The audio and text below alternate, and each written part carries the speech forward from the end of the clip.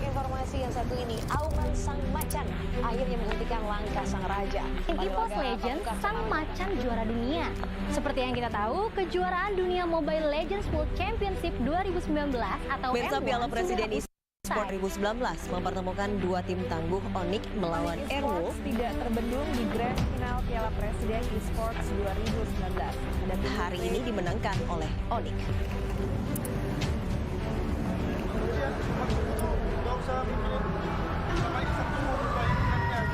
Kita mau jadi pro player, mau jelas pun itu tergantung balik ke kitanya sih. Bukan hanya kayak jago doang gitu. Nomor satu tuh udah paling attitude nomor satu. Terlebih lagi ketika ada kata profesional, lo dituntut kerja, kalau misalkan lo melanggar itu, ya kali lo mau disebut orang yang bertanggung jawab. Harus di-ban kalau nggak loss atau misalnya gue selalu melakukan yang terbaik setiap gue caster, dan gue selalu menganggap hari ini adalah hari caster terakhir gue.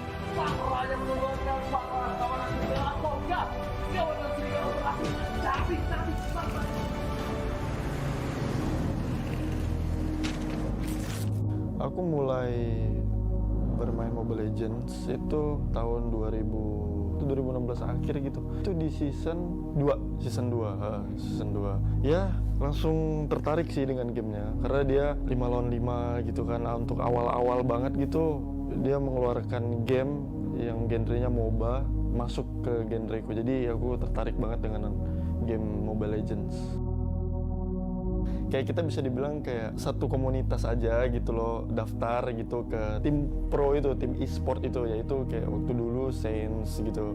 Nah disitulah mulai menjadi pro player.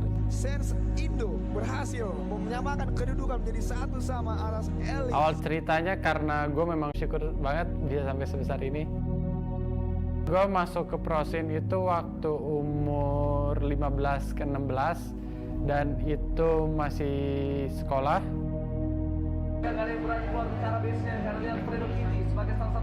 Jadi itu kalau misalnya game sendiri, gue itu udah main dari kecil. Gue udah main dari SD, kelas 3 SD gue udah main. Bahkan gue benar-benar tiap hari di warnet. Tapi gue nggak tahu kalau itu menghasilkan.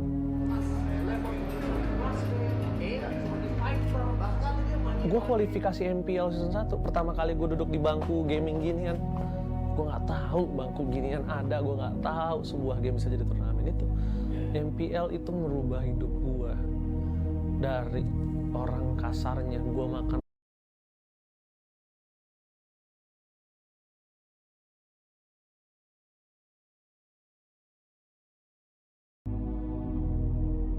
Sebelum support, juara plus menghasilkan. Oh, dia lihat kan, anak ini bisa menghasilkan nih, bisa dapat prestasi nih.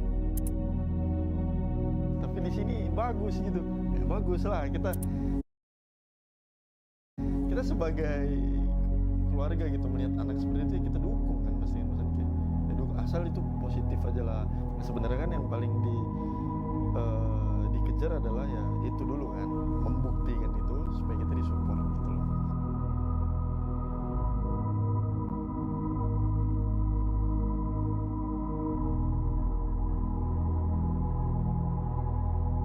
Gila, bokap sama nyokap pertama nggak percaya, mikirnya aneh-aneh, mungkin gue diprovokasi atau dicuci otak sama siapa seperti itu. Ya menurut gue itu sesuatu hal yang wajar, kekhawatiran orang tua kepada anak, dan gue pun hargai kekhawatiran mereka itu. Selebihnya sampai sekarang pun akhirnya mereka malah jadinya mendukung, mungkin karena sudah mengetahui hasilnya, meskipun mereka nggak tutup mata terhadap banyak orang yang gagal juga.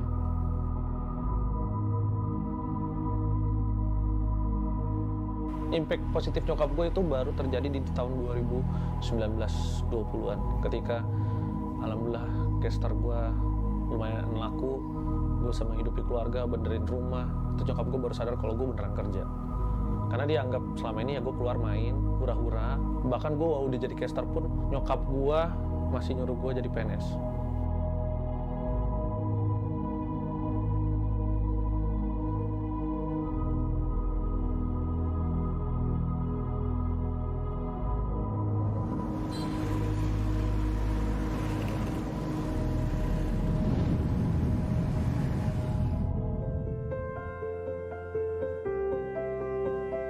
Untuk di awal-awal dengan hobiku yang bisa dibayar gitu, itu kan kayak udah ngebantu banget.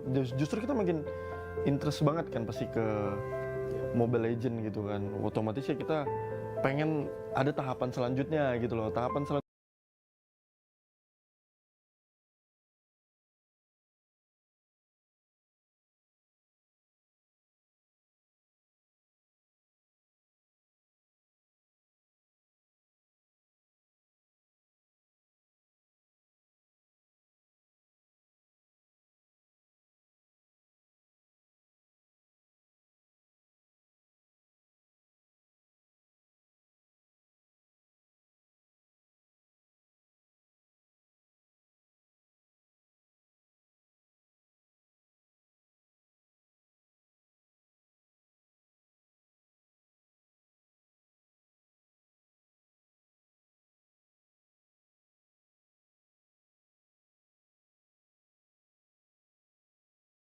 emoticon, orang pertama yang dapat emoticon itu udah didapatkan, itu semua rasa syukur yang gak terlewatkan gitu ya.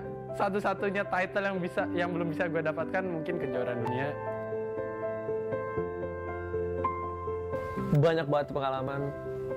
Yang pasti gue ketemu keluarga gue yang sekarang lo lihat di rumah ini, itu Five Brothers.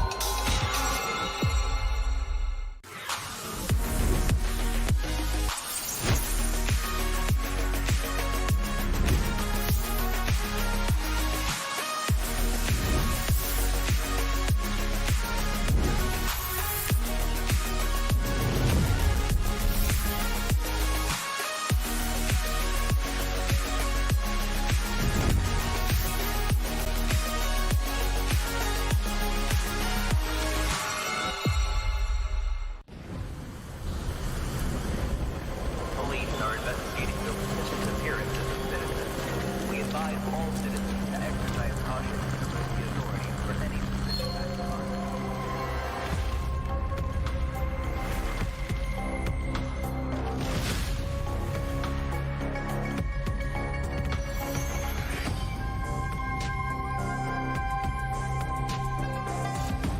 I promised her I'll live and fight for the two of us.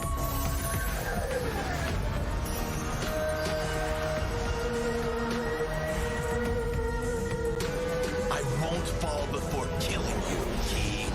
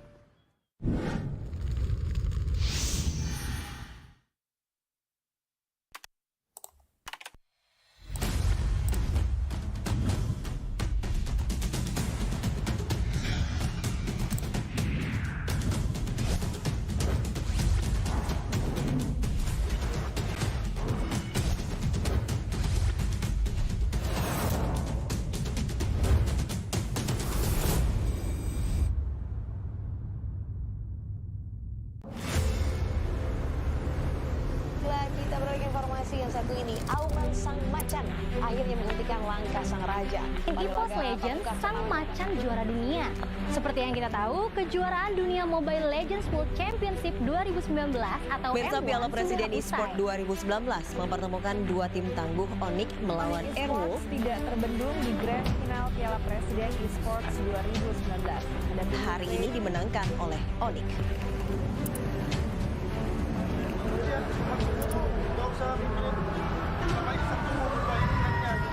Kita mau jadi pro player, mau jelas pun itu tergantung balik ke kitanya sih. Bukan hanya kayak jago doang gitu. Nomor satu tuh udah paling attitude nomor satu. Terlebih lagi ketika ada kata profesional, lo dituntut kerja, kalau misalkan lo melanggar itu, ya kali lo mau disebut orang yang nggak bertanggung jawab. Harus ban kalau nggak loss atau misalnya Gue selalu melakukan yang terbaik setiap gue caster, dan gue selalu menganggap hari ini adalah hari caster terakhir gue.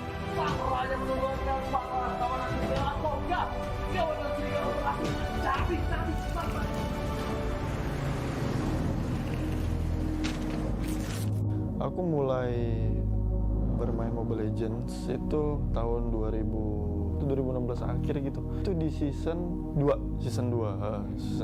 Ya, langsung tertarik sih dengan gamenya karena dia 5 lawan 5 gitu kan. Untuk awal-awal banget gitu dia mengeluarkan game yang genrenya MOBA masuk ke genreku. Jadi aku tertarik banget dengan game Mobile Legends.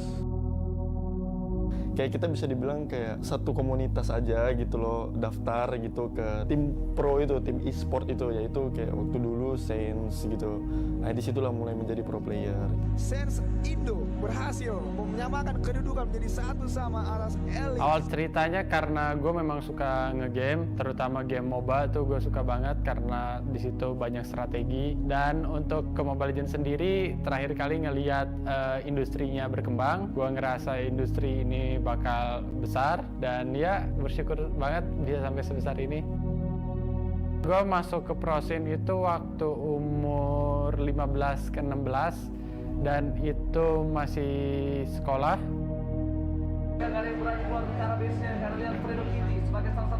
Jadi tuh kalau misalnya game sendiri, gue tuh udah main dari kecil. Gue udah main dari SD, kelas 3 SD gue udah main. Bahkan gue benar-benar tiap hari di warnet. Tapi gue nggak tahu kalau itu menghasilkan.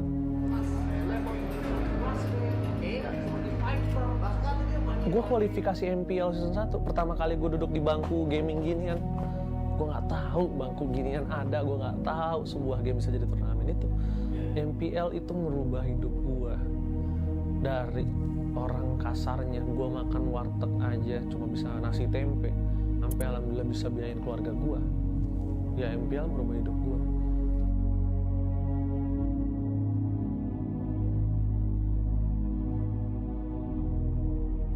Sebelum support, juara plus menghasilkan. Oh, dia lihat kan, anak ini bisa menghasilkan nih, bisa dapat prestasi nih. Tapi di sini bagus gitu, ya bagus lah kita sebagai keluarga gitu melihat anak seperti itu ya kita dukung kan pasti kan, maksudnya ya dukung, asal itu positif aja lah. Nah, sebenarnya kan yang paling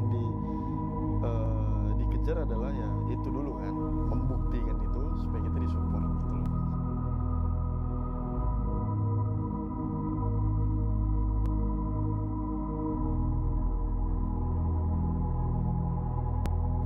Gila, bokap sama nyokap pertama gak percaya, mikirnya aneh-aneh, mungkin gue diprovokasi atau dicuci otak sama siapa seperti itu.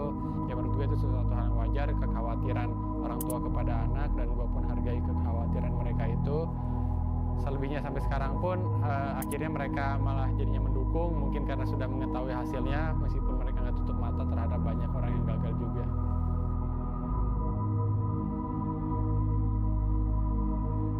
Impact positif nyokap gue itu baru terjadi di tahun 2019-20an ketika alhamdulillah caster gue lumayan laku, gue sama hidupi keluarga, benerin rumah. Itu nyokap gue baru sadar kalau gue beneran kerja, karena dia anggap selama ini ya gue keluar main hura-hura.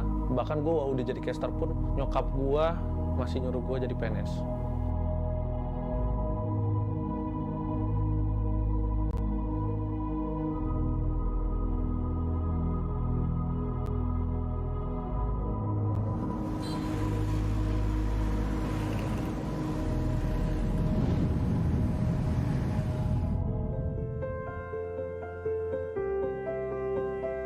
Untuk di awal-awal dengan hobiku yang bisa dibayar gitu, itu kan kayak udah ngebantu banget.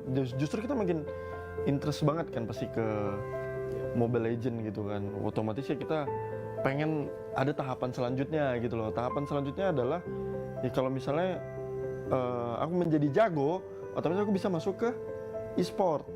Masuklah pada akhirnya masuk ke e-sport. Setelah aku masuk ke e-sport dan jadi pro player, untuk ke tahap selanjutnya aku menjadi juara gitu loh. Nah, jadi setelah menjadi juara nih, apa yang pengen ini? Ya jadi juara dunia gitu loh.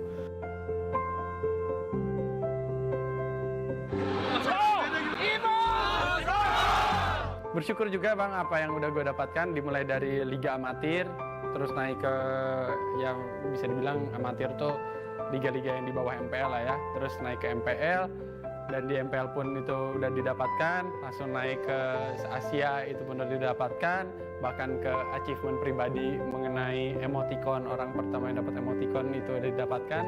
Itu semua rasa syukur yang gak terlewatkan gitu ya. Satu-satunya title yang belum bisa gue dapatkan mungkin kejuaraan dunia. Banyak banget pengalaman.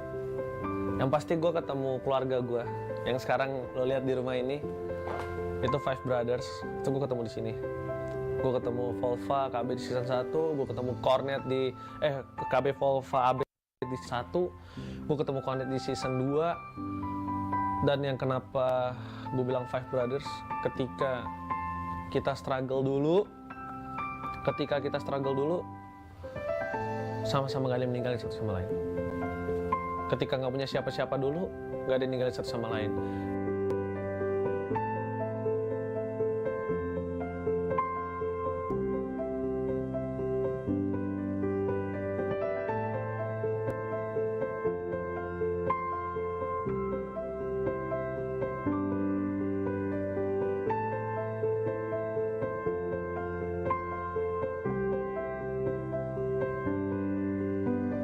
Yang mau jadi pro player gitu ya, kayak bukan hanya kayak jago doang gitu. Nomor 1 tuh udah paling attitude nomor 1. Lebih terpilih orang yang berattitude dibandingkan berskill, karena skill itu bisa beradaptasi. Dia masuk ke pro player, otomatis skillnya udah ada sebenarnya kan mas kan. Attitude-nya juga bagus gitu loh. Jadi kan kita masih bisa ngasah bersama. Daripada jago attitude-nya buruk banget, udah merasa paling jago, kita udah susah mencari sesuatu yang baru mas kalau attitude-nya udah buruk gitu loh. Saran dari gue, memang konsisten tuh sulit guys. Ketika kalian ngadepin kekalahan, ketika kalian ngadepin susah, entah mungkin dari luar atau mungkin dari tim kalian sendiri, itu hal wajar. Solusinya pun sebenarnya mudah, cuman dia yang namanya ego sendiri atau ego temen lu, itu harus dipecahkan. Kalau misalkan itu udah dipecahkan, ya semoga aja semua masalahnya terlalu dipecahkan, itu terselesaikan. Tips and trick untuk yang mau jadi caster, kalau menurut gue pertama adalah kalian percaya diri dulu. Percaya diri, mau belajar, dan lo punya karakter. Maksudnya karakter apa? Identitas diri lo nanti yang mahal. Dari cara pemikiran dia mungkin, makanya dia pantas buat jadi legenda gitu. Aura lah, aura kalau gue. Maksudnya kenapa pengorbanan dia, apa yang dia lakuin buat ngejar title juara. Dia harus di GH, dia nggak ketemu keluarga. Pengen masuk tim apa aja dah, pro player, yang penting musuhnya Udil. Kayak gitu kan. Tapi ngedoain dia, tapi pengen jadi musuh gitu loh. Pengen yang lain kayak, wah tingkah dia gitu. Gameplaynya dia tuh yang percaya legend sih. Kalau menurut gua, Oji adalah salah satu teman yang care banget sama lingkungannya. Jadi tempat curhatan juga buat teman-temannya. Jadi sosok yang memang dewasa lebih dari umurnya. Kalau hal baiknya sih pasti ada lah. Dia dengan bawelnya itu menunjukkan kalau dia peduli. Soalnya kalau misalkan dia tuh nggak deket sama orang, dia tuh nggak bakal bawel. Dia tuh bakal template aja. Tidak ada kata rata-rata pada kamus mereka. Mereka ingin lebih. Mereka haus akan tujuan mereka. Berapapun harga yang akan dibayar untuk itu, mereka tidak akan berpaling. Hingga mereka sampai di titik sekarang. Dengan kegigihan tersebut, mereka pun diakui sebagai legenda. Mari saksikan dan jadilah saksi para calon legenda baru di MPL Celebration yang ke-10. We own this.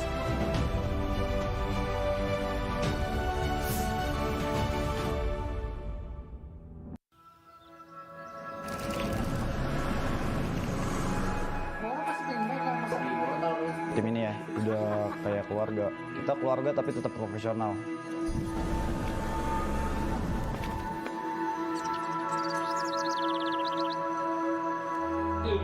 Kalau prinsip aku mungkin gini deh, lebih ke kayak sebelum aku keluar aku pengen ngasih yang terbaik dulu buat ini tim.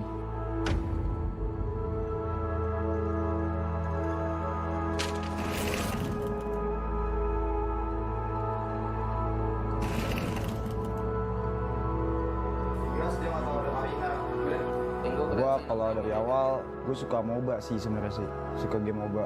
Iya, seharusnya gue pindah ya. Cuman kayak Kira gue di kuliah, ya teman-teman setongkrongan mainnya Mobile Legends terus. Gue iseng main, awalnya iseng main sih. Kok ini ada turnamen ML, ikut yuk iseng-iseng. Nah itu tuh himpunan gue lah tuh yang bikin. Gue ikut menang. Habis gue menang, udah kita ikut turnamen terus sama dia. Terus-terusan. Sampai akhirnya misah, gue buat tim, diakuisisi sama salah satu tim e-sport, Capcom.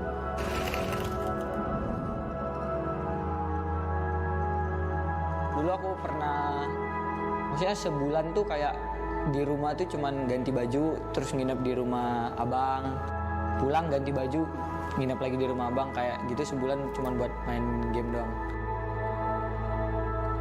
BTR Trick, ya dia yang ngechat aku pertama kali untuk nawarin buat ke Bigetron.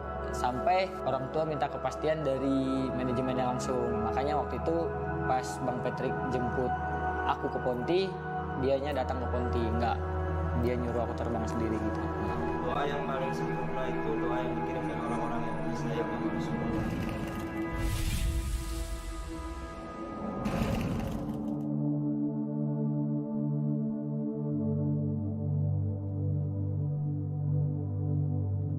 Kalau gue rasa ada lah, kayak nanti jadi apanya pasti ada, dia kecemasan dia. Cuman dia ya selama gue bahagia kayak aman sih.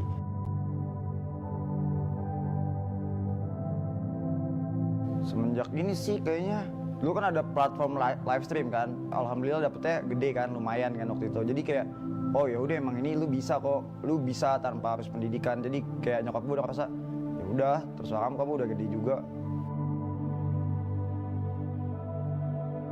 Aku nggak pernah, maksudnya nggak pernah cerita ke orang tua sih tentang kayak, oh aku capek gini, nggak ada. Paling kayak, ya aku kasih tahu mama aja kegiatan aku tiap hari gimana, aku kasih tahu Cece kegiatan aku tiap hari gimana, gitu dong.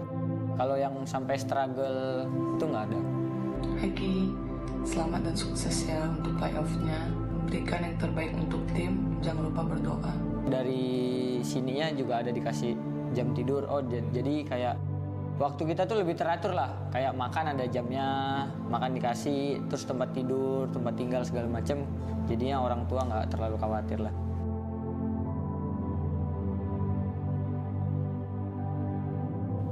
Kalau gue realistis aja ya, di umur gue yang sekarang, kalau gue buat pindah tim nggak terlalu kepikiran, soalnya ya lu udah tua juga, mendingan lu fokus, lu cuman harus stay fokus aja, lu jangan ada pikiran kemana-mana. Satu, kalau kedua, gue udah berapa tahun di sini, udah itu sih, itu aja kayak udah lama. Gue cuma mau bilang, gue minta maaf, gue gagal, udah.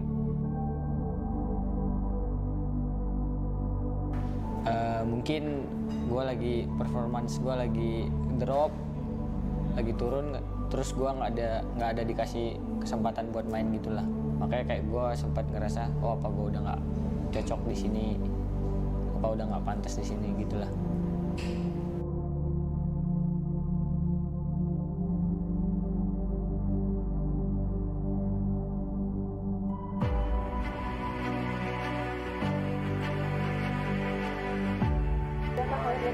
Nggak ada, lebih ke akunya sendiri sih. Maksudnya aku pengen, maksudnya kayak, oh BTR udah ngasih kepercayaan ke aku, tapi kayak aku nggak mau nyanyiin gitu lah. Lebih ke kayak gitu sih prinsip aku.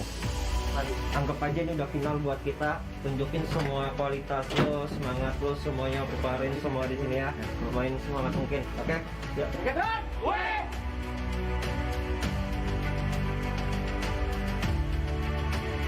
Karena gue rasa tim gue ini baik ke gue, jadi gue harus baik balik lah. Soalnya apa yang gue mau rata-rata diturutin sih. Semenjak ada Vesager, ini tim emang keluarga. Tapi semenjak ada dia, kita keluarga, tapi kita harus profesional. Jadi kalau salah ya salah, bukan karena dia keluarga lu bela bahwa kondisinya salah. We have nothing to lose. Kalau dia peduli kita kalah menang, oke?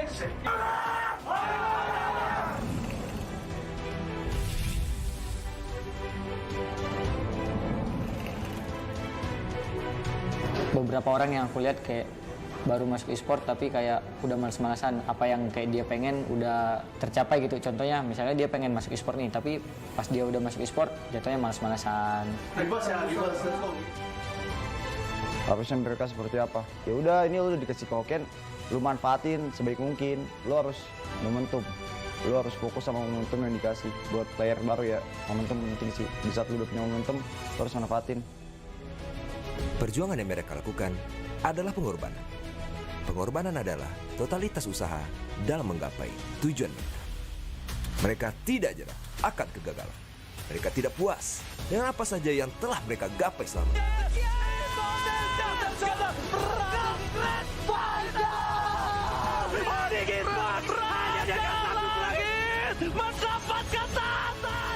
Yang mereka lakukan adalah terus berjuang bersama tim yang mereka banggakan.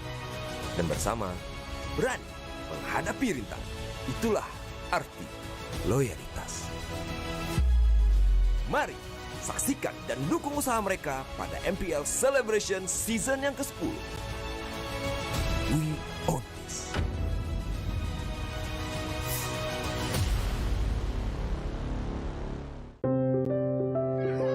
Kalau orang tua gue tuh kayak nggak pernah nyuruh lu jadi ini. Orang tua gue tuh selalu kayak yang lu mau ya udahlah, tapi lu harus tunjukin lah. Kata saya, lu nggak sekolah-sekolah, itu biasa nggak danuin. Ya ntar gue Deden punya gaji gitu. Liatin aja dah Deden gitu. Gue nanya lah ke almarhum bokap gue lah, mau yang mana? Terus kayak dia jawab ke RRQ aja. Jadi Matt ada bilang, kenapa pada saat aku bisa main bagus, Max gak ada di tim itu? Kenapa pada saat aku main yang kurang bagus, ada Max di sana gitu. Matt selalu ucap tante, mami gak usah khawatir, ada aku di sini. Mungkin karena itu juga kali ya bikin susah majunya mungkin. Soalnya kan harusnya emang dia bener salah, tapi gue malah belain mungkin.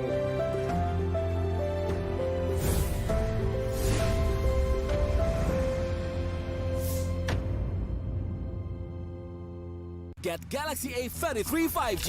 Why? Because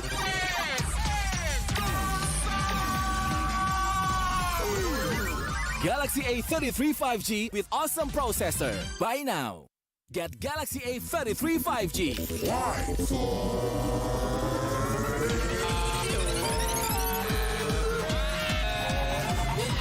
Galaxy A33 5G with awesome battery. Buy now. Get Galaxy A53 5G. Why?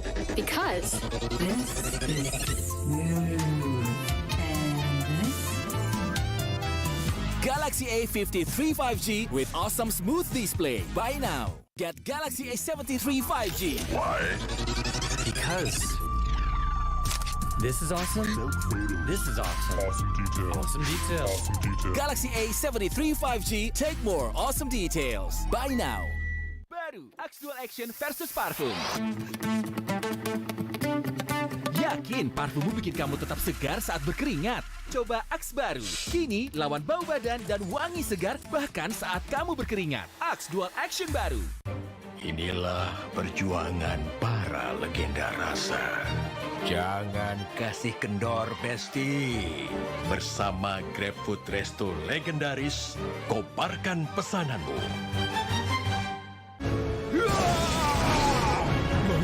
Tangan gue kenapa nih? Aduh, gatel banget, gak tahan. Move on ke Head and Shoulders.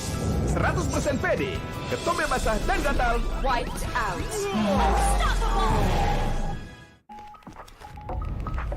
Beli beli pasti ori. Beli Pasti ori.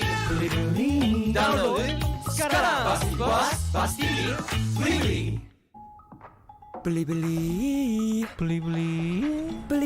Beli. Gratis ongkir. Beli. Gratis ongkir. Download sekarang. Pasti puas, pasti beli.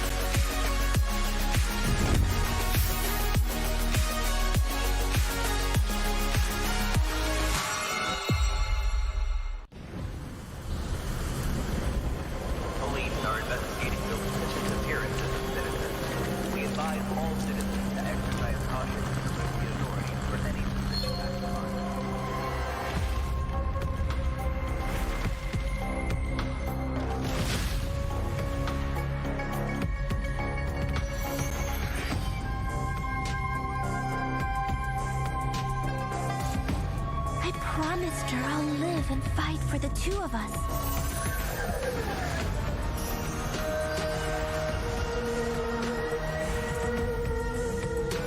I won't fall before killing you, Key.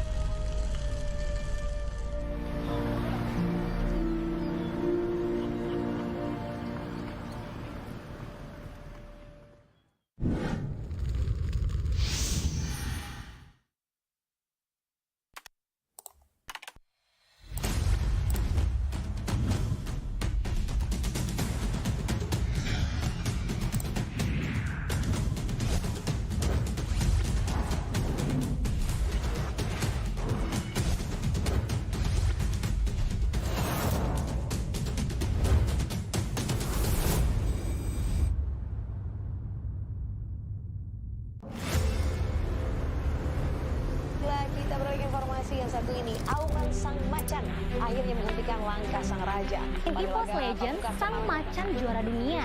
Seperti yang kita tahu, kejuaraan dunia Mobile Legends World Championship 2019 atau Pemirsa M1 Piala Presiden sudah eSport usai. 2019 mempertemukan dua tim tangguh Onyx melawan Airwolf. Tidak terbendung di Grand Final Piala Presiden eSports 2019. Hari ini dimenangkan oleh Onyx.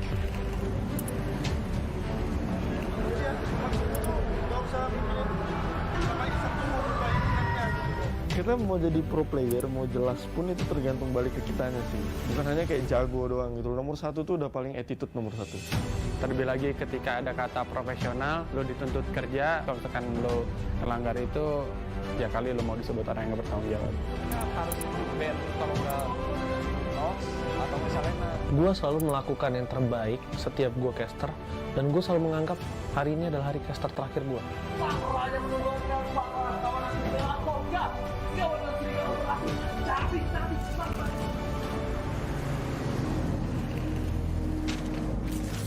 Aku mulai bermain Mobile Legends itu tahun 2016 akhir gitu. Itu di season 2.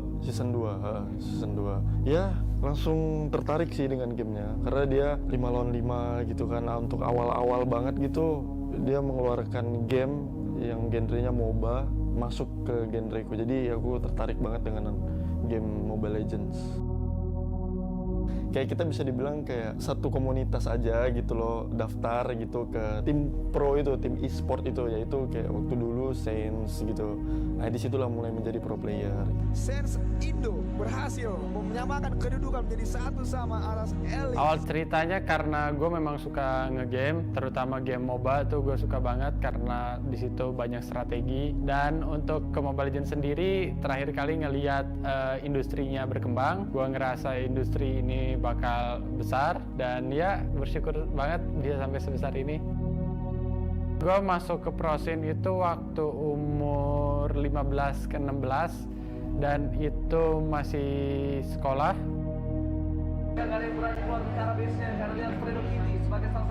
Jadi tuh kalau misalnya game sendiri, gue tuh udah main dari kecil. Gue udah main dari SD, kelas 3 SD gue udah main. Bahkan gue benar-benar tiap hari di warnet. Tapi gue nggak tahu kalau itu menghasilkan.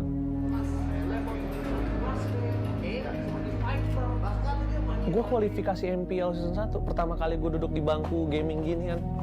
Gue nggak tahu bangku ginian ada, gue nggak tahu sebuah game bisa jadi turnamen itu. MPL itu merubah hidup gue. Dari orang kasarnya, gue makan warteg aja cuma bisa nasi tempe, sampai alhamdulillah bisa biayain keluarga gue. Ya MPL merubah hidup gue.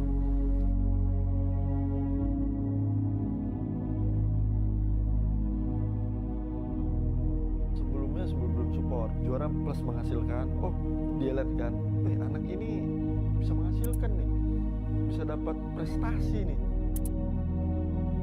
Tapi di sini bagus gitu, ya, bagus lah kita kita sebagai keluarga gitu melihat anak seperti itu ya kita dukung kan pasti, maksudnya kayak ya asal itu positif aja lah. Nah, sebenarnya kan yang paling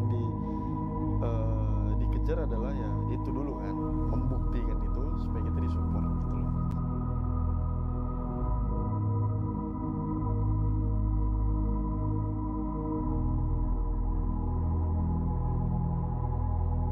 Gila, bokap sama nyokap pertama nggak percaya, mikirnya aneh-aneh, mungkin gue diprovokasi atau dicuci otak sama siapa seperti itu.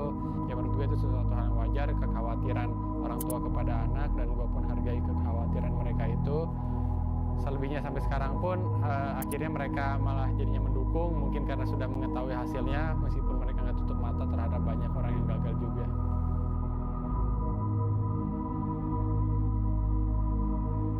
Impact positif nyokap gue itu baru terjadi di tahun 2019-20an ketika alhamdulillah caster gue lumayan laku, gue sama hidupi keluarga, benerin rumah. Itu nyokap gue baru sadar kalau gue beneran kerja, karena dia anggap selama ini ya gue keluar main hura-hura. Bahkan gue udah jadi caster pun nyokap gue masih nyuruh gue jadi PNS.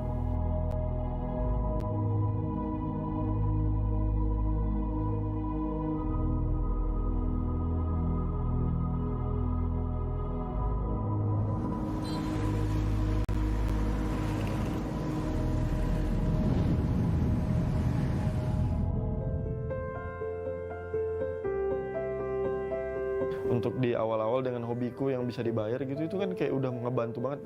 Justru kita makin interest banget kan pasti ke Mobile Legends gitu kan. Otomatis ya kita pengen ada tahapan selanjutnya gitu loh. Tahapan selanjutnya adalah ya kalau misalnya aku menjadi jago, otomatis aku bisa masuk ke e-sport. Masuklah pada akhirnya masuk ke e-sport. Setelah aku masuk ke e-sport dan jadi pro player, untuk ke tahap selanjutnya aku menjadi juara gitu loh. Nah, jadi setelah menjadi juara nih, apa yang pengen ini? Ya jadi juara dunia gitu loh.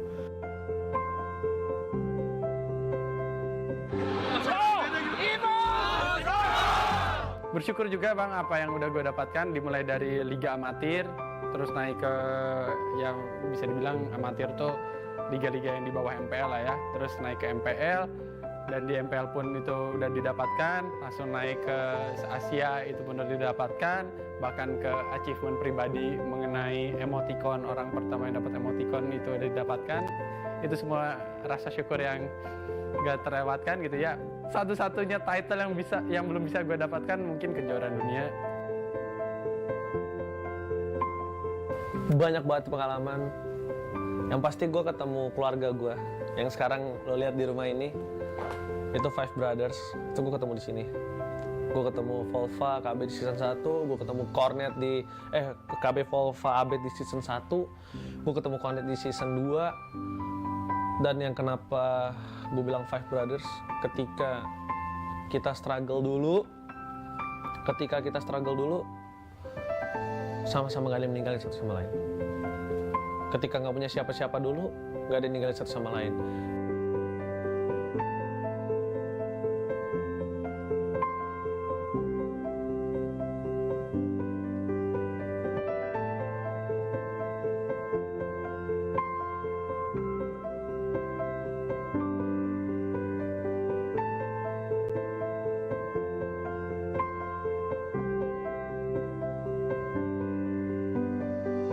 Mau jadi pro player gitu ya, kayak bukan hanya kayak jago doang gitu. Nomor satu tuh udah paling attitude nomor satu. Lebih terpilih orang yang berattitude dibandingkan berskill, karena skill itu bisa beradaptasi. Dia masuk ke pro player, otomatis skillnya udah ada sebenarnya kan mas kan. Attitude-nya juga bagus gitu loh. Jadi kan kita masih bisa ngasah bersama. Daripada jago attitude-nya buruk banget, udah merasa paling jago, kita udah susah mencari sesuatu yang baru mas kalau attitude-nya udah buruk gitu loh. Saran dari gue, memang konsisten tuh sulit guys. Ketika kalian ngadepin kekalahan, ketika kalian ngadepin susah, entah mungkin dari luar atau mungkin dari tim kalian sendiri, itu hal wajar. Solusinya pun sebenarnya mudah, cuman ya yang namanya ego sendiri atau ego temen lu, itu harus dipecahkan. Kalau misalkan itu udah dipecahkan, ya semoga aja semua masalahnya terlalu dipecahkan, itu terselesaikan. Tips and trick untuk yang mau jadi caster, kalau menurut gue pertama adalah kalian percaya diri dulu. Percaya diri, mau belajar, dan lo punya karakter. Maksudnya karakter apa? Identitas diri lo nanti yang bakal. Dari cara pemikiran dia mungkin, makanya dia pantas buat jadi legenda gitu. Aura lah, aura kalau gue. Maksudnya kenapa pengorbanan dia, apa yang dia lakuin buat ngejar title juara. Dia harus di GH, dia nggak ketemu keluarga. Pengen masuk tim apa aja dah, pro player, yang penting musuhnya Udil. Kayak gitu kan, tapi ngidolain dia, tapi pengen jadi musuh gitu loh, pengen yang lain kayak, wah tingkah dia, terus gitu. Gameplaynya dia tuh yang menurut saya legend sih. Kalau menurut gua, Oji adalah salah satu teman yang care banget sama lingkungannya. Jadi tempat curhatan juga buat teman-temannya. Jadi sosok yang memang dewasa lebih dari umurnya. Kalau hal baiknya sih pasti ada lah. Dia dengan bawelnya itu menunjukkan kalau dia peduli. Soalnya kalau misalkan dia tuh nggak deket sama orang, dia tuh nggak bakal bawel. Dia tuh bakal template aja. Tidak ada kata rata-rata pada kamus mereka. Mereka ingin lebih. Mereka haus akan tujuan mereka. Berapapun harga yang akan dibayar untuk itu, mereka tidak akan berpaling. Hingga mereka sampai di titik sekarang. Dengan kegigihan tersebut, mereka pun diakui sebagai legenda. Mari saksikan dan jadilah saksi para calon legenda baru di MPL Celebration yang ke-10. We own this.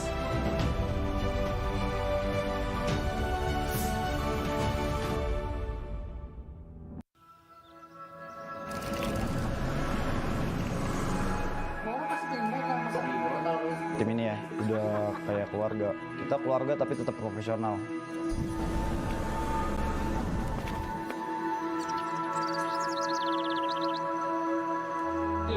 Kalau prinsip aku mungkin gini deh, lebih ke kayak sebelum aku keluar aku pengen ngasih yang terbaik dulu buat ini tim.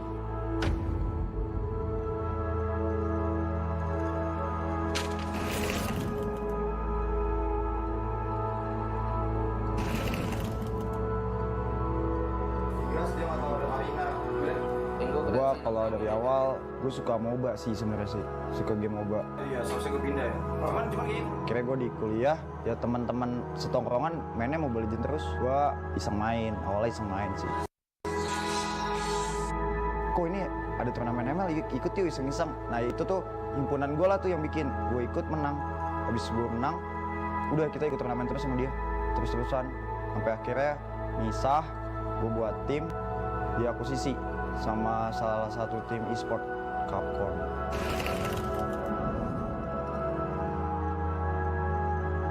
Dulu aku pernah, maksudnya sebulan tuh kayak di rumah tuh cuman ganti baju, terus nginep di rumah abang, pulang ganti baju, nginep lagi di rumah abang, kayak gitu sebulan cuman buat main game doang.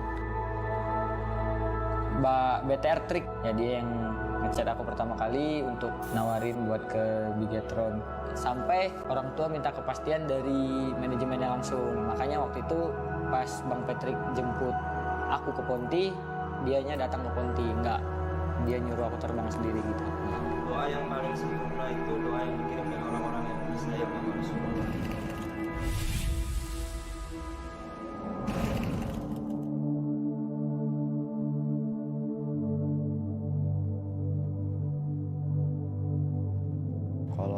Gua rasa ada lah, kayak nanti jadi apanya pasti ada, dia kecemasan dia. Cuman dia ya selama gue bahagia kayak aman sih.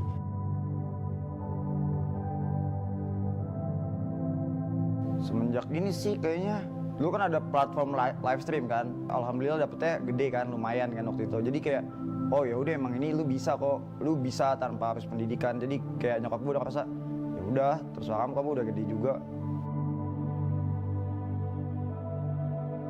Aku nggak pernah, maksudnya nggak pernah cerita ke orang tua sih tentang kayak oh aku capek gini, nggak ada.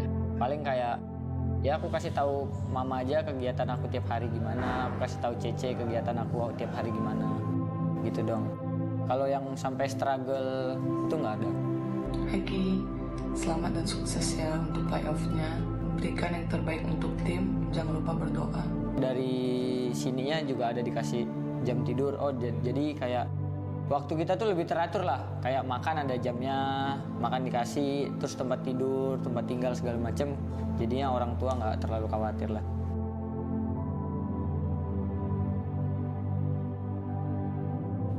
Kalau gue realistis aja ya, di umur gue yang sekarang, kalau gue buat pindah tim nggak terlalu kepikiran, soalnya ya lu udah tua juga, mendingan lu fokus, lu cuman harus stay fokus aja, lu jangan ada pikiran kemana-mana. Satu, kalau kedua, gue udah berapa tahun di sini, udah gitu sih, itu aja kayak udah lama. Gue cuma mau bilang gue minta maaf, gue gagal, udah.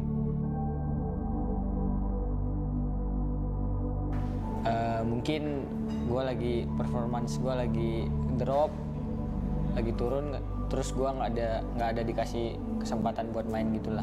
Makanya kayak gue sempat ngerasa, oh apa gue udah nggak cocok di sini, apa udah nggak pantas di sini gitulah.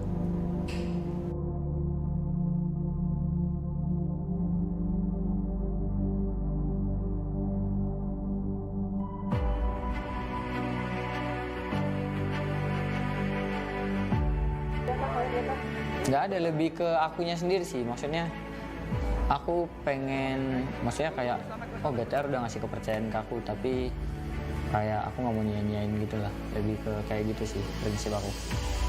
Anggap aja ini udah final buat kita. Tunjukin semua kualitas lo, semangat lo, semuanya preparein semua di sini ya.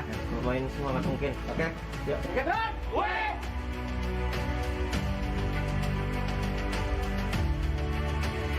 Karena gue rasa tim gue ini baik ke gue, jadi gue harus baik balik lah.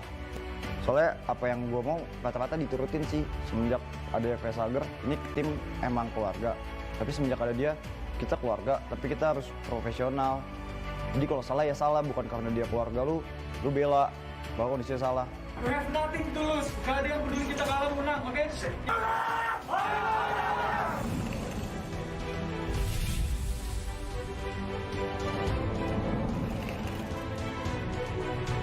Beberapa orang yang aku lihat kayak baru masuk e-sport tapi kayak udah males-malesan, apa yang kayak dia pengen udah tercapai gitu. Contohnya misalnya dia pengen masuk e-sport nih, tapi pas dia udah masuk e-sport jatuhnya males-malesan. Harusnya mereka seperti apa? Ya udah, ini lu udah dikasih koken, lu manfaatin sebaik mungkin. Lu harus momentum, lu harus fokus sama momentum yang dikasih. Buat player baru ya, momentum penting sih. Di saat lu udah punya momentum, lu harus manfaatin. Perjuangan yang mereka lakukan adalah pengorbanan. Pengorbanan adalah totalitas usaha dalam menggapai tujuan mereka. Mereka tidak jerah akan kegagalan. Mereka tidak puas dengan apa saja yang telah mereka gapai selama ini.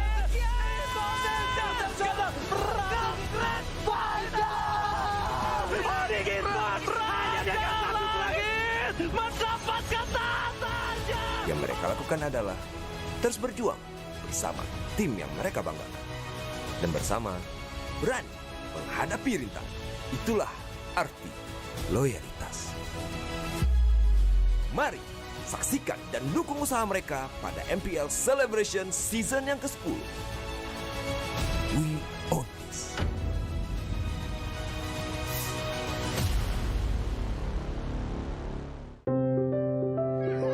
Kalau orang tua gue tuh kayak nggak pernah nyuruh lo jadi ini. Orang tua gue tuh selalu kayak yang lo mau ya udahlah, tapi lo harus tunjukin lah. Kata saya lu nggak sekolah-sekolah, itu biasa nggak danuin. Dan ntar gue Deden punya gaji gitu. Liatin aja dah Deden gitu. Gue nanya lah ke almarhum bokap gue lah, mau yang mana?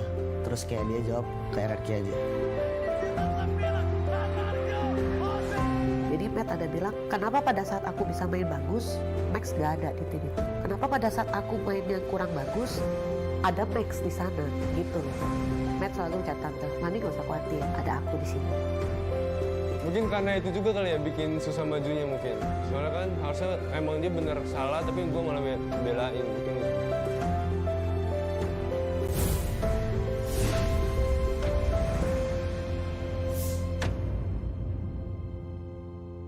Get Galaxy A33 5G.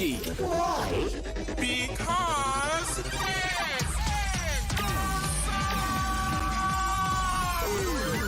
Galaxy A33 5G with awesome processor. Buy now. Get Galaxy A33 5G. Why?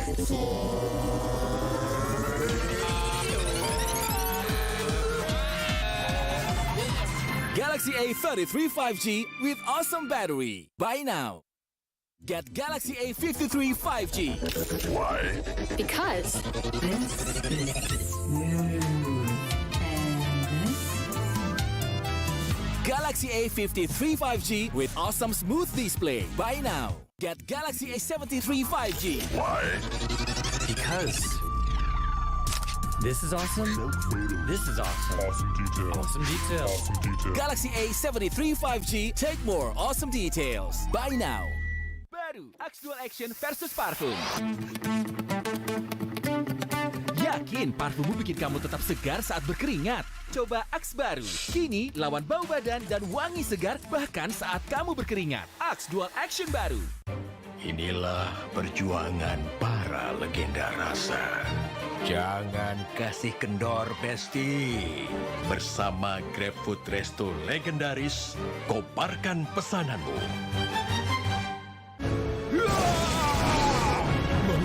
Tangan gue kenapa nih? Aduh, gatel banget, gak tahan. Move on ke Head and Shoulders. 100% pede, ketombe basah dan gatal. Wiped out.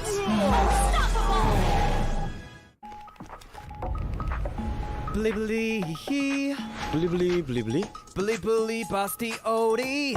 Beli-beli Pasti ori. beli-beli. Download sekarang. Pasti puas, pasti beli. Beli-beli, beli-beli. Gratis ongkir, beli-beli. Gratis ongkir. Beli-beli. Download sekarang. Pasti puas, pasti beli.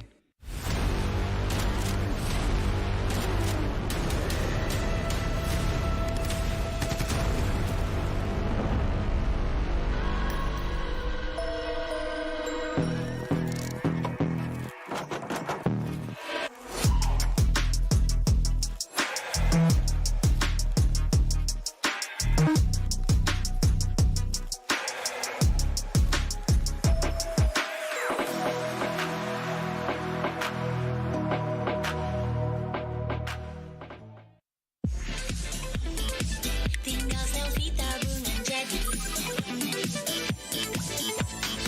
Hidup lebih asik pakai Leven. Hidup lebih asik pakai Leven.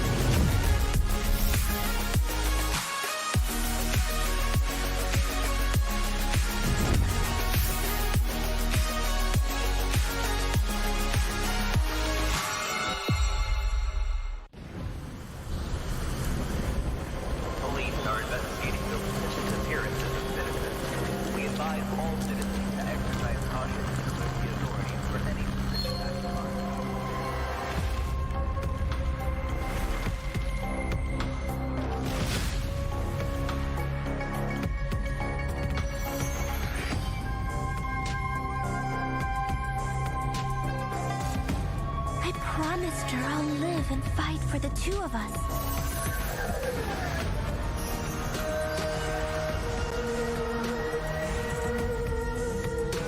I won't fall before killing you, Key.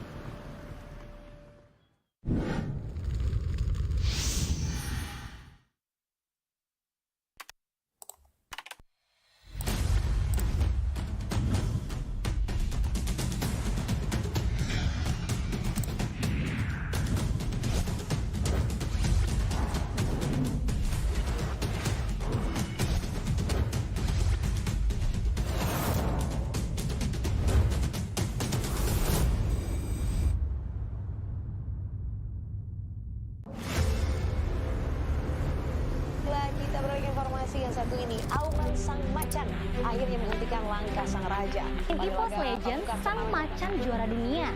Seperti yang kita tahu, kejuaraan dunia Mobile Legends World Championship 2019 atau Pemirsa M1 Piala Presiden sudah eSport usai. 2019 mempertemukan dua tim tangguh Onyx melawan Airwolf. Tidak terbendung di Grand Final Piala Presiden eSports 2019. Hari ini dimenangkan oleh Onyx.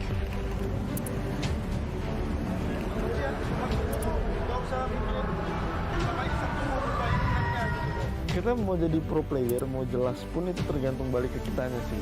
Bukan hanya kayak jago doang gitu. Nomor satu tuh udah paling attitude nomor satu. Terlebih lagi ketika ada kata profesional, lo dituntut kerja, kalau misalkan lo melanggar itu, ya kali lo mau disebut orang yang bertanggung jawab. Harus ban kalau nggak loss atau misalnya. Gue selalu melakukan yang terbaik setiap gue caster, dan gue selalu menganggap hari ini adalah hari caster terakhir gue.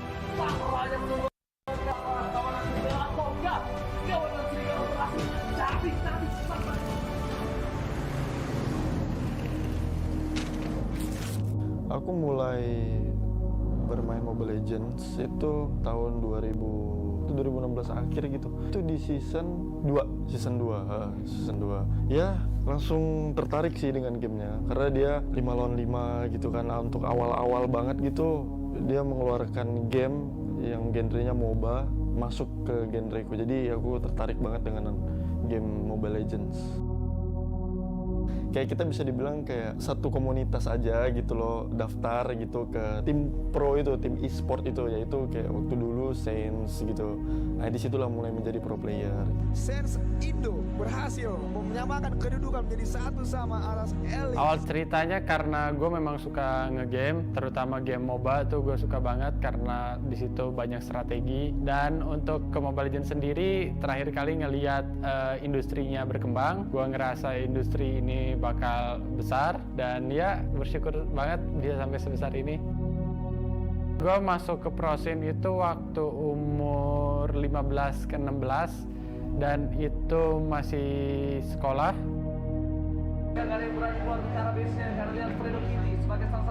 Jadi tuh kalau misalnya game sendiri, gue tuh udah main dari kecil. Gue udah main dari SD, kelas 3 SD gue udah main. Bahkan gue benar-benar tiap hari di warnet. Tapi gue nggak tahu kalau itu menghasilkan.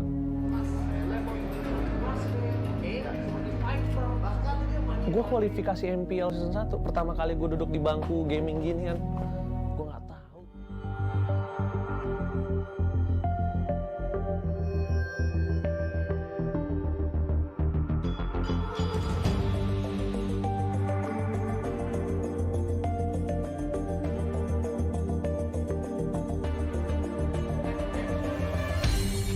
Aku kan berdiri dan terus berlari, terus ke arah puncak tertinggi. Ku takkan berhenti, hanya sampai di sini. Kemenangan abadi menanti. You know we won't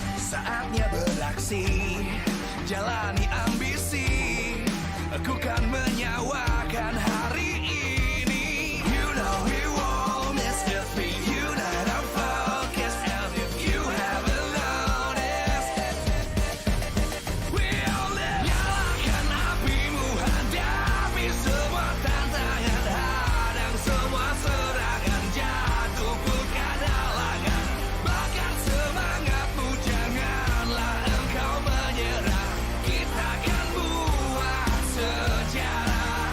We'll live, we won't miss, we'll live, we won't miss, we'll live.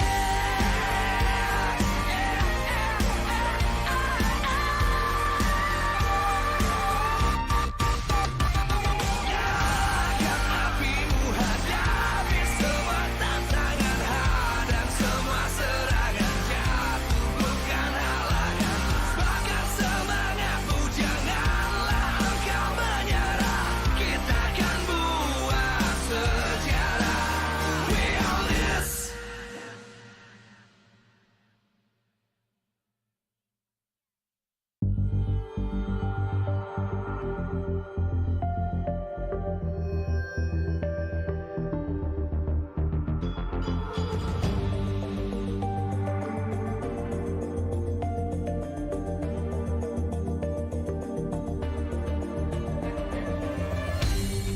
Aku kan berdiri dan terus berlari, terus ke arah puncak tertinggi. Ku takkan berhenti, hanya sampai di sini, kemenangan abadi menanti. You know we won't miss if we unite our focus, and if you haven't noticed, we'll live. Nyalakan apimu, hadapi semua tantangan, hadang semua serangan, jatuh bukan halangan, bakar semangatmu, janganlah engkau menyerah, kita akan buat sejarah. We'll live, we won't miss, we'll live, we won't miss.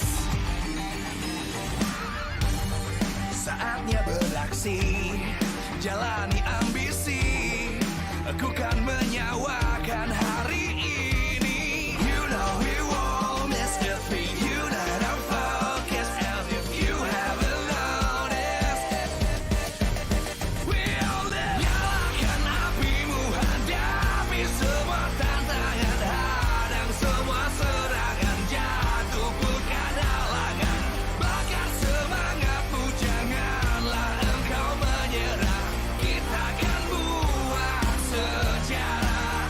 We'll live, we won't miss, we'll live, we won't miss, we'll live.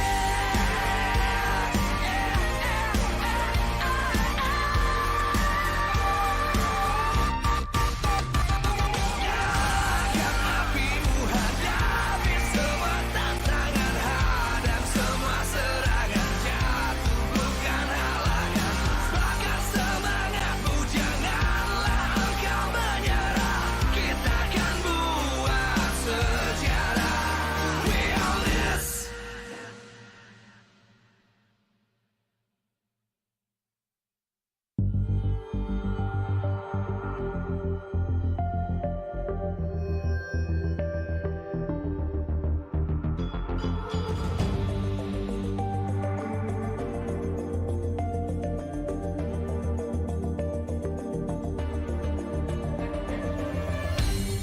Aku kan berdiri dan terus berlari, terus ke arah puncak tertinggi. Ku takkan berhenti, hanya sampai di sini, kemenangan abadi menanti. You know we won't miss if we unite our focus, and if you haven't noticed, we'll live. Nyalakan apimu, hadapi semua tantangan, hadang semua serangan, jatuh bukan halangan, bakar semangatmu, janganlah engkau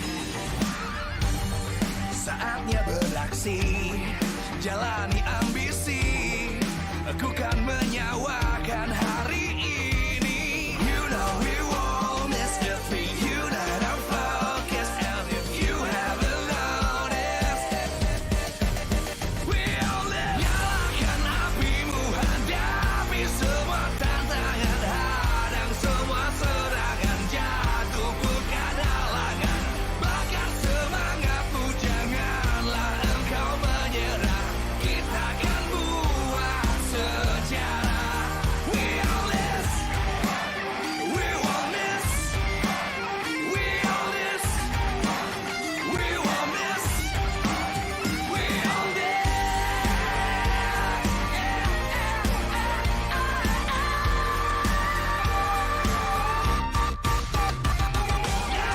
Nyalakan apimu, hadapi semua tantangan, hadang semua serangan, jatuh bukan halangan, bakar semangatmu, janganlah engkau menyerah, kita akan buat sejarah. We all this.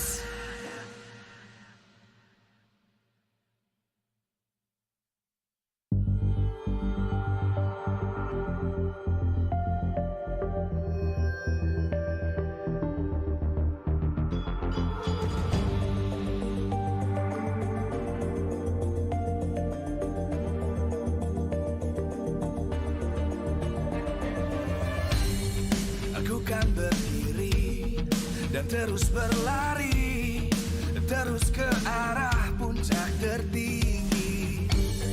Ku takkan berhenti, hanya sampai di sini. Kemenangan abadi menanti. You know we won't miss if we unite our focus, and if you haven't noticed, we all live. Nyalakan apimu, hadapi semua tantangan, hadang semua serangan, jatuh bukan halangan, bakar semangatmu, janganlah engkau menyerah, kita akan buat sejarah.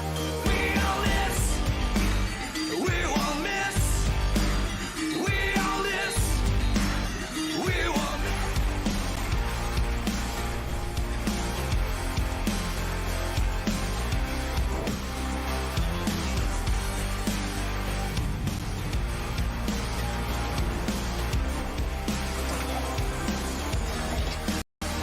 We all this. Live from MPL Arena, MPL Season 10, presented by Samsung Galaxy A Series. Official sponsor, Axe, Head & Shoulders, and super app partner, Grab. 8 most prestigious teams in Indonesia will prove that hard work makes the dream work. Who will be the best? Let's see. We own this. The fight for the last playoff spot is on now. EVOS will take on BTR. Bigatron, your team, Mirko. Mercatron Alpha. Mercatron Alpha. And as of yet, we are going to watch perhaps the conclusion here for that last secure playoff spot. Back with me, Mirko, as well as Arashi on the English desk that will accompany you throughout the match. But man, after that feisty first match, 2-0, will we see another 2-0 perhaps, or the series is going to be a 3 game? Well, honestly, for me, I hope we get the best possible match, 2-1. That's what I want to see, right? Again, it's a very high-stake match. There's going to be a lot of eyes on this match. So a lot of you guys can also go ahead and check out Blee because we can get a lot of crazy merchandise, right, Gani? If we're talking about merchandise, let's show you the example, the prime example. Take a look at this. Look at this. No cap. This cap is perhaps the best cap I've ever seen in my life. Dude, no cap. This cap is pretty darn good. You guys can find it, obviously, in Blee. You can buy tickets as well. If you want t-shirts, perhaps. T-shirts. We own this, bro. We got jackets and hoodies, too, if I'm not mistaken. A lot of designs as well, so you can check throughout a lot of varieties for you, for your liking as well. So check out Blee. Upgrade your account, and of course, use the promo code. If you're too lazy to do that, check Arashi's QR code below. And this is going to be the lineup. Of course, it's still their main five, but the question is who will go where? Meanwhile, for side of Bigatron, it's still their very strong lineup as well in the second leg especially. Looking at EVOS Legends' lineup, you know, this time I actually like it, right? We've mentioned so many times in the caster deck that EVOS have been changing their rosters a bit too much, a little bit impulsive with the results coming in. And that may be the reason as to why they've actually been losing so much, right? Now, sticking with the same roster again, they're building on it up against Bigatron Alpha's roster that they've built since the start, Arashi. Exactly. I think experience will be a big factor here. But of course, if you follow the tradition, well, the pattern right here, in the first match, we saw that the team that's doing really well was able to find success, and the team on the decline, as you know, didn't actually get to succeed. So if we go with that pattern, Bigatron, they should be able to actually get a decisive victory here. But of course, against EVOS Legends, you can never really let your guard down. Gotta say, Max has been an important factor here as they are walking down the tunnel cam by head and shoulders. But in the second leg, they all rely on Marky as well. Mark, the sharp shooter.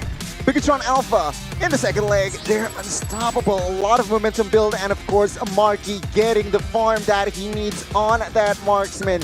He is just so good, so reliable every time to deal damage, to give out as well the positions. Marky is the go-to man. 1-1, picking up 50% win rate there on that 1-1, averaging of almost 700 gold per minute. Dealing out, of course, 52,000 damage on average. This guy is so lethal. Again, taking shots at EVOS. Hi EVOS, I miss the lore. Quoted by Marky, as a Marky will walk, of course, with the rest of Bigatron Alpha. Please welcome Bigatron Alpha. Man, Kyrie asked, where is my friend Dlar for Bigatron Alpha Marky? He said that he misses Dlar. Let's take a look though, Arashi, at their match history. They've been finding an upward trend, and they're able to actually defeat Alter Ego here. Oh, they lost to Alter Ego, sorry. They was the only team that was able to find a victory against them. They're on a second win in the second leg, and now for the final match, it's going to be against EVOS Legends, and there's a lot of rivalry between these two teams, man. I think for both teams, it's not only about the victory, it's about that respect as well. Respect indeed, and remember, this is Bigatron's last match in the regular season, so they need to bring everything against EVOS Legends. They're currently sitting in the 7th place. Thoughts? And again, look at EVOS Legends. This is what we want to see. The bonding and obviously the development of the same lineup coming in together in the tunnel cam by head and shoulders. Obviously, they have a lot to prove here coming up, walking up onto the stage, Gani. But there's one guy that we need to talk about. This one guy in particular is going to be Dreams. I feel like the most consistent player in the MPL this season from EVOS has been Dreams. Take a look at this. He just enables his team. And to add to that, he can play a lot of unique heroes as well. He can play the sports, of course. He will shine in that Matilda. But on the Kadita, he just shines as well. Take a look at this. The timing, again, he just enables his team, creates a lot of space. And of course, that wise here, picking up Matilda 4 times with a 50% win rate as well. Again, with the right engage and disengage, this guy can take a lot of damage as well, with assisting on average 5. Dreams is just the main man in EVOS they need to be careful of. We're gonna try our best to go to the playoffs, and let's just give it our best as we welcome the White Tigers, EVOS Legends. Here they are with a whole lot to prove here in the second leg. Losing every single match in the second leg, they're going to have to look for 2 victories to come back. A very painful fall from grace for EVOS Legends, being the half-season champion and now all the way down, struggling for a position in the playoff scene. So we'll just have to see, can they succeed? Can they break the lose streak against Bigatron Alpha? It will come down to the strat and the draft, man. We saw how important it is in match number 1. In match number 2, it's going to be even more important because both these teams have very unique drafting compositions and styles. looking at the draft again, they need to go for the wins here. Team head-to-head by Head and Shoulders. Arashi, it's time to take a look at a very one-sided affair, I guess. It's so hilarious, man. Every single stat is on the stat of Bigatron Alpha, including the death. But the match history shows that EVOs were able to come out on top the last 2 times they've met each other. So we'll just have to see. It's a completely different Bigatron Alpha. It's a completely different EVOs Legends as well. And there's a new patch to factor in as well for both these teams. So we'll just have to see, man. I think at this point, the stats are going to be too rigid to actually use reliably to predict who is going to come out on top. Fun fact here, in terms of the previous match history, sure, we're only taking a look at 5 of their last matches. But if we take a look at every single match that they've had, EVOs Legends have only won a total of 3 times. One in the grand finals of Season 7, and the 2 times that you see here in Season 9 and in the first leg of Season 10. Wow. Is Bigatron the kryptonite of EVOs Legends? I guess was. Again, stat-wise there, Bigatron Alpha led the board all across the board. KDA, objective, and Literally. it shows because it's evident EVOs Legends in the second leg. They're really shaky, Arashi. Why do you think that is? Because, correct me if I'm wrong, the patch was after the second leg, so they were already shaky before. So what do EVOs need to do? Well, before that, let's take a look at the keys of victory by Axe. Clover winning the matchup in the gold lane, shedding the Marquee as a double benefit. Beware of key setup and initiation. Al Momento will be looking for that opportunity. Sisujin getting his comfort heroes that led him with his reputation of the rookie monster. And of course, be more solid as a team. I think this is the answer, Goni. They've been changing up, switching up so many different things. You need to build up synergy. You need to build up muscle memory and just coordination among your team. EVOs seems to be struggling in that department particularly. But of course, we'll just have to see what kind of machinations, what kind of magic Zace has in store for us. But soon we'll take a look at the win condition for Bigatron Alpha as well. Because in a way, they used to be the kryptonite for EVOs Legends, and that can still be the case. Exactly the case. So keys of victory for Bigatron Alpha. Respect EVOs as Akai and Wanwan, Clover and Tsujin. Optimize Marquis' wide hero pool in the gold lane. Follow up keys initiation and setups for maximum benefit. And let Moreno get his comfort hero. A lot of attention has been on Moreno, but when he has his comfort heroes, he is able to do a lot of great things, and it's just overshadowed by how flashy everyone is, but he is one of the main key components in the team that is Bigatron Alpha. It's kind of the opposite side of the spectrum for both of these teams when you compare them, right? BTR, they've stuck with this roster for such a long time. Meanwhile, EVOs, they've been experimenting with a lot of different variations of their roster. Coming in again into this matchup, it's a very developed Bigatron Alpha roster in terms of synergy, communication, and for EVOs Legends, I would say that now that they're sticking with this same 5 members from last week, that's what they're aiming for as well. They're trying to capture the same effect that they had in the first leg, maybe refining it a little bit here with Coach Zace. Now, here though, playoff scenario. If they win, right? If they win, they could move up to the 5th rank and the highest chance to secure playoffs. If they lose though, a lower chance to secure playoffs, that's for sure. And that will be such an unforeseen circumstance for EVOs Legends to be in. It's going to be a feisty match indeed here. EVOs Legends, looking at their momentum, it's not really on their side. Definitely not. 0 wins in the second leg after being crowned half-season champions. It's not a really good stand. It's not really what you really want in a team. But for the side of Bigatron, again, if they win, they will secure the playoff 100%. 100%, being in the 5th place. And if they lose though, they will have a lower chance to secure that playoff spot. So not guaranteed just yet, but of course, at this late stage in the final week, you do not want to be playing games. So let's just get into it, ladies and gentlemen. Banning phase between Bigatron Alpha and EVOs Legends. The drafts for Bigatron Alpha and as well as EVOs will begin now. Bigatron will have the blue side here as they opt for a ban towards Kai and as well as Julian. EVOs though, seeing the monstrosity that Sorizo can provide with that Paquito and of course Max, they opt for a ban towards that hero. BTR are already going for the respect bans, right? You can already see 2 heroes onto Sutsujin. They know that Sutsujin has performed has been underperforming, I would say, on the heroes he's not comfortable at. So right now with the 2 bans onto Sutsujin, they're trying to force him on that. BTR go for 1 more ban, which is kind of a prio ban. Fairness. But EVO's Legends, this is it.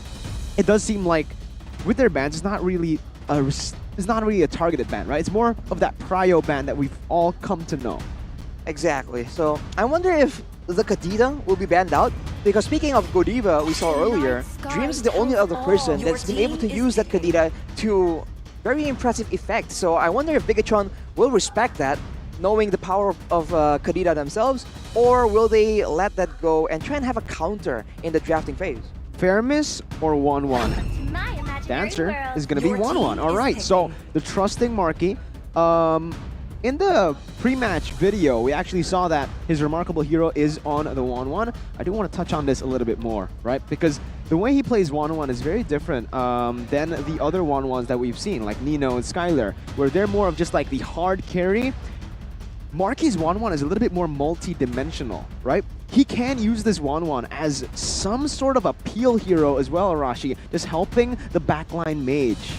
Yeah, that's a very fair point, because we saw earlier in the match, in the first match, when you have multiple problems to deal with, you're forced to pick between 2, and that just leaves a lot of room for mistakes to happen. So Bigatron, they might be aiming for that, but EVOs, they will have the first 2 picks right here. As we take a look at a comment from EVO's lunch here, we must win against Bigatron, and Faramis and Phobius will be the tools that they opt for.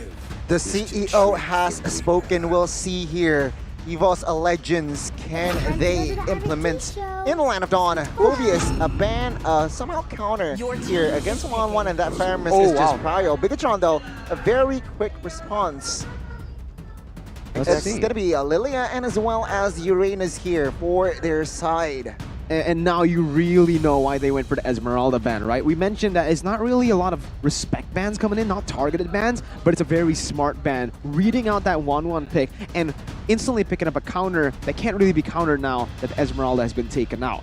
Faramis, Phobius poses a huge threat in these team fights, and EVO's Legends can just wrap this up with a comfort hero for the man you see on your screen. If you want to go for just more burst with this kind of composition, you can go for the Kadita. If you want a little bit more flexibility, you can go for something like a Cho, a Mathilda. Those 2 heroes obviously are still up for grabs, but they go for an Irithel. So Clover, he's a 1-1 player. He knows exactly how to counter the 1-1, and we've actually spoken about this literally just a few minutes ago. Arashi Gani backstage in the talent room. Right. 1-1's biggest counter, go for the Irithel. Exactly. So flexible, mobility being a big issue. You won't really get a chance to use a crossbow of Tang, not easily at least.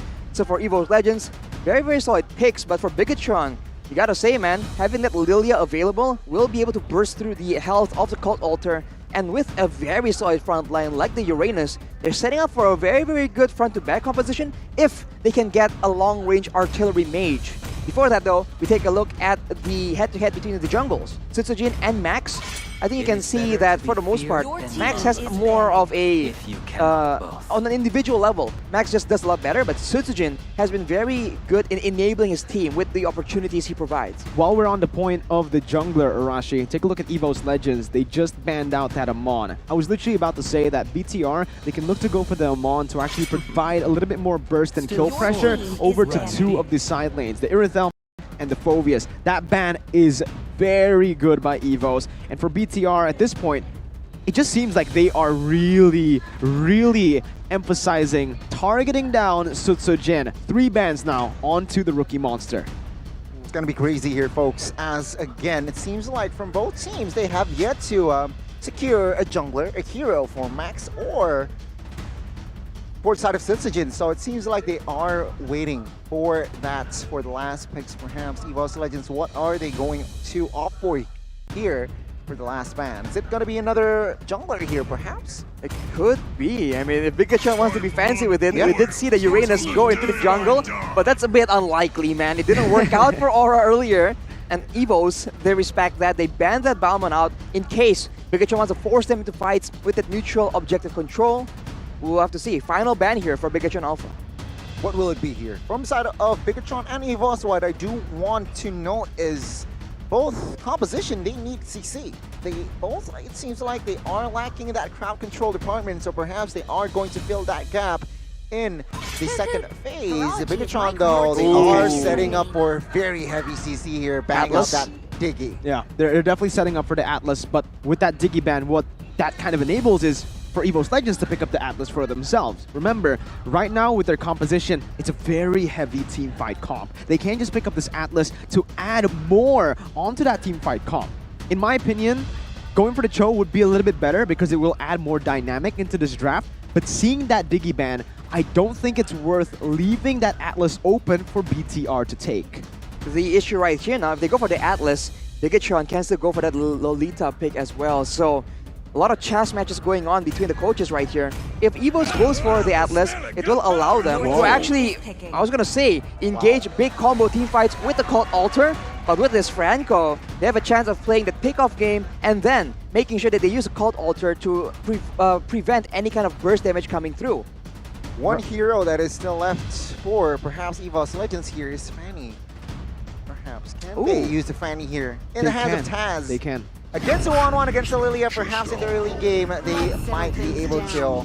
But Bigatron, they will complete their draft with an Atlas and Karina. We saw this coming, right? We did. You know, it was all set up, but like you mentioned, honestly, this is perfect setup for EVOS Legends to actually go for the Fanny. There's no single target lockdown from BTR in terms of CC. It enables that Fanny, but there's only one big question here. Do they want to risk role swapping again, destroying the team synergy? It can happen.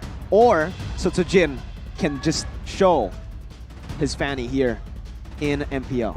My main concern is that if EVOS, if they want to deal with Key, they don't have the burst damage to try and delete him off the bat. So if he even gets half a second to make a play, he will go for those crazy engages. As now we take a comment from Anti-Mage. Just like the other lower tier teams, such as Rebellion and GeekFam, Bigatron are really trying their best for the playoffs, but not as scary as Rebellion and GeekFam. Whoa! As you think about that, though, Hayabusa makes the field right here. Wow. Also an assassin here, so, but Sotsujin will play.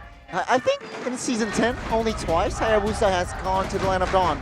Sully Boy, Albert, we've also seen it from Fearless. A couple of times. A couple of times we've seen it. Kids as well. There's a lot of Hayabusa picks. Not a lot in terms of but it's enough. We have a pretty good sample size of how Hayabusa plays in Season 10. Audience prediction by TikTok though. 66% against 34%. EVOS Legends once again losing out in the audience prediction.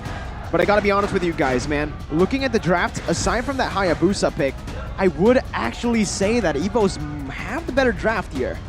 I'm just concerned about how they plan on dealing with Key, right? I think if EVOS can get the ball rolling, can get control and pressure Bigatron, make them split apart and not fight 5v5, I think they have a chance here. Because even with the Cult Ultraman, if they get engaged on with that Fatal Link, that's a difficult proposition for Bigatron Alpha to try and lose him. Gotta say, we'll see who will grab the first point in the series. Will it be Bigatron or EVOS? Spam the comments as we now enter the Land of Dawn for Game 1. Ladies and gentlemen, get ready. Oof, this is going to be really tough again, right? Let's slow it down a bit. Let's talk about the matchups just in general in the lanes. Pendragon on this Phobius against the Uranus. Okay, that's a lane that actually the Uranus can have a say in, but we're talking about that mid control now, which is actually going to be pretty equal now that I think about it. It's all going to come down to the the gold lane there where Irithel is going to win, but here you go. Town prediction by Axe. Only one caster, Ranger Amas, going for EVOS Legends. The last time we saw this in, I think it's a GeekFam match, he actually ended up being correct, so we'll see if history repeats itself. But so far, I think the fact that the Lilia is in the picture, I think Bigatron Alpha will have the a lot more playmaking potential in the early game, but they lack a bit of damage right here, so they can clear out. But can they actually go for the pickoffs when they don't have the burst to make sure that members from EVOS Legends won't get a chance to retaliate? We'll see here, a setup 3v2 top side. Sotsujin does not connect his Shadow, so he will not commit to that Shadow kill just yet here. 30 seconds to the first shuttle. Seems like EVOS Legends slowly but surely trying to pick up the setup, that the early game pressure that they have. Exactly. Early game pressure is what EVOS Legends need to utilize, need to dive into, right? Because the reason they went for the Hayabusa Franco is to put more pressure into these side lanes, just going for those ganks to create a snowball effect early on. If BTR can actually hold on in the early game, weather that storm, this Hayabusa is going to be a bit, you know, it's not really going to be that good in the massive team fights later on. Exactly, and even if he wants to go for a split push, they can easily send Sorizo to just withstand the damage, and the Uranus will be too much for them to deal with, as right now the turtle is still being contested, but Sutsujin will be able to secure it, and the Black Shoes will ensure that Moreno will be able to back out. Seems like EVOS Legends, they are able to be ahead in rotations here. Oh, here it is. Max, though, realizing that Sutsujin has no retribution, Wow. Max will just capitalize and exploit that spell. A very fresh move by Bigatron Alpha, as that's an engage. Oh, Fatal Connects on towards 2 here. Crossbow tank pops enough to take the first blood by Samsung here. Bigatron, they might look more. Clover needs to be careful here. Oh. He has popped the sprint. He will not be able to escape as Taz comes in, trying to find compensation, trying to look for scraps.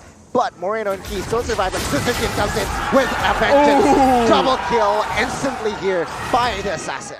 A solid trade back from EVOS Legends, but we need to take a look at what's most important for EVOS Legends. Winning in that side lane with the Irithel. We mentioned that in a 1v1 matchup, Irithel does do better, but it's not a 1v1 when you have Dreams. Oh my god, Dreams with Iron Hook. Max, a little too aggressive there. He was trying to go for the lethal. He got it, but at what cost? He was pulled back instantly, and there you go. He gets taken down. A very good compensation here by EVOS Legends. Back again to my point, it's not a 1v1 without Dreams and Key. All right, I wanted to say that, but Dreams just got a hook too, so perfect timing. Anyways, Arashi, in terms of the emblems here, Sutsujin went for high and dry. Exactly, he needs to ensure that 1v1, he will have the maximum kill potential. I think that's the idea, right? Shake up your setup with the assassin picks, and then make sure that you don't lose to those surprise engages with the Cult Altar. I think it's a very solid game plan. We'll just to see the execution coming in from EVOS Legends. So far, with 3 kills, Sutsujin is quite the menace right now. I think if he goes for Marky or Moreno, they'll be forced to use some battle spells to survive. Take a look at the gold lane. Not really, the Irithel has not really been being given farm, and BTR are just shoving it to secure that top side pressure. I don't think EVOS Legends will have the resources necessary to go for this contest. Ooh, but they're still just rotating around. Oh, Victor and Zora's Fatal is available for Key here, but Moreno gets taken down once again by Sutsujin. The Bloody Hunt connects on towards Key here. EVOS Legends, they have equalized, getting the neutral objective there, and as well as getting 2 kills. A very important trade, as I feel like the Uranus is a little bit late to the party. Way more value for EVOS. Exactly, so Rizzo was trying to clear the bottom side, and he came there quite late.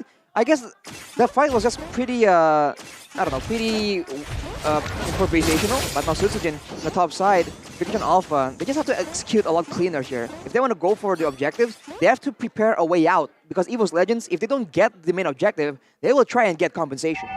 BTR, with this losing lane up top, they are choosing to actually play with the 1-1 a lot, right? Key's constantly in that top side, and it just gives over more pressure in that XP lane to EVOS Legends. Oh, Marky getting caught again. Sutsujin set up top side, succeeds. Wow. The high and dry is just too much, and take a look at that. The gold gap from 1-1 and as well as the Irithel.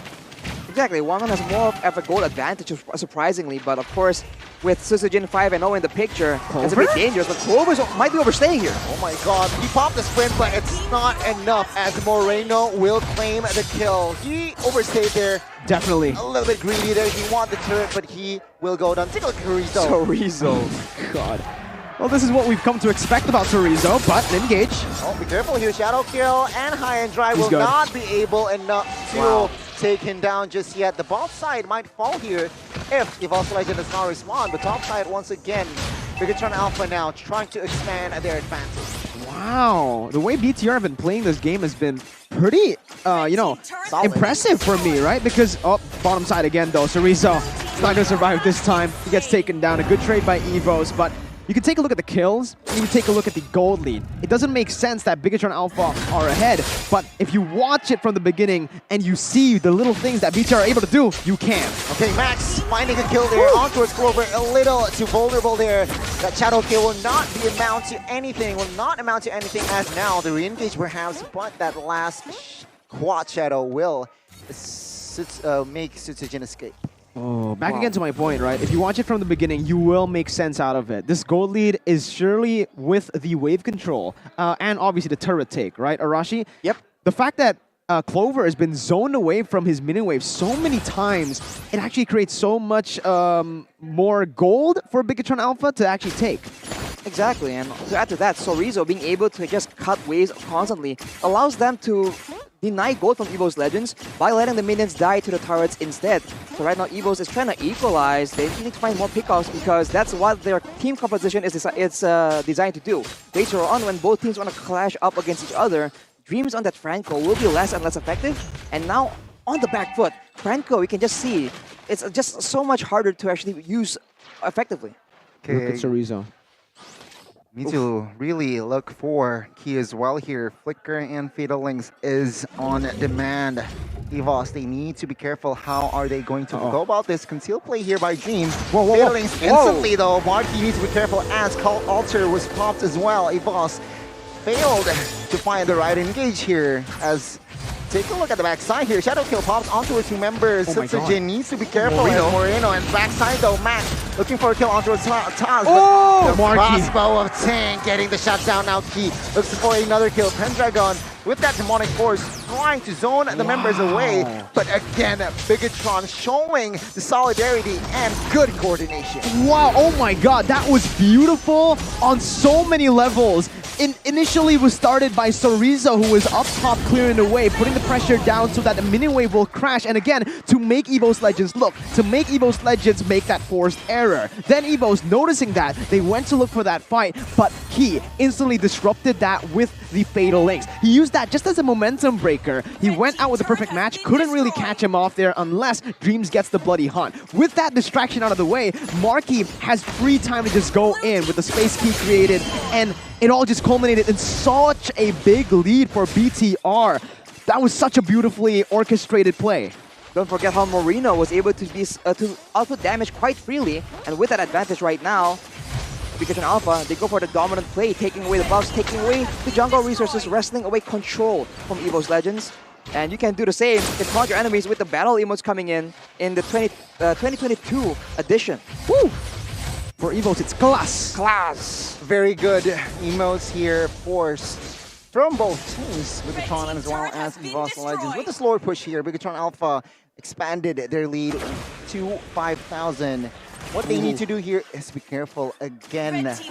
Whoa. If they're clumped up, there's Atlas. Again, every tier 2 will fall here. EVOS Legends, they are struggling. Arashi, any thoughts on how do EVOS Legends turn this around?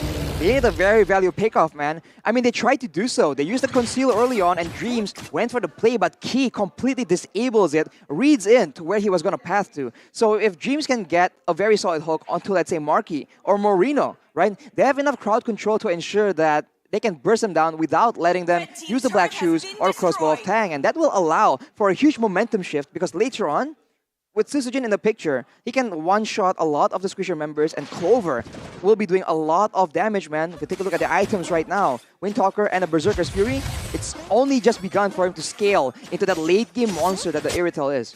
And the Irithel, I do want to talk a little bit about his next item, right? Is he building towards a DHS or a Wind of Nature? Because if he goes for the Wind of Nature, it will only kind of counter the 1-1, right? A lot of the damage will be coming from that magic. I believe going for the DHS might be a better move here for Clover, because he already has the Cult Altar to play with. Ooh, right there, though. Sutsujin is able to secure his purple buff. Very well played by him, but you can see that the Wind of Nature is completed for Marky, so the 1v1 potential for Sutsujin won't be available. And of course, Sorizo with the Oracle, with the Enchanted Talisman, he has all the sustain he requires to be such a nuisance in the side lanes. And now look at this. He's waiting for the objective to be up before he makes any aggressive maneuvers. And if he can get pressure in the lane once the Lord is about to be up, it's going to be huge value, and EVOS knows that. They are preparing a trap, but Sorizo is not biting on it. Chance of that. With that ice cream go on as well, Moreno will just deny the movements, aggressive movement from Dreams and as well as Taz perhaps. What? Clover's top side, they're not going for the contest at all. They're actually leaving it for no trades. I don't know if that was a mistake, a miscommunication as to the timing of the Lord, or they wanted to give it for free like that. But again, Clover cleared a way for that Lord. That's crazy, man. I mean, you can see Sorizo even backed away, thinking that, okay, no one's on the map. They might be going for a dive here to get another tower, you know, as exchange. But EVOS Legends didn't go for it at all. What is going on? Are they gun shy? Perhaps was that a miscommunication? Did they want to contest the Lord? But maybe because Clover was top side, they couldn't. Now though, it just adds on to the list of problems for EVOS Legends. BTR have a Lord that's not enhanced. That's how fast the tempo has been in this game. It's another unenhanced Lord here coming into the bottom side. Bigatron Alpha can definitely look for a base turret here, but they will have to be very intelligent with this push. The situation has gone from bad to worse here. Forward side of EVOS Legends. Rashi, can they defend the base Can they, turrets? man? Sutsujin has lower gold, Bayou-Best gold, than Sorizo even. So Bigatron Alpha, as long as they don't get, you know, a big hook done by Dreams onto them, I think it's going to be very difficult. Key goes for the play here, but he just zones everyone away. Pendragon's caught alone. Oh my god, Demonic Force here towards the backside. Bigatron, they're retreating. They want to focus on towards Pendragon first, and I think that's the right call. Pendragon isolated. He will not be able to escape as Max will pick up the kill. A very smart initiation. Not Key. Key, though, will be popped there. Gets taken down, an important engage taken away from side of Bigatron Alpha EVOS Legends. They are still holding the base turret in the mid side. Max here being the recipient of that Broad Shadow, and Shadow Kill will fall. So Rizzo might be next. He will back away for now. Bigatron Alpha losing 2, EVOS Legends losing 1. Yeah, very, very good counter engaged by EVOS Legends while they were down a man, and it was facilitated by who? Dreams. When he got Key, it was such a good pick, right? The fact that he didn't get Sorizo, he got Key. And for BTR, they were definitely screaming, no, not Key, don't get Key. Because if EVOS were able to get anyone else there, Key would have been able to re-engage with the Fatal Links. So getting him was the best scenario. Yeah, best scenario, best decision there. And it's fortunate for them that they have the burst damage to delete Key almost completely. If they didn't, there's also a potential for Key to make that play happen. So EVOS Legends, they're operating on the wire here. It's just so risky, but this is how desperate they are. They're in a very tough spot. As you can see, Athena's already built on Marky as well, making sure that he respects all the potential damage coming in from EVOS Legends. Conceal has been used here. Sorizo is the target. Hey, Dreams misses that Iron Hook. Okay. Looks for the re-engage here, perhaps. Will he commit to it? Not just yet. As in the backside, though, Sutsujin using that Shadow Kill. Thankfully, he has that Quad Shadow to escape as Lord hands one as spawn here. So EVOS Legends, they need to contest this one. Is it the wise decision? Perhaps, but they need to make something here. Right now, I honestly don't think BTR are going to commit to the Lord. They're just baiting EVOS Legends to come out of their base so that BTR can actually look for a fight. Again, it's a forced error being forced out from BTR towards EVOS as Sutsujin jumps in. Sutsujin here will not commit onto it anything just yet here. Fatal Links connecting onto one. There you go. The Max will grab that Lord. Cult Altar pops as well. And the backside though, Dreams will take a lot of damage, but Suppression will perhaps take down Max here. Max, he's building tank. He's so tanky, but Sutsujin will have the final say. Bigatron Alpha, they lost a man, but they got the Lord. EVOS Legends trying to expand in the mid side here. Can Sorizo defend this one? Seems like the mid side will fall here, will collapse. Bigatron Alpha with the clear. It's so low. Oh man, just one more hit from even Franco to take that turret. But BTR, I think they walk out with the more value play in the end, right? Max is spawning in 13 seconds. They should be able to time the Lord push with Max spawning in. So it should still be Bigatron looking for that siege right now. Hayabusa's recalled, getting cancelled in the bot side. Trying to delay and as well as distract here, so Rizzo. Oof. Man, Bigatron Alpha, Key is just so good at denying Dreams any playmaking potential, and the conceal has been popped here.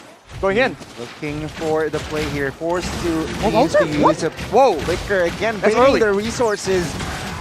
Suppression comes in. The follow-up damage though will fall as well. Key, the first man standing, will fall now. Pendragon looking for a play, but the crossbow attack just melts Pendragon. Dreams is going to be the next cold target. altar. Moreno falls as well as 2 members here will fall. Sutsujin in the backside trying to find a kill, trying to make a play. Bigatron is too tanky with 4 men clumping up. Now Sorizo pop that Winner's Truncheon and 2 Regen as well, as the base will be saved here by the 3 members left standing from side of EVOS Legends. Wow, still such a good defense from EVOS Legends. Despite losing 2 members, they're still able to defend in that mid lane, but they're going in again. Sutsujin looking for a kill on towards the backside here. Max is going to be target, but will not be able to. Take a look at the damage. The burning effect from that emblem will kill. And now Sutsujin is in trouble. He's 1 HP, no Quachero. There you go. Cold altar was popped as well. Now EVOS Legends again looking for a breathing space. Pendragon looking for a kill on towards Prodigy. There you go. Marky with the sliding. It seems like Pendragon will not be able to take this guy down. Marky looks for the crossbow attack, and he gets to outplay Max, picking up the kill. Bigatron Alpha, they are still standing very strong here. 5v3. Can they end this? Bot side and as well as mid is coming in. You can't counter Marky's 1-1 with a Phobius. We saw it 2 times and now it's happening again. Shadow kill, Wind of Nature popped as well here. Base turret, the last base turret will fall. Bigatron Alpha, they look again for the Dreams. Dreams looking for the outside play. Force the flicker outside. Will not be able to amount to anything. Just delay, but Moreno actually in the backside. Sutsujin gets one member, a very important role. Finally, flicker connected on towards Stas, but no follow-up damage. Pops as well. Max popping that crossbow attack will be able to escape for this time. My oh my, Bigatron always maintaining the pressure, and EVOS Legends still surviving. Honestly, I might have to say again, BTR made a mistake there. That's a massive blunder, overcommitting. It gives EVOS the chance now, the opportunity to actually look for the Evolve Lord. 16 seconds on both Key and Moreno. So Rizzo, very good read on this. He knows that he's not in a place where his team can go for it. He tries to reset it, but he got knocked up. It cancels the reset, and now they're going to go for it. Sutsujin. Max, will he be able to steal this one away? The pull from Taz. Take a look at the retribution battle. Max gets taken down though on the backside. Marky, Sutsujin, Pendragon looking for the collapse. A good disengage.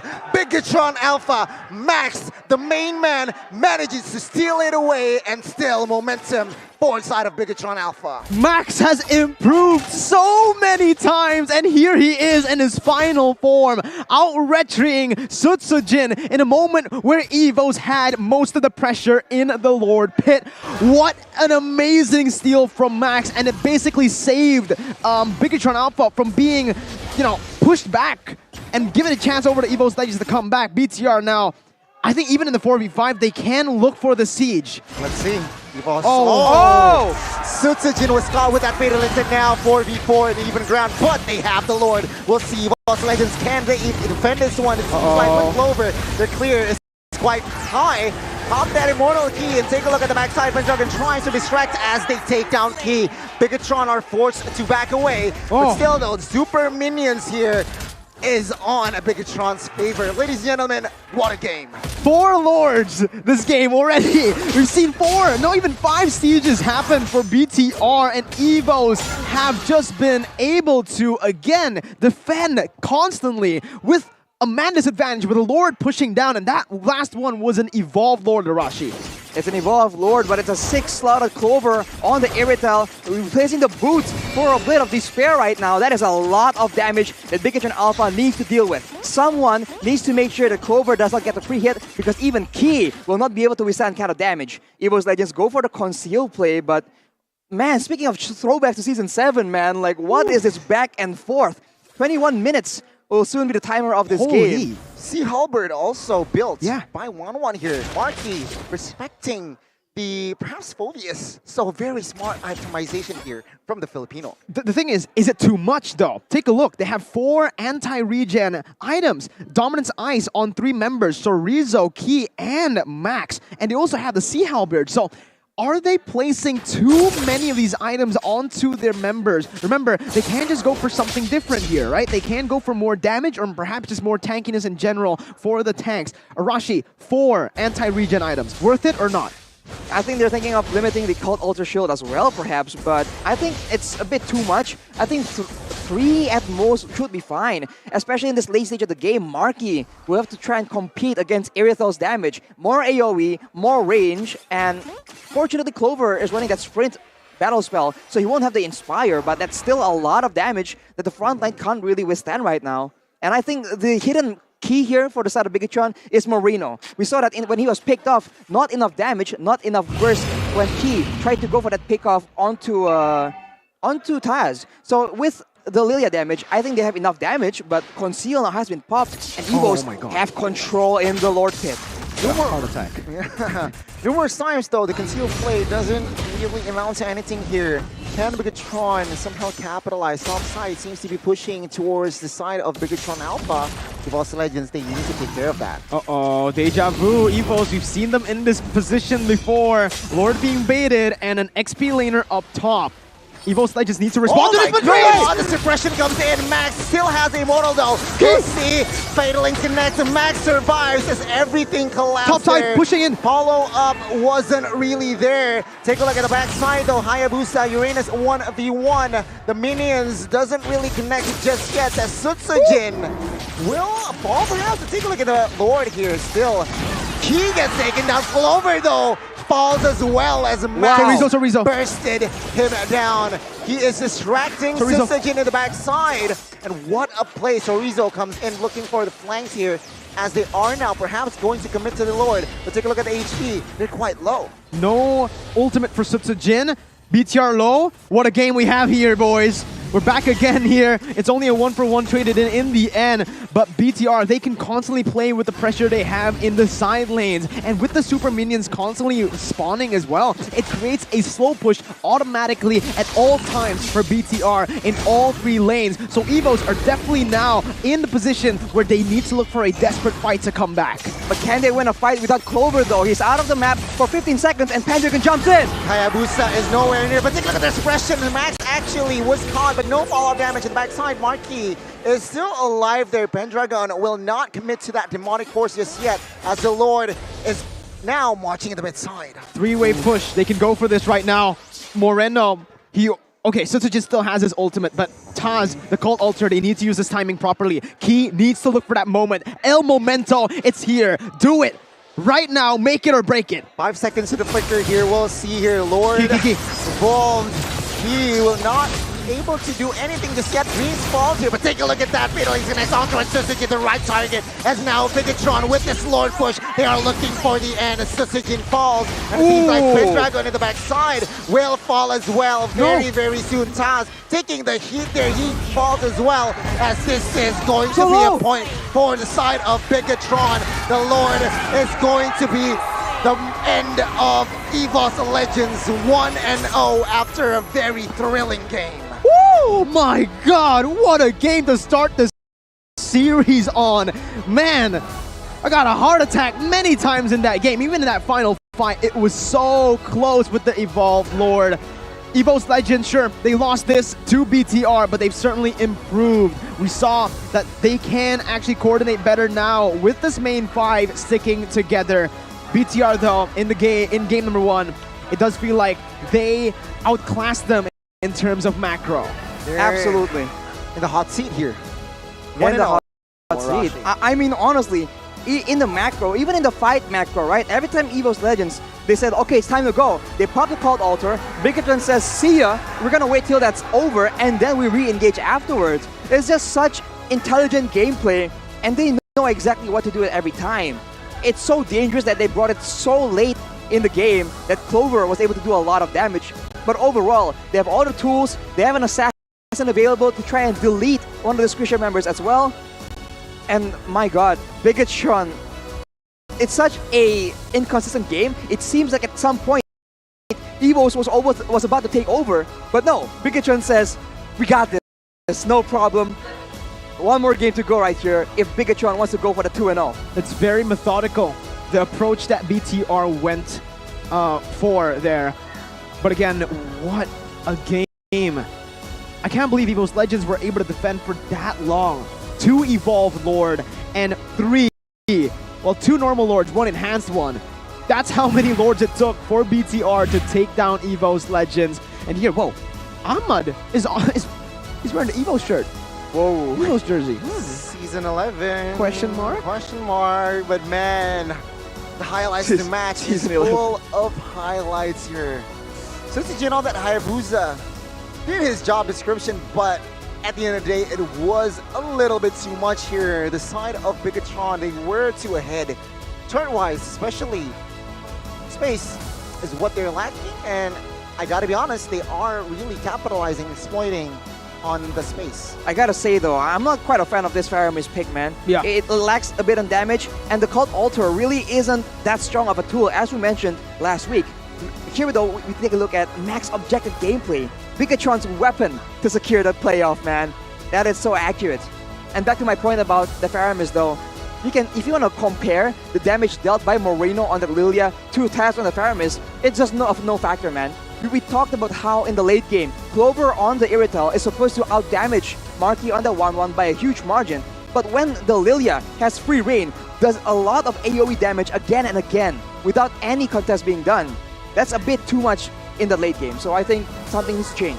And the Uranus as well, right? Sure, you have someone that can constantly put some pressure onto the Irithel, but we gotta talk about that Uranus, who's always a threat in the side lanes, but also in these team fights. Irithel, you hit the Uranus, it's fine. Uranus can just use the Consecration, use that passive to its maximum potential, and here you go, item builds. 24-minute game and 30 seconds. I think Moreno here can look, he knows the main threats are physical towards him. He just kites back away, plays Lilia like it's a backline character. And with all the ones, right? The glowing one, the ice queens one, the genius one. That's a lot of damage, man. The glowing one, as we mentioned again and again, has been buffed. It does a lot of damage. And I think a lot of times right now, the squishier heroes like the marksmans, like the other mages, they kind of underestimate the amount of burn you can really feel from that glowing one. And Moreno, we talked about if he's in the right, with the right tools, right? He does a lot of damage, man. I think he was the carry for this game for sure. And of course, when you have more tools to make plays with, right? You have Key on the Atlas. You can go for the pickups. You can go for the big team fights as well. There are just so many things you can do, especially.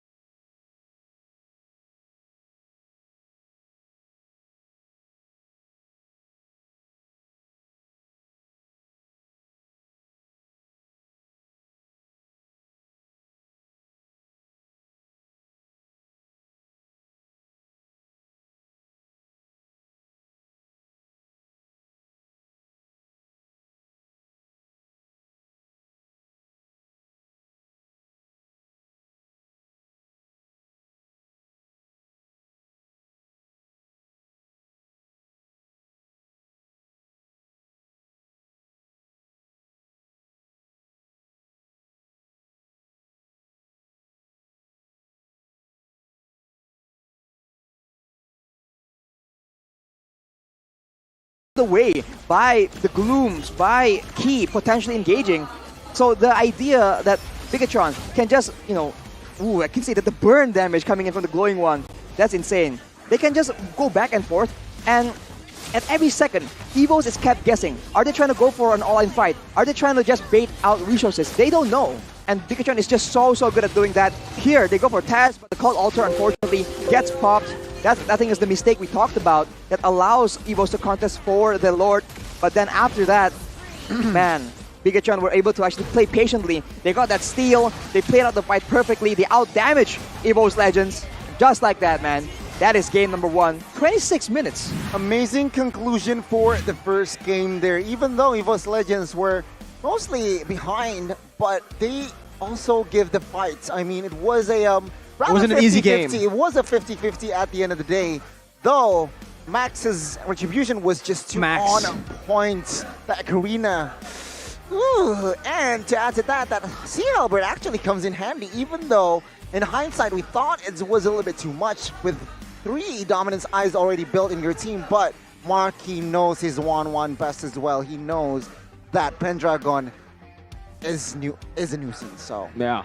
BTR, though, with this, are a step closer to securing playoffs. One more game, and they will be able to secure playoffs for themselves. 100% guaranteed, Arashi. But by doing so, they also put EVOS Legends into that red zone for the first time in MPL Indonesia history. Job is not done for both teams Not here. yet. So let's hope for the best for any team. May the best team win. But, ladies and gentlemen, if you want more communication, perhaps sound is survival, JBL Quantum, get the special offer here. Only 275k IDR.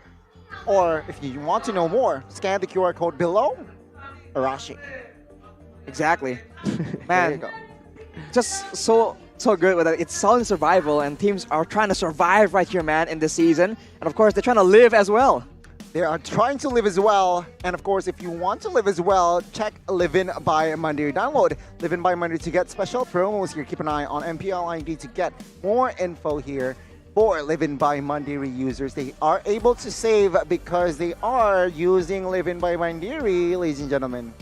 Well, now it's time to take a look at the player room for both BTR and EVOS Legends. The impact player here for both of the teams, Marky and Sutsujin, as we dive into the game recap.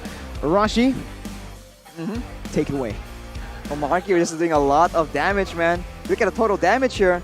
As I said, I think Moreno has a lot of damage dealt there as well. He's the only one that's out damaging, but that's why I think that for Faramis pick in the late game especially, you really need to be abusing that Call Altar if you want to actually make that pick worth it. But on the other side, Max, building tank, not doing as much damage as Syzygen, but of course when you can steal Lords like that, who cares? You're right. That Lord steal, or yeah, the Lord take was so good. Again, right, with so much doubt on him in the past, what, 3 seasons, Arashi. A lot of people have been hating on Max, and it just seems like it's the common trend here in Season 10. Whenever you hate on a player, he performs. Max has been absolutely phenomenal in the second leg, man. With his retributions, winning out against Albert, against Kyrie, and now against Sutsujin, right? You know, a lot of people made jokes before that, oh, Max is the best jungler, because it was just a meme to hate on the guy. It's sarcastic, but now, you know, it might actually come true with more development, and if this man continues to improve at this pace, Arashi, he's going places. Exactly. I mean, haters, be careful what you wish for, man. Right now, you gotta put some respect on Max's name, man. He was able to knock people out with the Paquito. He's able to secure Lords with the Karina. He's so flexible too, because we talked about him maybe just being so good at those assassins, but when he's building tank, when he's playing utility junglers, this man performs, man. So I don't know what happened, but this man has leveled up. He has evolved. It's not the same Max that people were talking about back then. It all comes down to how the coaches develop them, though, with their JBL Quantums. Again, Sound of Survival, they help these players get to their peak potential. Coach Zace for EVOS Legends, Coach Brandini for Bigatron Alpha. Now, I guess it's time to actually talk about these coaches, right? Because the drafts were pretty phenomenal there by both of the teams, in my opinion. But the reason I gave my vote to BTR in the end is because of comfort. I think in terms of just compositions alone, EVOS Legends had the better composition to play around. Clover, though, isn't comfortable on the Irithel. Pendragon, I haven't seen him find a lot of success on that Phoveus. And again, Taz on the Faramis. We saw it then. So many premature cold altars. That's something that we've come to expect when we see Taz on the Faramis. Throughout the season, that's the mistake that I've seen most. But give the guy a break, right? I mean, he just died once in that game. So I feel like, sure, he popped that cold altar. A little bit rusty, but he gained 14 assists. Now, El Momento, key, number 2 highest total assists in the league season 10. 208. Accumulating to 208 assists. That's the main problem, man. When you are up against El Momento, you're on your toes at any moment. Flicker Fatal Links can happen, so sometimes if you do pop the Cult Altar early, it's almost understandable. It's so difficult going up against someone that can feint so often and be so effective. But for EVOS, they are also in possession of the Objective Seeker. Highest average building damage, 12,000. Number 2, right? Number 1 is CW. I think he has 2 times the amount, honestly. What? I don't know. It's CW, crazy. he just hates turrets. I don't know what the turrets did to him as a child, but yeah. Here, vengeance. Clover. Trauma. Even though right now we are taking a look at it, it's very impressive, the stat. Number 2 highest average turret damage. The thing is though, sometimes Clover overcommits for those turrets, Arashi. Right. We saw that, in yes. game number 1. Actually, he went for the turret. He went for the kill onto the turret, got slain, and he didn't get it, right? Overcommitting onto these turrets and losing his life. On an Irithel up against a 1-1, you want to try your best to actually get that lead. He wasn't able to do it. Unfortunate, man, but here's an audience comment from Randy.Martin. EVOS Legends, let's end this lose streaks and go to playoffs. Well, unfortunately so far, that hasn't been the case, but of course, as he wishes, EVOS can come back. Reverse sweeps have been happening left and right in Season 10 of MPL ID. We'll just have to wait and see what happens. We'll see here, the job is not done for both teams. EVOS Legends, they need to have a reset mindset.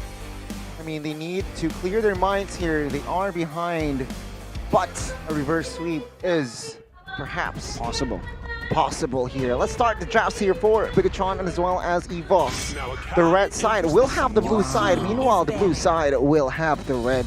Bigatron Alpha here will operate ban onto his Julian as well as Kai. If it ain't broke, don't fix it, right? Just go for the exact same bans. And right now, that's what they're doing. They're going for the exact same bans. Akai, Julian. If they want to go for the same route, Valentina next. And for EVOS, we saw the Esmeralda last time. I think this time, they might want to go for that 1-1. Yeah, I mean... Respect. It's so tough when you have a player that can be targeted in the banning phase like this. Bigatron Alpha.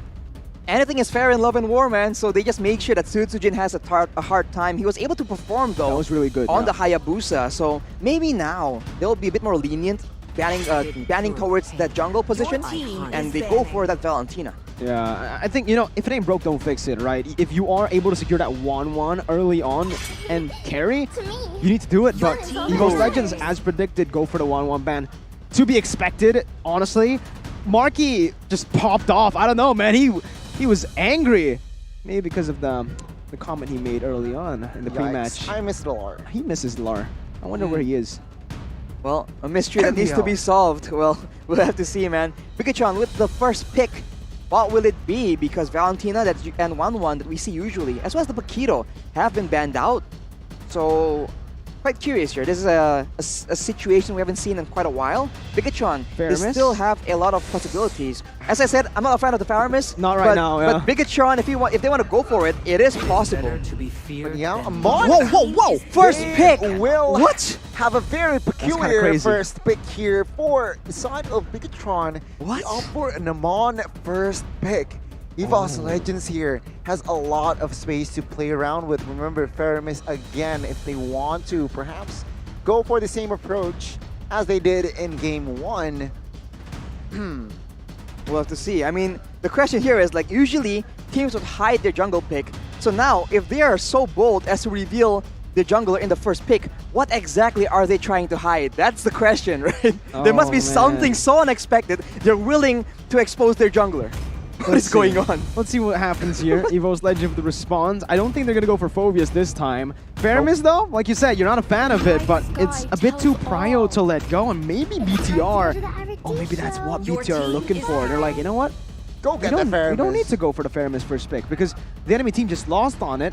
Let's just pick the Amon first, secure it, and maybe now they might go for the Faramis, right? EVOS went for a Lilia and an Esmeralda. Here, we have a comment from Beloy. It is not the Faramis. Whoa, it's a Farsa and a Fredrin. Very fast from Coach Vrendini.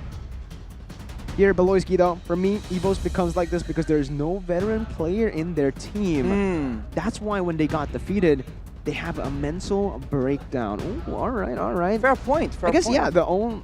Technically, Dreams is a veteran. He was in BTR. Clover as well. Clover as well was an Aura for a long time, Arashi.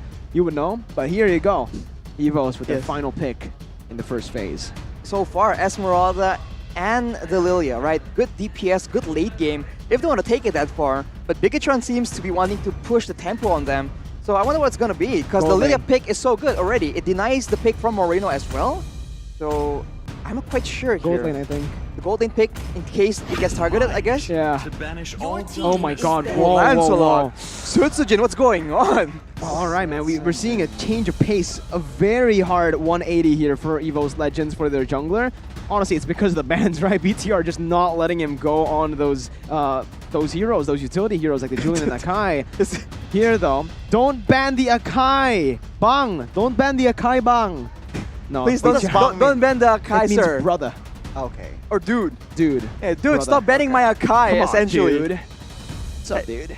Head-to-head here between Marky and Clover, though. You can see that Marky hasn't been too remarkable in the beginning of the season, but he is starting an upward trend right here. He's turning this franchise around.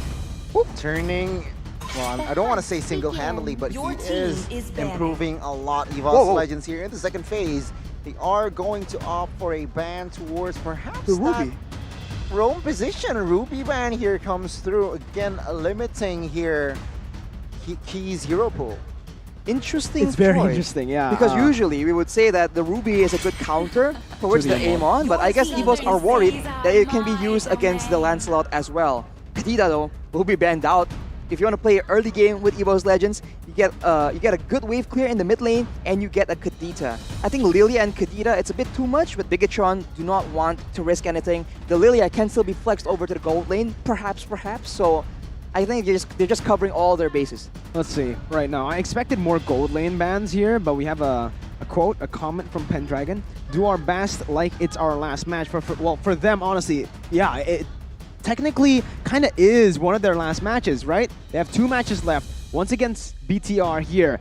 And if they lose this, they will go down in the first time in the history of Evo's Legends, in the history of MPL ID, that they're going to be in 7th place. So, yes, you have to play it like it's your last. Diggy Ban comes through. Evo's Legends. Yeah, good read. I was about to say, Evos can go for the Atlas right here with the Diggy Ban, but BTR no. They're like, okay, our composition this time isn't really that good up against that kind of hero, so we'll ban it away. One hero that is good for side of Evo's Legends here can cancel out Farsa and Amon's movement here is Cho. Okay, Cho works. Cho for Dreams here, we know. He found a lot of success as well with Cho, so adding crowd control in your comp with somehow a very early orientation as well. Lancelot, Lilia, adding that Cho, it's going to be a force to be reckoned with here for the side of Bigatron. Yeah, out of his hero pool, I do agree. It's either Matilda or Cho for Dreams. Those are the heroes that he's most comfortable with. But I do agree. I think the Cho fits him better, Arashi. They go for the Lolita, though. Oh my god, Lolita. Interesting. Are they planning on blocking some of the damage from the Amon, or are they predicting that Bigatron will have such a good marksman in their position to actually get, to actually block with the bulwark? This is the first time for Dreams. Picking up the Lolita? He's never played Lolita before in MPL, so is he again forced onto a hero he's not that comfortable on, or we'll have to see. We really oh my god, M1! M1, boys! The world roster. It was quite some time. I mean, doesn't matter, we have history, man. BTR though, they go for Claude. Oh my god. I didn't expect the Hilda to come out, but it's really good. Up against a Lancelot, you want to try to bully. It's a classic draft here for both teams, rather. Hilda is going to create problems here for Lancelot. But Lilia, they have Lilia, so I guess it's somehow can be countered. We've seen it before, right? A lot of teams like to just play in the first buff of the jungler when they're up against Hilda, so that they can help and maybe just punish the Hilda for extending or invading into the jungle. Evo's gold lane up against Claude. Up against this composition, Brody is a pretty solid choice. If they go for Melissa, it won't really do much. Only the Fredrin and the Hilda. There's still going to be a lot of damage placed onto him. I think the Brody, makes complete sense. So, wow, it's just such a different situation here. I think Evos have wave clear, but they don't have the tools available. They're going to rely very hard on the stun and the Numenor Blast coming in from Dreams, and Lolita isn't that aggressive of a hero to supplement this aggressive of damage dealers on the side of EVO's Legends. I don't think I quite like how they're gonna go, but maybe they have a plan. Let's see, man. It's such an interesting draft here. I do have to say that we're gonna have to see, right? That Lolita pick is in my mind right now. I don't know what to think of it. It's the first time Dreams has ever played it. I don't think he's ever played it in the MPL as well. Yeah, now that I'm thinking about it, I don't know. Yeah, the thing is, like, for Bigatron, they also don't have the issue because they can just poke away with the better airstrike, so they're not forced into the small crevices where those Numeron blasts can actually have huge impact for EVO's Legends. So they have all the flexibility and how they want to manage distance, man.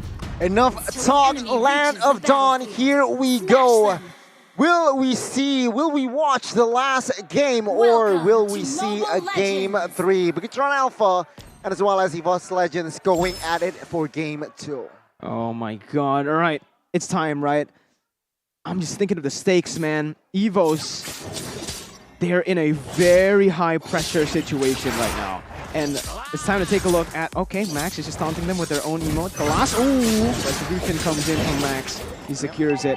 Good threat though. Lancelot jumps in onto the orange buff. No retry for Max. Exactly, good information. Now Dragon jumps in as well. 3 versus 2 with no retribution here. It seems like Susujin will definitely grab this one, but he will take a lot of heat here. Cancel that puncture. He will not fall. Never mind. Moreno picking up the first blood here. EVO's Legends, are they going to look for their engage? The driver might be Max. Sprint comes in, but he will fall as well. A little too aggressive there. Over aggressive Susujin, and as well as Pendragon taking the... Well, they got taken down. It feels really desperate, unfortunately, right? For EVOs, they are putting all their marbles into a 50-50 early on. That isn't that much value. That's not an evolved lord, you know?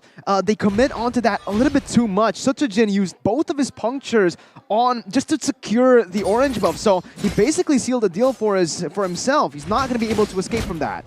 Exactly. I mean, it's a great move, right? The taking out the Hilda to try and get that orange buff, but is it that valuable, and how much are you risking? Because the early game, it really seems that EVO's Legends, they want to try and take control there as well. If they give up some control right now, some advantages to try and make the play happen, now that it didn't work out, will Bigatron Alpha just take control completely? Well, give credit to Bigatron as well. They managed to anticipate the movements from EVOS. They were somehow really involved there. 4 versus 2. Let's see, Retribution. Oh my god! Max. No way! Just came out of nowhere and grabbed that turtle like it was nothing. First it's a drive-by. Just like drive-by. No Demon Slayer, no problem. What is going on with Max right now? He is on a roll. He's level 4 right now, and he, as thus far, has a lot more pressure as we take a look at the talent prediction by Axe. 2 votes on the Indonesian desk for EVO's Legends, everyone else for the Red Robots. Red Robots here still showing a good draft. I feel like drafts here, Bigatron Alpha, they are really, really solid throughout the early, mid, and as well as late game. So we'll see here, Bigatron Alpha, they are leading ahead, 500 gold. Let's see. BTR at this point of the game, right? Honestly, you know what's crazy? BTR, all they need to do is actually go even up against EVO's Legends, but he's gonna get no. He's a Hilda in a bush, right? You're not gonna get him. But BTR, yeah, with the Farsa and the Claude, they can just wait for that late game. But in the early stage, you're already winning. Feather airstrike here, forcing Clover to use the flicker. He wasn't in that vicinity, but he is just creating a lot of problems for Susujin. Will he go down here? That puncture literally saved his life as the top side will be target. Oh, he's taking a lot of damage here. Stunned as well. Torn apart memory used prematurely here. Bigatron can't look for their invade. What are you doing? Again, forcing to use the resources to escape as EVOS. He might look for a kill onto its key. Pendragon using the sprints. He almost gets taken down. Again, EVOS Legends using unnecessary resources. Look at how Bigatron are rotating though. That was such a good zone from them. EVO's Legends just kind of had no response, right? Taz went for a very good flank. I'll give him that in that position, but still, it didn't really do much. BTR were able to just take it, and in that gold lane, Clover is losing on the Brody right now. Not the ideal circumstance, and now Feather Airstrike has popped again. That's a lot of damage. That is a lot of damage, and there you go. The Shards, Max claiming the first kill. Not the first kill. 2 kills here for side of Bigatron. They are sitting at a 4-0, and Turtle again will fall to the hands of Bigatron Alpha.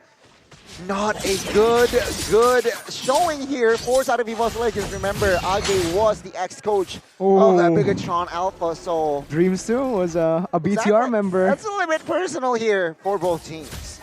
And Marky misses Lar. We're just adding onto the list of personal issues of BTR and EVOS right now. But you guys can grab food, obviously, right now as the game. I think this is going to be another intense one. 90% discount code for the grb.to/MPL. Key though. Oh, perhaps he made a mistake here. Oh, he's alive! Oh my god! Oh my god! I guess this is just too much here. He's buying so much time. He is trying to oh my god! What is going on? And there you go. The taunt Key. Oh. No, oh my god, he's buying so much time. This is a little bit too much. No! As he gets taken down by the turret. The execute! My goodness, Key with the outplays. EVOS Legends now. Take a look at him inside here. Feather Airstrike response. Taz hasn't used the black shoes just yet. He is able to play. Moreno though getting caught. Flickers away. The torn apart memory has not enough damage to take him down. Oh my god. What is going on? Oh my goodness, that... Oh, they're tilted for sure. I mean, for sure. Key bought that much time and didn't even get the kill. And he didn't use the sprint. All right, he didn't even have the sprint. He has it now. Man, oh my god, that... You can already see EVOS Legends, they were very indecisive in that moment. Sutsujin didn't know whether to go for the orange buff or towards Key. And that just gave Key the opportunity to take so much time off of EVOS Legends. And even here, he's doing it. Trolling here now. Bigatron looks for a kill onto its Split Dragon. Sorizo finds it. Now Turtle, the last Turtle here will spawn. Top side. Take a look at the top here. Plover taking a lot of damage. And take a look at Marky. He has not enough range to take him down, but take a look in the bottom side. He again giving information, opening the maps here forward side of Bigatron Alpha. This is so tough because EVOS Legends, despite how hard they want to punish Bigatron Alpha, they don't have the tools, man. Not enough burst damage right now and not enough cut control either. He can do whatever the heck he wants. Turtle secured by Bigatron Alpha again. Oh my god, he got cancelled there. The Phantom Execution very on point there. That was a waste, man. Now Bigatron Alpha again trying to look for the snowball. Things are not looking good if you're an EVOS fan. BTR, literally, they've just silenced MPL Arena right now. Pendragon gets caught again. Oh, kills left and right, 7-0 now. Again, EVOS Legends. Bigatron, they are toying EVOS Legends, and now it seems like EVOS Legends lost. They're lost. They just don't know what to do right now. They don't have the tools needed to punish any aggression. They're slowly getting suffocated, and Key is just wreaking havoc, man. He doesn't care. Look at him. He's so annoying. Oh my goodness. Sutsujin is 2 levels below of an Amon on a Lancelot with Demon Slayer. Key. Okay, they're going to go engage on him again, but I don't think they're going to get him, right? Yeah. Yeah, I mean, he is. Later. Okay. He's still oh my god. Oh, no way. No, come on. Bigatron, Key, that is not okay. Just trying to somehow delay once again. Sutsujin, Phantom Execution to the backside. But take a look at Marky dealing a lot of damage, blazing duets onto her Dream. Sorizo though will pick up the kill. 2 members down here. EVOS Legends again. Bigatron, they're destroying EVOS Legends, and now the backside. Max trying to look for a kill will be taken down. Finally, the first points for EVOS Legends. Oh my god, Key! There you go! Key finds the kill onto it. Sutsujin, and 11-1. Bigatron Alpha. Oh my. Very, very solid performance. What is going on? Look at Taz! One Feather Airstrike is all it takes for him to back off with the black shoes. They're getting wiped out one by one, just like you guys can wipe out Dandruff with Head and Shoulders. Absolutely, man. EVOS Legends, they have no control. They're just confused on what to do right now. They're stuck trying to survive, but even then, Bigatron Alpha, they're just having their way, man. There's no reason for them to even fear. They need to make a throw of like gigantic proportions if EVOS Legends wants to try and come back here. Or EVOS Legends need to survive for so long until they can catch up. Oh my god. it's a free Lord, right? Like, and right now, you can't really blame EVOS. They can't respond to this. BTR have taken the game to their own hands, and it's such a dominant display, 11-1. Have we ever seen this kind of domination against EVOS? Wow. That's crazy. I mean, now it's just back again, EVOS Legends. Look at how defensive they're playing. They're all crawling around each other. You're scared that Key is going to show up and out of nowhere, take out your jungler, take out your gold leaner. Nowhere is safe, man. And Key, once again, just shows his face, and that's enough to pressure the rest of EVOS to posture up around that area. Let's see here, EVOS Legends defending the Lord push again. Jamin in the dark, do you have something that you want to protect? Check that event out. Oh, the backside though. Max might be caught here. Sutsujin looking for the kill. Marky will cover, and of course Key will pick up the kill. Again in the mid side, Chorizo trying to look for business. Pendragon and Dreams will back away, realizing that Sutsujin is down. They will not definitely want war. Desperate plays here and there from EVOS Legends, as again, remember, there's so much pressure on their shoulders right now. The new roster having to deal with this. If they lose, they will be put into the red zone. We'll take a look at the max side. Taz pop that black shoes, but that feather of strike with flicker will not be able to found anything. Minimum black connected onto two, and take a look at the backside. Glover gets taken down. Taz Dreams, all members are disengaging, and Pikachon still with the favorable trade. What is going on? EVOS Legends down 9,000 gold deficit to BTR. This new BTR, they finally found their identity. They no longer need to wait for late game to take control of the game. Oh, look at the damage of the Feather Airstrike. This is what Pikachon Alpha can do. There's no solution. Look at the long range. He doesn't care. Oh! 1v5ing, and now take a look at He bought a lot of time. He finds one as well. And take a look at the Nomia Blast. Key, though, will it be traded for Pendragon? And in the bot side, Marky looks for his space. Responded very well by EVOS Legends. Pikachon Alpha, 11 minutes in, 10k almost gold lead. That is crazy, man. Pikachon, there's no punish. What can they do? You let the Farsa stay in the back with the Feather Airstrike. Even earlier, it was Sutsujin trying to punish that, diving towards the back line, but he doesn't have enough damage. There's enough items built on by Marino, by Marky as well. They're never looking like they're in any threat of getting bursted down. I'm gonna be honest. Yeah, Arashi, at this point, I don't see EVOS Legends bursting Chorizo down. They are looking for the play here. With that concealed, Marino popping that wings by wings. Still surviving in that feather of strike. Critical look. Gets taken down in the backside. Key 2 seconds mark again and trying to find something. Pendragon will instantly delete it there. Key picking up the kill. 2 members for practically nothing here as the Lord now is up. A Pikachon Alpha again with the pressure. If you're watching this, you either have a lot to say or nothing at all. BTR are destroying EVOS Legends at this point. 10,000 gold lead, 16-2. Take a look at the objective rates. EVOS have only been able to secure a turret in this game. Pikachon has been doing everything in this position. Oh my goodness, that would have definitely taken Sutsujin down. Yep. Luckily, he's on the Lancelot. That's why the Lancelot was picked up against the Amon. You can dodge away from those damage, the damage abilities from BTR, but this is a very one-sided game right now. EVOS need to look for a moment, but who can create that moment? Only Dreams.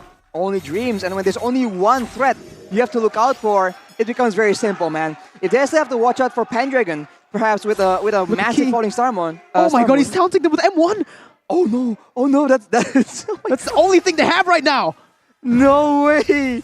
He's making a statement, man. Pikachon Alpha going for the end right here. Feather Airstrike gets popped open. Yeah, Racer, bottom side will fall. Take a look at the front side. Max finds one. Pendragon is the casualty. Marky. Dreams will fall as well, and this is not looking good as EVOS Legends will fall to the 7th place. Pikachon Alpha claiming 2-0. It's a disaster for EVOS, man. Oh my god. Securing playoffs, BTR have sent their rivals down to the red zone. Sent by the red team, that is poetic. For the first time in history. EVO's Legends. Oh my god. They have one more match to come back to still keep their playoff run alive. And it's against RRQ. But today, we don't talk about EVOs. We talk about Bigatron Alpha, who have secured playoffs 100% now with a stellar performance. Every single member came out and performed. Bigatron Alpha standing ovation. They're saying they are ready for the playoffs. And EVO's Legends, they needed to regroup. One more match ahead of them. It's not going to be an easy challenge against RRQ. You gotta really feel for the members of EVO's Legends, man. They're under so much strain, so much pressure. And after that performance, you can tell, oh my god, they're in such a tough spot. But Bigatron, on the other hand, this has to be such a great feeling, man. They weren't doing so well at all, but they have managed to come back. What a moment. Had doubts. Oh, Repo. M1. Oh, no. Ding, ding, ding, ding. It's a cat. God. It's not a tiger. It's a cat. Oh! Meow. No way. Oh my god. Oh my Repo dub taunts there. Right as we see the taunt. Right as we see the taunt, we cut over to Age in EVO's Legends, the ex-coach of BTR. Owie. Yikes, man. Not a good feeling for everyone involved in EVO's Legends right now. They're in such a tough spot. Oh. Yeah, they need to stay strong. They got one more match. As we can see here already, emotions runs high in the EVO's Legends locker room, as well as the fans here, again in the building.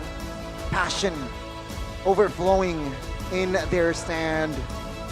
The thrill and the agony of a competitive scene, man. Two sides of the coin here, ladies and gentlemen. You can see Bigatron and EVO's Legends. Bigatron, they're cheering, happy that they are in the playoffs. Meanwhile, EVO's Legends, tears.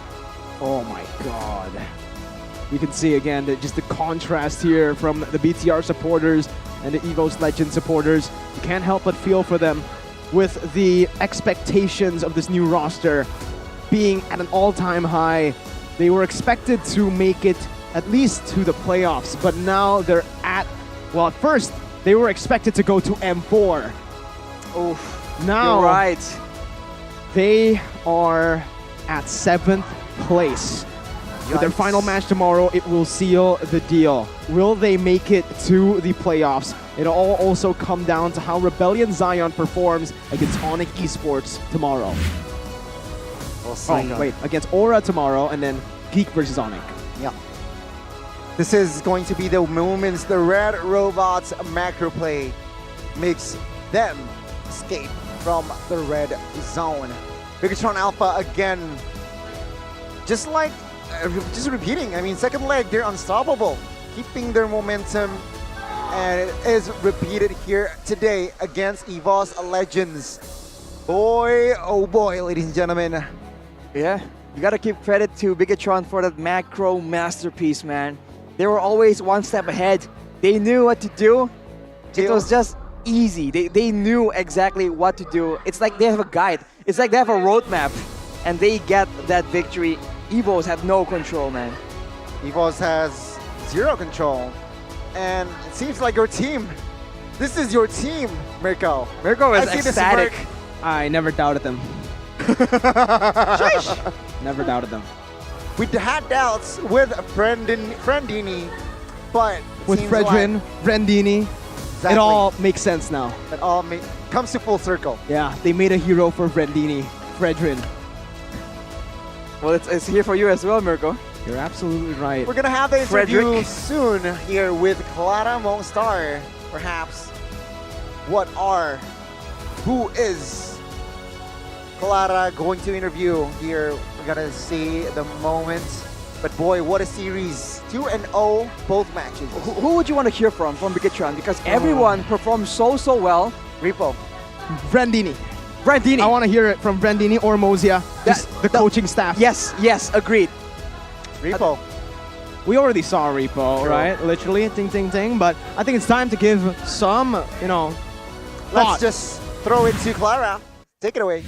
Match penutupan yang begitu dramatis mendapatkan hasil 2-0 yang begitu indah untuk Bigetron Alpha. Penutupan match yang luar biasa, Bude langsung ngobrol-ngobrol bersama sang mid laner dari Bigetron Alpha, inilah dia Moreno, congratulations! Ya makasih Bude. Gimana tadi ngelawan EVOS untuk penutupan match, udah puas belum atas performa dari Bigetron Alpha, Moreno?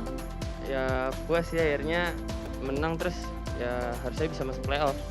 Harusnya sih iya sih. Yeah. Kalian udah dipastikan untuk masuk ke babak playoff dengan kemenangan tadi. Dan Bude penasaran, kalian bisa membalaskan dendam di leg yang pertama. Di leg yang kedua ini apa sih bedanya? Apakah Bigetron yang sudah berubah atau ada dari EVOS Legend-nya, Moreno? Perbedaan EVOS sama BTR sekarang. Iya.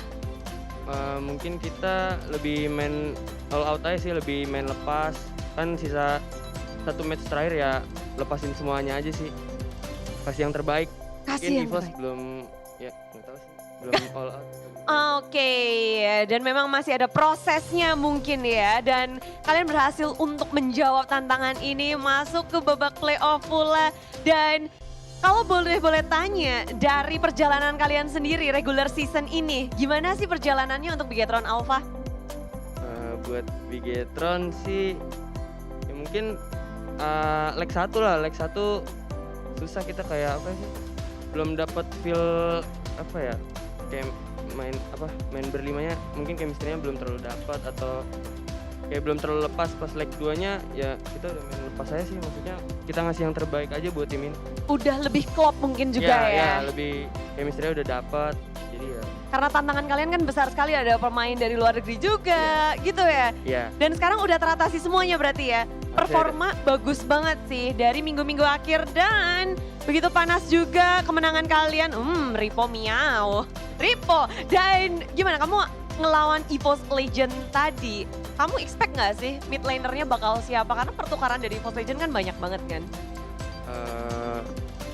Gak expect sih, tapi ya aku pengen ngelawannya ya Tas. Ya kebukti sih, maksudnya ngelawan Tas di mid gitu. Dan pengen ngelawannya dari awal dia. Oke, dan udah puas belum ngelawan Tas tadi? Ya lumayan lah, lumayan puas lah, bisa Lumayan. ngalahin ya. Oh wow, tapi kamu ada pesan gak sih atau salam untuk EVOS Legend yang baru kamu lawan? Ada salam-salam kah? Ada yang mau kamu sampaikan untuk EVOS? Ya tetap semangat aja sih buat EVOS, kan hari Minggu ntar lawan RRQ ya, semoga dapat hasil yang terbaik aja sih. Semoga dapat hasil yang terbaik, dan memang Yeah. good game well play juga untuk kedua tim yang udah berusaha sekuat tenaga. Dan ada yang mau kamu sampaikan nggak untuk semua fans yang ada di sini yang udah nyemangatin kamu dari regular season yang akhirnya berakhir untuk tim Bigetron Alpha? Buat fans-fans Bigetron ya, makasih yang udah dukung, yang udah percaya sama roster ini, yang hujat ya makasih juga, hujatan kalian berbuah manis lah buat roster ini. Wow, dan satu player yang pengen banget kamu temuin di babak playoff? Udil sih, pengen ngalahin Udil. Udil, sampai jumpa di playoff karena Moreno menunggumu, dan inilah dia penutupan regular season untuk Bigetron Alpha. Mereka berhasil mendapatkan 2-0, dan kita akan langsung breakdown gamenya kepada para caster, silahkan.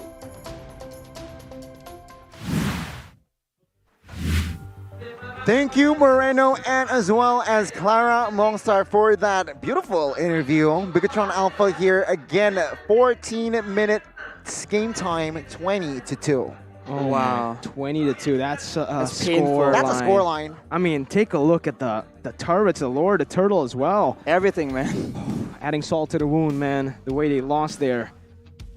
It's just crazy. I mean, what can they do, man? Max can just escape with the concealment key. What is Key just had no self-control there. You're just moving definitely around. not. And Evo's, they can't do anything. Moreno, way too secure. Even when Suisujin dived towards him with the Lancelot, he's able to get away. It's so simple because Suisujin is just so behind. And of course, once everything is done and dusted, once they thought that, okay, we have a chance here, Marky comes in with a Blazing Duet, and just like that, at every turn, Bigetron Alpha is just waiting for the next move from EVOS so they can counter it with even more efficiency. Taz, he hasn't even built the glowing wand yet, so the damage, the DPS just isn't enough. So Rizzo is able to survive even when he didn't have any magic defense in his inventory. That is insane. He at least has the Radiant Armor, but for Sorizo, he is all the way in the front without magic defense, and yet he's still able to survive. He has a little bit unreal. Of magic defense, right? With the boots, Stunner boots, the Cursed Mask as well. But yeah, that's about it. Rich Guy by Living by Mandiri. Max on the Amon, 812 GPM. Most damage though from Taz on the Lilia, and Pendragon taking a whole lot of damage. This wasn't enough, man. Who do we give it to though? MVP? I think Max. No, I don't know. He secured. I mean, that Key. retry steal was pretty insane. How about Key though? You know what, dude? Key. I think Key. I don't know, man. I mean, Moreno, Max, Key. I think those three. Depends on what you want to value, right? Is it the damage? Is it the macro impact? Because if you talk about impact, Key. Yeah. No way, dude. That is ridiculous. I don't think I've ever And he got seen that. executed. He got executed on top of it all. He didn't give over the kill. Oh my god. He denied it from them right under their noses. I'd be pretty pissed, right? I think even Evos, it's fair to say they were pretty tilted. Yeah, they're like, oh my god. I can't This imagine. guy is toying us. Yeah, he's toying with us. He is showboating, and he's not. There's nothing you can do. And he's spamming the punish him. M1 emote Yes. the whole Oh time. my god. Adding insult to injury for sure, bro. That is crazy. Max and the Amon though, he's also the forgotten one, so he's not forgotten. That's Definitely ridiculous. Not. He's not forgotten here. Like, so Everyone many knows his assists. retries. Yeah, he's a support Amon, yeah? He's not a carry Yeah. Amon in this game, but he does have the most KP, which is interesting. Ooh, 75% KP. MVP, I gotta give it to Key. Let's see who Key, will grab Max that Moreno. MVP. Presented Key. to you It's by Key. Samsung Galaxy A series. It is gonna be Key. 5-5, 50% KP. I mean, say what you want about his El Momento. He only makes moments, nothing else. No.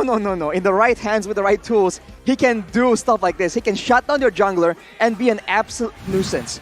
Now take a look at the MVP highlights by the Samsung Galaxy A series though, and you can see that all the way in the early game, he just comes in right here. He was in the orange buff, waiting for Susujin, just comes in and collapses.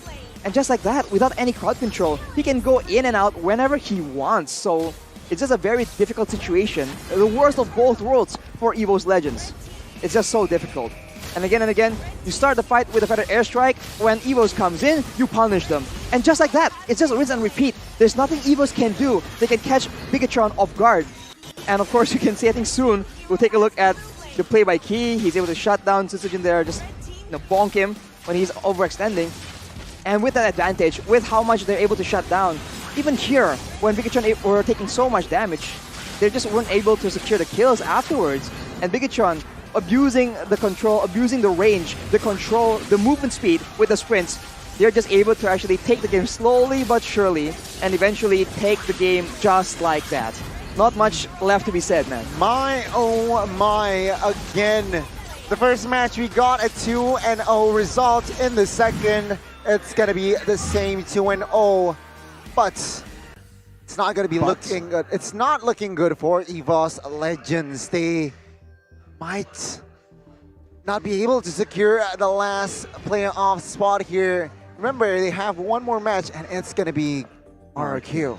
And now, right, well, technically they still have the chance to make it to playoffs, but it is all going to come down to, again, chance, which is not what you want, not where you want to be as a professional team right now. Because if Rebellion are able to take a victory up against Aura Fire, remember, Rebellion right now, they're going up, they're improving every game, and Aura are regressing. So that matchup is going to be very interesting, and it will be one of, if not the determining factor, if EVOS goes to the playoffs or not. So let's hear first the comms here from the side of the winning side, of course. Let's see.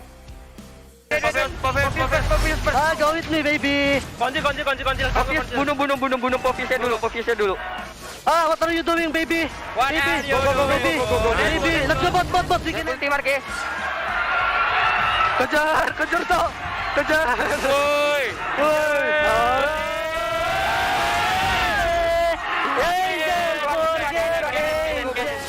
Kasih tau, Max.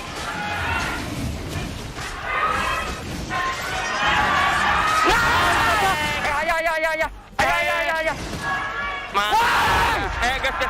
Gas. fokus. Bro. Nice. Hajar ini dulu aja.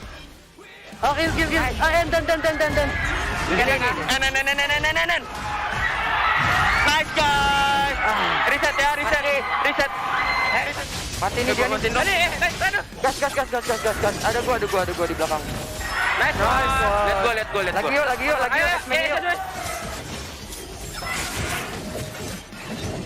Nice one.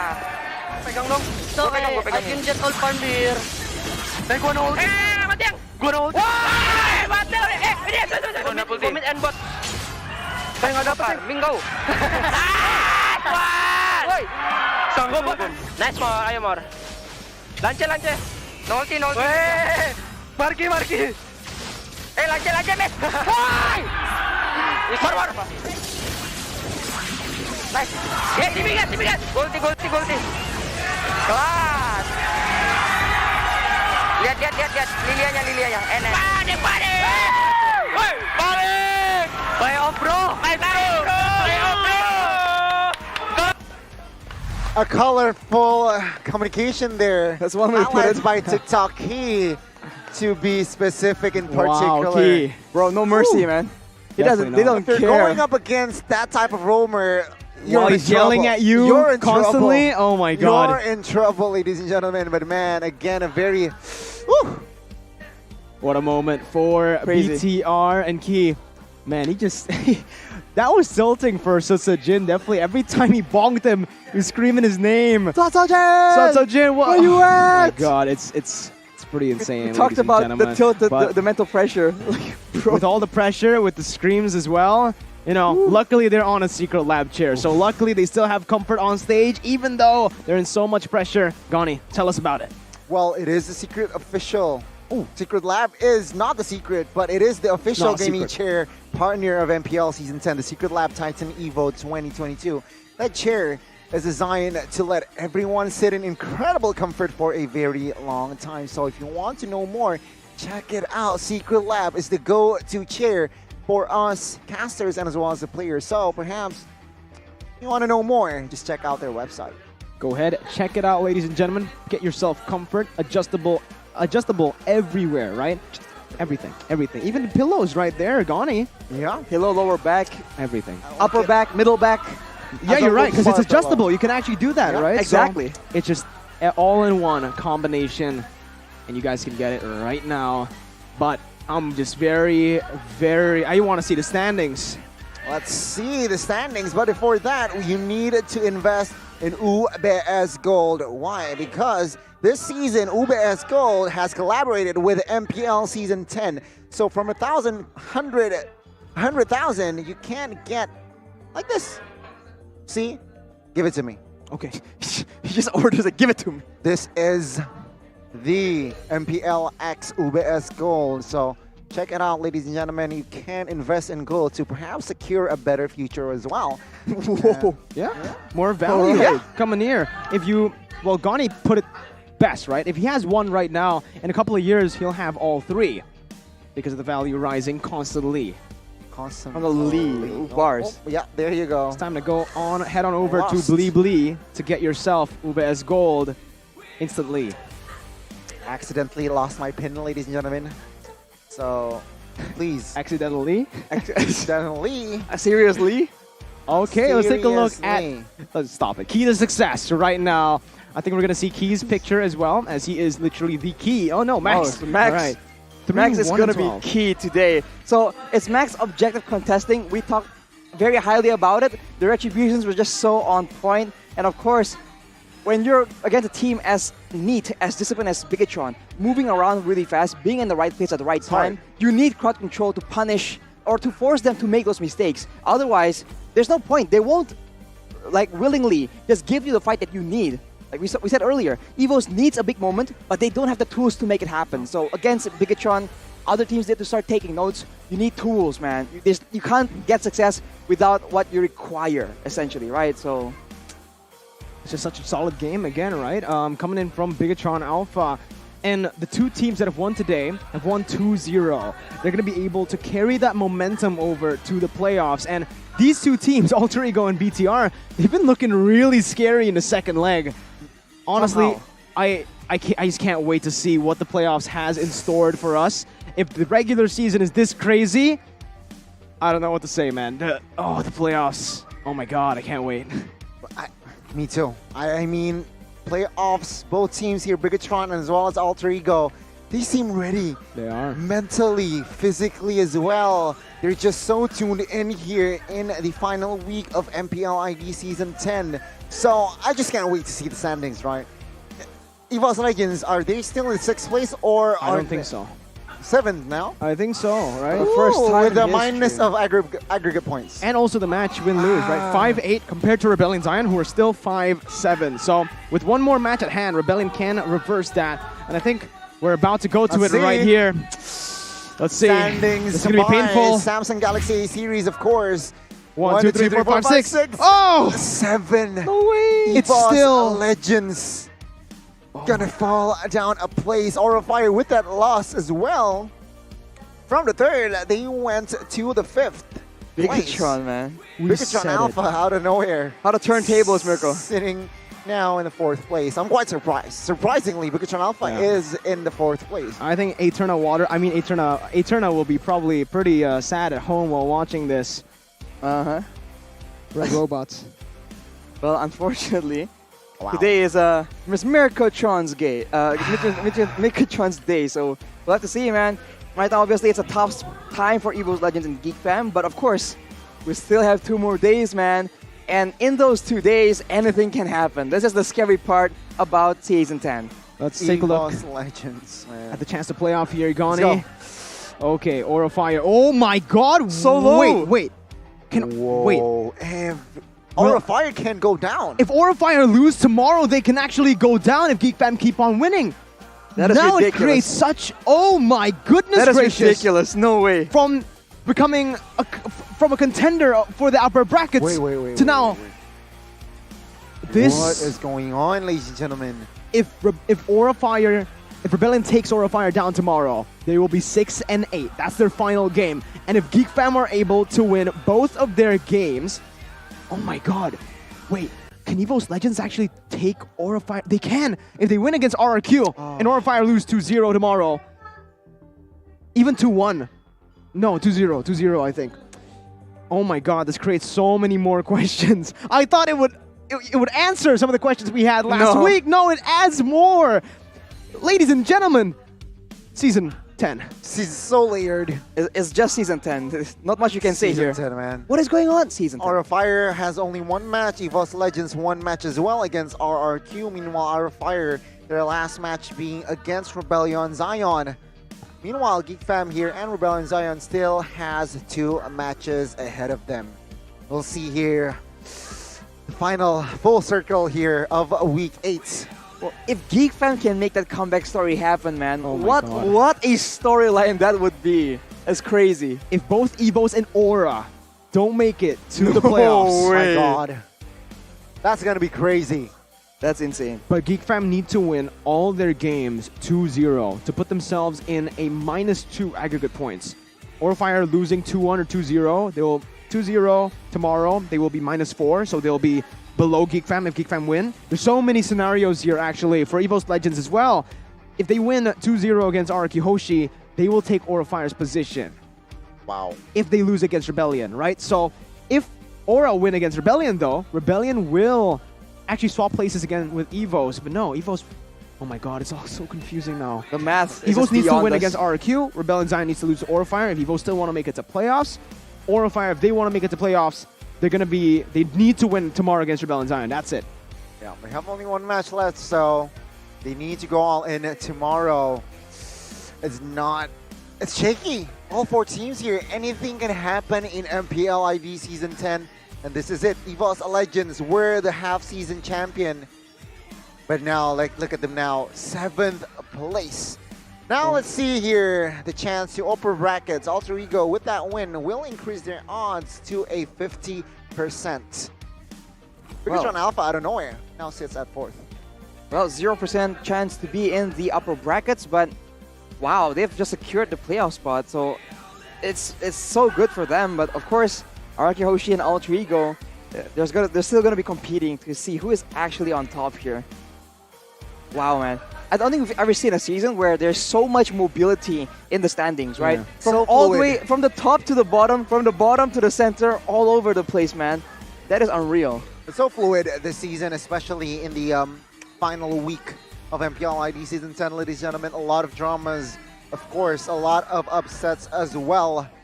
But man, what a season it has been, ladies and gentlemen. Thank you for staying loyal, accompanying us here in the Das English one as well. Appreciate you guys for a bit. Day 1, week 8. Wrapped Still up. 2 days left here. Day 1 wrapped up, done and dusted. But man, oh man. MVP here standings. Number 1 will still be Wow. Skylar. 2 Onyx players actually. Kyrie in the 3rd. Nino with the same points as Kyrie, and Susajin is sitting in the 5th place. Again, just a few more MVPs for all of the members in top 5 can actually just change the standings again, right? Onyx are going to be playing tomorrow, RQ as well. Alter Ego, unfortunately... No, done. Done, right? Wait, no. Are they done? I think against Alter Onyx. Ego. Against Onyx on Sunday. Oh. All right, so you're saying Nino has a chance here. Or CW or Kyrie. Well, is they're what I'm already out saying. there. Okay, Goni. Everyone here in the top 5 definitely have a chance. I think outside of the top 5, unless there's another person with 35 points, they might be able to make it. But this is it, ladies and gentlemen. I think it's going to be the battle between all 5 of these members for the regular season MVP. It's very close. It's very So- close, and this is the lowest point county agree. we've ever had. It's quite even. It's very even. Usually, at this stage, we have 70 points. Right. Someone has 70, 80 perhaps. And season 7, Albert just popped off, man. But here, 45. It's crazy. It's very low if you consider the context, right? So, I don't know, it's so crazy. Because even now, you don't even know if like the jungler is going to be the MVP, because the MVP has been switching around, because we've seen gold laners, we've seen roamers get the MVP, we've seen EXP laners as well. So, Season 10 is just so good. Anything can happen in Season 10, and anything will happen as well. Anything can and could happen in Season 10. It will happen, Goni says. Mark his words, ladies and gentlemen. Anything is possible! Anything is possible. It's possible, except Playoffs. Except Onyx not making to playoffs, because they've secured upper brackets as well, Everyone. 100%. So is Bigatron. Even if... Huh? So is Bigatron.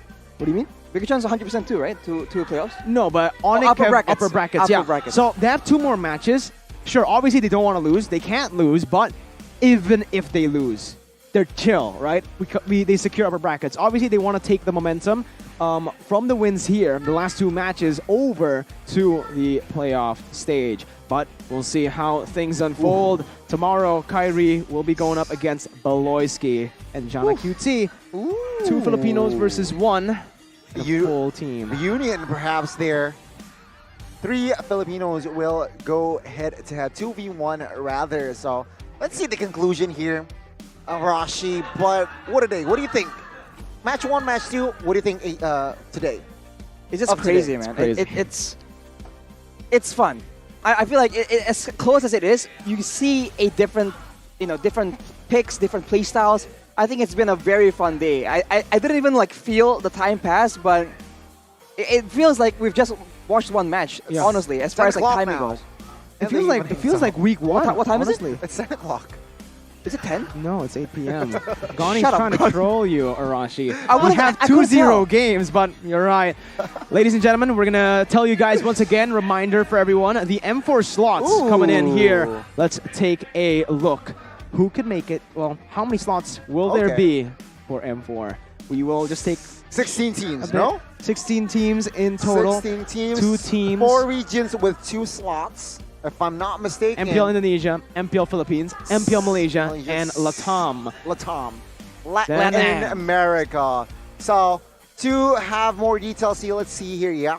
Latam, MPL ID, Malaysia, and Philippines will have 2 slots. Meanwhile, Mekong, Brazil, Cambodia, Middle East and North Africa, Singapore, Myanmar, North America, and as well as Turkey will have each 1 quota here. So, total will have 16 teams.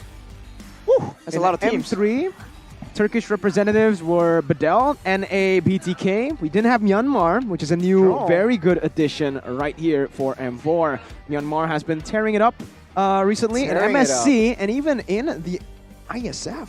Oof. Yes. They're a strong team. A contender, I could say. And Rashi, are you favoring the Myanmar side? Well, I had the liberty, the privilege of watching them play. It's pretty good, man. It's aggressive. And you already know, I'm biased towards aggressive playstyles. I like the idea that you take control and you don't let it go. So I'm looking forward to see how they can perform against everyone else, man. That's the whole point of the M series, right? Conclusion, if you want Arashi's heart, be aggressive. So, ladies and gentlemen, match 1. Sorry, day 1 of week 8 is done. Let's focus Feels on so day 2 right now. We're going to start it. No, Oh, no? we're gonna wait tomorrow to start day 2. We can't just go there. As much as I want to move over to day 2 ASAP, we gotta chill, ladies and gentlemen. All right, come on, man. It's like Come you're on, watching Donnie. a TV series, and then I like you want to binging, watch. though. You want to watch the next episode. I do. It's not out yet. You have to wait Just till wait, tomorrow. man. Wait, Why? chill out, boys. Come on, man. Chill out. All right, ladies and gentlemen. Take your time because it's gonna be even more hype if you wait for it, right? Oh my god, I can't wait. I actually can't wait, right? There's so many questions right now in terms of the standings, in terms of who makes it to the playoffs, and even in the upper brackets. Alter Ego and RQ, they're still going at it right now. Everyone needs to win their matches. That's basically it. Every team needs to win their matches here. Arashi, I want to ask you one final question. What's that? Which 2 teams will fail to secure their playoff spot? Your prediction, go. Oh my god. That is such a negative tone question. Quick. I hope that the new teams that haven't been seeing the playoff stage make it to the playoffs. That's all I'm gonna say. So basically what Rashi said, Aura Evo's not making it to the Translation. playoffs. I agree though. I would want to see these crazy, these teams, Rebellion and Geek Fam have never made it to the playoffs before. I would love to see them in the playoffs. So let's see perhaps in day 2 and day 3 the final and epic conclusion of the regular season MPL ID season 10. Goni, Mirko, and as well as Arashi will say bye-bye for now, but stay tuned for tomorrow because the action of day 2 will begin there. Perhaps this is it. See ya. No? Is it a perhaps? Is it a perhaps? We'll see. But man, oh man, this is going to be a very, very interesting day indeed. Tomorrow, stay tuned. Day 2 and 3 again. Goni, Mirko, Arashi, bye-bye.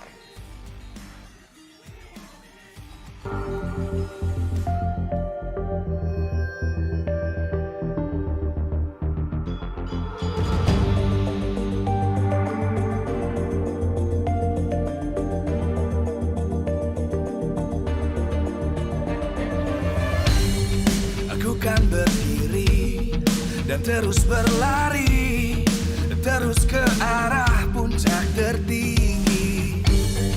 Ku takkan berhenti, hanya sampai di sini. Kemenangan abadi menanti. You know we won't miss if we unite our focus. And if you haven't noticed, we all live. Nyalakan apimu, hadapi semua tantangan, hadang semua serangan, jatuh bukan halangan. Bakar semangatmu, janganlah engkau menyerah. Kita akan buat sejarah. We all this, we won't miss. We all this, we won't miss. Saatnya beraksi, jalani ambisi. Aku kan menyawakan hari ini. You know we won't miss if we unite our focus. And if you haven't noticed, we all live. Nyalakan apimu, hadapi semua tantangan, hadang semua serangan, jatuh bukan halangan. Bakar semangatmu, janganlah engkau menyerah. Kita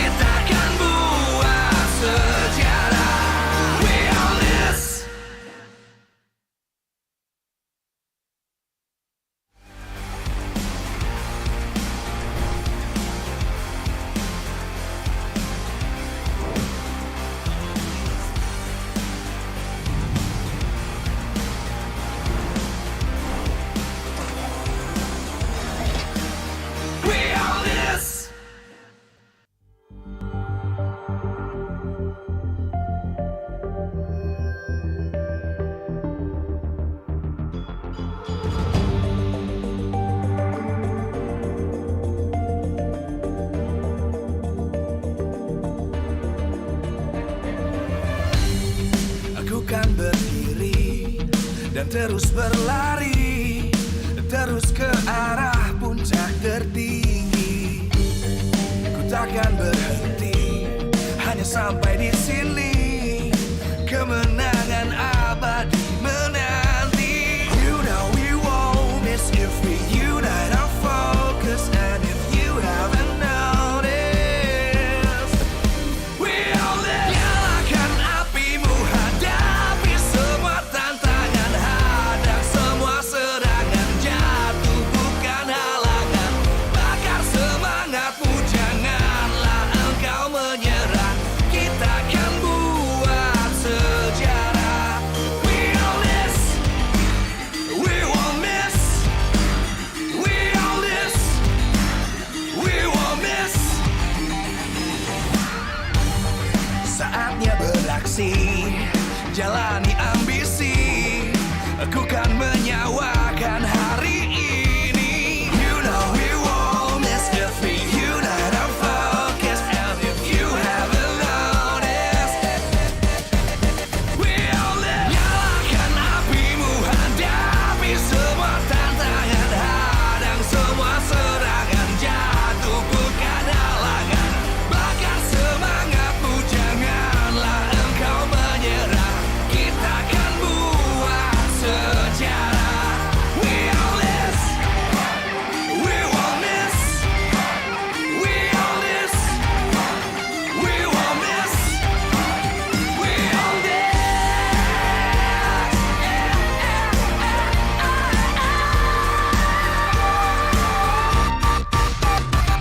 Nyalakan apimu, hadapi semua tantangan, hadang semua serangan, jatuh bukan halangan.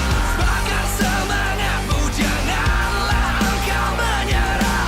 Kita akan buat sejarah. We all this.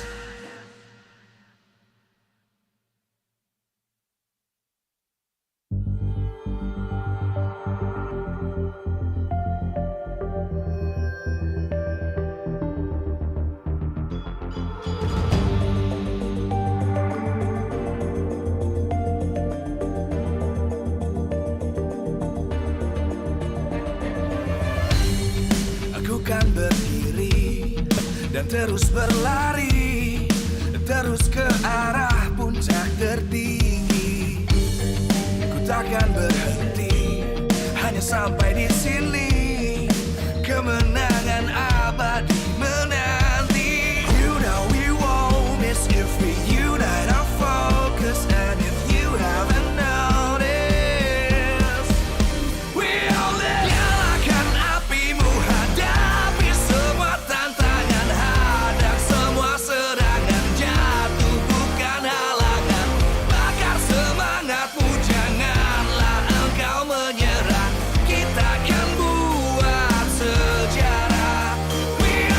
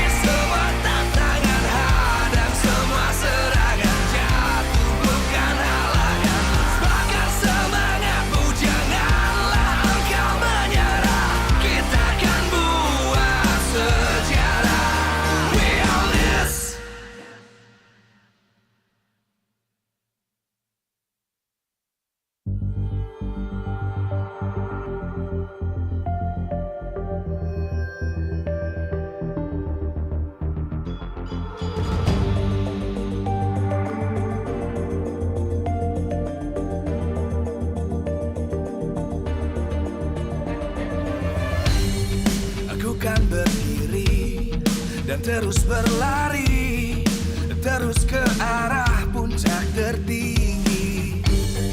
Ku takkan berhenti, hanya sampai di sini. Kemenangan abadi menanti. You know we won't miss if we unite our focus. And if you haven't noticed, we all live. Nyalakan apimu, hadapi semua tantangan, hadang semua serangan, jatuh bukan halangan. Bakar semangatmu, janganlah engkau menyerah. Kita akan buat sejarah. We all this, we won't miss. We all this, we won't miss. Saatnya beraksi, jalani ambisi. Aku kan menyawakan hari ini. You know we won't miss if we unite our focus. And if you haven't noticed, we all live. Nyalakan apimu, hadapi semua tantangan, hadang semua serangan, jatuh bukan halangan. Bakar semangatmu, janganlah engkau menyerah. Kita akan buat sejarah. We all this, we won't miss. We all this, we won't miss. We all this.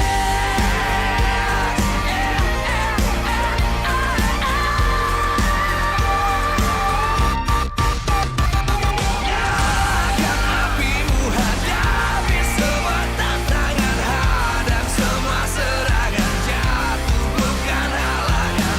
Bakar semangatmu, janganlah engkau menyerah. Kita akan buat sejarah. We all this.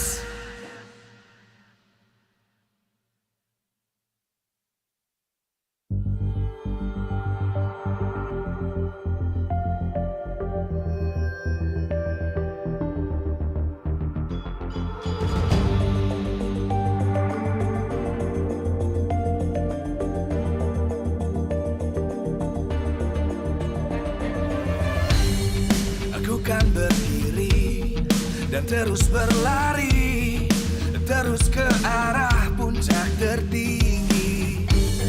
Ku takkan berhenti, hanya sampai di sini. Kemenangan abadi menanti. You know we won't miss if we unite our focus. And if you haven't noticed, we all live. Nyalakan apimu, hadapi semua tantangan, hadang semua serangan. Yung mga magkakakampi, madali masipa yung priority target dun sa kabila.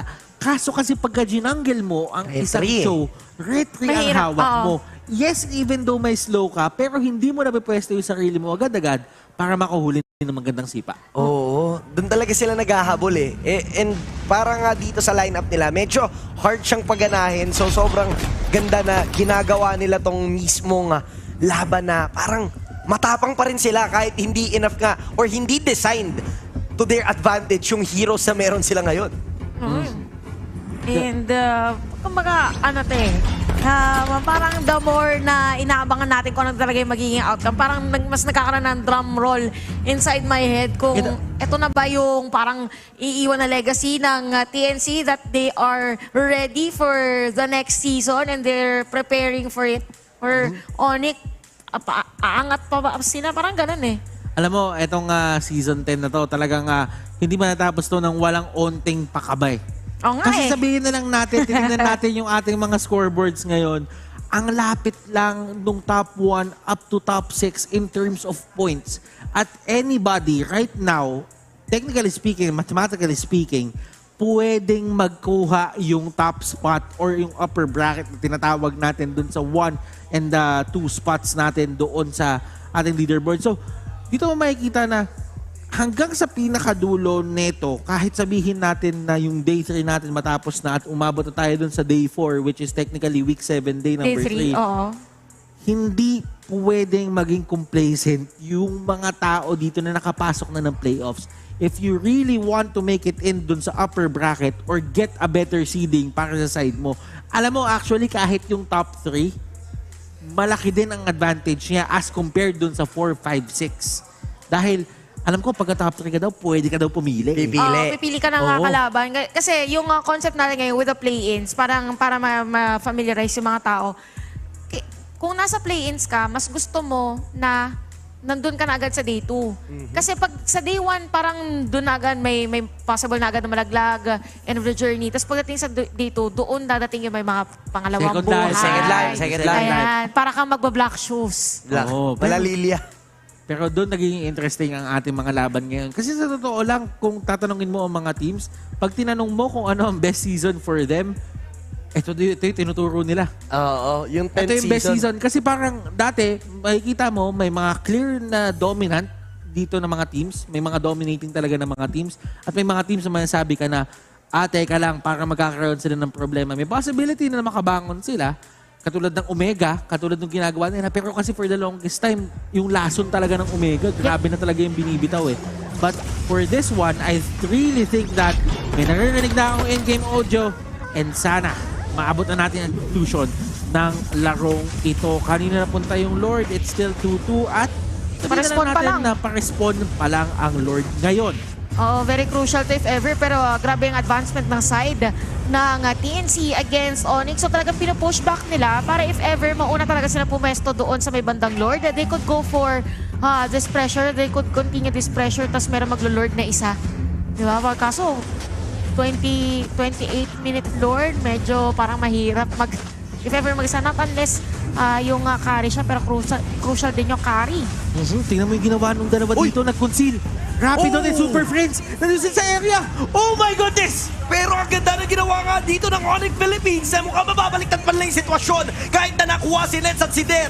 Ngayon si Escalera, Kram at si SDCYC. Ang pwesto, pero may Winter Transition. Aabangan lang nila si Super Friends. Makakatakas pa siya with the help of the wall. Coming in from Rapido. Pero ngayon, dedepensa lang sila si Kram. Bumibase lock na naman. Ito na nga ang call nila. And the Phoenix Army will rise. TNC Pro Team, the wildcards of Season 10. They impacted yung ating scoring, ladies and gentlemen, sa ating leaderboards by securing the series victory against Onyx Philippines. At isa lang sila sa mga team na makapagsabi na walang bawi ang Onyx Philippines sa amin noong Season 10. What a way for TNC to win that game. Imagine, it was a long game, 28 minutes, almost 29. Sinabi natin kanina, ang laki agad ng improvement nila in terms of draft, in terms of how they play, in terms of patience pagdating sa team fights. And gaya ng binanggit natin, this game is the continuity of their legacy, which is to always rise. Tatandaan na ang mga minsan sa buhay talaga, madadapa ka. But it's not about the fall. It's about the rise. And for TNC, always rise. Oo, dito na nga natin nakita yung capabilities nitong team na to. And gusto ko lang sabihin na sobrang ganda nung moment kanina na nakita nating nag-hug si Der tsaka si SDZYZ. Former teammates nung Season 8 sa TNC, if I'm not mistaken. Naging magkasama sila. So, parang dito mo makikita yung bond ng mga players kahit iba't ibang mga banners na yung nire-represent nila di sa MPL, andyan pa rin talaga yung pinagsamahan. And tandaan na kahit sabihin natin na TNC is eliminated from the playoffs, hindi na sila makakapaglaro, whatever points they get at this point, wala nang bearing yon. Pero tatandaan na any point na hindi makukuha sa kanila nung top 6 natin na nakapasok na will face or will shape kung ano man yung papanoorin natin papasok ng playoffs. And ladies and gentlemen, what a ride it has been for the side of Onyx. Grabe yung naging impact nila. But right now, pasa muna natin aside ni Mara Aquino for the winner's interview.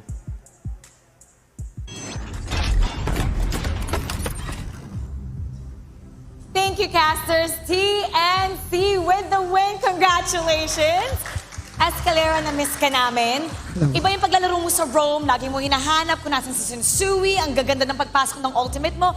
Lagi niyo ba ito pinapractice? Kasi ba't ngayon lang namin ito nakita? Ano po, Yeah? Go ahead. It's on. Nakikita ko lang, nung nanonood po kasi ako ng scream, parang nakikita ko yung ginagawa ng mga tank.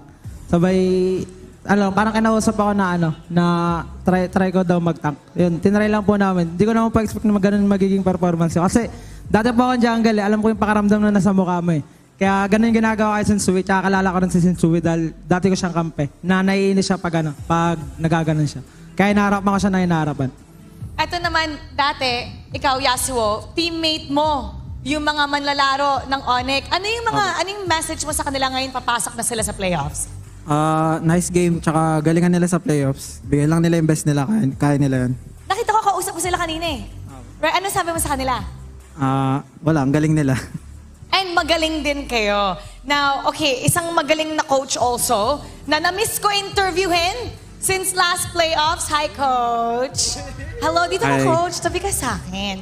Okay, so, yung alam naman natin na it's a bit difficult playing na kapag alam nyo na hindi na kayo papasok sa playoffs. So, what does this game mean for you? And how did you motivate your players to always give it their best at times na walang bearing ito for the team?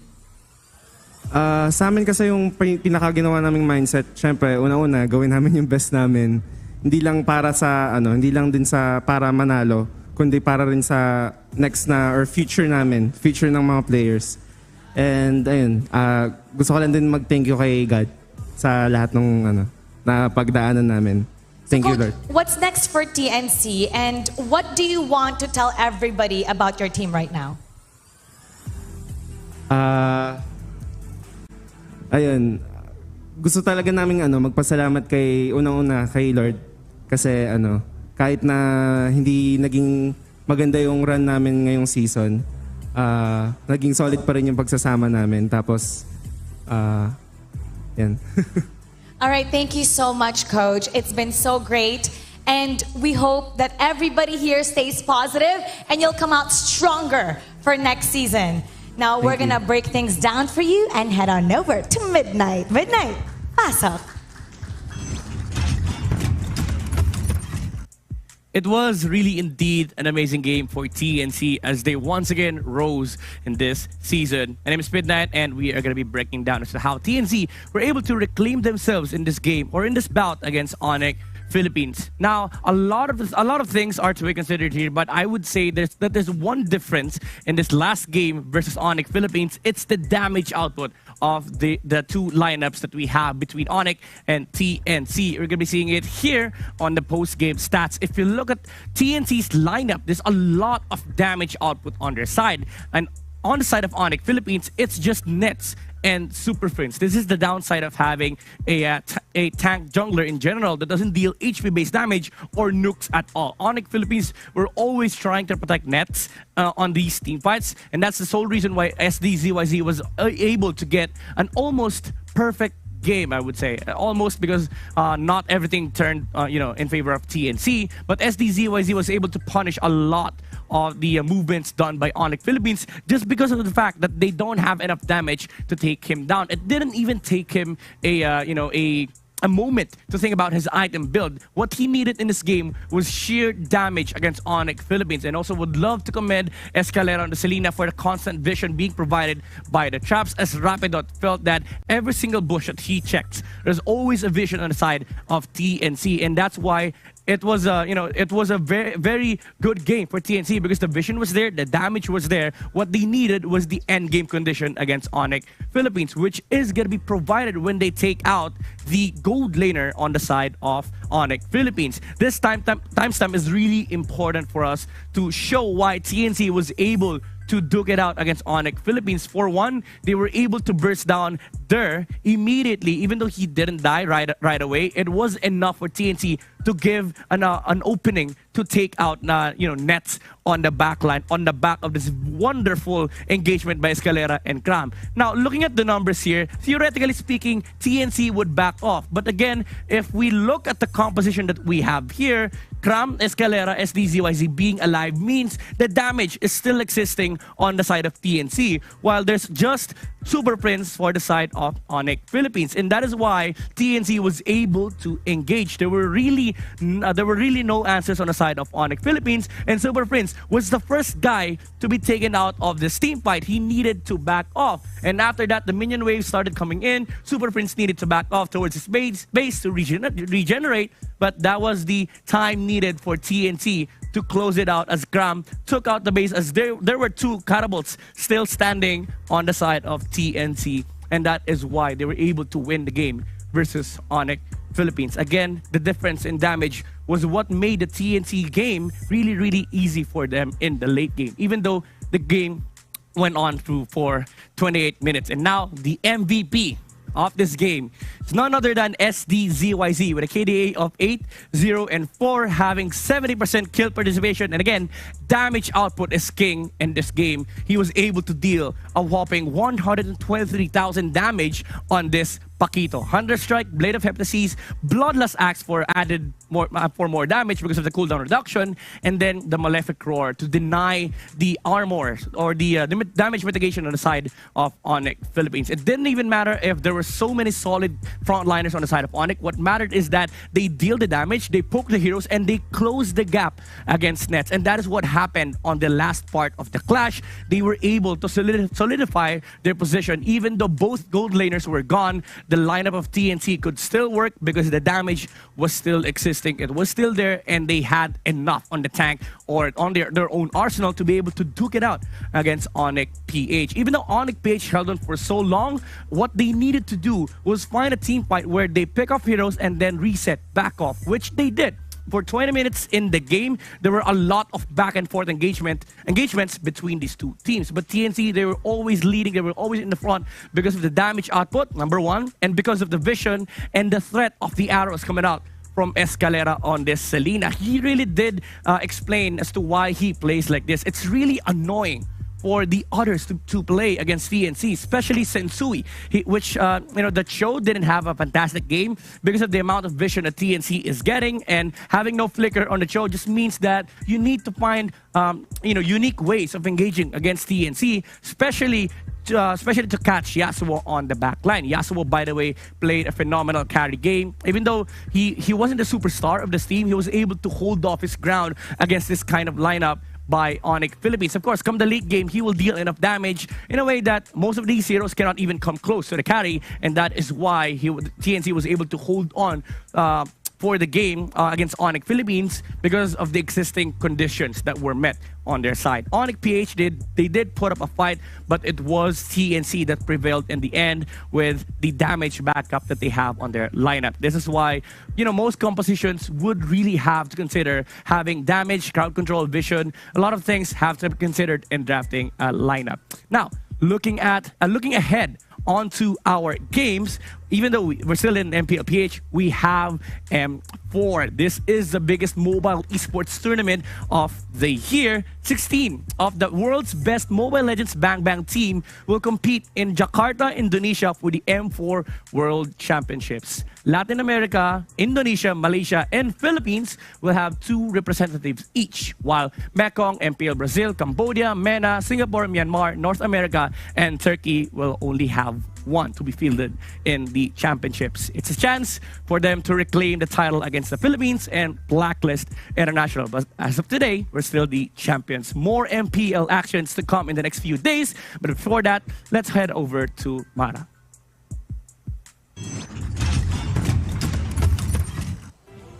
Sweeping victory and repetition of history ang nagsilbing opener ng huling linggo ng ating regular season.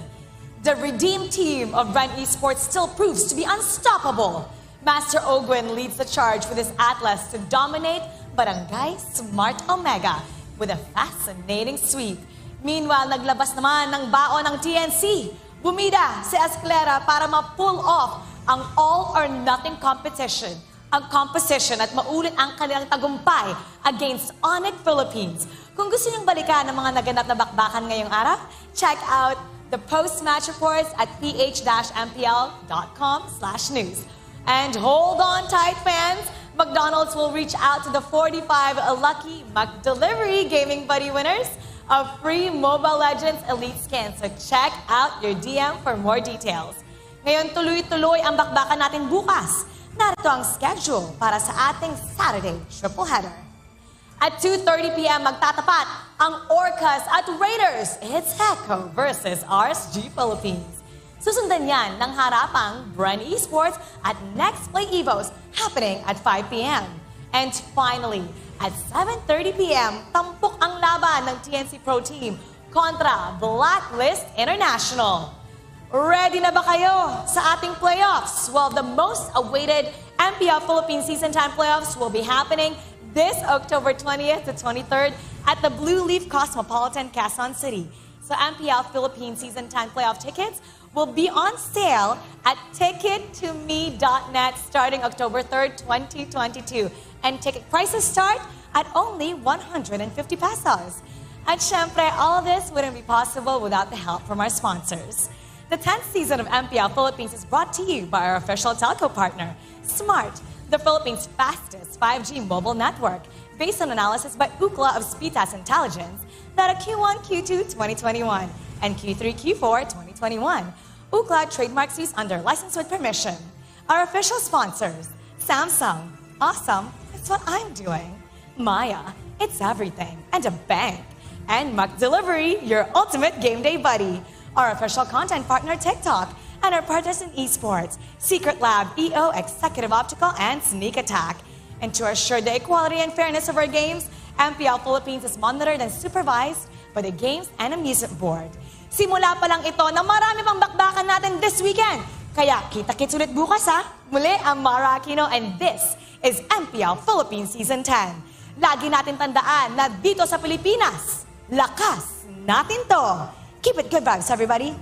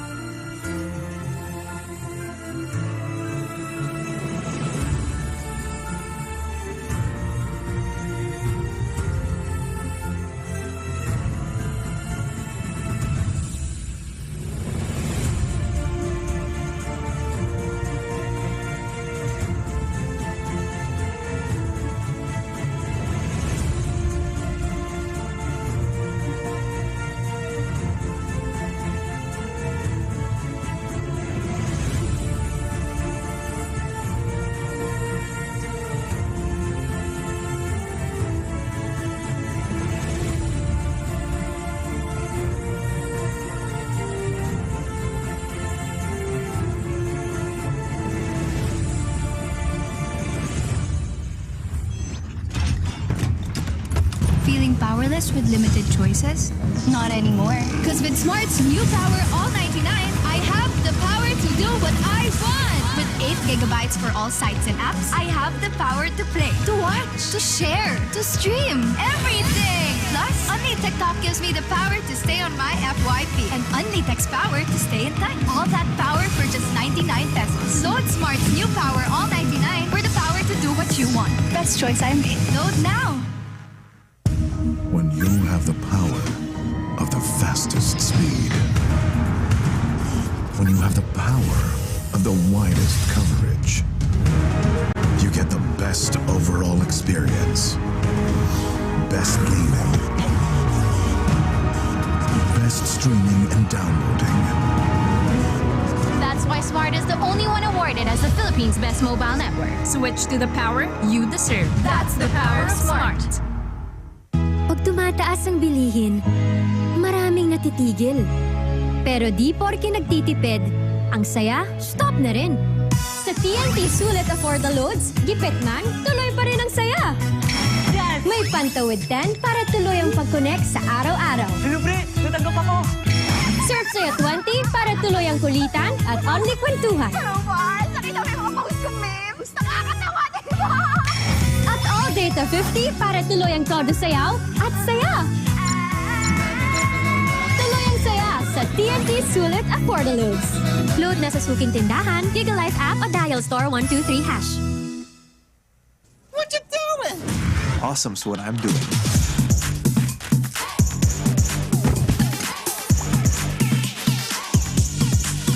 Do what makes you awesome. With the Galaxy A series. Get yours now.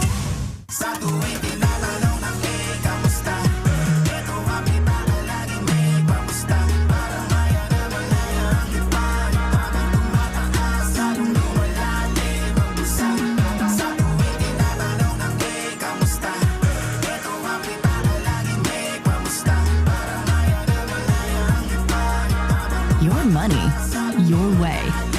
Your all-in-one money app. Maya, it's everything. And a bank. Uy, Big Mac! Sarap! Diretso na sa new McDelivery app for any McDo craving. May exclusive offers at discounts ka pa. Download now.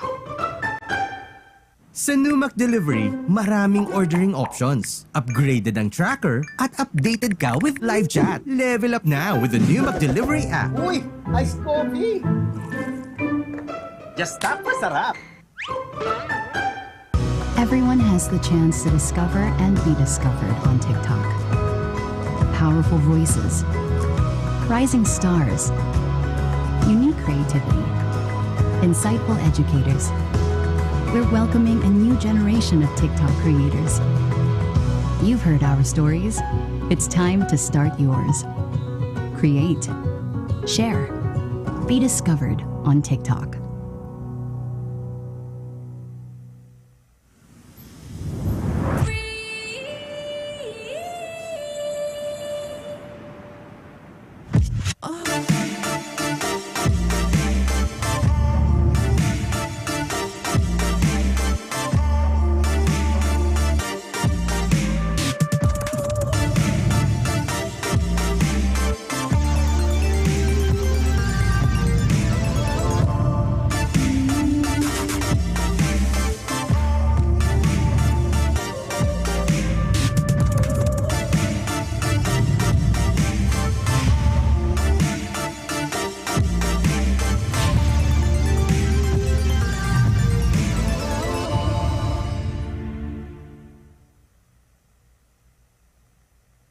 Hi, Muffin! I want this card.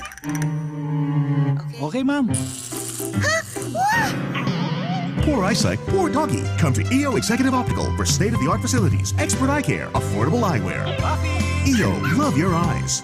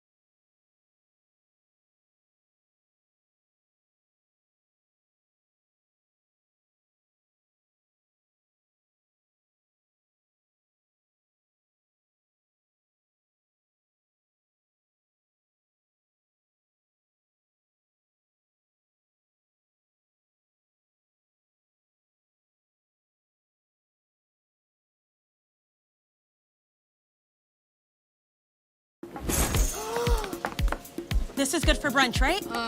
Amazing! You look amazing.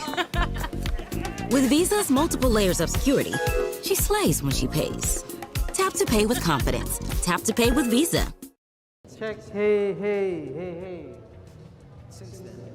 Check, check, check, check. Hey, hey, hey, hey. Basta importante yung bato ng Nimara. Yung leveling na lang. Yung leveling na lang, Dura. Kasi iba yung level nito eh. Level nito eh. Mas sensitive yung lapel eh. Kaysa sa headworm. Hi everyone, this is Catherine Bernardo. At ako naman po si Daniel Padilla. Guys, may paymaya na ba kayo? Kung wala pa, Hindi kami ng 10 winners para manalo ng papremyo. Sumali na kayo, scan the code. Hindi lang yan. Tignan nyo ang inyong ID number sa inyong Mobile Legends. Meron tayong lucky number draw kung ang last 2. Again, huling 2 digit.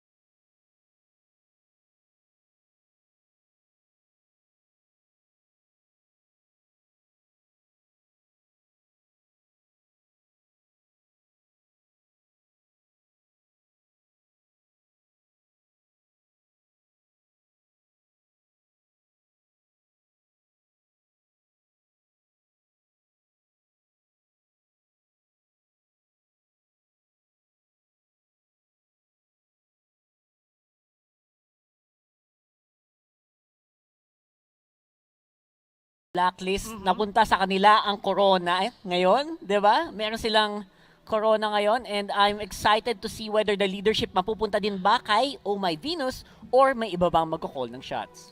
At para naman sa'yo, Manjin, what are you expecting to see? Nag-expect ako ng Game 3 kasi yung aura, maganda yung nakuha nila. But again, merong part sa akin na ang Blacklist, lumalakas sila kapag napanood na nila yung makakalaban nila. Download? So meron silang preparation kagad. Ah, very interesting. I think, yeah. Sorry. MPL Philippines Season 7 was brought to you by Smart, the official tournament telco partner of the MPL. Free to game great with Smart free games for all. Magbabalik ang MPL Philippines Season 7. Tutok lang.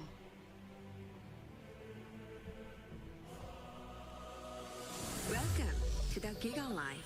Your passions, your stories, your life.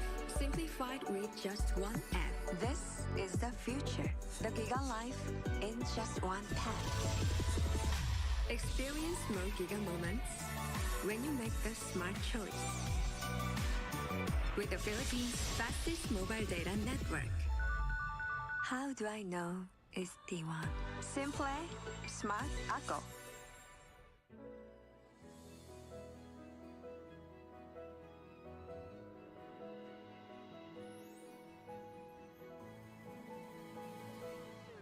Moment na sana, pero hassle ang kati.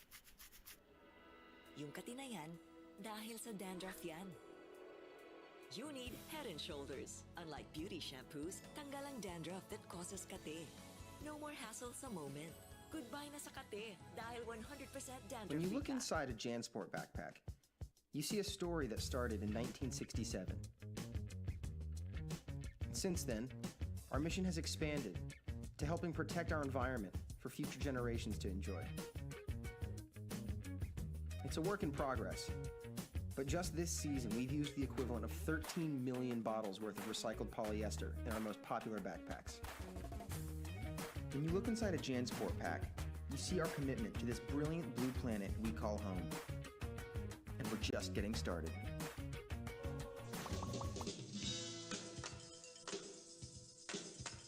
Hi everyone, this is Catherine Bernardo. At ako naman po si Daniel Padilla. Guys, may paymaya na ba kayo? Kung wala pa, dapat mag-download na kayo sa Google Play or App Store dahil ito na ang kusong pangbayad ngayon. Ang Paymaya is isang mobile payment app using only your cell phone and you can pay practically anything, kahit online transactions pa yan. With Paymaya, hindi mo na kailangan magdala ng cash.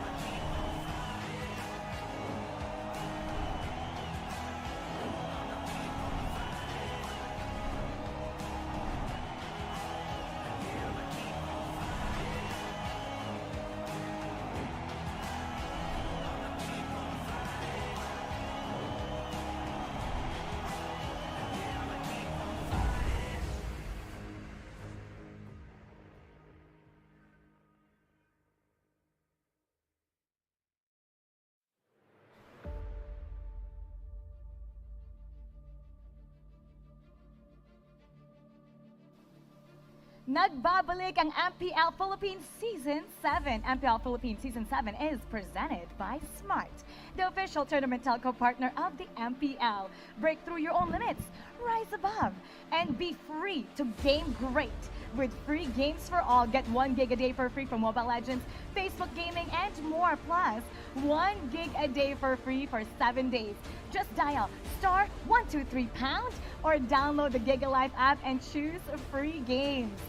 Aura PH kontra Blacklist International ang masasaksihan natin ngayon. But first, let's welcome Aura PH.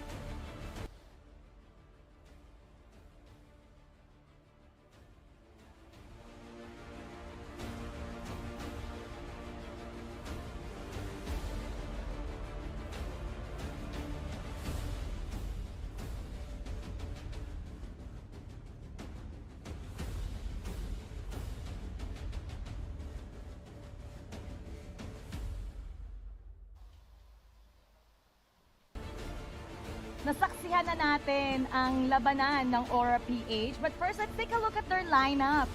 Tignan natin ang kanilang lineup sa araw na ito. And let us know if there are any surprises for today. Ooh, Rafflesia, Greed, Kiluwas, JP, and Benny Cutie. Ang masasabi ko lang, Aura, pagdating sa series, ay yun talaga yung nilalaro nila. I think ang maganda pa dito is pwede sila mag-switch up. Kasi kahit si Hades ay pwede mo ring ipasok bilang jungle. So yun yung nagugustuhan ko sa Aura eh. Maraming flavor ang pwede nating makita. Again, JP is fresh from a Season 6 fight, Season 6 games. He had a great season nung simula and then it fell off a little bit nung dulo. Pero right now, he's gonna have a chance to prove once again, isa siya sa mga pinakinakatakutan na carry dito sa MPL. Yung unang sabak nila ngayong season, na-test sila kontra sa work, pero sapat pa rin ang pinakita nila para sa come from behind 2-1 win. I think ang key doon si Benny Cutie, and si Rafflesia. Yes. Si Bane ni Cutie na nagpakita kahapon.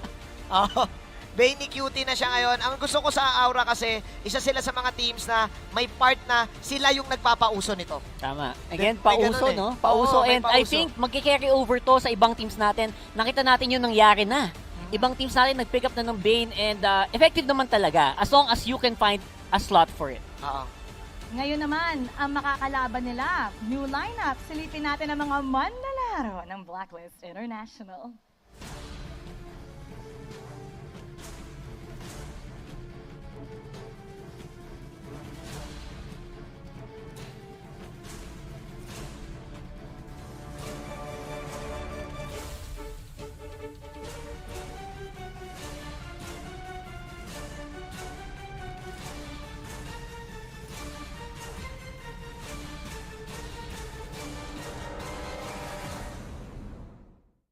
Blacklist International, pag nakita natin ang kanilang roster, meron tayong 3 bago. Nandyan si Oheb, si Oh My Venus, at nandyan din si Wise.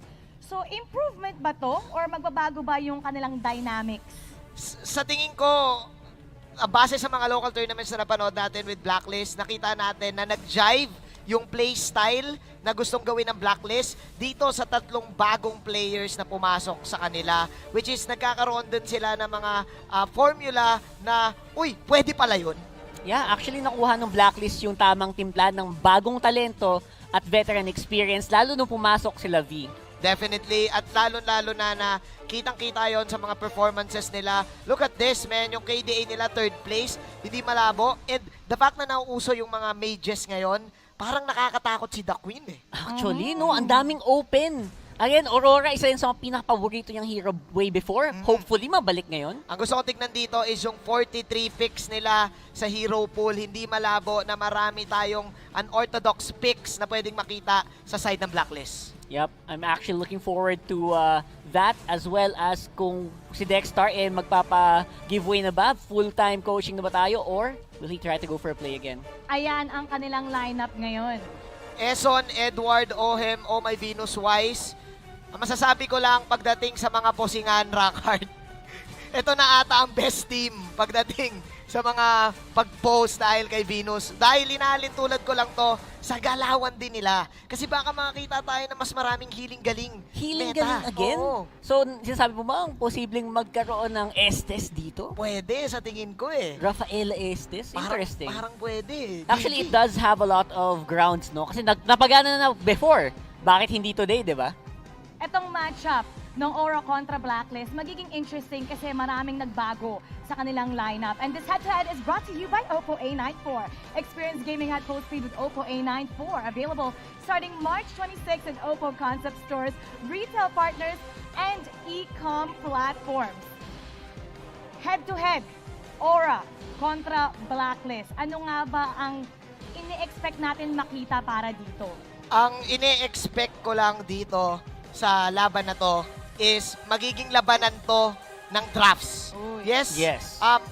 Lahat ng players dito magagaling, lahat may mga mechanical skills, pero magkaiba ng style. And yung style, iba pa yon sa way nila ng drafting. Ako gusto makita yung leadership again ng Aura. Sana may nagbago from last time, from nung Friday. Kasi I think they need to switch it up again. Kasi especially with JP right now on the field. Siyempre, ang success ng isang koponan, hindi lang mula sa manlalaro. Meron din tayo mga strategists, ang mga nagpaplano kung ano nga bang dapat gawin. And who will be the head and shoulders above the competition. Put your game face on and finally say goodbye to those awkward #itch and GG moment thanks to Head and Shoulders. 100% dandruff-free and itch-free. Now, mas mabango pa. Feeling ko rock hard ginamit mo Head and Shoulders kasi ang bango-bango mo nung dumaan ako sa'yo. At wala kang dandruff Napansin mo pa yun? Bago ang buhok. Kaya na ang ating mga coaches. Nandyan si Coach Arcadia and Coach Bonchan. Coach Arcadia, Coach Sun Sparks sa MPL titles ng Season 4 and 5. And Coach Aura last season. Ito naman si Coach Bonchan played in Season 2, 4, and 6. So, wala pa siyang MPL title pero he brings in tremendous experience simula pa nung Season 2. Is that a big impact para sa kanila? Sobrang magiging impactful yung kakayahan ni Bonchan, I think, with Arcadia dahil may part na hindi mo ngayon mahuhulaan. Hindi natin mapipredict ngayon kung ano yung picks nitong dalawang coach. Yeah, that's right. Especially right now, nasabi nga natin, there's a little room for experimentation. If you want to, if you can afford it, kung kaya mo masingit, isisingit mo yan. Isisingit talaga. Parehas itong teams na to na sa strategize ng Digi. Meron pa tayong mga pwedeng makita dito na Bane or kahit yung Franco, pwede natin makita. At siguro nga, Nana, pwedeng bumalik eh. Totoo yun. Actually, isa sa mga pinakagusto ko dito sa parehong coach na to, hindi sila takot na mag-try ng bago. As long as alam nilang gagana, igagawin nila. Ngayon naman, meron tayong mga key players na inaabangan natin, and these feature players will do all they can para hindi ma-GG. They can, para hindi ma-GG, bring your clay game with Master. Ang sikreto ng mga gwapo. Kung gusto niyo maging gwapo, mag-master na kayo. Tignan natin ang ating mga key players for today. Ayan, Sir Flesha, may napaka-unorthodox ng style niya, yung pickups and build. Yung last game niya, di ba? Yung grok niya, assassin na may high on dry, pero it works. Kontra kay Oh My Venus, how is this head-to-head? Sobrang interesting nito dahil magkaiba sila ng type ng playstyle. Pero masasabi ko lang is pareha silang may capability mag-call. So ngayon, kaninong call ang mas dapat pakinggan? Actually, that's the thing eh. Kaya itong numbers na to, sobrang misleading, no? Sobra! Kasi hindi mo dyan ma-measure yung shot call capabilities din ni Raflesha na kahit mas less yung numbers niya, siya ba yung, dehado? Hindi eh. Kasi last season, wasak KDA niyan eh. Last season, siya nagpauso ng Digi virus. Oo. At wala siyang, lahat ng deaths napunta sa kanya. Alam naman natin itong si Raflesha, known siya sa mga surprises. Do you think may makikita pa tayong maraming surprises ngayon? Ngayon, may prediction na tayo. Napakarami. I think ito ata yung series na never nating mapipredict dahil once in a lifetime lang din mangyayari to sa MPL Season 7. First and last meet-up nitong dalawang unorthodox teams na to. Yep, ang pinaka-focus ko dito, menu side lane, si Oheb versus Benny Cutie, tsaka kay Luwash versus Edward. Napakainit ng mga lane na yan. Diyan magkakaalaman. Oheb, brand new dito sa ating liga, pero prove niya last week na he belongs against probably one of the strongest gold laners right now. So I think magiging challenge to para sa dalawa sa kanila. looking at their strengths, ano sa tingin nyo ang magiging dominant para sa buong koponan, na magiging susi para sa kanilang success for today? Sa tingin ko para sa Aura, ang kailangan lang nila dito ay yung experience na meron sila. They can pull off comeback games. But for Blacklist, I think ito na yung time na kailangan nilang ilabas yung surprise factor na meron yung team nila. Yeah, I think kailangan ng Blacklist is mag-pop off yung individual na, sabi ko kanina, side lanes nila. If they can dominate, especially the XP and gold lanes, they can have a lot of control around the map. And yung mid lane kasi, expected natin to, magkakabakbakan si Rafflesia tsaka si Venus dito eh. Kung meron tayong gustong makita sa laban na to, ano yon? Digi ako, Digi. Ako, Estes. Digi, Estes. Digi tsaka Estes, man. Now, looking at their previous performance, ano ba sa tingin nyo, they need to work on the, alam nyo, uy, baka makita natin ang improvement this game? Sa tingin ko para sa side ng Blacklist International, for sure magtutuloy-tuloy sila dito ng aggressive movements kasi madalas ko nakikita ngayon si Eso na nag-i-initiate, pero ngayon kailangan nila maging careful kasi they're up against greed din. So, nabanggit mo nga, may labanan sa jungle dito. Sa tingin ko dito magkakabalugbugan. That's true. Ano nga ba ang lamang ng Aura kontra sa Blacklist at ang Blacklist kontra sa Aura? Man, Aura against Blacklist, I think they already have experience. Aura, nakita natin last season, kayang-kaya nilang mag-win streak eh. Oo. Gustuhin nila, di ba? At sa Aura naman, sa Blacklist naman, lamang nila is medyo mysterious effect eh. Mas nakapag-prepare kasi I think ang Blacklist ngayon since yung Aura ay nanalo na nung unang day nila. But again, momentum is on the side of Aura Philippines. How important is it na may isa na tayong koponan na sumabak na? Sobrang importante nun eh kasi I think mayroong mga surprise factor na sinabi nga ni Rockhart dito. Like for example, yung Bane, pwede sanang hindi pa natin alam na ginagamit pala yon ni Benny Cutie.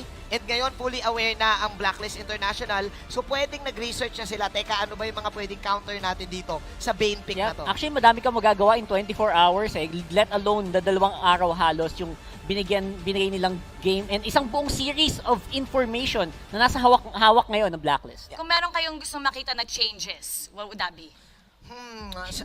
Parang sa tingin ko, mahirap eh. Kasi lahat ng lineup nitong dalawang teams, lahat bago eh. Totoo sa yan. kanila lang, probably, again, ito yung laban na magkakasubukan talaga yung mga coaches dito. Bonchan, Dexter, na nagtutulungan din pagdating sa analysis. At kasama pa dito si Coach Dale na analyst din para sa side ng Aura PH. So talaga ako, gusto ko na lang ma-surprise, gusto ko na lang magulat ng todo.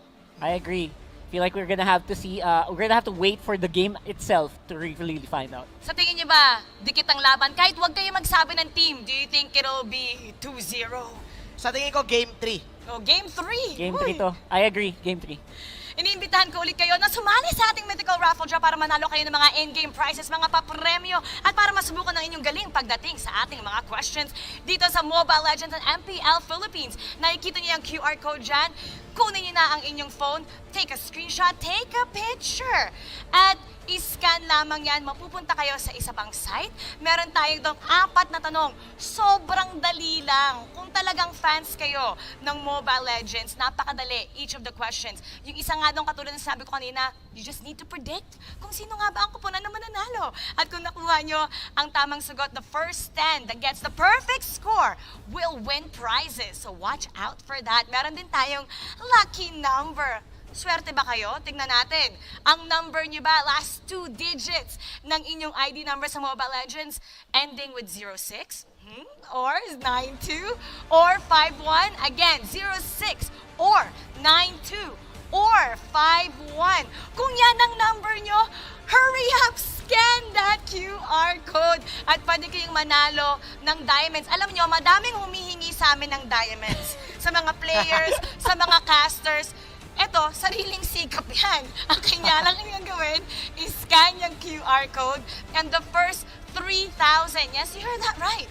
First 3,000. So mataas ang chance nyo dito. Kaya go ahead, scan that, fill up the form para manalo kayo ng mga skins and diamonds. Malapit na mag-umpisa ang ating bakbakan. More on MPL Philippines Season 7 when we return. Welcome to the Giga Life. Your passions, your stories, your life. Simplified with just one app. This is the future. The Giga Life in just one pack. Experience more Giga moments when you make the smart choice. With the Philippines' fastest mobile data network. How do I know is T1? Simple, smart ako.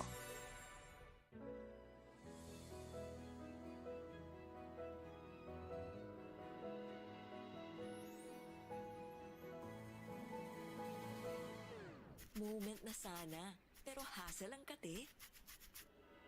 Yung kati na yan, dahil sa dandruff yan.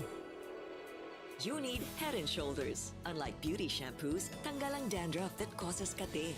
No more hassle sa moment.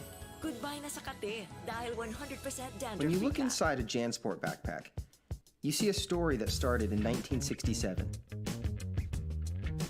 Since then, our mission has expanded to helping protect our environment for future generations to enjoy. It's a work in progress, but just this season, we've used the equivalent of 13 million bottles worth of recycled polyester in our most popular backpacks. When you look inside a JanSport pack, you see our commitment to this brilliant blue planet we call home. And we're just getting started.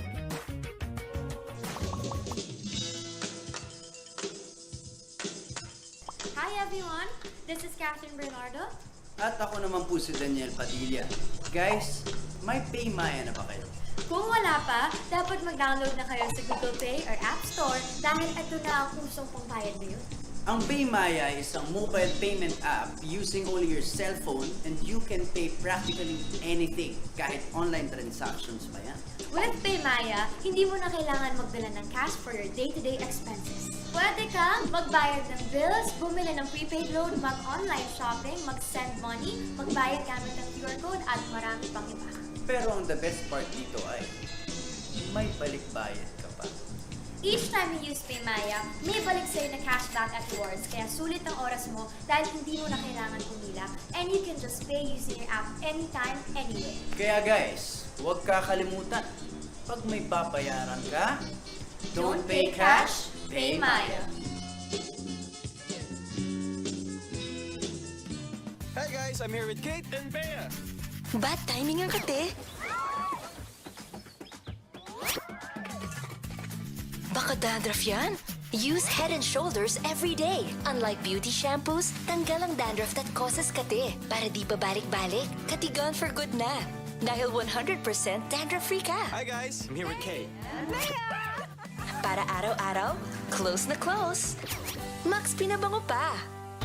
What do you do when what you desire is beyond reach? You use power that breaks barriers. The Giga Life. Now in 5G. Do you believe this is possible? I do. How do you know? Simple, smart, ako. Inevitable.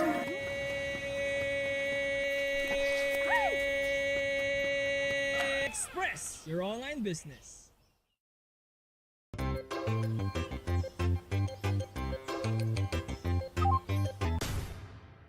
Express your online business.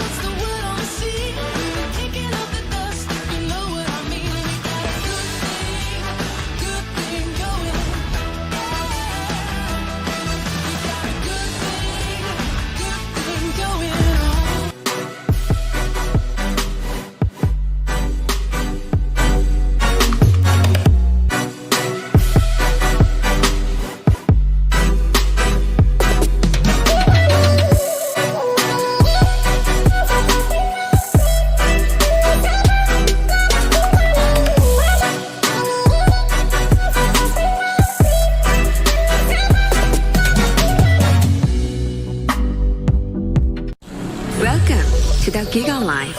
Your passions, your stories, your life. Simplified with just one app. This is the future. The Giga Life in just one tap. Experience more Giga moments when you make the smart choice. With the Philippines' fastest mobile data network. How do I know it's T1? Simple, smart ako.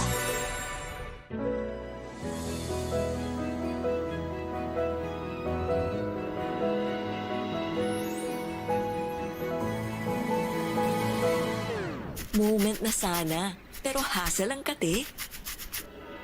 Yung kati na yan, dahil sa dandruff yan.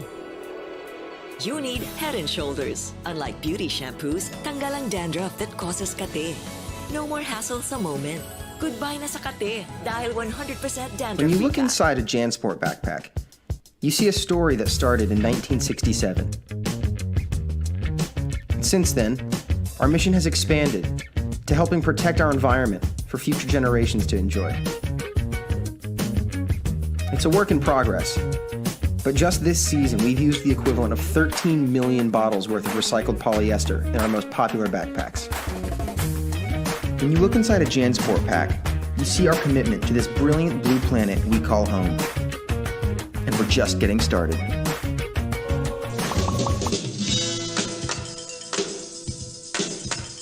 Hi everyone, this is Catherine Bernardo. At ako naman po si Daniel Padilla. Guys, may PayMaya na ba kayo? Kung wala pa, dapat mag-download na kayo sa Google Play or App Store dahil ito na ang kusong pangbayad ngayon. Ang PayMaya is isang mobile payment app using only your cell phone and you can pay practically anything, kahit online transactions pa yan. With PayMaya, hindi mo na kailangan magdala ng cash for your day-to-day expenses. Pwede kang magbayad ng bills, bumili ng prepaid load, mag-online shopping, mag-send money, magbayad gamit ng QR code at marami pang iba. Pero ang the best part dito ay may balik-bayad ka pa. Each time you use PayMaya, may balik sa'yo na cashback at rewards, kaya sulit ang oras mo dahil hindi mo na kailangan pumila and you can just pay using your app anytime, anywhere. Kaya guys, huwag kakalimutan, pag may babayaran ka, don't pay cash, pay Maya.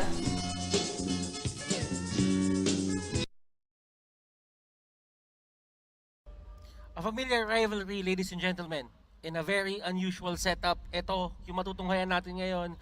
Welcome to the Caster's Desk. I am your anchor, Butters. He is your analyst, Wolf. And kami ang maging casters for this series. But do not forget that MPL Philippines Season 7 is presented by Smart, our tournament telco partner. Free to game great with Smart free games for all. And do remember that MPL Philippines Season 7 is under the supervision and regulation of the Games and Amusement Board. Wolf, kamusta? Ano yung pulso mo dito sa matchup na to? It's gonna be, tama yun.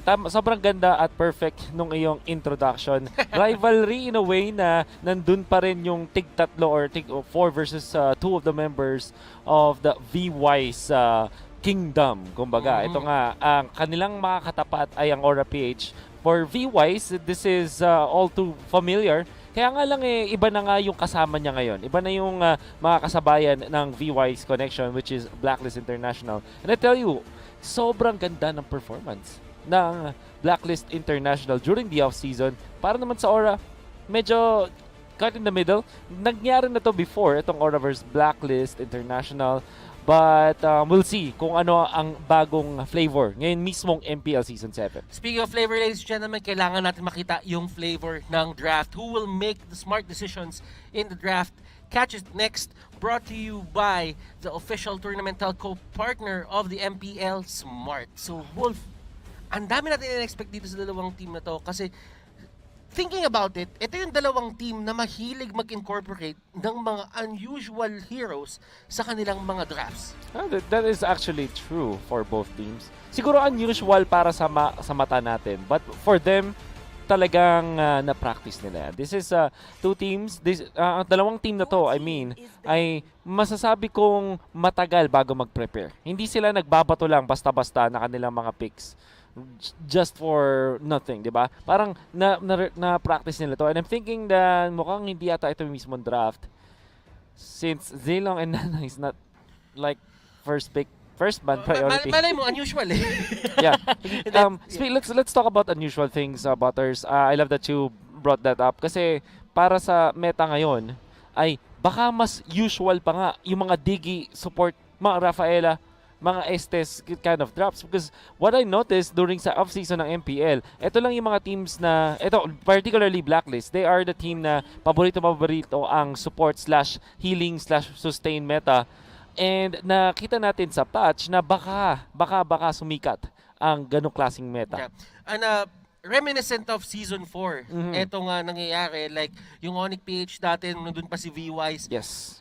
Ang ganda din ng tinakbo nila eh. And this season, might be the season na bumalik itong ganitong tema ng drafting natin. Yep. And looking at it, Wolf, hindi basta pruwebang pinakita sa atin ng Blacklist International.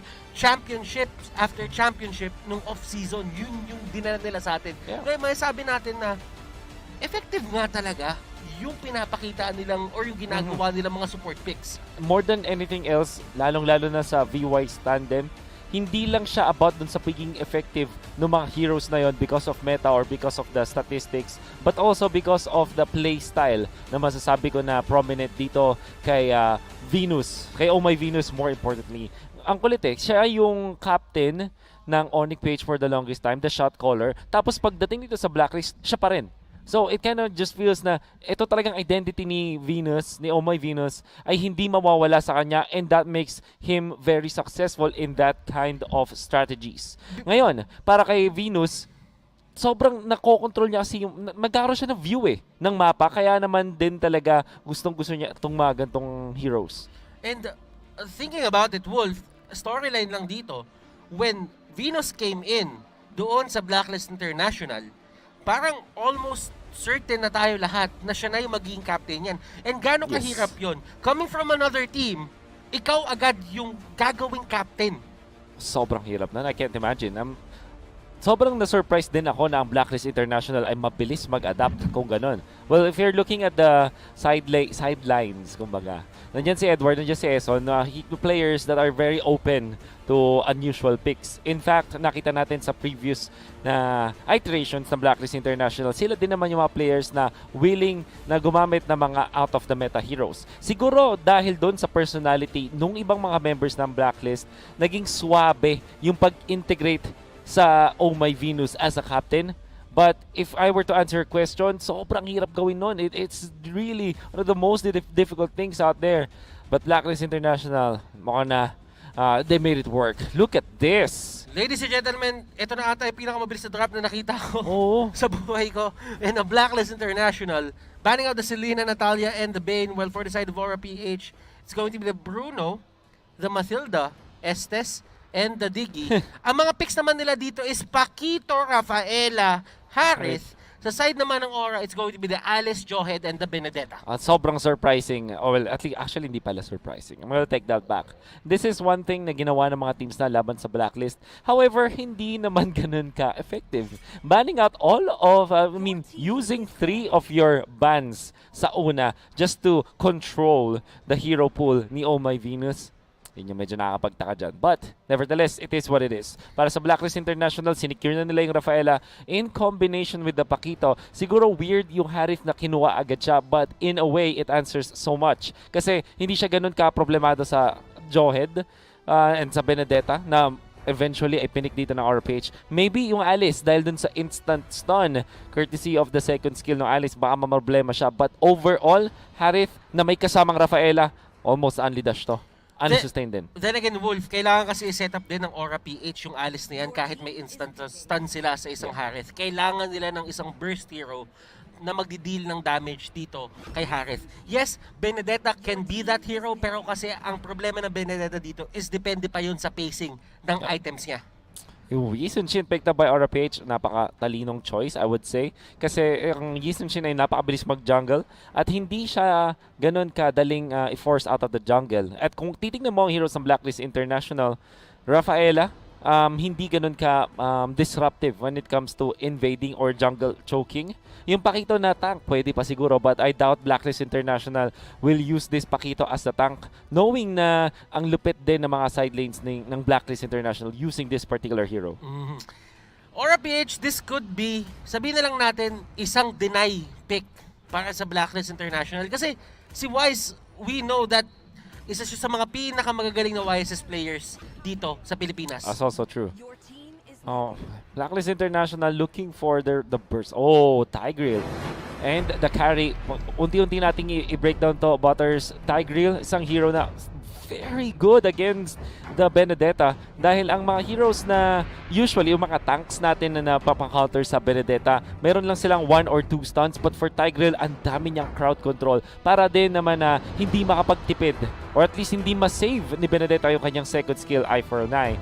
Carry, however, ito yung nakakagulat na pick, but hindi natin pwedeng tignan si Carry lang. Kailangan man tignan yung supporting niya, which is the Rafaela. Rafaela plus Carry, totally different story siya. Kaya nga naman talaga pinili siya ng Blacklist International. I agree, Wolf. Aura PH going for that Kagura. Nakita natin yung game nila nung day number 1.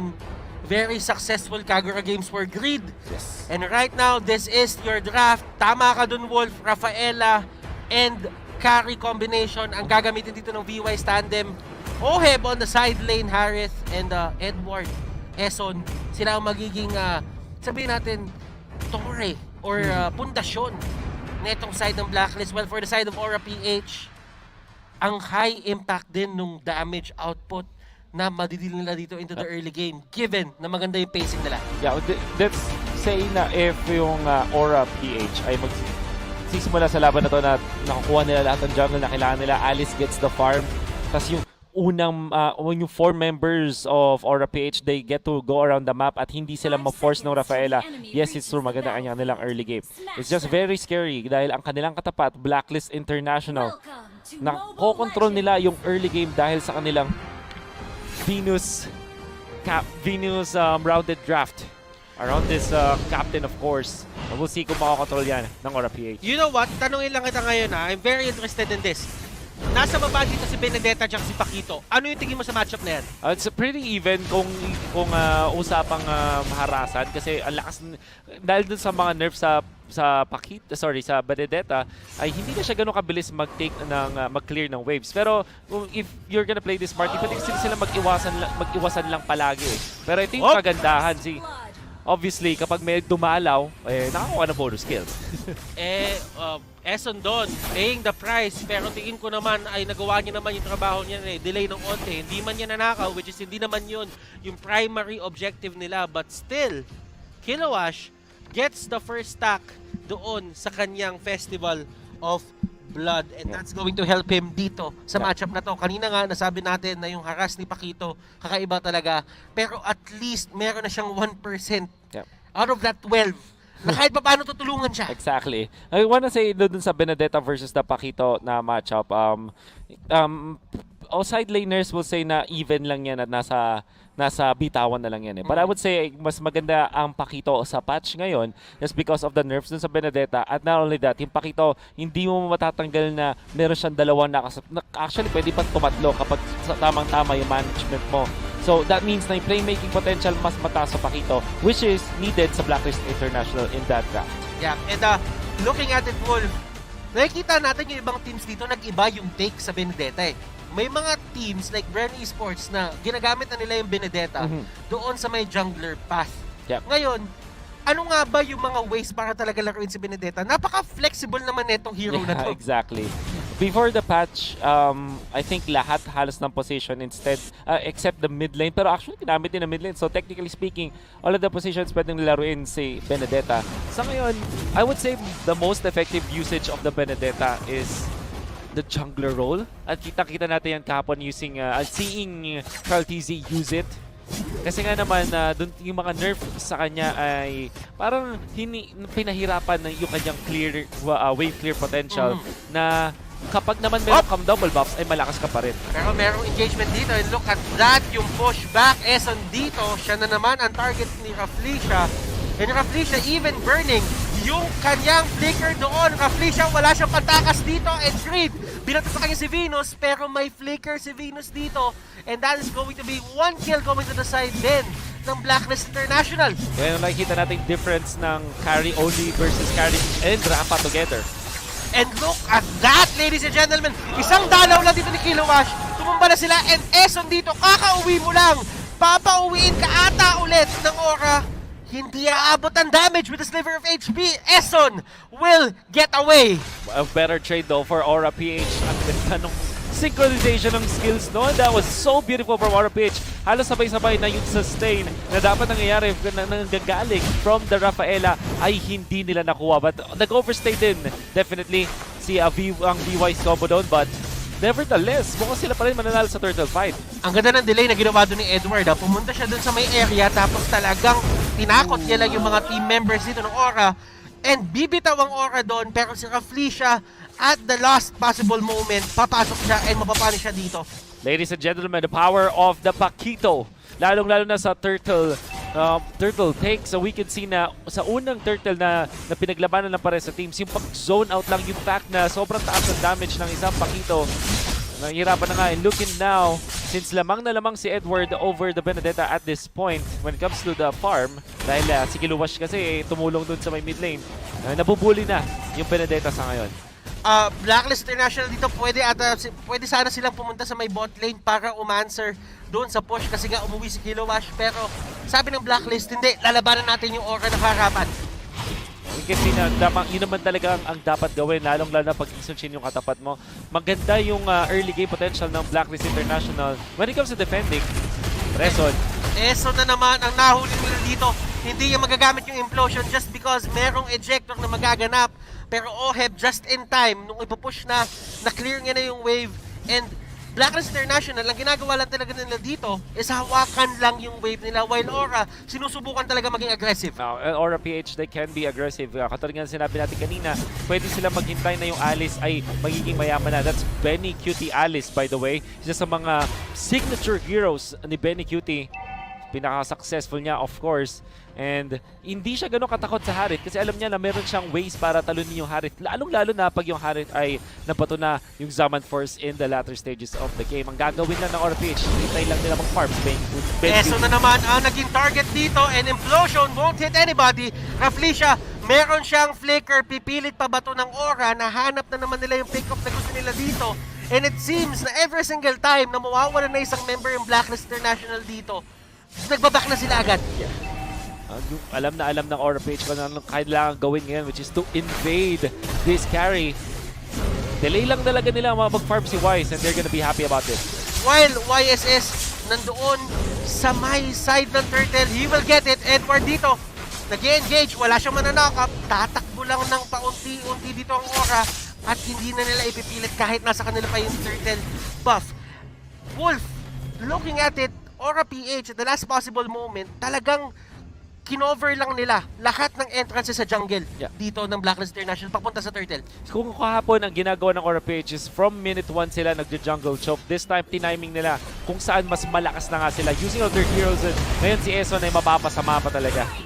Eson dito, hindi siya makahanap ng break. That is 0-4-1 on his scoreline. And hindi mo siya mabiblame kasi grabe yung binibigay sa kanya ng Raflesia na problema.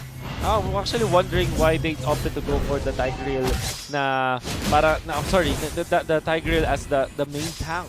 Although, nagme-make sense siya laban sa Benedetta and other heroes of Aura PH, it's quite slow. Parang, okay, pwede siya sa ibang klaseng mga drafts. But with Rafaela and Karin na gustong kumabante, yun yung medyo nakakapagtaka. But, if we look at the clashes, pag nagkaroon ng big clash in the mid-game, makikita natin yung essence ni Eson on this Tigreal. Hopefully, ay makakuha siya ng magagandang mga implosions para, like you said, he catches a break already. But until then, ay mahihirapan pa rin siya ngayon. Lalong-lalo na kasi mobile yung mga heroes ng Aura PH. JP in the area din and magkakagawan sila dito. Retribution, puwersa ni JP dito yung pagkuha niyan.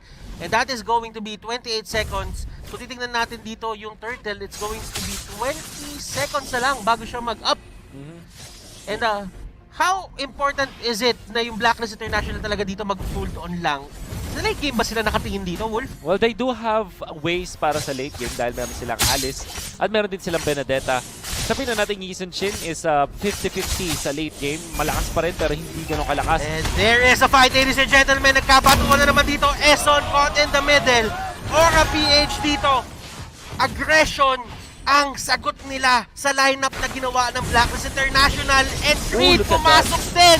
Tignan natin, Kilowash getting that kill.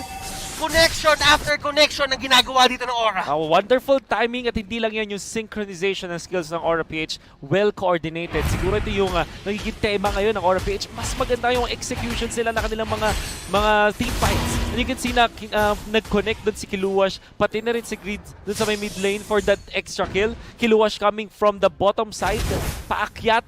Samantala si Greed hindi nagdalawang isip sa kanyang flame shot, sa kanyang yin-yang overturn. A wonderful display of execution mula sa Aura PH. Kita-kita natin talagang kakaiba na ang aura ng Aura PH. At speaking of fire, kung may heat map tayo dito sa may mapa, Wolves, lahat ng init nandun sa may taas. Parang ayaw nila bitawan yung eke na yan. Yeah, they know that nandun yung si Harith. And kanina rin kasi nandun yung turtle area. Nandun yung respawn ng turtle. So when it comes to the timing, yun talaga yung tamang pagtuunan ng pansin ng Aura PH. I-clear lang nila yung wave sa may bottom lane, which is yun yung ginagawa ni Kiluwash. Hindi na siya nakikipag-lane kay Edward kasi alam niyang lugi na siya. Pero when it comes to just clearing the wave and controlling the map more, mas maganda yung nakukuha ng Aura PH.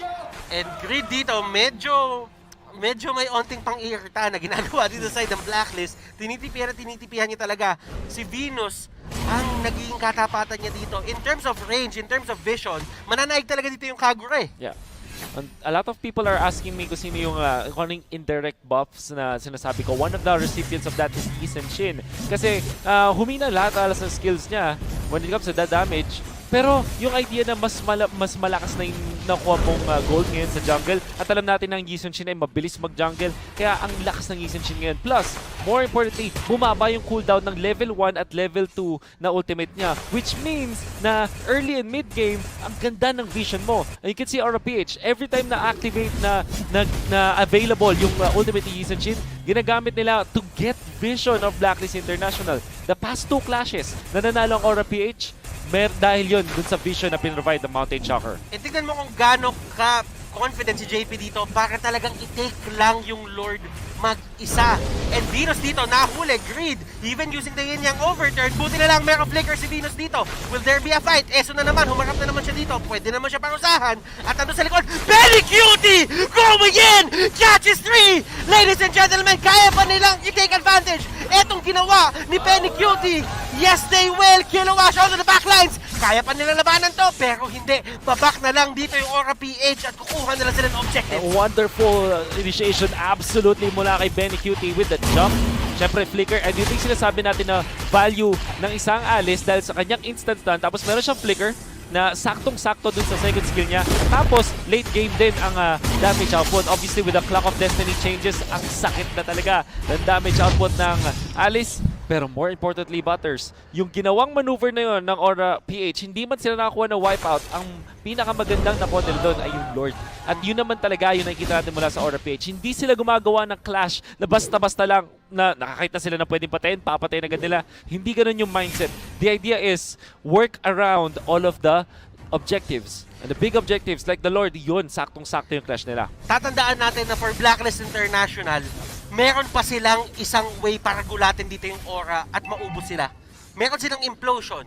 Meron silang pakito na knock-up. Yes. So there are a lot of things na kailangan pa isipin yung Aura dito. Hindi sila pwede maging complacent. Yes. Kahit sabihin mo lamang na lamang sila. I agree. Kailangan nila bantayan kung ano yung ginagawa dito ni S10. And S10 goes down. Siya yung pinakaunang kinukuha talaga. Kasi yun nga sinasabi natin, there's this miracle play na magagawa pa sila. Yung Tiger lang ang pinaka-importanting hero for Blacklist at this point. But S10 is always dying first kasi nga naman yung Aura PH. Pag nakita nilang nakalayo si S10, kahit kaunti lang, we'll use that. But Reflection, by the way, sobrang smart. Ginagamit niya yung ejector knock-up to cancel the implosion.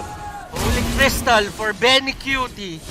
Ito na yung damage output ng isang Alice at nagmamarcha na yung Lord dito sa may taas. Pwede nang butasin dito ng Aura PH yung top lane ng side ng Blacklist. Edward dito clearing the mid wave. Tignan natin kung madadala pa ba nila tong Lord na to hanggang sa dulo. Hindi na.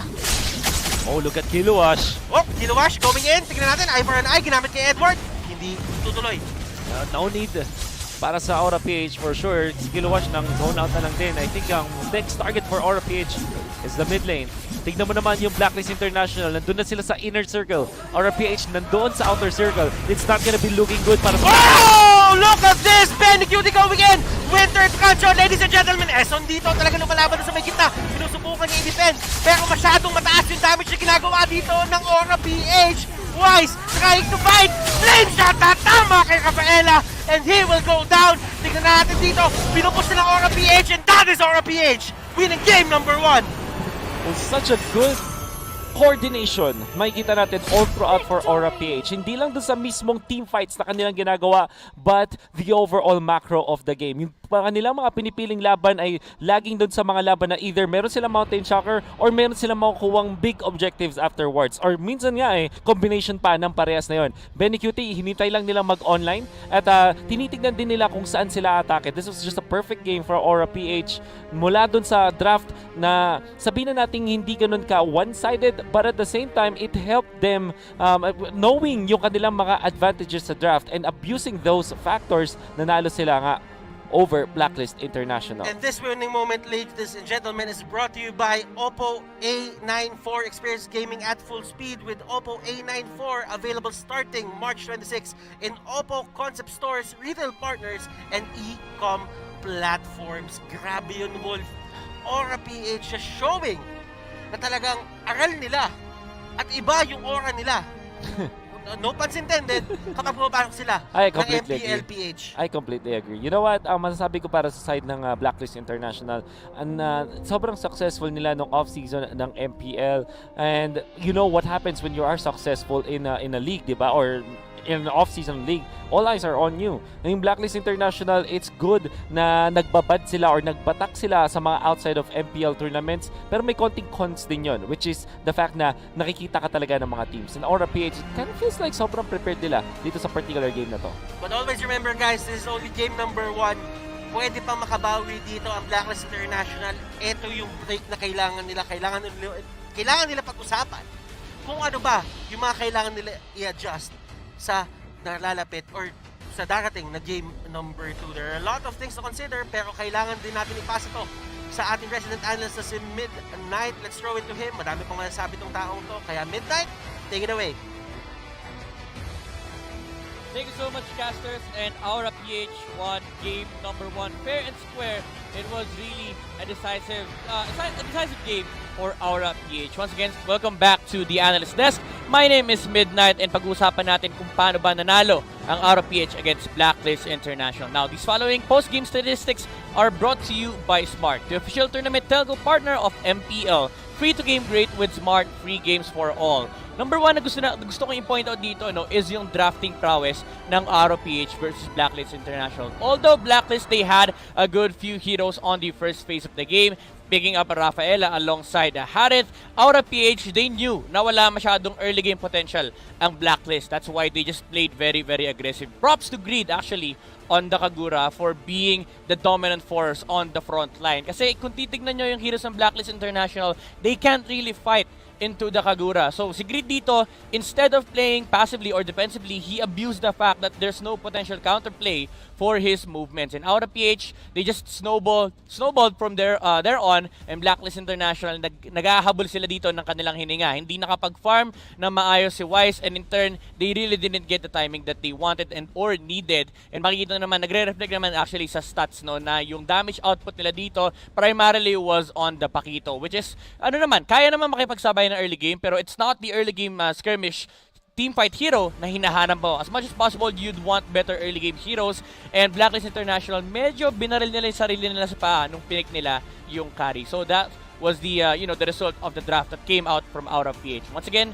these stats are brought to us by Smart, the official tournament telco partner of MPL. Free to game great with Smart, free games for all. And ladies and gentlemen, this is the draft idea of Aura PH. Itong laban na to, medyo battle of the coaches to. Battle of the wits, kumbaga. Kasi strategy, draft, everything that they need in this game boils down to whoever gets the better strategy, and Aura PH, sila ang nagwagi on game number 1. Now, looking at the highlights brought to us by Smart, the official tournament telco partner of MPL, free to game great with Smart, free games for all. Now, this will be mostly Aura PH, dictating the fights. But one key thing that we have to look is S10. Getting continuously picked off by Aura PH, that sealed the deal for the early game lead of Aura PH. Kasi kapag walang Tigreal, wala na silang problema pagdating sa pagkuha ng objectives. And every single time they see the Tigreal, there's no hesitation whatsoever on taking these fights. And of course, Blacklist International, they still had a fight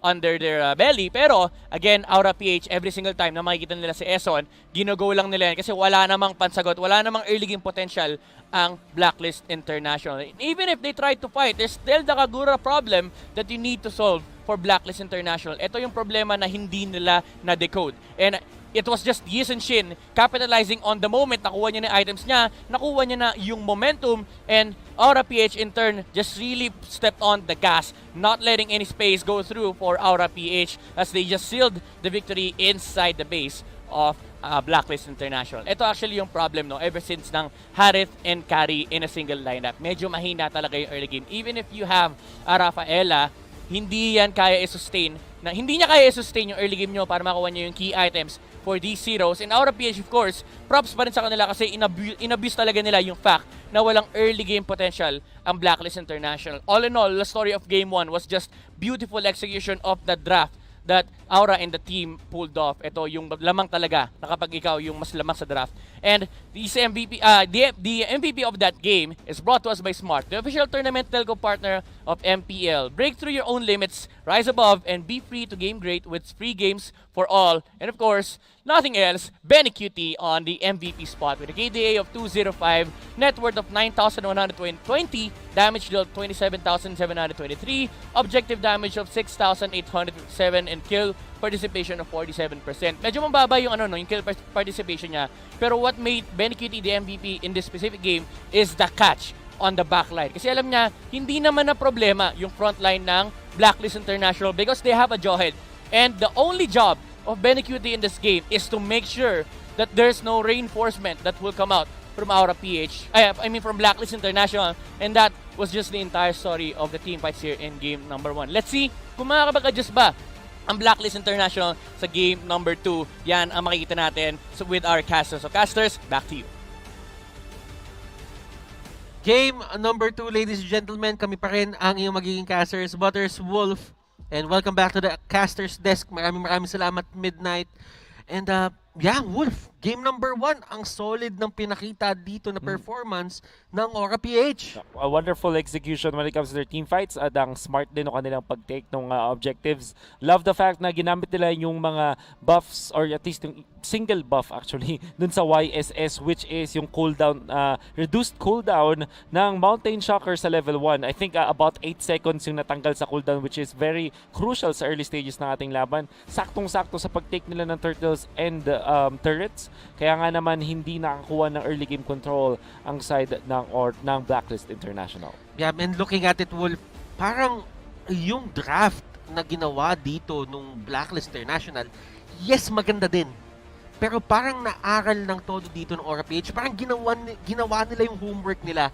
Kaya talagang nahanap nila kung paano tatakbo dito yung lineup or yung ginagawa ng backlines netong Blacklist Internationals. It has its own pros and cons, kumbaga. Actually, nagulat ako na hindi nila ginamit masyado yung Pakito in combination with the Tigreal. Imagine kung si Pakito, si Edward, yung gumagawa ng mga play, yung nag-vision para sa team, yung nag-check na mga bush. Tapos si Tigreal yung follow-up na stunts. So imagine this, Pakito kind of initiates first, soaks damage, tapos tatalon si Tigreal for the implosion. Totally different story. Ang ganda ng control na sana, but didn't happen as Blacklist International. Parang hindi nila nagamit yung strength ng kanilang draft in game number 1. And who will make the better choices? Who will make the smarter draft? At dito tayo sa ating draft ngayon, which is brought to you by Smart, the official tournament telco partner of MPL. Aura PH dito, Blacklist International. They are banning out heroes na ayaw na talaga nila makita. Aura PH, binanout din na dito yung Diggy, yung Estes, pati yung Alice, yung Blacklist naman, si Lina and Natalia. Parang reminiscent of Season 5. That's very true.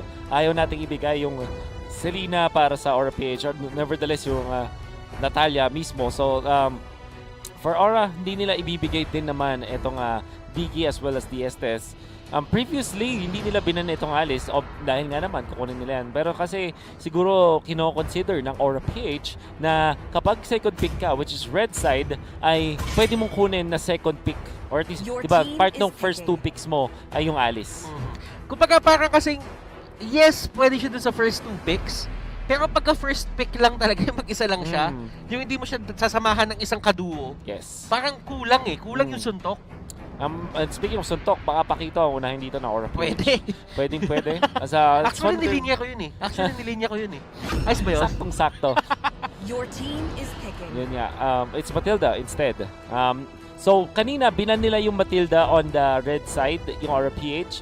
But ngayon, kinuhaan muna nila yung ban sa Digi and S10, sabay knockout dun sa Matilda.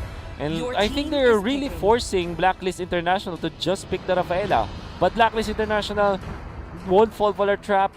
Kinuha mo na yung Pakito as well as the Yi Shin.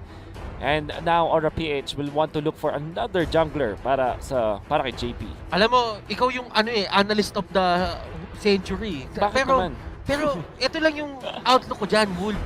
Kinuha nila yung Matilda dito na first pick kasi ina-expect ata nila na yung Blacklist pwedeng kumuha ng Johead. 100%, yeah, that is absolutely true. Diba? Kasi kung di yun natatanong, si Matilda is actually kind of an indirect counter para sa isang Johead na kaya niyang diba si Johead nagdi-display siya, nagbabato siya ng mga teammates or mga kalaban niya papunta sa kampe niya. Kapag ka may dash in ka ni Matilda, pwede ka lang bumalik doon as long as nasa range ka. Yes. Oh, look at this. Interesting choice pala sa Aura PH. Sila na yung kumuha ng 3 sa mga, sabihin na natin pinaka-solid na tank/supports in the game. Cho, mukhang hindi na siya lalaruin as the tank this time. Pwede siya maging side laner, which is also hero na expert si Kilowash. So, pwedeng natin makita yan. At syempre yung Johead para kay Raflesia. So, we will see a mid lane Matilda if that's the case. What this does is inuubusan talaga nila ng playmakers or parang S10 heroes yung Blacklist International. And it really is hard. Siguro Sylvana na lang yung matitira dito. And I wonder if Blacklist will take it. No. Instead, they will rely doon sa Harith ni Oheb. May mga patterns talaga dito yung Blacklist International sa pagkakita ko sa mga draft nila. It's either bibigay nila yung priority kay Edward, kay Eson tsaka kay Venus, or bibigay nila yung priority dun kay Wise, Oheb at Edward. So parang ako naman, ang nakikita ko naman dito, pwede pa rin naman mag-tank tong Pakito. Hindi naman bago sa paningin natin yon. But still, looking at how Blacklist plays, parang automatic Edward hero to para sa akin. Yeah. And I don't see Eson playing this. Mas makikita ko pa si Eson na gumamit ng mga Grox. Or yung mga traditional na tanks natin. Although I know na si Eson can play Pakito as a tank, I haven't seen Blacklist International do it. Your team is banning. Para sa Blacklist International, gusto talagang manalo ng Blacklist International sa mga side lanes. And Aura PH, kahit pa binan na nila yung Dicky and S10, tapos pick nila yung Matilda, they still will respect the prowess of the Venus and Rafaela. Tingnan mo, nanalo na sila in the previous game with that, but they will still ban it. Na-deny nila yung YSS nung una. Pero kasi dito yung Blacklist International, ninigurado na. Kinuha na yung YSS. So, ibig sabihin kanina, yung carry is an easy, sabihin na lang natin, mas madali siyang kontrolin compared sa YSS. So, having Rafaela and YSS siguro sa isang team, parang yun na yung recipe for disaster para sa side ng Aura PH. That's right. You see the Lancelot band out by Blacklist International. Wala pa rin kasi silang solid na lockdown from their team. Only the knockups of the Pakito. Pero alam naman natin hindi ganun ka lakas yung knockups ng Pakito. It's more like a initiation tool. Tapos meron kang follow-up na stuns. But overall, hindi nila makokontrol yung Lancelot if this is their hero pool. So that's a very smart ban coming out from Blacklist International. Sa Aura naman, they're gonna be banning that Chang'e. Okay. They don't want the Chang'e for the side dito ng Blacklist International. Masyadong ang malakas yung poke capability na pwede nilang makuha dito. Actually, parang nga sa akin, nakikita ko yung mga skills minsan ni Pakito, yung ultimate niya.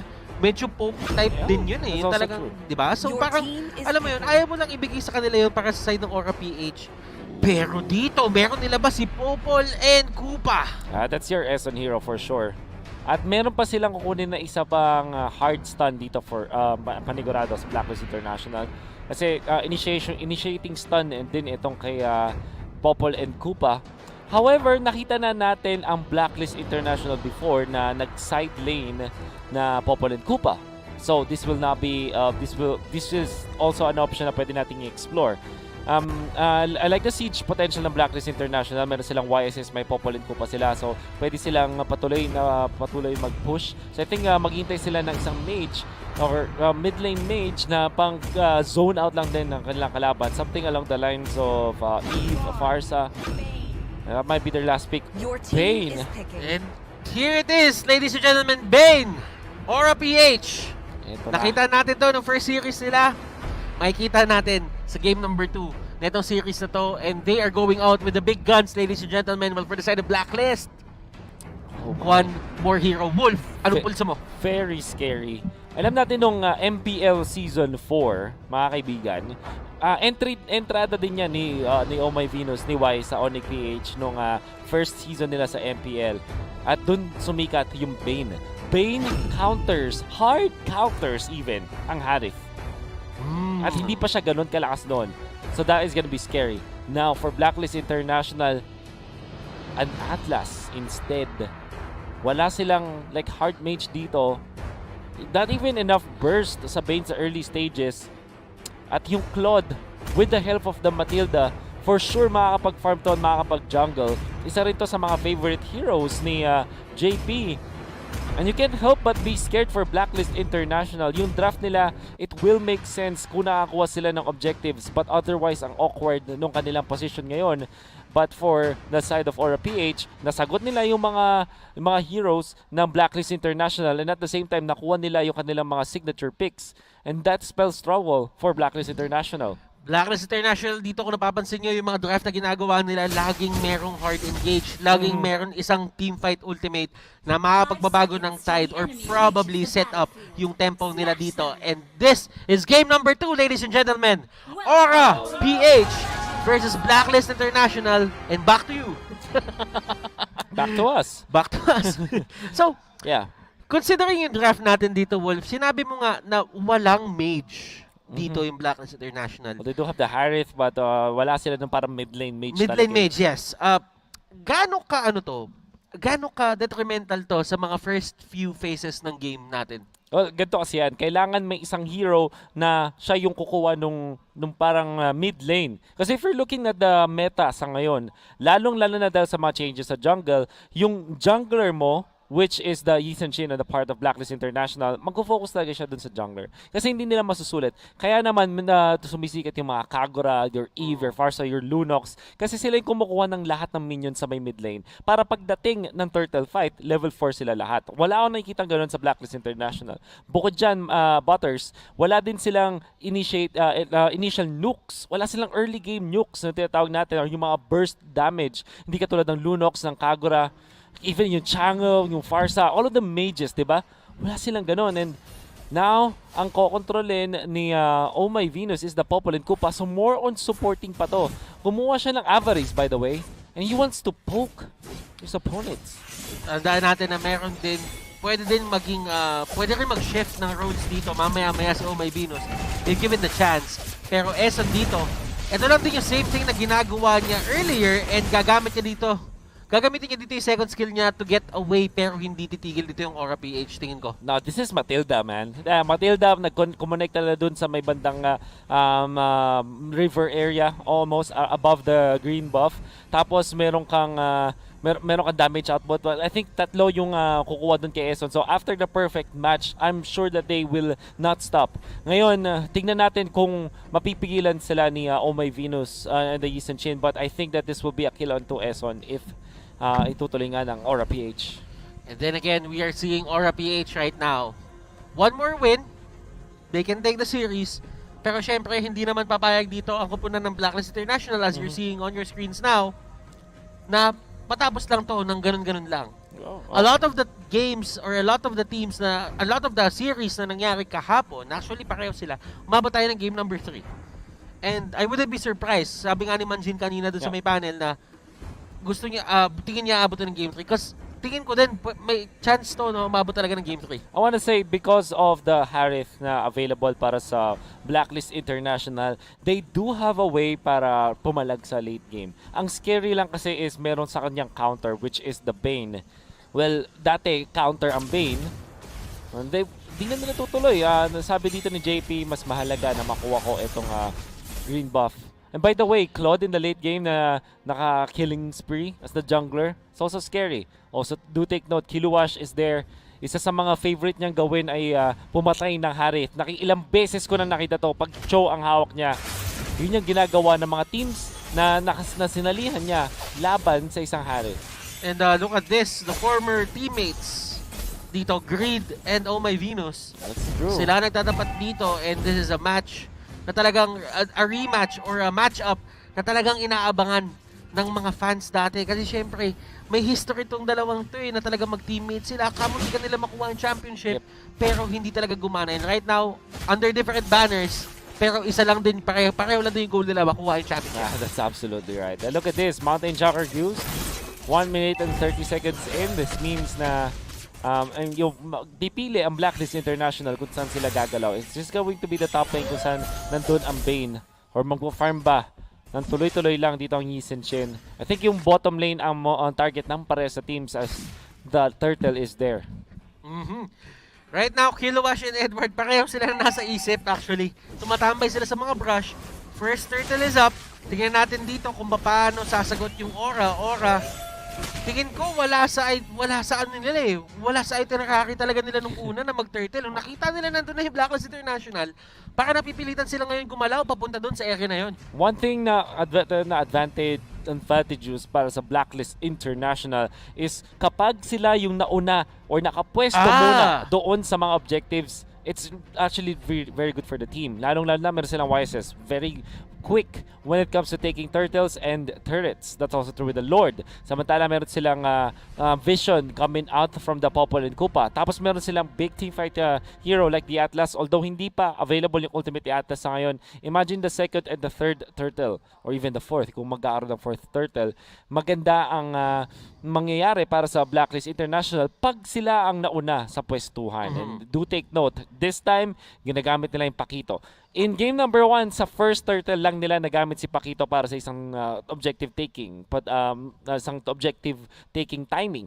But this time, ginamit agad nila si Pakito. Kailangan nilang ulit-ulit gamitin ito unlike the previous game. Okay, so now, let's talk about Oheb dito. And Oheb, to be honest, itong pangalan na Oheb talagang umaangat eh. Talagang gumagawa siya ng ingay para sa pangalan niya dahil sa play niya. And meron kasing streak para sa akin si Coach Bonchan na parang yung mga talent na kinukuha niya, nagkakaroon talaga ng pwesto o nasa-scout din ng mga ibang teams papunta or lumilipat din sa mga ibang teams. So parang, alam mo yon, automatic na nagiging superstar din yung mga nakukuha ni Coach Bonchan. So, may mata talaga si Coach Bonchan para sa mga talent eh, no? I kind of feel so. And Oheb now is really performing well para sa Blacklist International. At katulad nga na sinabi natin, lamang ang Blacklist International sa early game objectives. However, yung Claude, kasi sa early game, sabihin natin hindi siya ganun kalupit when it comes to just taking objectives or being aggressive. Hintay lang siya na item, doon siya mas lalakas. For Blacklist International, kailangan nilang i-take advantage yun. Huwag nilang hahayaang makapag-farm etong si Claude, si JP. You have to be aggressive starting from now on. Pero dito yung aggression na gaganap sa may gitna. And it seems to me that Greed, talagang pinapwesto niya din yung sarili niya sa mid para walang choice si Venus kung di magstay doon. Kasi mapupush yung mga lane na yan. That's true.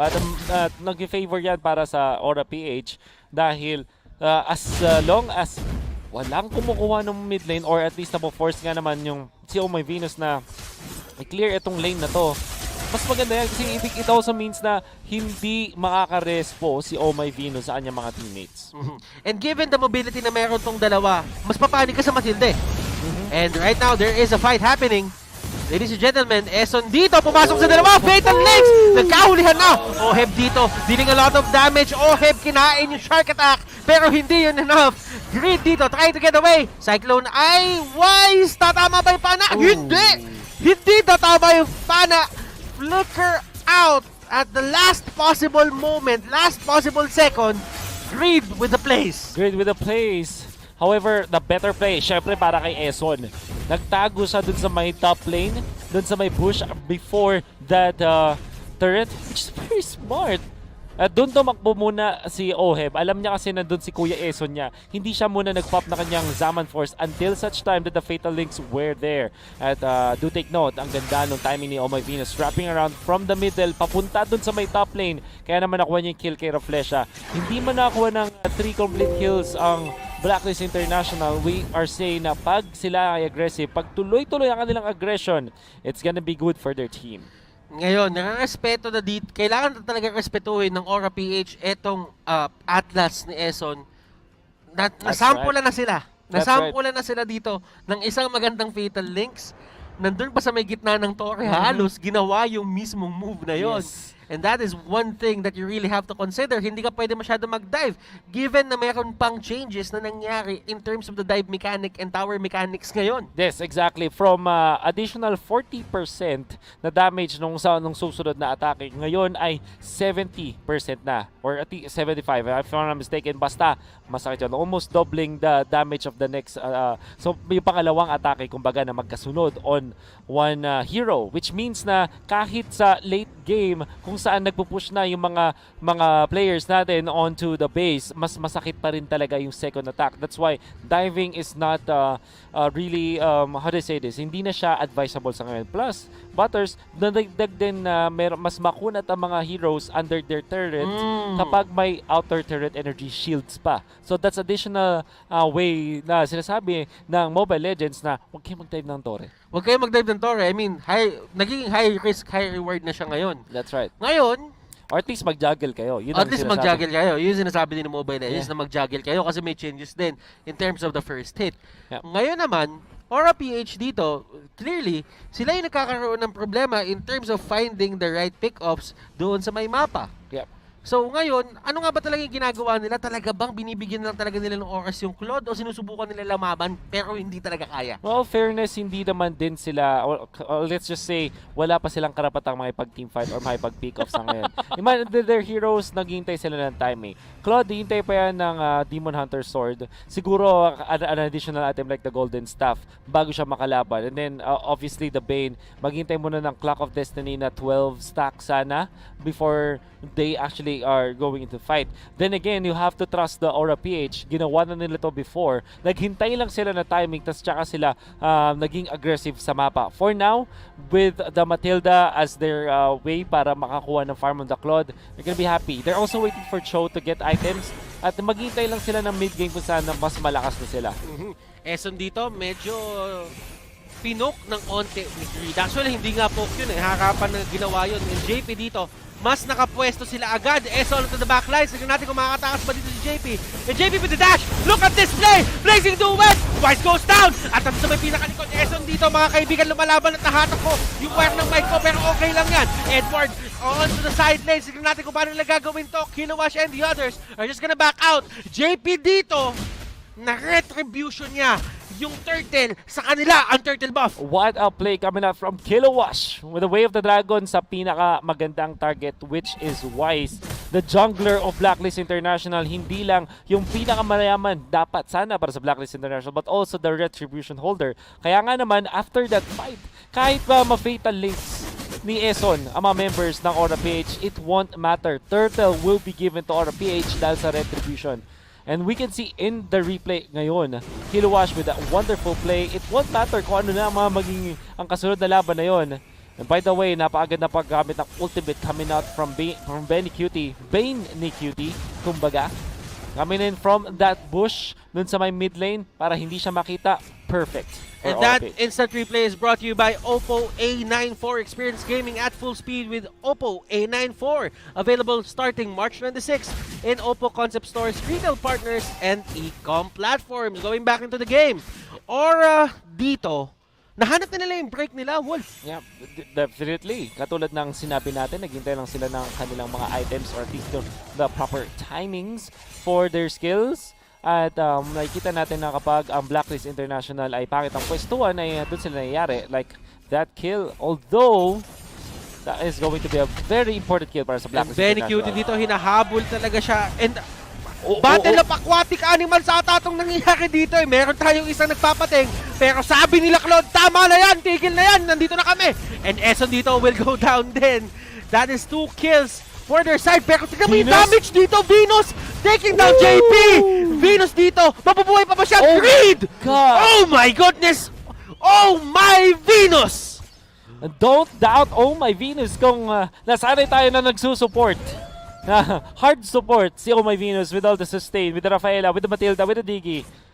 This time, killer si Oh My Venus. And what was that? He was farming the mid lane. Dinadoubt natin yung kanilang power. By the way, going in for the Thunderbolt first.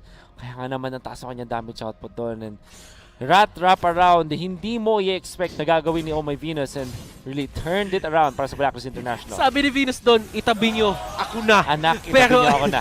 Pero Benny Cutie na naman dito yung target. At ito yung sagot ng Blacklist International sa ginagawang Bane plays dito ng Aura PH. Pero bago natin puntahan yan, Matilda dito, tutumba. Wise next sa target, Blazing Duet. Hindi enough yan. And Harith dito, tutumba yung Claude. 3 members down for the side of Aura. Hindi man sabay-sabay nangyari yun, pero still, that is going to be space para sa Blacklist International. More importantly, yung pwestuhan ng Blacklist International gave them the victory for that specific skirmish. Hindi din natansya ni JP na pag nag-BMI in siya, talagang mapapatay siya ng Blacklist International. Maganda yung pag-reserve or conserve ng Blacklist International sa kanilang mga skills, particularly on Oh My Venus with his stuns. Tapos, naligtas nila si Wise dahil hinahabol siya ni JP na pa-BMI in na yung Claude. And they duly punished Aura PH for that. Back online na, Blacklist International Sinipa. for sure. At eto na, Kilowash dito. Nagkamali siya ng pangalawang Jeet Kundo. Pero the attempt was there.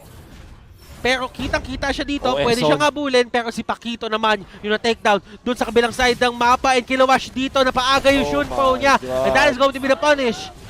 Parehong side laners ang natanggal dito para sa side ng both teams. My goodness, S10 with a perfect timing para sa kanyang Shadow Mask. Hinintay niya na magkamali nga ng Shunpo, tas tsaka na siya nag-ultimate. He knows na kaya nila na kill, and that Shadow Mask helped him position himself. And this is gonna be scary. Kung kanina ay nasa shutdown yung Tigreal ni S10 for Blacklist International ngayon, he's really online, and he's a threat almost all the time. S10, yung proficiency niya, yung galing niya sa paggamit ng mga ganitong initiation hero, nakikita natin ngayon. Hindi man ganun kaganda yung naging performance niya dun sa may Tigreal, pero given the chance na magamit itong Atlas na to, ipupul niya talaga yung trigger. Hahanapin niya yung mga gandang targets. Oh, obviously, nakikita natin ang Blacklist International taking advantage of their advantage. Kumbaga, lalo tama naman. Lalo nilang na-abuse. And look at that Demon Hunter sword. Oh My Venus. Nako, hindi na to supporting Oh My Venus. Yung Reyna sumama sa gera. Yung Reyna sumama na nga talaga sa gera. And I know that all of the VY spam is so happy sa ngayon. Lalong-lalo na dahil galit na si Ma'am Shoes. At ito sinasabi natin si Coach Bonchan at itong Blacklist International, hindi talaga sila magbaback down sa mga creative ways on how to play their own supports, or yung mid lane rather. So ibig sabihin dito, Blacklist International, they are very well on their way into taking this game number 2. But for the side of Aura naman, ang kailangan natin bantayan sa kanila is yung scaling nila. Yes, JP isn't doing good now, pero kailangan pa rin pansinin meron pa rin chance na mabaliktad nila to. Pero Benny Cutie with a shark attack, hindi din ganon ka-impactful yung Bane dito. Yeah, well, I guess because of the fact that RPH only used that for clearing waves. Wala naman silang, hindi naman nila aim na makipag-teamfight talaga nung time na yun. Gusto lang nilang patagalin pa itong laban. And Kilowash, eto na.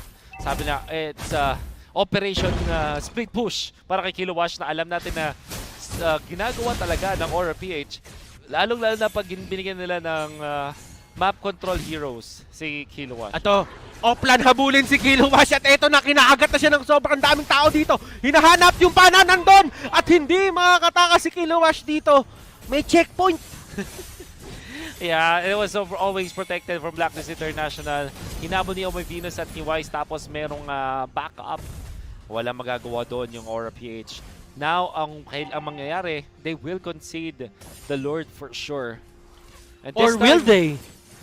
Or will they? Without Kiluash, it's gonna be really difficult. Lalong-lalo na ito si Raflesha. Oh, they will. That is a very bad decision from him. Okay, grid dito. Nag-trickle in sila, nag-audition sila dito. Pumasok sila isa-isa. Edward. And that only means na ang daming space para sa Blacklist International dito. Kunin na lang talaga yung Lord, and that Lord is going to be to their side. Good news for Aura fans naman dito, hindi pa to yung Luminous Lord. I can see naman para sa Blacklist International, ginagamit nila yung kanilang kit. We did say kanina na pag sila yung nauna sa pwestuhan sa mga big objectives, the macro objectives like Turtles and Lords, sila yun nakakuha na. Parang imposible para sa Aura PH na rumibat. Lalong-lalo na kasi may extra vision coming out from Oh My Venus's Popol and Koopa. Kaya nga naman sakit and may drawing. May drawing. Nakita niyo yun? Sabi doon, yun yung trap. Yun yung trap. So abangan niyo yung mga drawing na yan. Masterful yan. Look at Eson. Just zoning them out. Threat na ngayon si Eson for sure. It's gonna be difficult. Benny QT, meron pa rin siyang ultimate. They can use that for clearing the waves. And tingnan na lang natin kung gagamitin niya kasi napakalaking teamfight capability, teamfight ultimate din niyang skill na yan. Shark attack, binato na nga. Pero yung Lord dito tutumba na. And here comes the fight. Blood will go down and this might be it, ladies and gentlemen. We are heading to a game number 3. Blacklist International with a dominating performance. Dominating is an understatement. I love the fact that Oh My Venus this time is angry. Nakikita nyo ngayon parang really commanding position. And masasabi ko yung big turnaround para sa laban na to ay dahil dun sa double kill na kinuha ni Oh My Venus onto the top lane. Tama na sa mga Rafaela. Tama na sa sustain meta. Killer type pa ako ngayon. Killer ang Reyna ngayon. Lumaban na ang Reyna, ladies and gentlemen. And this winning moment is brought to you by Head and Shoulders. Put your game face on and finally say goodbye to those awkward Itcha GG moments thanks to Head and Shoulders. 100% dandruff free and itch free. Now, mas mabango pa pero walang mas babango.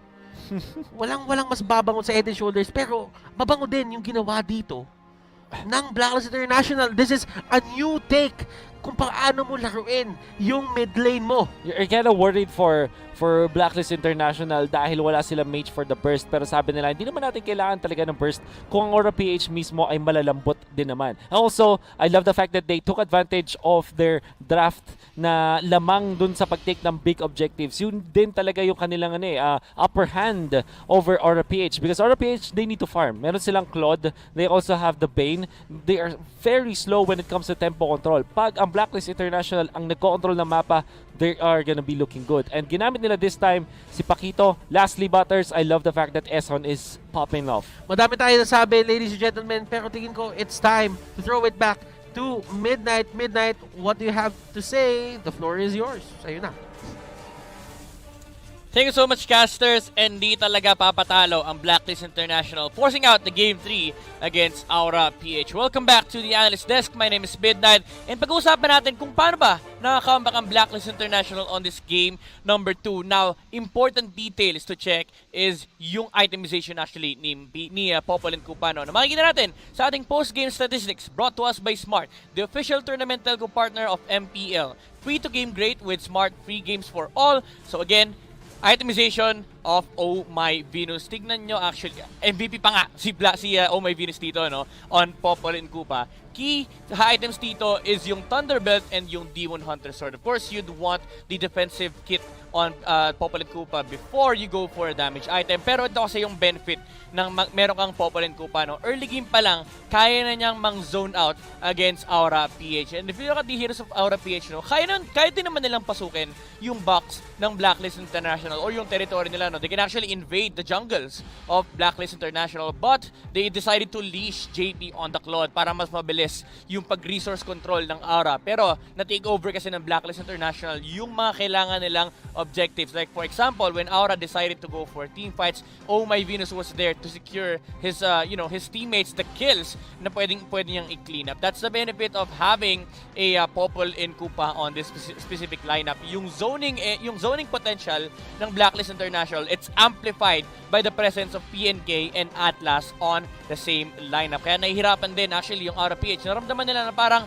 hindi natin kaya basta-basta pasukin yung Blacklist International. And those again guys are the statistics brought to us by Smart, the official tournament telco partner of MPL. Free to game great with Smart, free games for all. Siyempre, hindi rin natin pwedeng baliwalain yung presence ni Atlas dito. No? Kuya Eson having a hard game on game number 1, proving to be still a commanding tank on game number 2 with the Atlas. Kada nakakakita siya ng potential kill, hindi siya nag-hesitate actually na mag-go for those small skirmishes. And these game highlights are brought to you by Smart, the official tournament telco partner of MPL.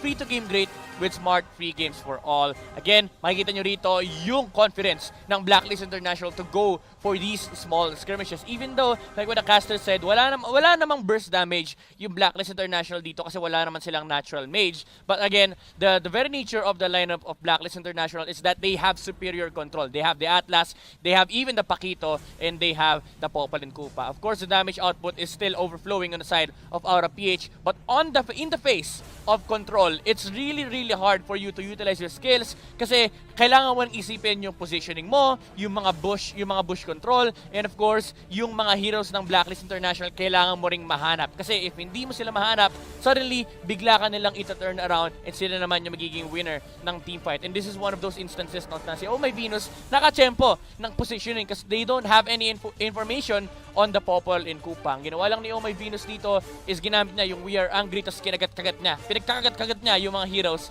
ng Aura PH. And after that, JP, even though he had enough farm, again, the superior control is there. Once na mag-blazing duet siya, nilalapagan lang siya ni Venus ng trap and hindi na nakakagalaw yung heroes ng Aura PH. And look at that, once again, Eson, just committing the ultimate. Hindi siya nagpapabaya sa kanyang Fatal Links. Kapag nakakita sila ng free kill, they go for it. And that is what allowed the early game snowball actually for Blacklist International to command the lead against Aura PH and take over game number 2. Very commanding performance from Blacklist International. It all came down from the draft and the itemization of Oh My Venus. Again, this match is a battle of wits. And right now, Blacklist International, sila ang nagwagi on game number 2. And of course, we have our MVP for this match. The MVP of the game is brought to us by Smart, the official tournament telco partner of MPL. Break through your own limits, rise above, and be free to game great with free games for all. And Oh My Venus is our MVP of the match. KDA of 407, net worth of 8,768, damage dealt 35,145, objective damage of 8,434, and a kill participation of 65%. Napakarami ng ambag ni Venus on this specific match. Pwede siyang isa pang core, kumbaga parang tatlo yung core ng Blacklist International kasi nag-transition din naman yung hero ni Oh My Venus. Hindi naman kasi kilala ang Blacklist para sa mga offensive lineup. They're more of a defensive lineup, and what they say, the best offense is a good defense. Yan ang naging storya ng game number 2 for Blacklist International. Excited ako for game number 3. I'm pretty sure excited din yung mga casters natin. So babalik na natin kayo sa ating mga casters. Pero actually, pwede mo rin baliktarin yun eh. The best defense is the best offense, and the best offense is a good defense. Alam mo yun? Pwede mo baliktarin yan. Welcome back to the Caster's Desk, ladies and gentlemen. And always do remember that MPL Season 7 is presented by Smart, the official tournament telco partner of the MPL. Free to game great with Smart free games for all. Yeah, of course, nakita natin ang game number 2 kung saan ang Blacklist International tinake advantage ang kanilang sabihin na nating area control type of draft kung saan pwede sila maglapag ng mga traps using the Popol and Koopa with pokes, tapos si Eson mas maganda yung kanyang ultimate this time at yung kanyang pag-control with the Atlas, tapos meron kang Paquito, then YSS obviously to take the turrets. Super duper solid understanding of their own draft mula sa Blacklist International. Ito naman yung masabi natin sa pares sa teams na to. Pag nagkakaroon sila ng draft, parang alam mo yung self-awareness nila sa sarili nilang draft ay maganda talaga. Kaya yun yung kanilang ina-abuse in a way. So why is it so important, ladies and gentlemen, na maban yung mga heroes ni Venus? Kasi for Aura PH, nakikita talaga natin yung trend eh. Lagi natin ibaban yung mga heroes ni Venus para hindi niya magawa yung kanyang mga pinaplano. But at the same time, libre yung mga teammate niya. And speaking of draft, Wolf, who will make the better choices? Who will make the smarter choices in the draft? Brought to you by, syempre, ng Smart, etong ating drafting phase, the official tournament telco partner of the MPL. Mainit to Wolf. And this is going to decide kung sino nga ba ang mag-uwi ng mga puntos. Well, actually, nakauwi na sila. Sino ang magpapadeliver ng points sa side nila? Yun na lang, para maayos. Well, for at least for Blacklist International, for Aura PH, I think this is a high time to respect yung Harith ni Oheb. Sobrang comfortable niya in his own ground, and I think that the Bane is no longer a hard counter dun sa Harith, as we can see right now. As evident dun sa previous na game, hindi na ganun ka hard counter ang Bane laban sa Harith, lalong-lalo na sa laning stage. Another important factor is the Pakito. Baka hindi na to ibigay ng Aura PH sa ngayon dahil yung kanilang passive way para i-approach yung laban ay mukhang hindi nag-work pag ang heroes ng Blacklist International ay maganda yung control. So, first pick ngayon ng Blacklist International, they might first pick the Pakito once again, and I think Aura PH should just ban that out. Your team is picking. Last ban for inside of Aura PH is going to be the Mathilda. Yep. Ayaw nila ibigay kay Blacklist yan kasi kumbaga parang ano din yan eh. Parang mayroon din yung protection na nabibigay, di ba? So, Blacklist International going for the YSS. Labanan talaga ng YSS to, Wolf. Yep. Definitely ganito yung mga masasayang mga nangyayari sa sa mga best of 3 series or mga long series or tournaments, 'di ba? Parang there will come a point na may isang specific hero na hindi naman siya yung pinaka-OP. It's not like he's the best in the business, pero dahil siya yung crucial sa dalawang teams, if first pick siya. And look at this, Blacklist International literally first picking the YSS. So many counters that can be available para sa side ng Aura PH, but they chose to still pick it up. Ngayon for Aura, Benedetta and Pakito, Encho is available. I think one of those three for sure ang pipiliin ng Aura PH. Kumbaga, yung ibang mga teams kasi usually ang pinupuntahan nila malalakas eh. Pero itong Blacklist, naniniwala sila sa consistency. Now, Aura PH, this is the same 1-2 punch. Yes. Na binato nila nung game number 1 drafting. God. But still, Blacklist International going straight for their trio laners. Well, actually, 2 laners and 1 jungler. Your team Harith is Pakito banning. hanggang mabulag para sa Blacklist International. Sa Aura naman, going in for the Alice and Benedetta na flex pick. Pero dahil sa pick ng Lancelot, Aura PH have revealed na kanilang jungler ay Lancelot, ang kanilang side laners ay Alice and Benedetta. Do take note, however, pwede pa rin siyang gamitin ni either Raflesha or ni Greed as this support Benedetta, but it is very unlikely to happen, lalo na sa ngayon. Matingnan pa rin natin, there is going to be the Rafaela ban para sa Aura. Might also consider the Popol and Koopa just like in the previous game. Dahil ang Blacklist International, sobrang comfortable nila doon. Your team is Well, banning. dun sa first game, dun sa second game, wala talaga silang pampasok ng backline dun eh. Like, for Aura PH, yes, madali lang sanang hulihin itong Popolin Koopa. Pero kasi kapag wala kang pampunta dun sa likod, automatic mangangatkat ka muna ni Koopa bago ka makapunta kay Popol. That's right. I love the Harith, by the way. Ang ganda niya laban sa Benedetta. Decent versus Lance. Sabihin na natin 50-50 kung kumparahin yung Alice, lalong-lalo na si Benny Cutie na gumagamit. So at least mas comfort niya ngayon on the side lanes. We'll see, however. Aura PH, Popol and Koopa, 100%. Kailangan mong iban yan sa Blacklist International. And I wonder kung ano ang magiging choice ngayon ng Blacklist International. There is still Farsa. Meron pa ding Lunox, meron pa ring Eudora. Actually, so many heroes that can be available para kay Oh My Venus. Pati na rin kay Eson. Atlas makes more sense ngayon para sa Blacklist International. Baka kunin pa rin nila yan. I don't like if they will choose the Tigreal once again. Although, again, nagme-make sense siya laban sa Benedetta. And those are the two choices that I would recommend para sa Blacklist International. Although sabihin na lang natin na you don't really say that, you said that Atlas is a good choice dito. Even with the Alice? Even with the Alice ba, magandang choice pa rin yung para In sa a way, yes. Kasi meron kang Fatal Links. All you have to do is to time it out, di ba? Yeah, that's true. And nakita naman natin kanina na ang ginawa lang ni Eson is hindi actually siya nag-rely dun sa kanyang ultimate. It's just way for them to be aggressive. To have somebody in the front lines is... Did I hear the Claude? It's the Grok. So, Grok pa rin. ang ganda ng Grok. Oh man, this is such a good Grok pick for Aura PH. Pang disrupt on jungle, pang knock up ng Pakito at pati na rin ng Harith. If you know If you time it so perfectly, pwede mong gamitin yung wild charge to really just make it difficult for the Harith. Although, again, for Blacklist International, they can even go Eudora and Sylvana dito sa lineup na to. Pero alam mo, ang isa sa mga tinitignan ko dito is kung paano nila sasagutin etong lads. Kasi the show is out eh. Actually, Blacklist nga yung nag-abandon ng show, sa totoo lang. So, Sylvana is good. Yung Pakito, pwede rin naman i-knock up dito si Lance. Pero they are gonna go for an even a Franco. Eve, obviously, ito yung wave clear hero nila. Perfect din sa playstyle ni Oh My Venus yan. And, so what they're gonna do with the Franco, nakita na to dati. And, ang goal ng Franco is just to reset the buffs. And syempre, isa siyang hard CC, which is what we're looking for. Lancelot, syempre, mamomblem siya in the mid-game. Although there still is the Grok.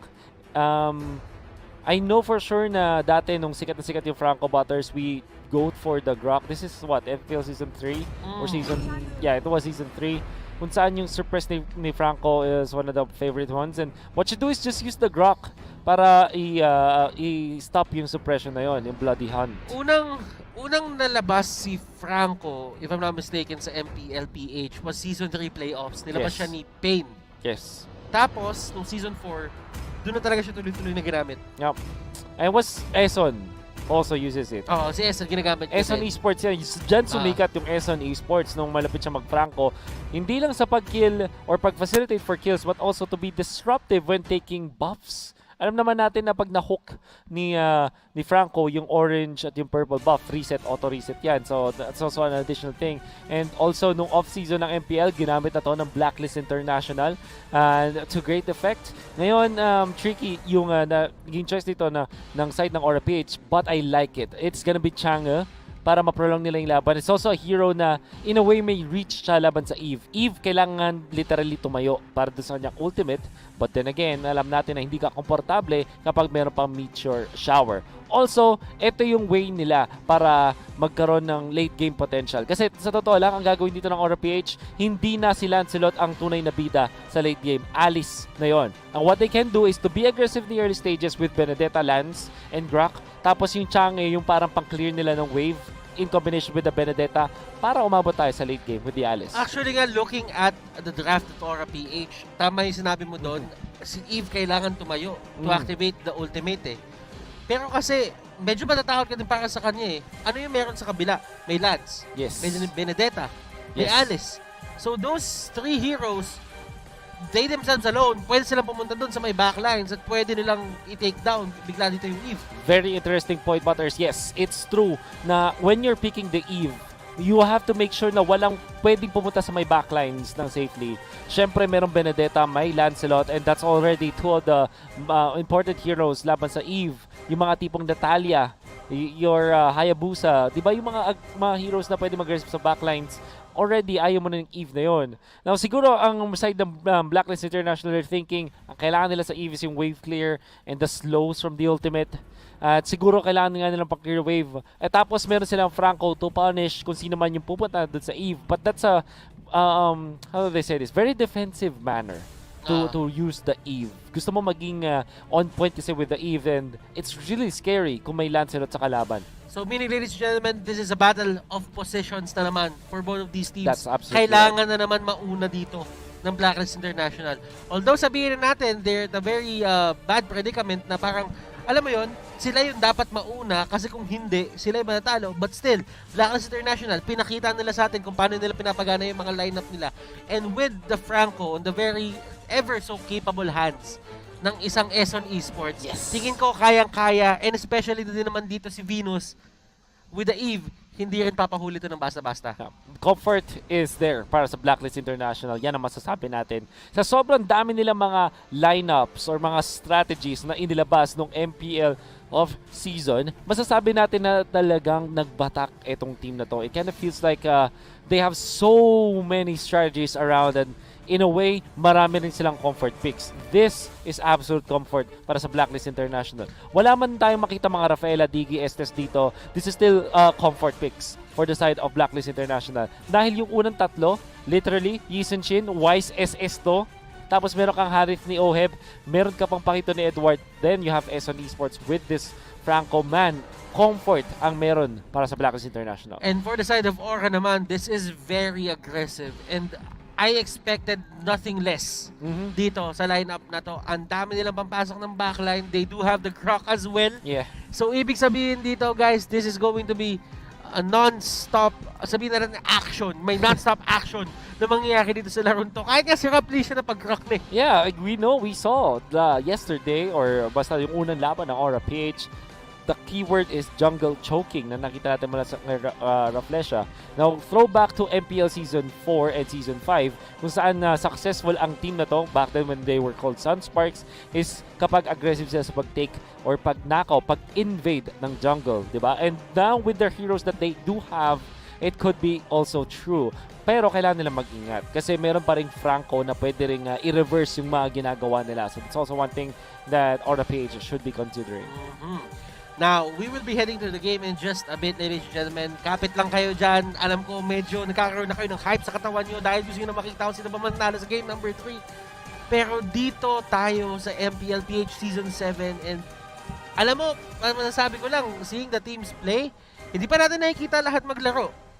Pero I have this idea na nag-step up talaga lahat ng teams. Yung identity ng bawat team, maka-clarify mo na kung anong gusto nilang gawin. Oh yeah, we're in week na on the I think right now napaglaro na ang lahat ng team except for one which is Signal Ultra and nakikita natin na mainit talaga laban. In fact, we only have 1-2-0 so far. And I think that is also that also tells us na lahat talaga ng team ay nag-step up na. Oo. At saka nga pala, pinaplug lang namin dahil nakikita nyo na kayo yung mga bootcamp nila. Please do watch yung bootcamp raid sa MPL Philippines. Makikita nyo kung paano yung MPL Philippines page makikita nyo kung paano nga ba sila namumuhay sa mga bootcamp nila. Ano nga ba yung tsura ng mga bootcamp nila at gusto nilang gawin sa mga bootcamp nila. Lahat ng teams, inikot namin. Ako, ikaw, si Manjin, si Rob. Inikot namin lahat ng mga bootcamp ng team para lang mapakita namin sa inyo kung ano nga ba yung mga ginagawa na itong mga teams na to. So don't forget to watch that and looking at them, ready na to. And alam mo, Wolf, bawat pwesto na inuupuan nila ngayon, nakita natin ng personal to. And mainit ang mga notes dito. Hindi natin sabihin yan, syempre. Pero may mga notes yan. Yeah, you know, one thing na pwede natin siguro i-reveal is how well bonded Aura PH is. Isa kayong dalawa ni Manjin ang nagsabi sa akin, nagkwento sa akin na etong team na to, Aura PH, they kind of finish each other's sentences. Ganon sila, ka-close sa isa't isa. And nagtatranslate yan dun sa mga teamfight execution sila. Game number 1, kitang-kita kung gaano kaswabe yung pag-execute ng mga members ng Aura PH. You can see how well executed their teamfights are. And siguro nga dahil ito dun sa bonding or dun sa pagiging close ng mga players nila. Dito naman sa Blacklist International, yung bootcamp nila, sobrang cozy. Sobrang ganda ng pwesto nila doon. Actually, kapag napahiga ka doon, alam mo yung masandal tulog? Ganon yung dating ng bootcamp nila dito. And ang ganda din ng bond netong team na to. They're very close. And at the same time, makikita mo talaga na kapag umupo sila doon, it's all business. Yes, it's all business na pag talagang ganun na yan. We can see na when it comes to the business para sa side ng Blacklist International, ang kanilang ginawa ay nagbatak talaga. Not only with their scrims or with the training, but also when it comes to exposing themselves sa mga tournaments outside of MPL. And it's time to head to the Celestial Palace as we go to game number 3 of this best of 3 series. Blacklist International versus Aura PH. Tara na!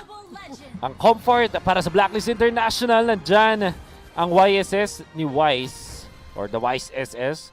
And like we said kanina, Edward as well as Oheb using the same heroes in the past 3 games that we have.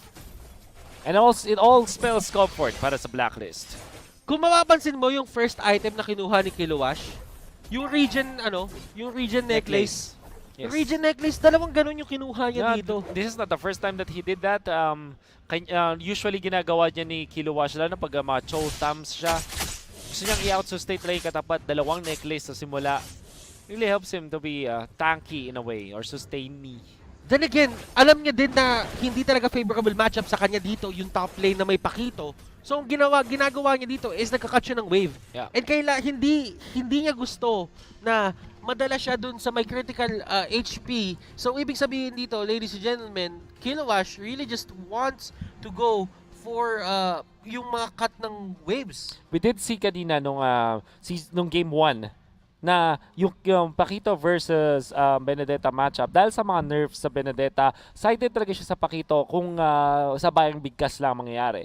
But when it comes to cutting waves, obviously nandun niya kay Benedetta kasi meron siyang maraming dash and pwedeng gamitin ni Kiluwas yun. Ngayon, nung nangyari nung game number 1 was, etong ating Benedetta, ang ginawa niya ay ina-advance niya yung pag-cut ng waves para si Pakito ay maiwan dun sa lane.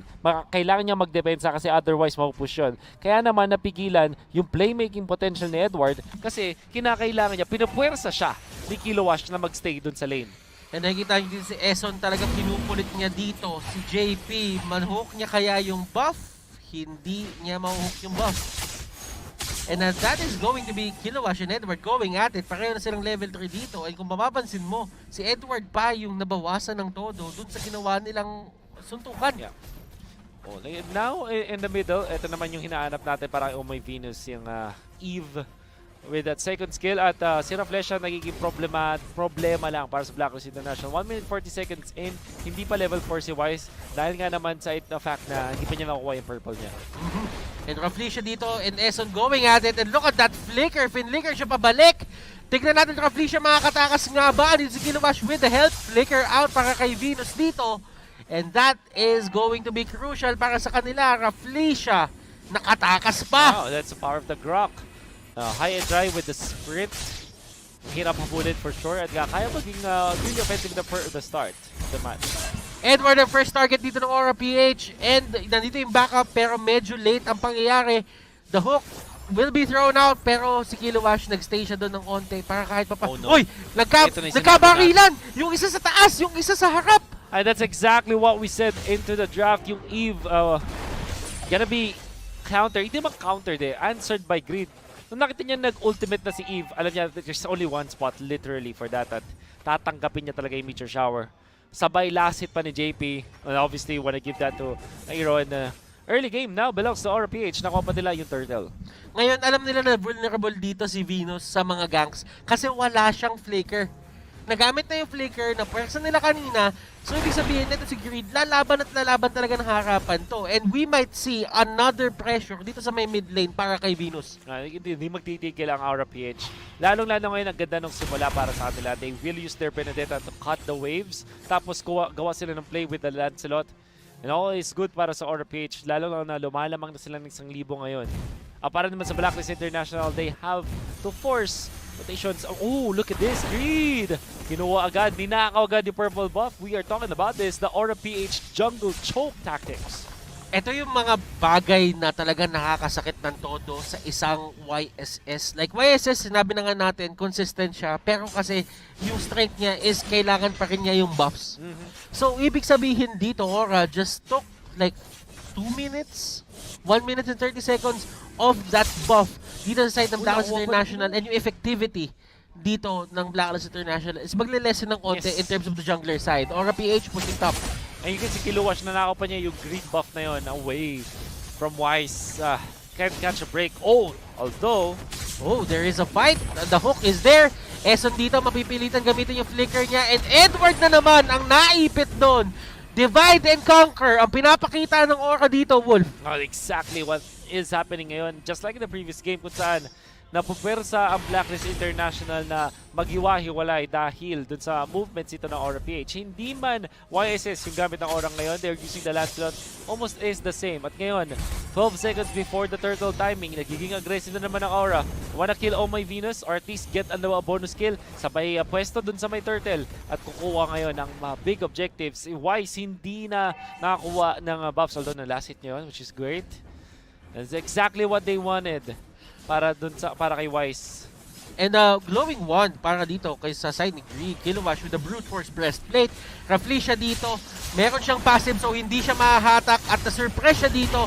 Eson gets the kill. Pero doon sa may likod, Greed dito, pino-force out niya sila Oheb Kilowash trying to get away. Makakatakas ba siya? Yes, he can. May hook na pwedeng tumama. And here comes the Electro final blow. Eson dito, hinarangan talaga nila. Hindi tatama yung pana. And the hook will be thrown out din ulit ng isa pang beses. Hindi pa rin mauuli si Kilowash. Masyadong madulas ang Kilowash. Ang dulas. Oh, this Benedetta, but Oheb, sabi niya, let's just trade for a turret. And big influx of gold para sa side ng Blacklist International. Lalo na nakakuha sila ng important kills naman sa Aura. And Nesson dying once again. Top lane para kay Wise naman. Using his ultimate to scout things out. Sabay back dahil alam niya na doon na si Kilowash. And Aura PH, even after getting so many good stops dun sa early game, bumapalag pa rin ng Blacklist. In fact, maliit lang yung lead. 500, 600 lang yung lead ng Aura PH. Reed ang main target nila dito. Tinatakbo talaga nila Harris. At sabi din ni Benny Cutie dito, tara pre, alis na. Hindi na natin kaya to. Si Edward gusto pa rin yung slow, ibaba to. Pero doon sa may gitna, may 1v1 na naganap. And JP clearly having the advantage, still gets the kill. That is a very important kill. Kaso nga lang patay si Grok, but that is just a tank. And Aura PH, hindi naman sila ganun kalungkot sa nangyari na yun. In fact, masaya pa sila dahil binigyan nila ng kill, solo kill. Itong si JP. Ngayon ay lumalamang kay YSS. In fact, JP is leading by 600 gold in the early stages over his jungler counterpart, which is Wise. And alam natin, crucial yun. Si Benny Cutie, 2 items na. That's true. Naka-Clock of Destiny na. And Talisman. Tapos may Enchanted Talisman pa. So, ibig sabihin, magiging mahirap to come in the coming mid-game kasi masyadong maaga nakuha ni Benny Cutie yung mga timings nga dito. Especially yung stacks. Kasi usually, kapag mataas din yung gold ni Alice, nagko-convert din yan sa maraming stacks na eh. Yes, ang pinaka favorite na hero, pinakakabisado na hero ni Benny Cutie is the Alice. Arguably one of the best Alice players in the league right now. We'll see him really snowball this time. And Oheb dito getting pop lock and drop. Benny Cutie, mahuhuli pa siya ni Eve dito. And Eson, gusto niya huliin si JP and the hook! Hook flicker. Sexy moves mula kay Uncle Eson. Baka Eson Esports. Eson Esports. Inintay niya yung Thorn Rose, pops the hook, flicker out. Solid na solid. Walang kawala doon yung Lancelot. By the way, Oh My Venus facilitated for that with a wonderful usage of the ultimate. This time kasi ginamit naman niya yung walls para hindi siya makita. Oh, grabe. Uy! Oh my goodness, look at that play. Kilowash dito, nahatak siya. Wala lang sa pwesto yung mga members dito ng Blacklist International. Pero masasabi natin na nahuli na ni Eson si Kilowash. Oo. At hindi yan siguro ang pinakahuli. Eson, mananalasa pa. And all of a sudden, Butters, Blacklist International ahead of Aura PH. Pwede na silang kumuha ng mga next objectives sa ngayon. Gamitin nila si Oh My Venus in an offensive manner, just like into the bottom lane. Nag-drawing na dito si Oh My Venus.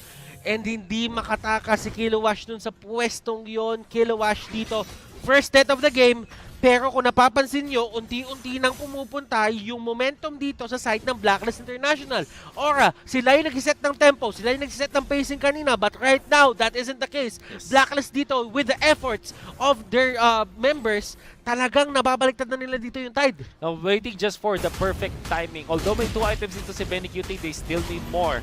And para naman dun sa Grok, medyo defensive manner at nauna kasi yung Blacklist! Kanina pinag-usapan natin to, Wolf, pagka nakapwesto ng una ang Blacklist International, sila ang mananalo and Aura PH dito. Masasabi na natin na nawala na yung control ng mapa sa kanila. Oh, definitely kasi they're sitting far behind and hinihintay talaga nila doon. And the hook! Putting up a show, the Eson Esports Show, ladies and gentlemen. Kung nakikita niyo yung taong yan, ang lakas mong hatak. Uncle Eson! Tinapos si Eson. Kumbaga si Eson, wala kang takas dito. Kung maghanap ka ng jowa, maghanap ka ng Eson. Nobody else can play the Franco this way. Pinurove na yan sa mga tournaments outside of the MPL. Nakita mo naman, Greed, suma-sidestep. Pero alam ni Eson kung saan siya pupunta. And the slow-mo with the flicker. Beautiful play from Eson. Hindi na nga kinailangan yung ulti kasi nga naman, basic na. And that instant replay is brought to you by Oppo A94. Experience gaming at full speed with Oppo A94. Available starting March 26 in Oppo concept stores, retail partners, and e-com platforms. Pero may away na nagaganap dito habang nag-i-spell ako. Pwede natin labanan to. Nandun sa may pinakalikod. Edward dito lumalaban and Creed. Napipilitan tumakbo. Harris dito. Divide and conquer palalaro nyo. Babalik namin sa inyo yung favor. JP and Kilowash. Wala silang magawa kay Edward, the Filipino champ. Tinitipihan pa sila dito and that's going to be a triple kill para kay Oheb. Oh my goodness. Look at that spacing coming out from Blacklist International. At sabi nga natin, pag sila talaga ang nauna nasa pwestuhan, ilista mo na. Blacklist International obviously using yung kanilang Yisun Shin to take control of the vision game. Sabay gamit ng kanilang Harit kay Oheb. And even with Benny Cutie having 3 items na, meron na siyang Winter Truncheon, hindi pa rin enough yung damage output ng RPH. And we have to see Kilowash really give something para sa team niya. And this Benedetta, after all of the nerfs, hindi na siya yung pinaka-solid na side laner na alam natin na meron ang Benedetta dati. Sa ngayon, ang kailangan mong gawin ay mag-clear lang talaga ng waves. And RPH stuck. Na-quarantine sila dito sa base nila. Oo, Mountain Shocker revealed that lahat sila nandun. So lahat ng waves, lahat ng lanes nagpo-push papunta dito sa side ng Aura. Kailangan nilang i-defend to. An attack on all angles. Ika nga nila Wolf, Rafflesia dito and the others. They really try to take down the Lord pero si Y sila Oheb, si Edward, iba ang nasa isip. Ito ba yung Tora dito sa may gitna? Depensahan man nila yung taas, yung baba, yung gitna, hindi! Pero another one coming out here from S10 Esports! Hook after hook after hook! Hook City para kay S10 Esports. Lahat talaga nahuli, lahat natatali, even with the figure use. Na madami man siyang binabato at madami nang mimintis. Pero pag tumama, talagang solid na solid. S10 Esports paving the way! Na-surprise si Croc! And another one! And another one! And another one! Benny Cutie goes down! Blacklist International takes the series 2-1! Oh my goodness! Tignan natin! Wala akong words! You really have to give it to S10. Yung mga crucial na hooks na yon, those catches, kahit gano'n ka ka-safe with the Chang, we did say Chang is good against Harith, Chang is good against the Eve. Pero kung hindi ka makapwesto, kung naunahan ka ng Blacklist International dahil doon sa mga hatak ni Eson, you can't really position yourself. And this winner's camera, ladies and gentlemen, panoorin nyo yan kasi hatid sa inyo yan ng Master. Hindi sila na GG. Instead, they brought their clay game with Master, sikreto ng mga gwapo at ang pinakagwapong member ngayon doon sa Blacklist International. Walang iba kung hindi si Master S10 Esports. Si S10 Esports, sikreto ng mga gwapo, sikreto ng uncle natin. Well, the only Franco user so far sa MPL Season 7. One of the purists or one of the specialists ng Franco, hindi pa tapos, hindi pa makalawang si S10 Esports. Mula, bago pa magsimula ang MPL, nandyan na siya bilang carry ng Pilipinas hanggang ngayon. Men, hindi ka pa pinapanganak, nag-ML na to. Hindi ka kakapanganak ko pa lang, alamat na si S10. Oh. Ay, nako guys. Grabe yung game na yon, but right now, let's throw it back to our analyst, Midnight. Kailangan natin malaman kung ano yung thoughts niya about this certain game. So, Midnight, i-hook mo na. Pabalik sa'yo. Thanks so much, casters. And ang masasabi ko dito sa series na to, it was a math problem and Blacklist International were the ones to decode it. Once again, welcome back to the Analyst Desk. My name is Midnight. And ang ganda nung naging laro, no? Parang labanan ng mga ruler, mga protractor kasi lahat sila kanya-kanyang skill shot, kanya-kanyang target ng skills. And it was Blacklist International that prevailed on the back of Eson's Franco. Now, these following post-game stats are brought to you by Smart, the official tournament telco partner of MPL. Free to game great with Smart free games for all. And ang masasabi ko lang dito is talagang si Franco yung nagdala dito for Blacklist International, no? Yes, ang ganda ng mga stats ng ating mga players, specifically Oheb. After the Calamity Reaper, he went for the Holy Crystal for maximum damage, then Feather of Heaven para mas ma-maximize nila yung Zaman Force. Edward, sustain item lang with the Pakito. The only thing that he needs to do is control the backline and split push for Blacklist International. Oh my Venus, ganda rin ang kanyang choice dito after Demon Shoes. He went for the Ice Queen 1. The impact of Eve in this game is the slow during these fights. In Aura PH, they rely heavily on mobility. They have a Benedetta, they have an Alice, and specifically the Lancelot. Kapag na-slow mo itong mga heroes na to, medyo mababad trip sila against you. Kasi again, ang key power ng mga heroes ng Aura PH is the mobility. Now, Blacklist International, for the most part, we're enjoying the free time on the early game. No? Even though nakakakuha ng small kills ang Aura PH, S10 was too huge of a threat on the map dito sa ating game. And once again, these stats were brought to us by Smart, the official tournament telco partner of MPL. Free to game great with Smart, free games for all. And makikita natin in just a bit, no, yung mga highlights, no, yung mga malulupit at poging hooks ni S10 Esports, no. Sabi nga ni Manjin, Hook City ang nangyari dito sa ating game number 3, and I believe we have our highlights already, no. Feel ko di na rin kayo makapaghintay. So ihahatid na natin kayo sa ating highlights brought to us by Smart, the official tournament telco partner of MPL. Free to game great with Smart, free games for all. And ito, makikita natin dito sa ating screens, no. Bakit ko nasabi na parang math problem? Kasi lahat sila kanya-kanya ng tusok, no? Meron kang 10x10 grid dito kay Oh My Venus. Si Lancelot, ganun din yung skill niya, papasok, patusok din. Si Grok, aangguluhan niya yung kanyang pader, and specifically, si Benedetta rin yung kanyang ultimate, no?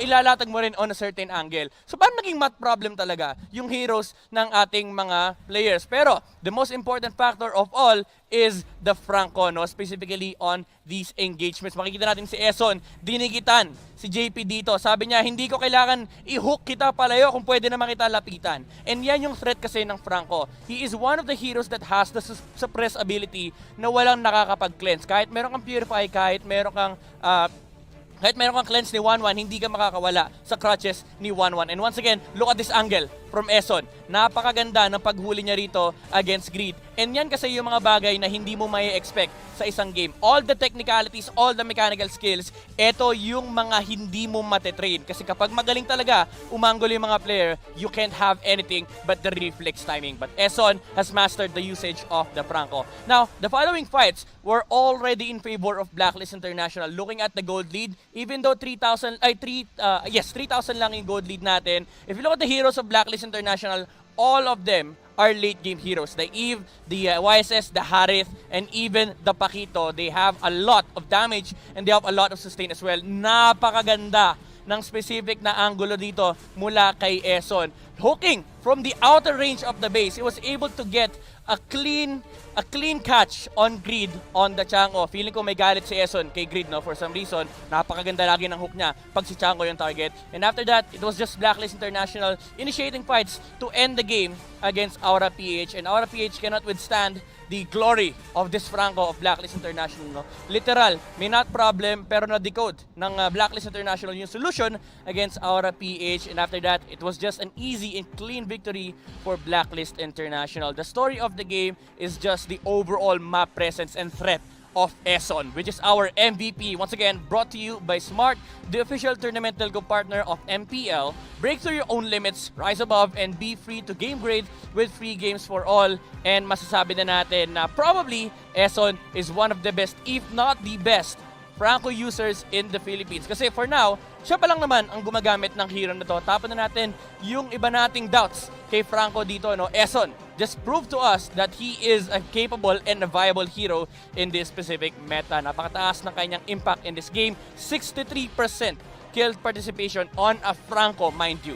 So he really did a lot and showed up to a lot of fights that Blacklist International went on to win. And that is what secured them game number 3 against Aura PH. Napakaganda ng performance na pinakita sa atin ng Blacklist International. Truly decoded ang Aura PH. So I'm pretty sure na excited din yung mga casters natin, no? Specifically sa mga susunod pang matches natin. And feeling ko, hype na hype yung ating audience. So for now, I will be throwing you back to our casters. Casters.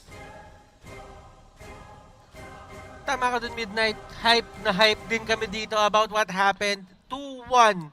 Blacklist International na reverse sweep na naman, and ito ata yung trend na nangyayari ngayon sa MPL. Yeah, we are going to see a lot of reverse sweeps so far. Apat na. So far, a lot of 2-1s for sure. And a lot of people are asking, magsi-step up ba ang mga teams sa MPL Season 7? Well, lo and behold, eto na po ninyo nakikita. Yung mga dati nating alam na sila yung talagang nanalo over this team, ay biglang nababaliktad na. And speaking of nababaliktad, walang makakabaliktad dito. MPL Philippines Season 7 is presented by Smart, the official tournament telco partner of the MPL. Free to game, great with Smart, free games for all. Maraming salamat sa panonood, ladies and gentlemen, dito sa ating first series. Huwag kayong aalis kasi next na dito ang second series natin, ang Bren versus NXP. Ako nga pala si Butters, kasama ko ngayon si Wolf, and we were Shoutcasters for series number 1. Maraming salamat po sa lahat na nanood, and we will be right back. Well, actually, papasa natin sa isang gap lang ng konti, and we'll see you after this. The Giga Life, your passions, your stories, your life, simplified with just one app. This is the future. The Giga Life in just one tap. Experience more Giga moments when you make the smart choice. With the Philippines' fastest mobile data network. How do I know it's T1? Simple, smart ako.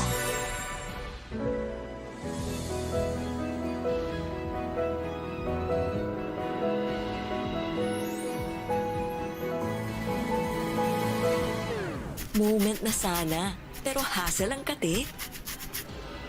Yung kati na yan, dahil sa dandruff yan. You need Head and Shoulders. Unlike beauty shampoos, tanggal ang dandruff that causes kate. No more hassle sa moment. Goodbye na sa kate, dahil 100% dandruff. When you look inside a JanSport backpack, you see a story that started in 1967. Since then, our mission has expanded to helping protect our environment for future generations to enjoy. It's a work in progress, but just this season we've used the equivalent of 13 million bottles worth of recycled polyester in our most popular backpacks. When you look inside a JanSport pack, you see our commitment to this brilliant blue planet we call home. And we're just getting started.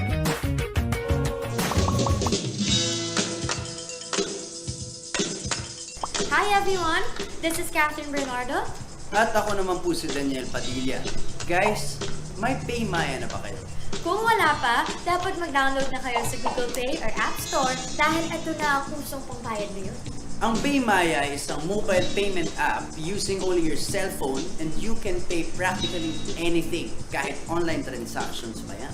With PayMaya, hindi mo na kailangan magdala ng cash for your day-to-day expenses. Pwede kang magbayad ng bills, bumili ng prepaid load, mag-online shopping, mag-send money, magbayad gamit ng QR code, at marami pang iba.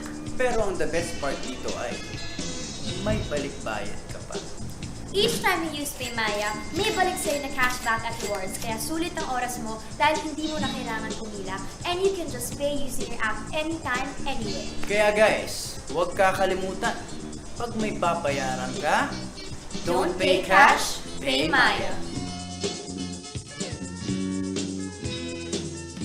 Hey guys, I'm here with Kate and Bea. Bad timing ang kate. Baka dandruff yan? Use Head and Shoulders every day. Unlike beauty shampoos, tanggal ang dandruff that causes kate. Para di babalik-balik, kati gone for good na. Dahil 100% dandruff-free ka. Hi guys, I'm here with Kate. Para araw-araw, close na close. Max pinabango pa. What do you do when what you desire is beyond reach? You use power that breaks barriers. The Giga Life. Now in 5G. Do you believe this is possible? I do. How do you know? Simple, Smart Acro. Inevitable.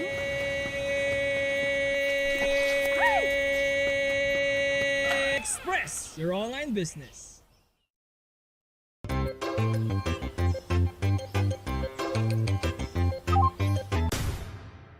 Express your online business.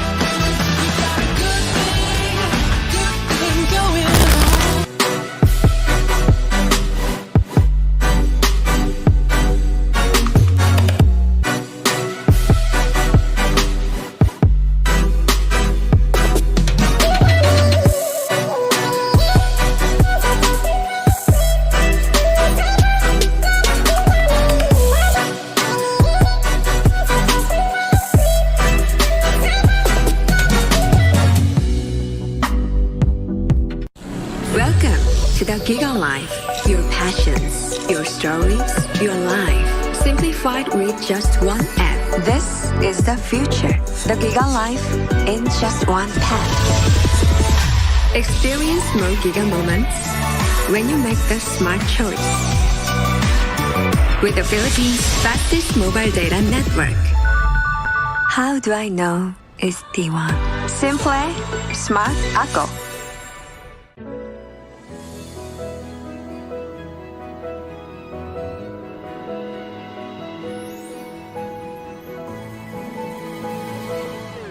Moment na sana, pero hassle ang kate. Yung kati na yan, dahil sa dandruff yan. You need Head and Shoulders. Unlike beauty shampoos, tanggal ang dandruff that causes kate. No more hassle sa moment. Goodbye na sa kate dahil 100% dandruff. When you look inside a JanSport backpack, you see a story that started in 1967. And since then, our mission has expanded to helping protect our environment for future generations to enjoy. It's a work in progress, but just this season we've used the equivalent of 13 million bottles worth of recycled polyester in our most popular backpacks. When you look inside a JanSport pack, you see our commitment to this brilliant blue planet we call home. And we're just getting started.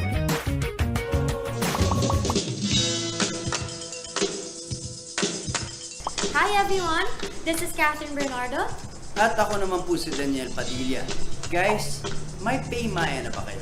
Kung wala pa, dapat mag-download na kayo sa Google Play or App Store dahil ito na ang usong pangbayad ngayon. Ang PayMaya is isang mobile payment app using only your cell phone and you can pay practically anything, kahit online transactions pa yan. With PayMaya, hindi mo na kailangan magdala ng cash for your day-to-day expenses. Pwede kang magbayad ng bills, bumili ng prepaid load, mag-online shopping, mag-send money, magbayad gamit ng QR code at marami pang iba. Pero ang the best part dito ay may balik-bayad ka pa. Each time you use PayMaya, may balik sa'yo na cashback at rewards, kaya sulit ang oras mo dahil hindi mo na kailangan pumila and you can just pay using your app anytime, anywhere. Kaya guys, huwag kakalimutan, pag may babayaran ka, Don't pay cash, pay Maya. Hey guys, I'm here with Kate and Bea. Bad timing ang kate. Baka dandruff yan? Use Head and Shoulders every day. Unlike beauty shampoos, tanggal ang dandruff that causes kate. Para di pa balik-balik, kati gone for good na. Dahil 100% dandruff-free ka. Hi guys, I'm here with Kate. Para araw-araw, close na close. Max pinabango pa. What do you do when what you desire is beyond reach? You use power that breaks barriers. The Giga Life. Now in 5G. Do you believe this is possible? I do. How do you know? Simple, smart ako. Inevitable.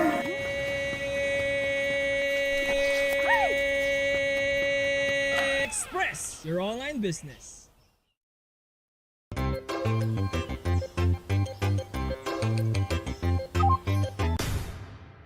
Express your online business.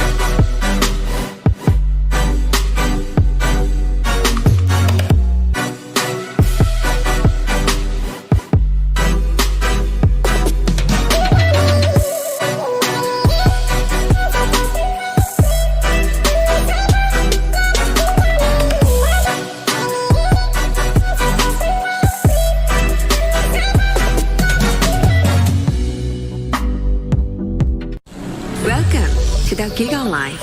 Your passions, your stories, your life. Simplified. And the action continues for MPL Philippines Season 7. MPL Philippines Season 7 is presented by Smart, the official tournament telco partner of the MPL.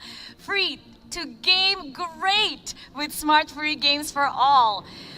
Eto, mga ka-ML, ang hinihintay niyo ang ating mythical raffle draw. Yung mga nag-scan ng code at pumunta para masagot ang aming mga katanungan. 4 answers. Meron na tayong 10 winners na makakakuha ng in-game gifts. And there they are. Tingnan natin kung sino nga ba makakakuha ng ating panalo. Meron tayong 87,562 participants. Kung isa kayo sa mga nanalo, kung nandiyan ang ID number nyo at server number nyo, you have a chance. Actually, you got a chance. You won their in-game prizes. Maghintay lamang sa message ng Moonton ng Mobile Legends doon sa inyong app. Congratulations! Kayo ang 10 sa 87,562 na nanalo ng ating mythical draw. Every week, magdo-draw tayo every Sunday. So, kailangan meron kayong mga sagot doon para makasali kayo. Meron tayong bagong mythical draw na pwede niyong i-scan at i-announce natin yan sa susunod na linggo. So kung wala kayo doon sa 10, huwag kayong maglala. May chance pa rin kayo next Sunday. Nakita niyo yung QR code? Scan na yan. At isagot niyo ang mga tanong namin. Again, this week we had 4 questions. Next week, meron din tayong mga 10 winners for that. Napakadali lang ng aming mga tanong para dyan. May mga tanong tayo kung sino nga ba ang ginamit na hero, kung sino nga ba yung nanalo. So kung nanonood talaga kayo ng MPL, napakadali lang nito para sa inyo. At itong isang madali din, kung swerte kayo, meron tayong lucky number draw. Kung ang huling 2 digits ng inyong ID number sa Mobile Legends, ang huli doon kung 06 or 92 or 51. Again. 06, 92 or 51, maaari kayong manalo ng skin and diamonds. Hindi nyo na kailangan humingi. Pwede na kayong manalo sa sariling sikap, scanning that code and filling up that form. Alam ko marami sa inyong may gusto ng skin, kayang-kaya nyo yan. All you gotta do, participate. And now, MPL Philippines Season 7 is presented by Smart, the official tournament telco partner of the MPL. Break through your own limits, rise above, and be free to game great with free games for all. Get 1 gig a day for Mobile Legends, Facebook Gaming, and more. Plus, 1 gig a day for 7 days. Just dial *123# or download the GigaLife app and choose free games. Next game natin. Marami talagang nag-aabang sa larong ito. NXP versus Bren. At pag-uusapan natin ang kasama ang ating master yung gamit nyo, no? Wolf and Nomad, ang sekreto ng mga gwapo. Grabe, alam nyo, ito pinatunayan nila na kahit yung mga tinataguriang at hinahangaang Diyos at Hari dito sa MPL, nasusugatan din. Anong masasabi nyo dun sa mga nakaraang laro nila? Masasabi ko para sa Bren Esports, yun nga parang hindi porke kayo yung M2 World Champions. Back here in the MPL ay perfect na rin ang yung magiging run. I wanna say it matters more dun sa kanilang kalaban, which was the Onyx PH. It matters more to Onyx PH than sa Bren Esports. Well, I did see some of the post, may parang press conference kasi yung Bren Esports. Ang lupit eh. And Ducky mentioned that they were quote-unquote experimenting in their match against Onyx PH. And obviously, that didn't work. And I don't think that experimenting sa isang official game, even when you're champions, I don't think that works so much. Yeah. So siguro learning lesson talaga para sa side ng Bren Esports. Yeah, I mean, during their performance versus Onyx PH, hindi ko masasabi na yun na kagad yung benchmark na ito yung Bren performance That's also this true. entire That's season. also That true. was an experiment. Sinabi na nila mismo yun. I'm looking forward to see how they adjusted against NXP. Kasi may specific na sinabi sa akin si Ducky na he's looking forward to the draft and watch out for their Deki daw. I don't know if it was sarcastic. Whoa. Oras na para makilala muli ang mga manlalaro ng NXP. Panoorin natin yan.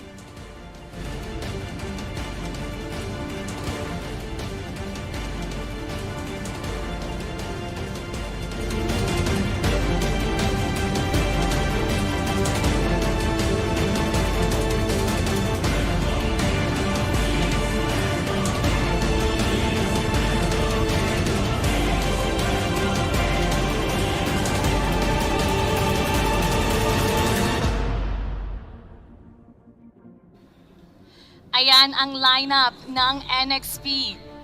Si Exort H2O, James Ranije at Yawi. So yan ang makikita natin ngayon. Yeah, for sure, ito yung pinaabangan ng mga players natin. And I see Exort being part of the main five, although baka hindi natin makita mismo si Exort. I know that they really want to play with Lancy. Ang taas ng pressure, I would say, para sa NXP. Kahit pa sabihin natin, NXP, they are known to not play under pressure. I mean, okay lang sa kanila pinipressure sila kasi medyo happy-go-lucky yung vibe Yung vibe ng NXP Solid.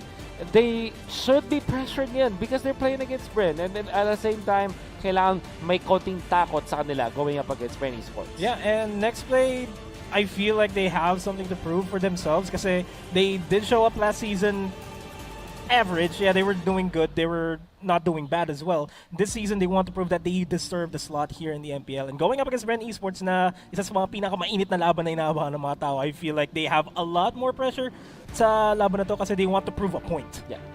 Nakilala natin ang NXP ngayon naman, kilalanin natin ang mga manlalaro ng Bren Esports.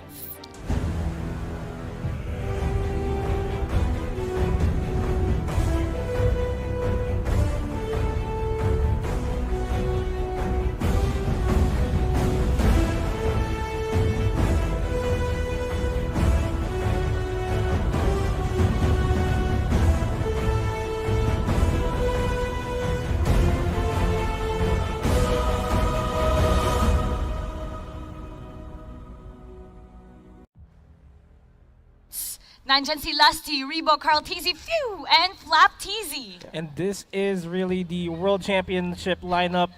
Not really the World Championship performance that we expected yesterday versus Onyx, pero again, it was an experiment draft from Coach Ducky. Yeah, we cannot really base yung performance of Bren Esports just off of one game. This is Bren Esports. Sabihin, merong interesting nga lang na sinabi sa akin yung isang stats guide dito sa MPL. This is the first time na natalo ang Bren sa opening match nila all throughout the seasons. That's true. They have been pretty dominant throughout all their appearances in all seasons, even when some of the members were part of Aether Main. Exactly. Both teams eager to bounce back. And this head-to-head is brought to you by Oppo na A94. Experience gaming at full speed with Oppo A94. Available starting March 26 in Oppo concept stores, retail partners, and e-com platforms. Mag-recap muna tayo dito sa matchup natin ngayon. Itong Bren at itong NXP. So kung maalala natin, nag-qualify yung NXP ng Season 6 at nag-start yung regular season, di pa nagsisimula actually, nag-release ng statement na dudurugin na rin nila lahat ng koponan. Siyempre itong Bren, hindi sila papayag dyan. Nag-start yung mga back and forth comments sa social media, binuhay muli ng NXP simula ng Season 7. And now, pati yung EPs na dadamay So, eto naman, they're both eager to bounce back and prove something to each other dahil may mga banters nga sila sa social media. Yeah. So, let's talk about itong rivalry nitong dalawang to. Yeah, it's a rivalry in a way na parang Bren Esports lagi silang pumapalag sa mga banters nga na online when it comes to just NXP. And I think that any other team would really just want to defeat NXP the way that they express themselves. Pero yung Bren Esports special kasi parang for some reason, yung world champions natin, mainit talaga yung mata sa NXP. Yeah, and that goes to show na Bren Esports, they have something to back up their bravado, kumbaga. Yeah. NXP, they have yet to prove that they're part of the top 4 lineups that we have here in the MPL. And they're already starting to talk trash. Or not talk trash necessarily, but they're starting to banter. They go for the banters left and right. And some teams don't like that. Yeah. Nung huling naglaban itong dalawang koponan dito sa MPL, recap lang, 3-0 ng Bren ng NXP. Lagi nilang tinatawanan ng isa't isa, ha ha ha ha ha ha ha. So meron silang unfinished business. So actually, na-predict yun ni Coach Ducky. Speaking of coaches, may mga battle of coaches tayong nagaganap dito. Who will be the head and shoulders above the competition? Put your game face on and finally say goodbye to those awkward itch-a-GG moment. Thanks to Head and Shoulders, 100% dandruff-free and itch-free. Now, mas mabango pa. Pag-usapan natin ang dalawang coaches natin dito. Ooh, wow. I think that this is the comeback of Ako si Doggy in the official coaching role. Although, for the longest time naman ay nagde-develop din talaga siya ng mga players. And I think for Next Play Esports, he has been really commanding that team. Not only in-game, pero outside of the game. Yun naman yung masasabi ko kay Doggy. he was the one who founded Aether Main na ngayon ay Bren Esports na he coached Aether Main to an MPL championship in season 1. Ang masasabi ko kay Doggy is hindi niya lang kinokontrol or tinuturuan yung mga players niya in game but also outside of it in such a good manner kasi for the first time nung bootcamp rates namin, siya lang yung nakakatatanging coach na sinabi ng mga players, lahat ng players na inaalay nila yung season nila kay Doggy. And I think that speaks volumes on how impactful ako si Doggy is when it comes to the emotions, to the outside of the game matters ng mga players niya. And on the flip side, Ducky, he played for SXE Imbalance during Season 2. They were some of the top four teams. Played with EVOS PH back then in Season 4 and Season 5. And now, Blacklist International. And I think for Coach Ducky, naglaro din naman siya. I remember him playing na hindi pa MPL, but more importantly, si Ducky, he came from...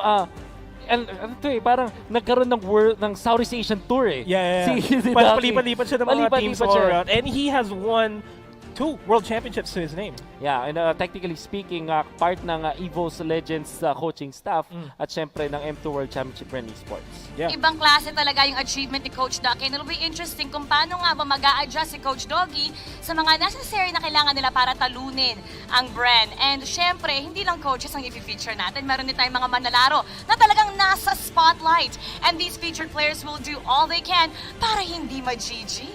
Bring your clay game with Master. Sekreto ng mga guwapo.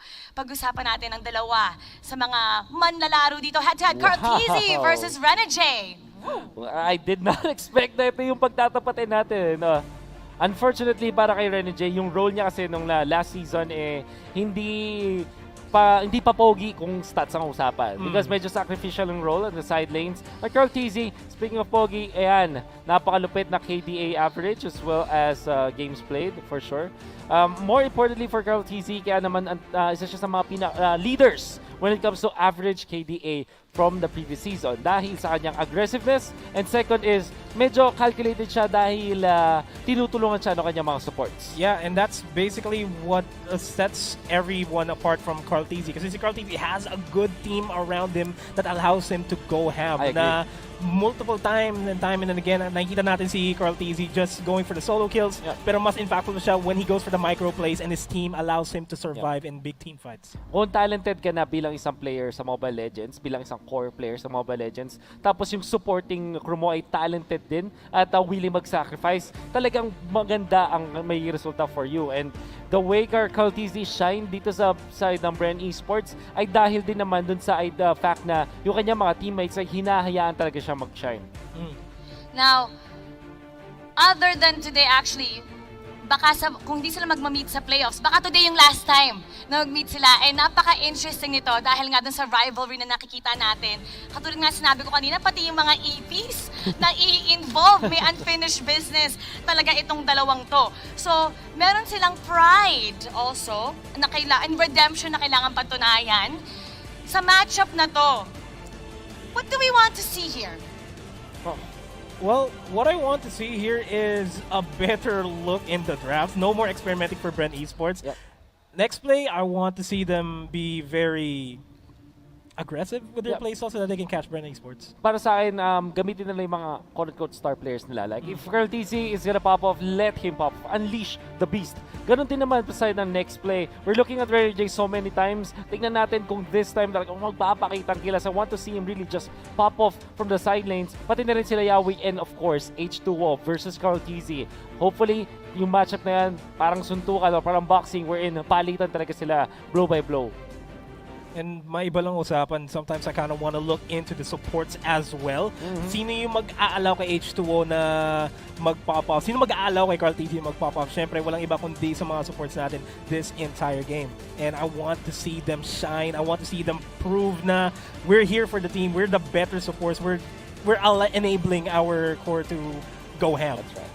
Alam ko maraming mga comments dyan na sinasabi, game na! Game na! Tingnan natin kung kanino nga ba ang huling halaklak Bren Esports versus NXP. Punta na tayo sa ating anchor and analyst.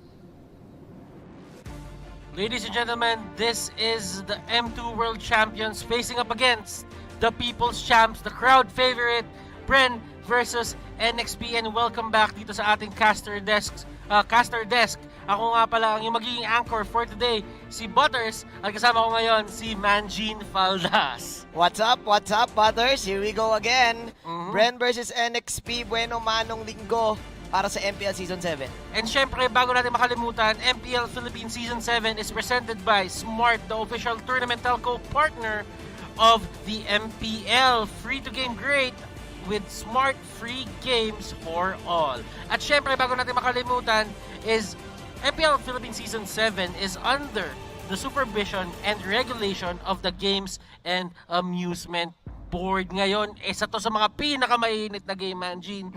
Bren versus NXP. Alam ko, ikaw yung nagdetalye nung story nito nung Season 6 eh. I think nung Season 6, nagkaroon kasi ng magandang intro yung NXP at Bren.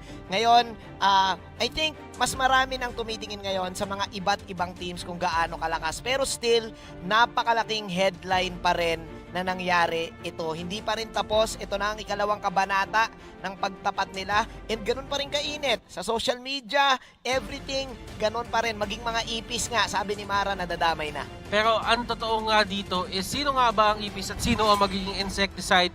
Pero, and then, kailangan din natin pasukin na yung draft dito, ladies and gentlemen. Sino nga ba ang gagawa ng mga smart choices dito sa ating draft? This is brought to you by Smart, the official tournament telco partner of the MPL. Free to game great with Smart free games for all. Let's head on the draft. Here we go. Butters, I think maganda ang emphasis dito ng pagkatalo nitong dalawang teams kahapon. Both of these guys, ayaw nila na madagdagan pa ng isang defeat ang kanilang record. That's why ganon ka-important ang laban na to. I think pass is pass na para dito sa dalawa. Napatunayan na ng Bren kung gaano sila kalakas. And I think natuto na rin ang next play sa mga nangyari on the past to the point na kailangan na nila mag-improve. Now, looking at the picks and bans here, I think magkakaroon tayo ng heavy emphasis ngayon. Una sa mga support mages, tapos sa mga mid mages, tapos dito sa mga jungle enablers like yung Natalia at saka yung Selena. Nagpapasin mo dito, meron pa silang Sylvana na ban dito for the side of next play. And that is going to be good against Bren Esports kasi nakikita nga natin, madalas silang kumukuha ng mga Sylvana na yan coming into M2 World Championships. Although, hindi pa nila masyado nagagamit dito sa MPL Season 7. But it's better to be safe than sorry. Yeah, at saka ito rin Sylvana yung naging hero ng parang pa-entry ng Bren Esports pagdating doon sa M2. Ang gusto ko atang makita dito is kung paano ngayon pag-aagawan nitong dalawang teams. Probably yung Benedetta na I think ginagamit din naman ng next play. Naging meme pa nga actually yung Roger pick dito, but I think hindi lang basta-basta nagro-Roger itong next play. Knowing H2O, he can actually go toe-to-toe with Carl, TZ. I think alos parehas yung galawan nitong dalawang teams na to. Both explosive side laners, tapos both explosive supports, tapos meron kang isang jungler na kayang magbuhat ng laro. That is true, Manjin. Now, Paquito and Brody are the last bans for both teams respectively. James dito has the option to go for the Benedetta. Katulad na sinabi mo, tignan na lang natin kung gaano kataas yung priority ng Benedetta para sa next play. Kakaiba kasi yung Benedetta na nakita natin sa Bren is the Benedetta jungle last time ni Carl TZ. But next play, they opted to, they went for that Benedetta tank na ginagamit nga ni Yawi. Again, this hero is very flexible. Butters, pwede mong gamitin sa side lane, pwede mong gamitin jungle. Ang ganda ngayon ng opportunity ng next play, mang Psycho this time para sa Bren. And see, there you go. Benedetta priority para sa next play. But then again, hindi pa natin alam kung saan pupunta yan. Grabe ka naman. Grabe ka naman. Laban tayo dyan. Grabe ka naman dyan. Laban lang tayo dyan. Benedetta pa nga. Pero ito, Bren Esports, ang dami nilang pwede kunin dito para sa first pick. They can go for the Alice. They can go for the Johan. Yes. Ang daming open. Ang pinakailangan lang talaga dito is kapag pumili ka na, laban lang. Laban lang talaga. I think pwede nang pumili nga dito yung Bren Esports ng strong side lanes. There you go. At Cho, na maganda rin yung pagiging flexible. And open Esmeralda. I like it, Butters. The Esmeralda can somehow negate the Benedetta pagdating sa mid-game, lalo-lalo na nasusoak up niya lang yung damage ng Benedetta. Depende pa rin sa item yan ng magiging heroes and yung kick mula sa Cho dito. So I think natuto na rin ang Bren. This time, baka mawala na dito yung mga experimentation type ng sinabi nga nila sa interview nila na kumukuha sila dito ng mga healers sa side lane. This time, kumuha sila ng Esmeralda na sure ball, pwedeng magbuhat ng laro. Flap TZ, remember, dinala. Almost na dinala yung laban. Almost. Against nung kalaban nila nung Onyx PH. Game number 2 yun if I'm not mistaken. But right now, next play, they go for an Eve and a Joe head. Wow. I think it just goes to show na gusto ng next play dito mag-pick off Butters. Ang taas ng damage output nila from early to mid-game. Isang bagay na nagugustuhan ko dito sa Eve pick ngayon, kahit yung mga pro players gustong-gusto nila, is that kapag umabot tayo ng mid-game, ang hirap makapag-push kapag may kalabang ang Eve. Dahil yung Void Blast at yung mga skills niya, pwede niyang gawin kahit nasa torre siya doon sa gitna. So talagang ang taas ng wave clear dito ng next play. I guess it's all about the range para dito kay Eve, but Bren Esports denying that Roger pick, nilagay nila sa side nila. Ngayon, ito yung sinasabi ko man Jin like mayroon tayong mga napapansin na memes na lumabas. Mga copy pasta. Ika nga nila. Itong Roger daw ay pinilit daw ng next play kagabi. Pero hindi ko din masabi na pinilit nila kasi yung Onyx din naman kumuha din na sa kanila ng Roger pick and at the same time, Bren Esports ngayon pumili din ng Roger. I think ang sagot lang doon sa kaya rin siya naging meme is that LPE was really ready with the Roger and the Alice type of combination. Again, a Roger is still great. Napakasakit ng damage ng Roger kapag meron siyang orange map. I agree with Doggy on that. Tapos kapag may purple ka pa, may Lito Wanderer ka pa na nakukuha mo, 'di ba? Ang problem lang is kapag na-negate yung execution nyo, kapag na-negate yung execution nyo at hindi nakapag-burst yung Roger, ang dali niyang mapunish. Alam mo, natatawa ko sa'yo kasi parang memorize mo yung buong script. Memorize mo. May Lancelot pa doon. Lancelot. May ganon. Shoutout pala kay Doggy. Shoutout sa'yo, Dogs. Alam namin nanonood ka ngayon. Kung nasan ka man, mabuhay ka hanggat gusto mo. Farsa and the Claude. Wow. Ikakatanggalan na lang talaga sila dito ng mga picks na tingin nila ay magiging efficient or mabilis mag-farm. At yung next play dito, given na binan nila yung Farsa, gusto nila maging aggressive. Gusto talaga nila dito. Gusto nila na walang pang counter go ang side ng Bren Esports. And I like it na ito yung mga binabanden actually ng Bren. Dahil ito yung mga types ng heroes na kaya mag-survive kapag hindi sila na-burst ng Roger at kaya pa silang ma-outplay. Now going back to what you're saying, it seems like next play, gusto nila na sila magdidikta ng laban. Gusto nila na sila lagi ang online. Knowing yung capabilities ni Yawi bilang isang tank, ito yung tipong gangster tank. Malatsak no to Ito yung tipong sugod ng sugod at perfect yung jawhead dyan sa lineup ngayon ng next play. Alam mo, ang inisip ko na ngayon since may jawhead na sila, baka ito na yung jungler ni H2O, yung Benedetta, no? Pwede actually, hindi pa natin sure actually kung ito nga yung jungle kasi very flexible pa Pero pwede sa fourth pick malalaman na natin kasi nga James can also pull that off. At ito pa pala Butters nagpalit ngayon ng 5-man starting lineup ang next play. This time pinasok na nila si Exort, probably one of the great mages ngayon sa liga na to. Always remember na kapag mage type yung lineup nyo, I think mas pipiliin ni Doggy na si Exort ngayon ang gagamit kasi mas master ni Exort yung positioning at yung limits ng mga mage heroes. And especially yung hero pool din. Ito si Exort, sobrang daming ginagamit na hero na to from the Kadita, lahat ata ng mage kaya niyang gamitin. Kaya. So ang gandang adjustment para sa next play. Given na pasok sa meta. Now, Bren Esports, tinanggal naman nila yung hindi nila tinanggal pero pinili nila yung Lunox dito. And ito yung 1-2 combo. Katulad nung ginawa kahapon ng Onyx. Di ba naalala mo, may Kaja tapos may Lunox. Sa kanila naman, ang version naman nila dito is a possible Cho and Lunox. Wow, perfect pampitasan and perfect panlaban sa Jawhead. One main counters para doon sa mga like Johead na gusto na maging agresibo ay yung mga type na mga mages or tanks na kaya naman siyang labanan. Kaya siyang suntukin pabalik. At perfect yung Lunox doon. Perfect din yung Cho doon. So, kailangan pa rin mag-ingat ni Yawi dito sa kanyang pag-position. Tatandaan natin na magic penetration is the key paminsan para mag-take down ng mga brusco, ng mga tanks. Next play dito, securing that YSS and the Baksha. Sagot yan para syempre dito, sabihin natin mainly for Esmeralda, but it can be used against Roger as well. Yep, napakagandang sagot dito para sa side ng next play. Ang dami nilang tunnel vision ngayon dito, Butters. Execution na lang talaga. I think etong Benedetta ay pupunta nga sa side lane since nakita na natin yung YSS. Wow, interesting picks for both of the teams. I can therefore say na 50-50 pa rin ang laban. Parehas malakas sa late game. Sino ang unang makakuha ng purple? Sino unang makakuha ng orange at makakapag-control ng turtle? I think yon ang magsa-snowball. Kasi parehas snowball type ng lineup eh. And especially with the Esmeralda pa, sabihin na lang natin dito, if ever may late game, merong insurance policy. Merong insurance etong side ng Bren Esports. So, talagang magiging mainit. At tatandaan mo yung YSS din, hindi din nagpo-fall off to basta-basta. Hindi talaga. Actually, ang dilema ko ngayon dito para sa side ng Bren is that na-counter sila dito ng Baksha.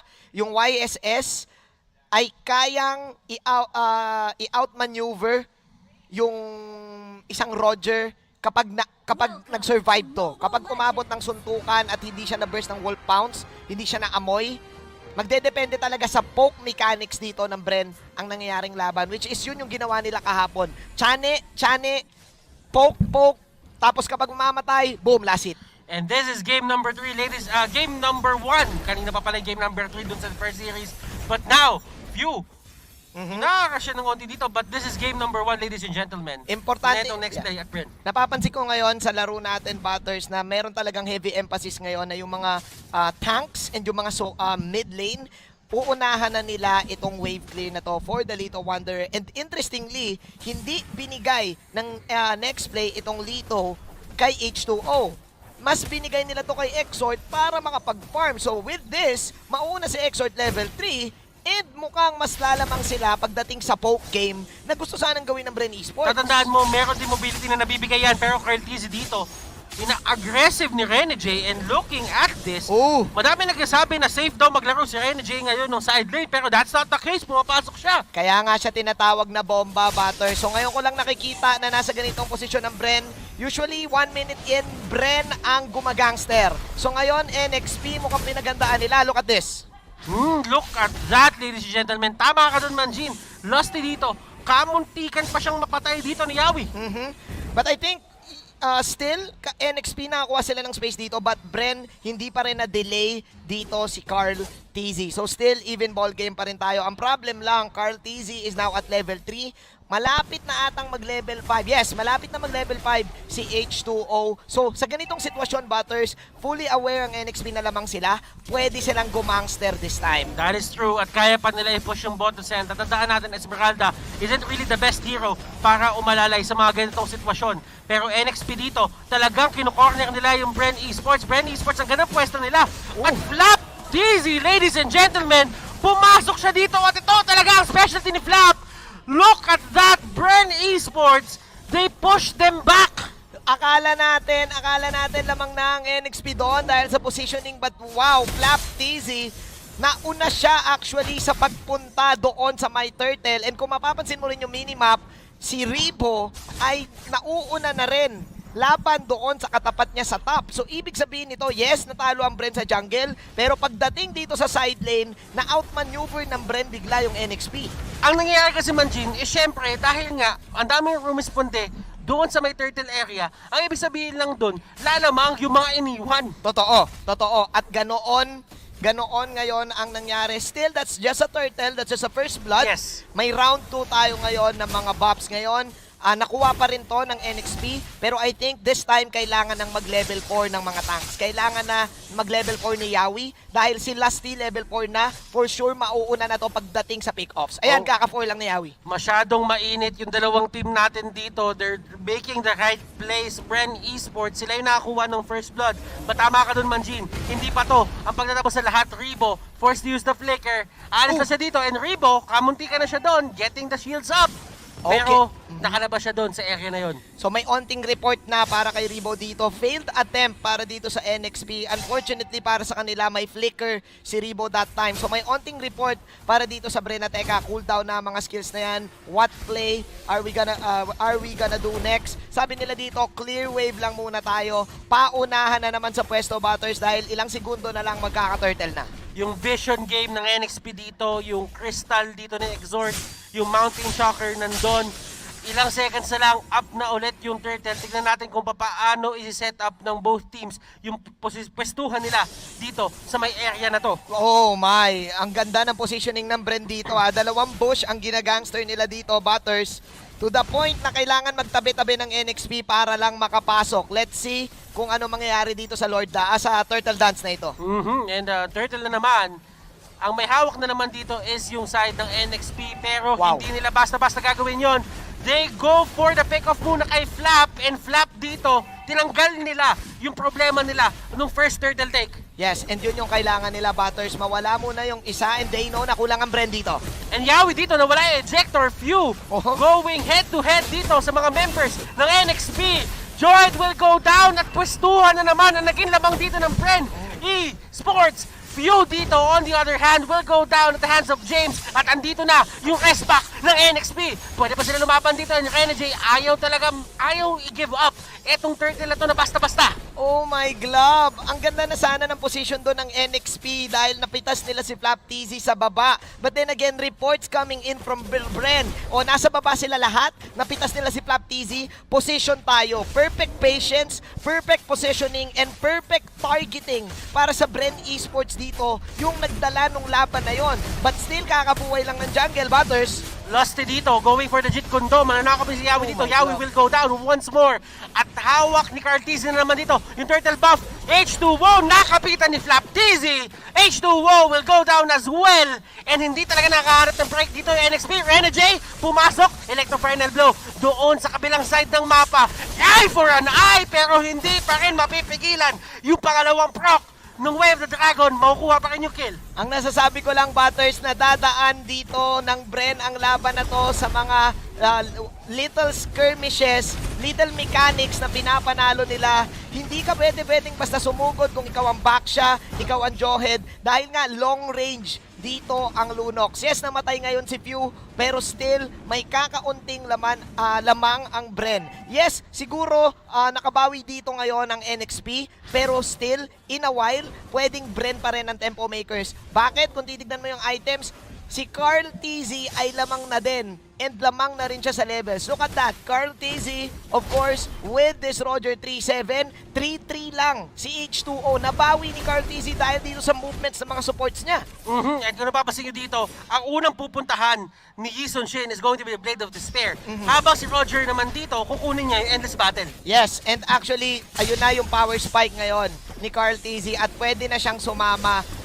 Wow, Butters, magaganda yung nagiging movements ng NXP, but then again, na-outsmart sila, na-outwit sila. Yung akala ng NXP na napitas na natin si Flap, biglang may formation yung Bren. Para bang laging may plan 2 itong Bren Esports. Kapag nabibait nila yung NXP, doon sa mga akala ng NXP na napipitas nila. Yung Bren sobrang confident gumalaw eh. Yung NXP, nasa kanila yung pwesto, pero paminsan nawawalan sila ng confidence to push through. Yes, definitely. Parang nawawala yung follow-up bigla dahil nga dito sa kits ng Lapu-Lapu, sa kits ng Esmeralda at syempre ng Lunox. Ang hirap din kasi na ang magiging ang tank mo Jawhead, tapos si James kasi problema pa sa damage output nitong Lunox. So yung follow-up bumabagal. Oo, Injawi dito, nahanap si Cartizi. And eto na ang hinahanap nila sa pick-off. They will get it. Renegade will get the kill. Last dito with the Wave of the Dragon. Tignan natin kung paano nila masasalpa dito si H2O.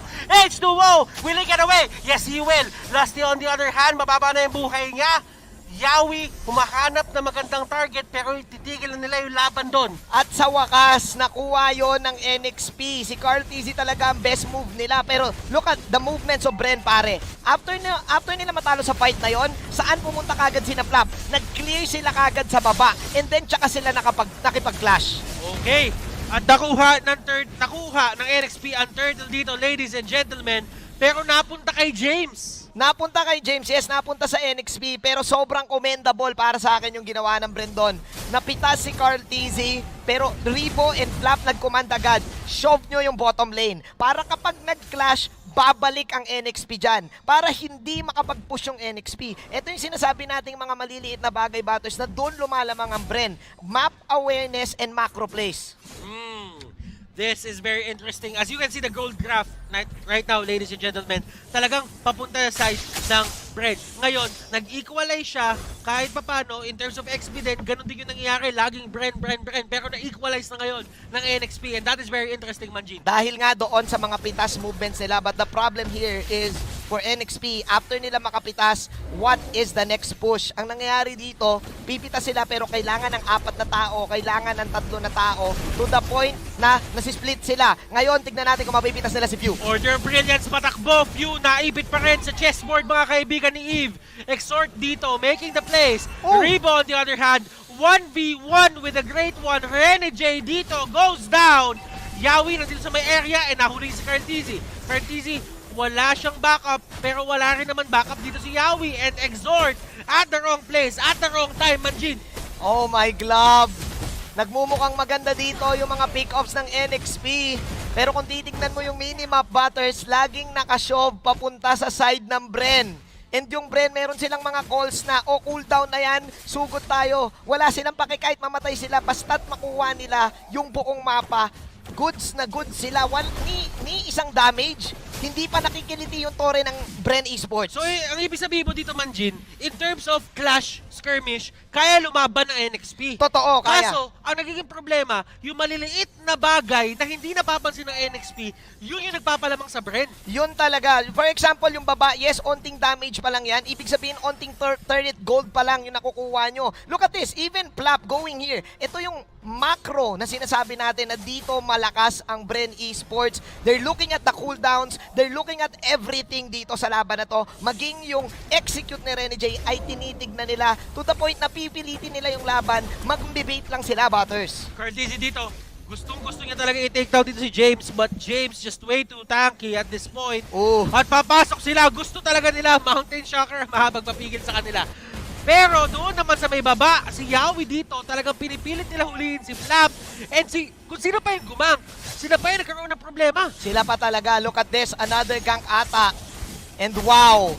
Lusty dito with that flicker play. And look at this, ladies and gentlemen, H2O na naman yung pinaka-nagiging target nila. Tinatanggal talaga nila lagi agad si H2O. Cartizi matutumba din. Rebo na naman ang target ni Rene J dito. And Rene J will take down that hero, and Flap TZ just trying to run away. Dalawa na rin nabubuhay dito para sa side ng Bren Esports, pero ipipilit ba talaga nila si Flap? Yeah, I think kailangan nabulin to ni James para ma-withstand nila dito yung push ng Bren. I like the aggressiveness dito ng Bren, even though sinugod na nila hanggang second tower. But then again, in terms of the fight, in terms of the composition, Butters, hindi talaga basta-basta pwedeng sumugod si Yawi kapag may dalawang nakaharap sa kanya, dahil nga kaya siyang patumbahin ng damage ng Bren Esports. Unfortunately for Bren, masyado silang nag-overstay doon sa fight na yon. But then again, sila pa rin nagdidikta ng laban. NXP, I think kailangan nila maging patient ngayon. And that instant replay was brought to you by Oppo A94. Experience gaming at full speed with Oppo A94. Available starting March 26 in Oppo Concept Stores, retail partners, and e-com platforms. Gusto ko lang i-emphasize dito yung Enchanted Talisman, tapos Durance dito ni Few. Talagang gustong counterin tong Baksha, gustong counterin itong Jawhead, na if ever haharap sila, fine. Sige, counter nyo yung Esmeralda namin. But we're good. Kayang-kaya namin kayong i-damage. Humarap kayo. But this time, si Lusty ata ang humarap. Lusty dito going down. H2O dito gets his first kill after a while. 2-4-5 na siya dito. And this is sabihin natin, a window or a space para sa side dito ng NXP na kahit paano makahinga ng konti. Mukhang nakakahinga na sila dito, Butters, kasi mathematically speaking, kaya din talaga nila yung late game.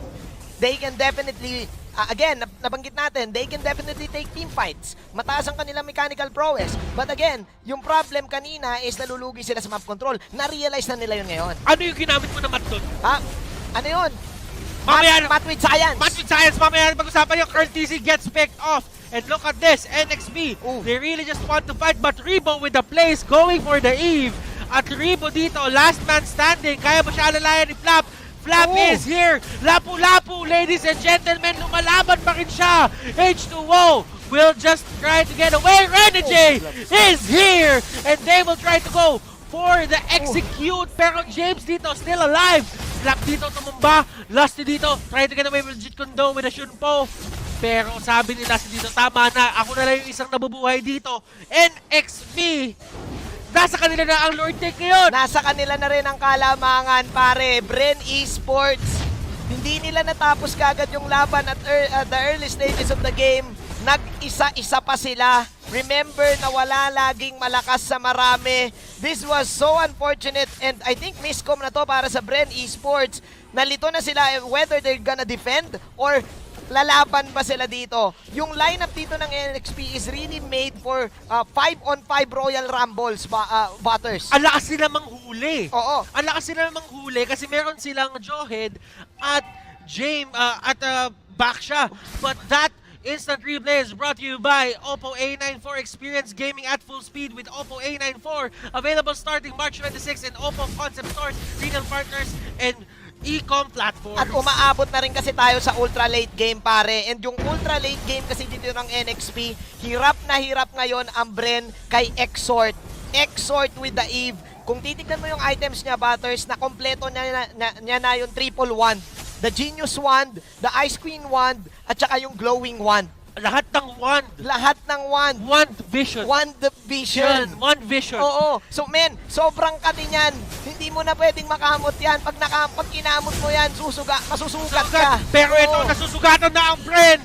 NXP dito, going for the push. Yung Lord nandito. NXP, they will take one game against Bren Esports. Isang mabilis, Butters. Walang nakukuha yung NXP kanina ng mga towers, pero dahil dito sa pagiging over-aggressive ng Bren, dahil dito sa pag-overstay ng Bren, na-punish na naman nila. It's like day one para sa NXP and commendable performance for the team. I could therefore say na kapag umabot late game, ang sakit talaga ng damage nila. Like for example, yung Eve, tapos yung Yishun Shin. This winning moment na nakikita nyo, nag-enjoy sila ngayon, is brought to you by Oppo A94. Experience gaming at full speed with Oppo A94, available starting March 26 in Oppo Concept Stores, retail partners, and e-com platforms. Ladies and gentlemen, tignan nyo yung NXP. Wow. Next Play Esports. Nag-enjoy sila ngayon. Men, I think this is the first time na nakakuha ng puntos ang NXP sa Bren. And Butters, mind you, tuwing Sunday, isang beses lang maglalaban ng mga teams. So ngayon, kung sino manalo sa series na to, walang bawi. And yeah, tignan natin kung paano maayos to ng Bren Esports pagdating nila ng game number 2. But speaking of analysis dito sa games, tingin ko oras na para ipasa natin to sa ating resident analyst, Midnight. What are your thoughts about the game? Bakit nga ba nanalo doon ang Next Play Esports? Thank you so much, casters. Finally, nakita natin ang Roger counter ng Next Play Esports, even taking down the world champions. Once again, this is the Analyst Desk. My name is Midnight, and nahatid natin dito sa inyo yung mga dahilan bakit nanalo ang Next Play Esports against Bren Esports. Now, these following post-game stats are brought to you by Smart, the official tournament telco partner of MPL. Free to game grade with Smart, free games for all. Key heroes to look out for the side ng NXP. Nung nakita natin yung Roger pick ng Bren Esports, the following picks were the Baksha and the YSS. H2O and James, they really did a lot on this game. And si James pa nga yung MVP. Now, why does this work? Number one is Baksha is good against Roger because it destroys teamfight boxes. Ito yung hero na mai-invade yung teritoryo nyo, no? And in turn, it allows for more plays on his teammates. H2O, siya yung tagabigay ng vision dito with the Mountain Shocker, and si Renegade can just cut the backline and try to assassinate Carteezy. There were multiple times na nahuli si Carteezy dito, no, out of position. That is because of the nature of lineup ng NXP. Dahil nga sa mga sinabi natin kanina, the vision and the box destroyer, which is the Basha in turn, help them secure kills on the side of Bren Esports. I really love the itemization of James dito on the Basha, no. After going for the cursed helmet, he went for the Antique Kiras, Dominance Ice, and then Athena Shield. Napakaganda nung item progression niya rito, no? This allows literally tankiness for the Basha para ma-counter talaga yung Roger, yung teamfight aspect ng Bren Esports, which was just perfect for the side of Next Play Esports. Once again, these stats are brought to us by Smart, the official tournament telco partner of MPL, free to game great with Smart, free games for all.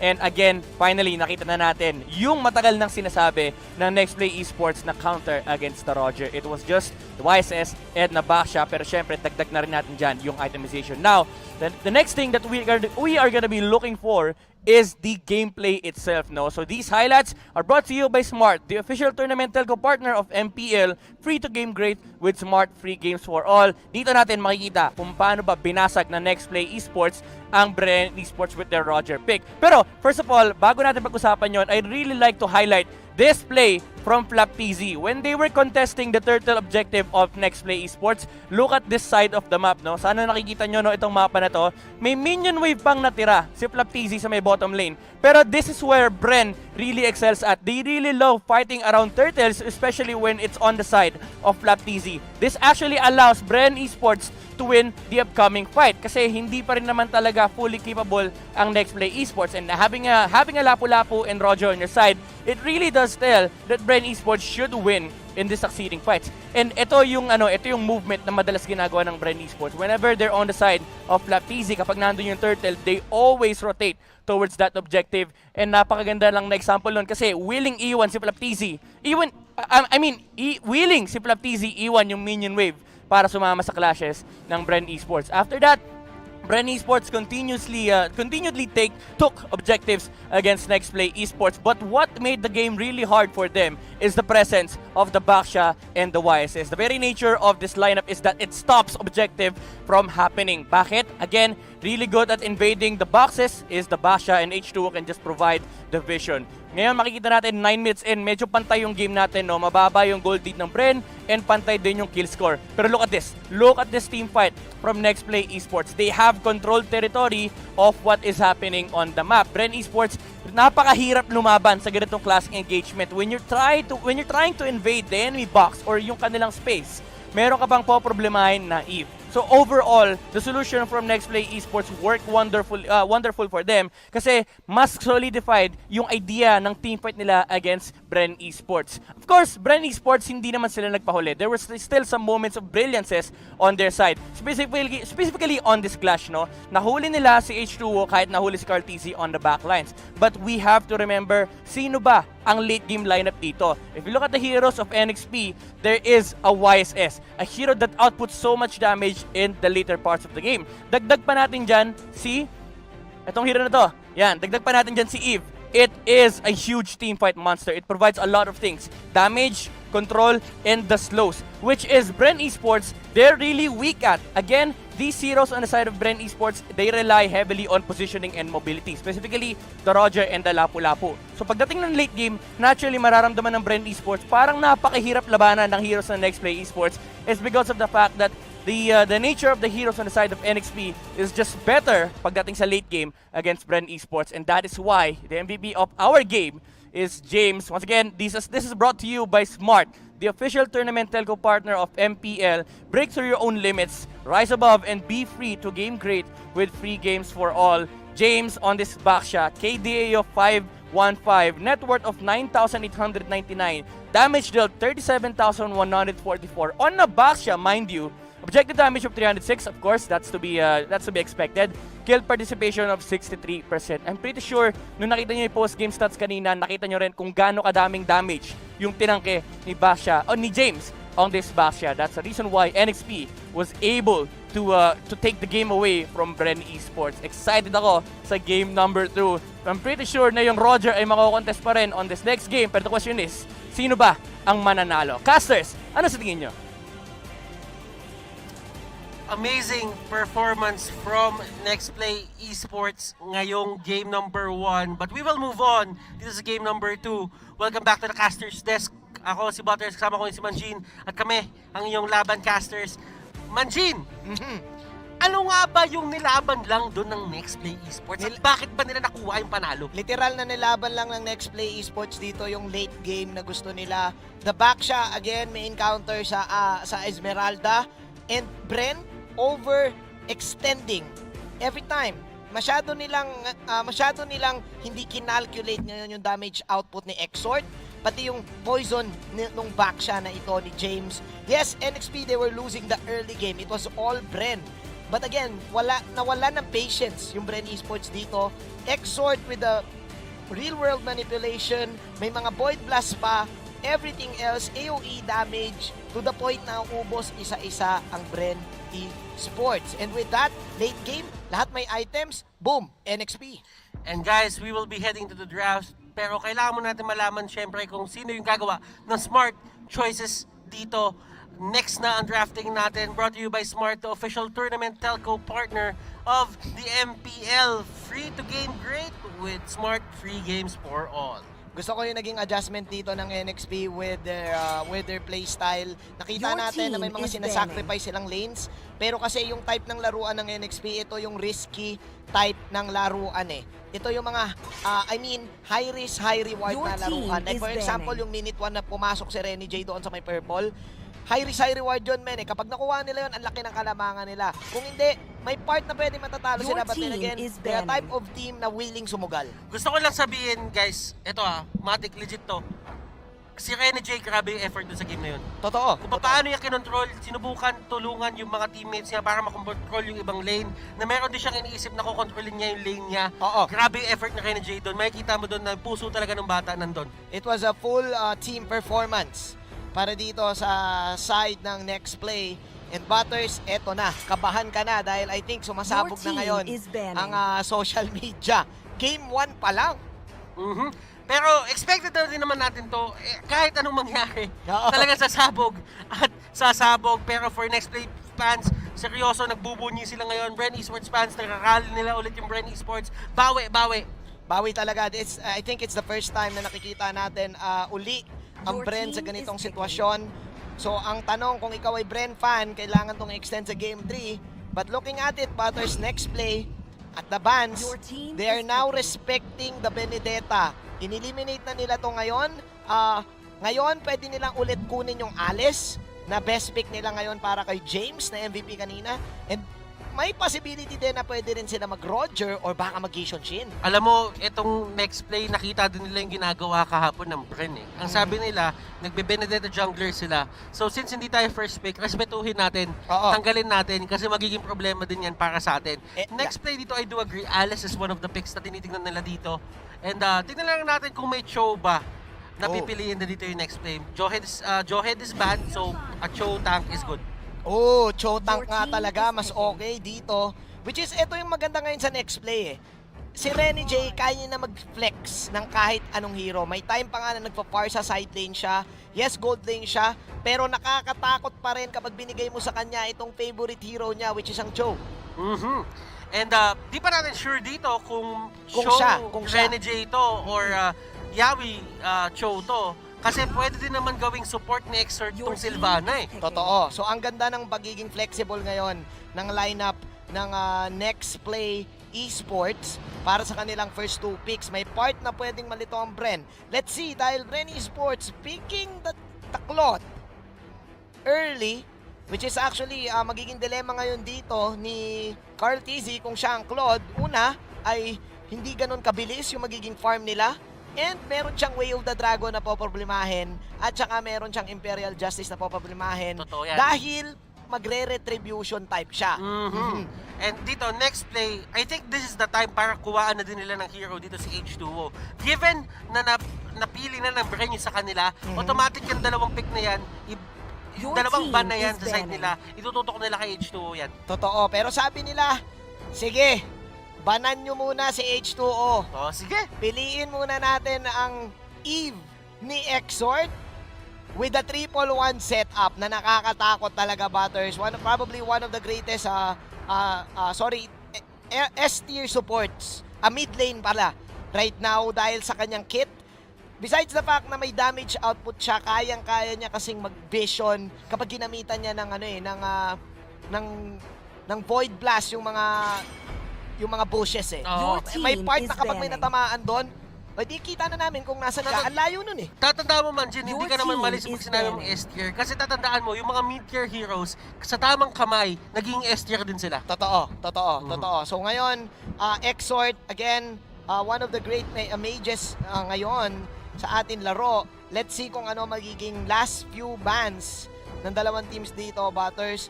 Tama ka, H2O na main target dito ng Bren. But again, may Lancelot open pa. And may Yishun Shin pa na open dito. Which is, I think, Yishun Shin, sobrang gana kapag may Sylvana at saka may Eve. Basing sa performance ni H2O dun sa game number 1, I don't think Bren Esports will be that scared. Kasi nga, hindi nga naging maganda yung early game niya. Nakabawi siya nung bandang patapos na yung mid game eh. So, tingnan natin kung papalasutin ba ulit ng Bren Esports yan or tatanggalin ba nila. And that's going to be a Yuzhong ban para dito sa side ng next play. Ayaw nilang magamitin sila ng Yuzhong. And ang iniisip nila dito is tank tong back siya or tank tong Pakito. Pwede, no? Either of the two. Kasi pwedeng mag-back siya side lane dito ang Bren. Na I think mas gusto nila kay Flap TZ para makuha mo kaagad yung early level 4 or probably magka-item ka kaagad. And yes, tama ka, Butters. Bibigay nila yung Yishun Shin dito, wag lang Lancelot.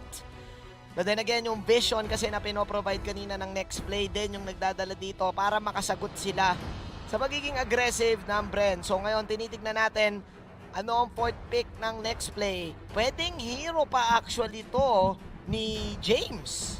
Yeah, pwedeng hero ni Pwedeng James. mag-a-adjust na lang si H2O sa magiging last 2 picks ng Bren. Hero nga ni James. Or pwedeng hero ni Renny J.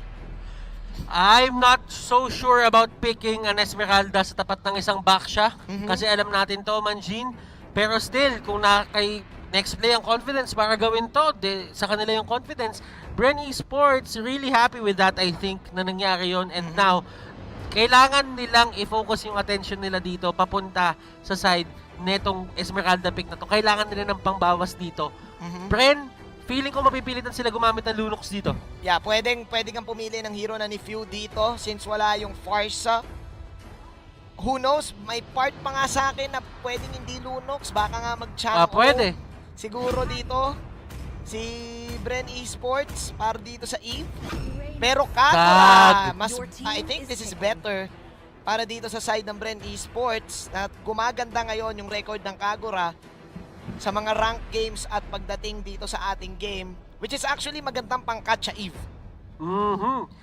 And this is going to be interesting para sa side ng Bren Esports. Hindi rin ganoon kadali mag-Lunox dito para sa side ng Bren kasi nga merong Eve din na kailangan i-consider. So I think ang pinaka well-rounded na pick para sa kanila dito at this point is going to be the Kagura. The Kagura kasi kailangan nila ng setup at kailangan nila ng burst damage. Wala silang ibang pang set dito. Yung Pakito lang tapos single target pa. But it's back. Butters. Here we go. Ang pagbabalik. Paano mo nga ba mauhuli ang isang hero na lumilipad-lipad ng mabilis? Kailangan mo ng instant lockdown. At nako po, mapipressure ata ang Bren dito dahil sa Ling. There is this thing about the Ling na sabihin na lang natin hindi na siya kasing lakas ng dating previous patches niya. Pero ngayon next play, susubukan nila paganahin to. Tatandaan natin na before mawala yung Ling, meron siyang build na tinatawag yung Demon Hunter Sword first para dun sa mga makukunat na kalaban niya sa kabilang side. So ibig sabihin, there's this thing na papasot ako, Demon Hunter Sword ba ang unahin niya? I think tatry itong pagganahin ng next play dahil nga meron tayong buff sa Lito Wanderer. Ang magiging pressure lang is kailangan nila ding makuha yung purple. So alam yon ng side ng Bren Esports. Pwedeng yon yung gawin dito ni H2O. Yun kagad yung build niya para ma-counter din itong mga heavy tanks ng side ng Bren. Parehas malupit sa late game, Butters, and I think another 50-50 game. It will all depend sa pagiging aggressive nitong dalawang koponan. Bren Esports on the verge of losing their second series dito sa ating week number 1. Hindi nila hahayaan basta-basta yan. I do believe that Bren Esports may pipigayin sila dito kapag kakailangan nila. Pero Next Play Esports, ang maganda naman sa kanila, sinosurpresa nila tayo ngayon. Yeah, ang pinaka gusto kong adjustment dito sa Bren is the Kagura pick na in-adjust nila. Kasi kahit papano may way ka to move in and out. Tapos kaya mong kaya mong ma-burst down yung Eve na naging dilemma nila kanina. Na pagpapasok sila, bigla silang nasa stun. At least this time, merong Wushu Umbrella Flea. Yung Kagura, pwede tong makawala. And perfect to kay Few. Okay, so Mobile Heroes, Mobile Legends Mobile Legends Kailangan Mobile Legends Kaya nga Heroes. Mobile Legends, hindi naman Mobile Heroes. And still, here's what it is. Nagulat ang lahat. Sumabog ang social media. Nag-check ka na ba ng social media Hindi mo? pa, lobat ako. Lobat ka? Okay. Pero alam mo, ito lang yung sinasabi natin dyan. Kahit anong mangyari dito sa larong to, sa series na to, Bren man manalo, NXP man manalo, laging sasabog ang social media. Mainit ang social media. So, keep those thoughts coming and please do use yung hashtag BeLegendary para nakikita namin yan. Para nababasa natin. Para nababasa natin yan. Wow, early flame shot mula kay Few. Pero nakikita mo naman talaga dito, si Lasty talagang tinutusok siya ni Yawi dito nung second skill at talagang ayaw magpatinag ni Lasty. Talagang alam niya na kailangan niyang pigilan itong pag-take ng purple buff ni H2O. And actually, favorite spot to ng Bren Esports. Nakita mo kagad kaya nag-flame shot doon si Few. Para at least, nag-hope sana siya doon na ang tatamaan ay si H2O para ma-delay lang ng onte. Pero I think this time magiging patient ang Bren. Bakit? Kasi Claude to eh. So kailangan pa nila ng Demon Hunter Sword. Same with H2O. Pero oh no! Oh no! Nagkaroon ng extra seconds dito si Cartizzi dahil nag-reset yung buhay ng onte ng purple. Masyado atang nakatingin na si Cartizzi sa ibang part ng mapa. But then again, patient movements muna sa dalawang teams na to, Butters. Both teams aiming to get pick-offs ng bahagya dito sa ating laban. Pero ako interested ako dito sa Uranus and Cho matchup. Para bang para bang around Season 4, Season 5 yung nakikita natin. As long as hindi mabilis mag-pull ng trigger dito si Rene J sa mga skills niya, makakatakas siya. Totoo. Kayang-kaya naman din ng isang Cho, ang isang Uranus pag early stages. Pero kapag late game, nako, hindi na mapapatay kagad. So Butters, magse-second wave na ngayon ng minions. And I think, again, both of the teams patiently waiting for someone to go in. And paunahan lang muna tayo sa positioning pagdating sa turtle. And ito, yung turtle, yung pinaka-importante sa kanila. Nakikita mo si Rene J kung paano siya bumaba dun sa may mid lane. Talagang alam nila na merong converge na mangyayari dito sa may gitna. Ito sa may turtle side. Kasi sa totoo lang, ngayon, ang nangyayari is pagandahan ng pwesto doon sa may jungle. Pagandahan talaga, Butters. And actually, iniisip ko na nga anong mangyayari dito sa late game. Mataas ang burst dito ng NXP. Like that, nako, yung setup mula kay Exort talaga. Lasty dito, paying the price. H2O, wala siya dun sa area para i-take na agad yung turtle. Pero ang ginagawa lang nila dito is alam naman nila na may na-takedown na sila this side ng Bren, so hindi nila kailangan masyado magmadali. Hindi ka talaga pwede rin magpatama doon sa real world manipulation. Kapag napadaan ka talaga doon, mas mabagal ka pa sa pagong. Oh, real na real. Pero ito, real na real. Gumamit na rin dito ng ultimate si H2O, Tempest of Blades to push back people. Pero ito si Cartizzi, kinukulit ni Rene J, and H2O with the assist! Wow! Rene J and H2O on that play, knowing nandoon sa turtle side ang Bren Esports, na timingan ni Rene J dito yung turtle, and ito nga yung magiging dilema ng Claude. Wala siyang purify, pang counter sa World of the Dragon. Nahuli si Flap! Oh my goodness! Another pick-off para sa side ng NXP! Wow! And Few! Siya ang susunod! James dito with the Falling Star Moon. Wow, NXP! Ginugulat ang lahat. Tuloy-tuloy dito ang burst damage ng NXP. Butters, nabanggit natin to kanina. Slows from the Eve ni Exort. Stun mula kay Yawi. Stun para kay Rene J. Dalawa ang napilitang mag-purify dito sa Bren Esports. But the problem is, nahuhuli sila, nasusyutan sila. Ang kailangan na lang ng NXP ngayon, ma-convert yung mga pitas nila into objectives. Makapag-push ng turrets or makakuha ng turtle. Tatandaan mo, Manjin, ang pinaka-trend ng Ling dati is makakuha ng early kills. Nagawa yun ni Ling dito. Ngayon, anong kailangan gawin ng Bren? Looking at Bren's side, hindi naman nila kailangan masyadong maging worried kasi nga meron silang Claude. Oo. Claude yung pwede mag-pop off dito at anytime ng mid-game para isalba sila pabalik. Kaso I think Butters ang nagiging trend this time sa ating laro. Para bang hindi gana na ngayon ang mga solo lang na type ng carries. Which is kung papansinin mo, isa lang ang main damage output ng Bren. Sa NXP ilan? Si Renny J, si Exort, si James at saka si H2O. 4 ang kayang dumamage. Depende pa rin yan. Actually, baka pwedeng 5 kung mag-damage type si Yawi. Tama ka dyan, Manjin, and NXP ngayon well on their way to just getting this second turtle. Pero syempre, hindi papayag ang Bren ng ganung kadali. Nakapwesto din sila dito sa baba. Ay, sa taas. Yep, paunahan na to sa pwesto. And actually, dito mo makokomend ang Bren. They know how to juggle the macro of the map. But NXP, kailangan tong respetuhin ng Bren ngayon. Hindi sila pwedeng gumangster. Dahil laging 4, laging 2 ang NXP. Full farmed si H2O dito. Never siyang na-delay, so pwede siyang pumasok anytime. Rebo dito, wala siyang purify. Ginamit yon ng NXP sa kanilang advantage. H2. Look at the damage dito kay Lusty. Napakataas. And Renegade din dito. Nag-aabang na siya dito sa mga brush. May turtle take na mangyayari dito, Manjin. Pero ang tanong, lalabanan ba nila Curtis ito? Kailangan ata lumaban, i-contesto ng Bren. Dahil kung hindi, ang daming mawawala. Sinipa ngayon dito si Few. Pero Butters, gusto ko lang emphasize dito ha. Look at Exort. 3-0-1. Yung setup na ginagawa ni Exort dito ay nagiging key to victory ng NXP. That was a great move coming up from Bren Esports. That could be the start ng mga pick-off na hinahanap nila. Pero sabi ni James dito, hindi yon Kuya Butters. Hindi yon Kuya Manjin. Andito na kami. Titake down na namin to si View. And that is going to be one more kill. Going to the side of James. James dito, yung pinaka-target nila Lusty, Cartesi. Gusto talaga nila i-dive. Si Flap din dito, gusto rin pumasok. Kaso hindi talaga kinakaya yung mga tower dives ngayon. Hindi kinakaya dahil nga sa extra damage output na meron yung update natin. Kung dati kaya mo yung 4 na hits ng Torre, ngayon 3 na lang dahil pinalakas.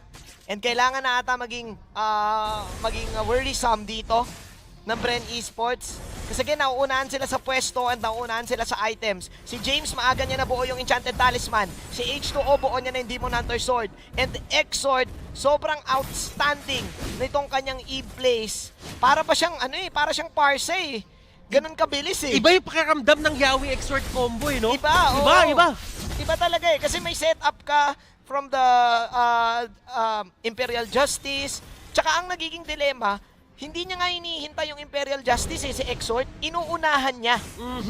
Now, Bren Esports, there are a lot of ways to stall the game naman. At least for Bren dito, ang magandang balita para sa kanila is hindi pa sila natutumbahan ng mga turrets. Hindi pa nga. Kompleto pa yung mga turrets nila, and as long as ganyan, merong space sa jungle na mag-farm si Claude. Pero nakita mo yon Butters, I think ang ganda ng sobrang poke doon ni Exort onto Lusty na nagkaroon ng burn damage. At kailangan nila mahuli siya ngayon. For the first time, nakuha nila si Exort. And eto na si H2O with the Tempest of Blades. Kaya na Jay nandun sa may pinakalikod. Tingnan natin kung sino subukan niya hulihin. It's going to be Cartesi. Mahuhuli siya ng Imperial Justice. Mahuhuli siya ng Jeet Kune Do. Paano ka lalaban sa ganong senaryo? Hindi ka makakawala without any purifies. Without the time journey, since walang digi dito. Lockdowns after lockdowns from NXP. Men, nanggigil yung Bren kay Exort. Yun yung main dilemma nila. Nung napitas na nila dito yung Eve, tsaka naman sumugod yung NXP dahil cooldown na yung mga skills ng Bren. Men, pareho lang din tayong dalawa. Namamangha tayo sa nangyayari dito ngayon. Totoo. Sinusurpresa tayo ng NXP sa ginagawa nila. Bren Esports, parang laging one step ahead ang NXP sa ginagawa ng Bren. Umabot na sa point na may items na ang NXP, and again, itong mga players ng NXP ay napakalakas kapag late game na, mataas ang kanilang mechanical prowess. Exort now also with the Ice Queen wand. So ibig sabihin dito, kaibigang Butters, is that mas napapadali dito yung pick-off capability ng NXP. And Cartesi dito, getting caught in the middle. Lusty, si Xavier dito si Carl. At least Carl, meron siyang BMI para makatakas. Kailangan na lang mag-ingat dito ng NXP doon sa mga overextensions dahil nga still si Claude pa rin to. May damage pa rin to pag dumating ng late game. But then again, si Carl Tizzy, na-delay pa ng onte. So baka maghintay pa tayo ng 3 minutes. Ang mahirap dito, pag nawala si Carl Tizzy, pwedeng malugi ang Bren. So dapat maprotektahan nila to ng tama, pero marami pwedeng pumasok sa kanya. And Yawi dito getting caught out, and ito na ang inaabangan ng Bren Esports. If you're a Bren Esports fan, nagiging online na si Carl Tizzy at mukhang ito na ang pagbangon ng api. Pagbangon ng api, parang ganyan. Oh no! And pumasok siya mag-isa doon. And Bren Esports, hinahanap nila yung sarili nila ngayon sa isang pwestong hindi nila gusto. Lastly dito will go down. H2, wow, the killer instinct. Kaya bang niya i-take down tong mga taong to? Andun yung Crystal, nandun yung Slow. It will be enough to take down yung mga tao sa Bren. At andito pa si Rene J. Oh no! Bren Esports! Pumasok si Carl Tizzy without Purify. Na-stun ni James. At yun na yun, pare, walang malakas sa marami. And Exord, perfect positioning once again. Dito sa Eve na to, masyadong maraming crowd control ang NXP para pumasok, Butters. Ribo! Nakapapurify siya doon sa Imperial Justice, pero hindi pa rin niya kakayanin yung full 5-man damage na meron dito ang NXP. Hindi talaga. 34K laban sa 26K, Butters. Ngayon pa lang nabuo yung Golden Staff. Sa ganitong sitwasyon, kahit sino sa side ng NXP, kaya nang mag-initiate. Ang magiging dilema ng Bren dito, hindi pwedeng maging agresibo bigla si Carl Tizzy. Kailangan niya mag-play safe. Kasi kahit sino, kaya siyang patumbahin ngayon. Rene J dito ang main target ng side ng NXP. Na-shoot po niya yung bunggo. Pero sabi ni Rene J, kukunin ko na lang yung kill dito kay Carl, pero hindi niya maaabutan. Tutumba dito si Few sa may kabilang side. And that is going to be another team fight. Yawi dito, nagkahulihan. Exhort, napakaganda lagi ng pwesto. Genius 1, nakuha niya na. And this might be it. The last man standing para sa side ng Bren is si Ribo. Si Ribo na lang. Doc Ribo, ano pa ang pwede mong magawa? NXP with the burst damage. Eto na ba yun? Eve lang pala ang kailangan. 4-10 ang scoreline dito ni Exhort. And Butters, eto na ang pagbangon ng api. Eager to come back at NXP gets the 2-0. Oh my goodness, ladies and gentlemen. What a way to end this game. NXP nakabawi, and here we go. Oh my goodness, Yawi dito with the taunt. Ito na ang simula ng mahaba-habang linggo sa social media. Ito na simula, NXP proving everyone wrong. Slumpy yung kanilang game number 1 nung Saturday, nung Friday. Pero ngayon nakabawi at talagang binuhos nila yung mga pagkakamali this time ng Bren. Pinanish nila ng pinanish. And wow, 2-0 para sa NXP. Nabawi nila yung pagkatalo nila last season. And that winning /meme moment was brought to you by Head and Shoulders. Put your game face on and finally say goodbye to those awkward itcha GG moments. Thanks to Head and Shoulders, 100% dandruff-free and itch-free. Now, mas mabango pa. Ibang klase pinakita dito ng NXP. Mukhang pinaghandaan talaga nila. At ito yung makukuha mo kapag champion ka talaga, Butters. Ang hirap ngayon ang posisyon ng Bren dahil sila on top of the mountain. Ang sakit ng laglag nito. And again, wala silang bawi sa NXP sa buong season. And eto guys, papasa na natin dito kay Midnight kasi kailangan na natin malaman ang kanyang mga sasabihin. So Midnight, our resident analyst, please take the floor. Any minute now. Oh my goodness, walang bawi ang Bren Esports for their entire regular season. Playoffs na kung sakali ang bawi nila against NXP. Once again, welcome back to the Analyst Desk. My name is Midnight, and NXP, you just witnessed them demolish the world champion on that game number 2. Ngayon, titignan natin yung mga reasons kung paano ba nangyari to. Let's first look at the stats of these teams. Following stats are brought to us by Smart, the official tournament telco partner of MPL. Free to game great with Smart. Free games for all. I would love to say that the Ling last pick was beautiful on the side of NXP. Could have been a Bruno, could have been a Granger, pero hindi. Sabi nila, balik tayo sa basics. Paglingin natin si H2O. First item, Demon Hunter Sword. Sagot kagad si Flap TZ at pati na rin si Ribo, both on the Baxia and the Uranus respectively. And another note to that is the presence of Yawi on this Sylvana. He really did a lot in this game, controlling Bren Esports on the Claude, on the Uranus, on the Basha. Kahit sino, lista mo na. Kahit sino makita ng NXP, talagang gugustuhin nila na mamatay yung hero na yon. Hindi nga sila nag-primary objectives dito, hindi sila nag-focus sa pag-take ng towers. Yun yung usual path to victory. Pero sabi ng NXP, hindi. Galit kami sa Bren. Nanggigigil ako pag nakikita ko si Carl. Si Yawi, every single bush na pwede niyang tayuan, tatayuan niya para lang mahuli niya si Claude. And once again, those stats were brought to us by Smart, the official tournament telco partner of MPL. Free to game great with Smart, free games for all. And nang masasabi ko lang dito, NXP, they feel like an energetic team at the moment. Nandun yung groove, nandun yung momentum, nandun yung tempo. Bren Esports, sila naman this time around yung nakaramdam ng hindi paghinga, no? Parang hindi talaga sila nakahinga sa nangyari. And titignan natin yung mga highlights kung paano ba binasag ng NXP yung spirit ng Bren on this game number 2. Again, these highlights are brought to us by Smart, the official tournament telco partner of MPL. Free to game great with Smart, free games for all.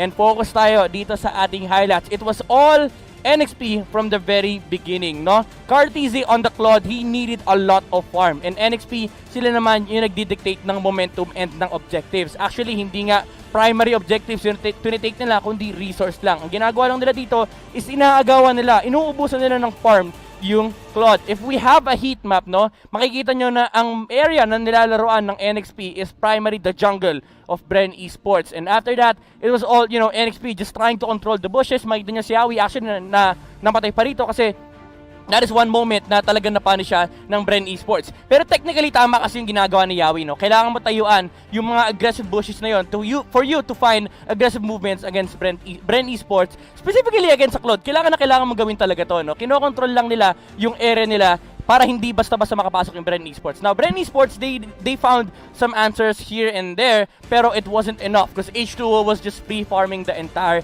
game. Every single clash na pinupunta niya, he gets a free kill and it adds to the resources na meron ng NXP. Kumbaga nag-snowball lang talaga si H2O on this game. And again, the heat map of NXP, it's on the side of the jungle of Bren Esports. Kung makikita nyo dito, no, nandito lang sila sa area na to. Hindi nila hinahayaan makapag-farm si Carl TZ. Again, objectives, hindi rin nilet go ng NXP yan. After that, again, balik tayo sa jungle ng Bren Esports. May mahuhuli tayo dito, sabi ni Yawi. May mga pogi dito. And after that, it was just Yawi dictating the tempo of the game, getting a catch on Carl TZ. If nakita niyo yung stats ni Carl TZ kanina, no, napakarami niyang deaths for a Claude. And NXP, after they took the Lord and have gotten a commanding teamfight victory on the bottom lane, immediately went towards this lane and ended up getting a secured objective in the middle lane. Yan ang naging outcome ng ating game. It was just NXP dictating the tempo here against Bren Esports. And the MVP of that game brought to you by Smart, the official tournament telco partner of MPL. Exhort on the eve, controlling the objectives here for NXP, not letting any hero on the side of Bren Esports slide through, and he really did rise above, and he was free to game great with free games for all. Napakaganda ng performance from NXP. Exhort on Eve, both games really did perform fantastically. And ang masasabi ko lang dito, you have to watch out for this guy and this hero. If gusto nyong matuto kung paano laruin yung Eve, Exhort is the guy to look forward to. Not because of his playing skill, but because of the utilization of the hero. Every single time that they have to take objectives, talagang zinozone out lang nila ang Bren Esports. Mainit ang MPL, pero pretty sure mainit din ang social media and mainit din yung ating mga casters. So ibabatan natin kayo for a post-game discussion. Alam mo, Midnight, hindi ka naman mali. And welcome back to the Caster's Desk. And what a day for MLBB fans, ladies and gentlemen. Ginulat tayo ng Blacklist International, ginulat tayo ng NXP, Next Play Esports, and Ano man sabi mo doon, Manjin? Ako, I'm out of words. Men, walang bawi ngayon ang Bren Esports sa NXP. I'm so excited ngayon sa SOCMED. I can therefore say na yung naging adjustment ngayon ng NXP, pare, Exort is back. It's all out Eve, kaya deserve niya rin talaga yung MVP. And sobrang, I think, this time, kailangan ng kabahan ng Bren. Kung gusto nilang ma-defend yung trono nila, nako po, kailangan nila manood ng replay dahil NXP ngayon, nabanggit natin na malakas sila pre-season ng MPL and this time pinatunayan nila. Tabla ang series ngayon para sa side ng NXP. And looking at it, Manjin, ito nga sinasabi natin, kailangan mong mag-agree kung nanonood ka man sa bahay ngayon o kasama ka namin dito, na nag-step up talaga lahat ng team dito sa MPL. Week number 1 pa lang. Ang dami ng upsets na nangyari. Yeah, walang isang malakas, pare. Walang isang ito lang ang mananalo. Lahat kayang manalo at lahat may galaw. Wow, napaka-interesting ng MPL this time. And MPL, speaking of MPL, maraming salamat. And MPL Philippines Season 7 is presented by Smart, the official tournament telco partner of the MPL. Free to game great with Smart. Free games for all. And ladies and gentlemen, maraming salamat sa panonood dito on behalf of Wolf. Then, papasa na natin sa ating panelists. MPL Philippines Season 7 is presented by Smart, the official tournament telco partner of the MPL. Umaatikabong aksyon talaga ang nasaksihan natin ngayong araw na ito at siguradong maraming nag-ingay nga sa ating social media. And feel free to game great with Smart, free games for all. Balikan natin ang ating mythical raffle draw. Meron tayong mythical raffle draw na kailangan nyo talagang salihan para manalo kayo ng mga in-game prizes. All you have to do is scan lamang yung QR code na nakikita nyo sa inyong mga screens or take a screenshot kung gusto nyo mamaya na lang bisitahin pagkatapos ng ating coverage. Sagutin nyo lamang ang mga katanungan doon para may chance kayong manalo. Pipili kami ng mga 10 winners para mabigyan ng mga papremyo. Hindi lang yan, meron din kaming lucky number. So, kabisado nyo ba yung ID numbers nyo sa ML? Kung ang huling 2 digits ay 06 or 92 or 51, iscan na yung QR code na yan para manalo kayo ng diamonds or skins para naman makabili kayo ng mga Starlight o yung mga paborito nyong hero or kung ano pa dyan. Kanina, marami tayong action nakita. Balikan natin ang ating match-up results. Ayan, Blacklist International. Ang nanalo kanina, 2-1. At sa susunod na laro naman, next play na 2-0 ang Bren Esports. Oh my God. Surprised? I am beyond surprised. Imposible mong maisip na ganito. Hindi lang dun sa fact na 2-0. Hindi lang sa fact pa lang na panalo yung next play over Bren Esports the champions. Tapos 2-0 pa, tapos dominant pa yung game number 2. Game number 1 was also phenomenal. Even the way na outdraft ng next play ang Bren Esports, dun din ako na-surprise. Everything is just a surprise to me.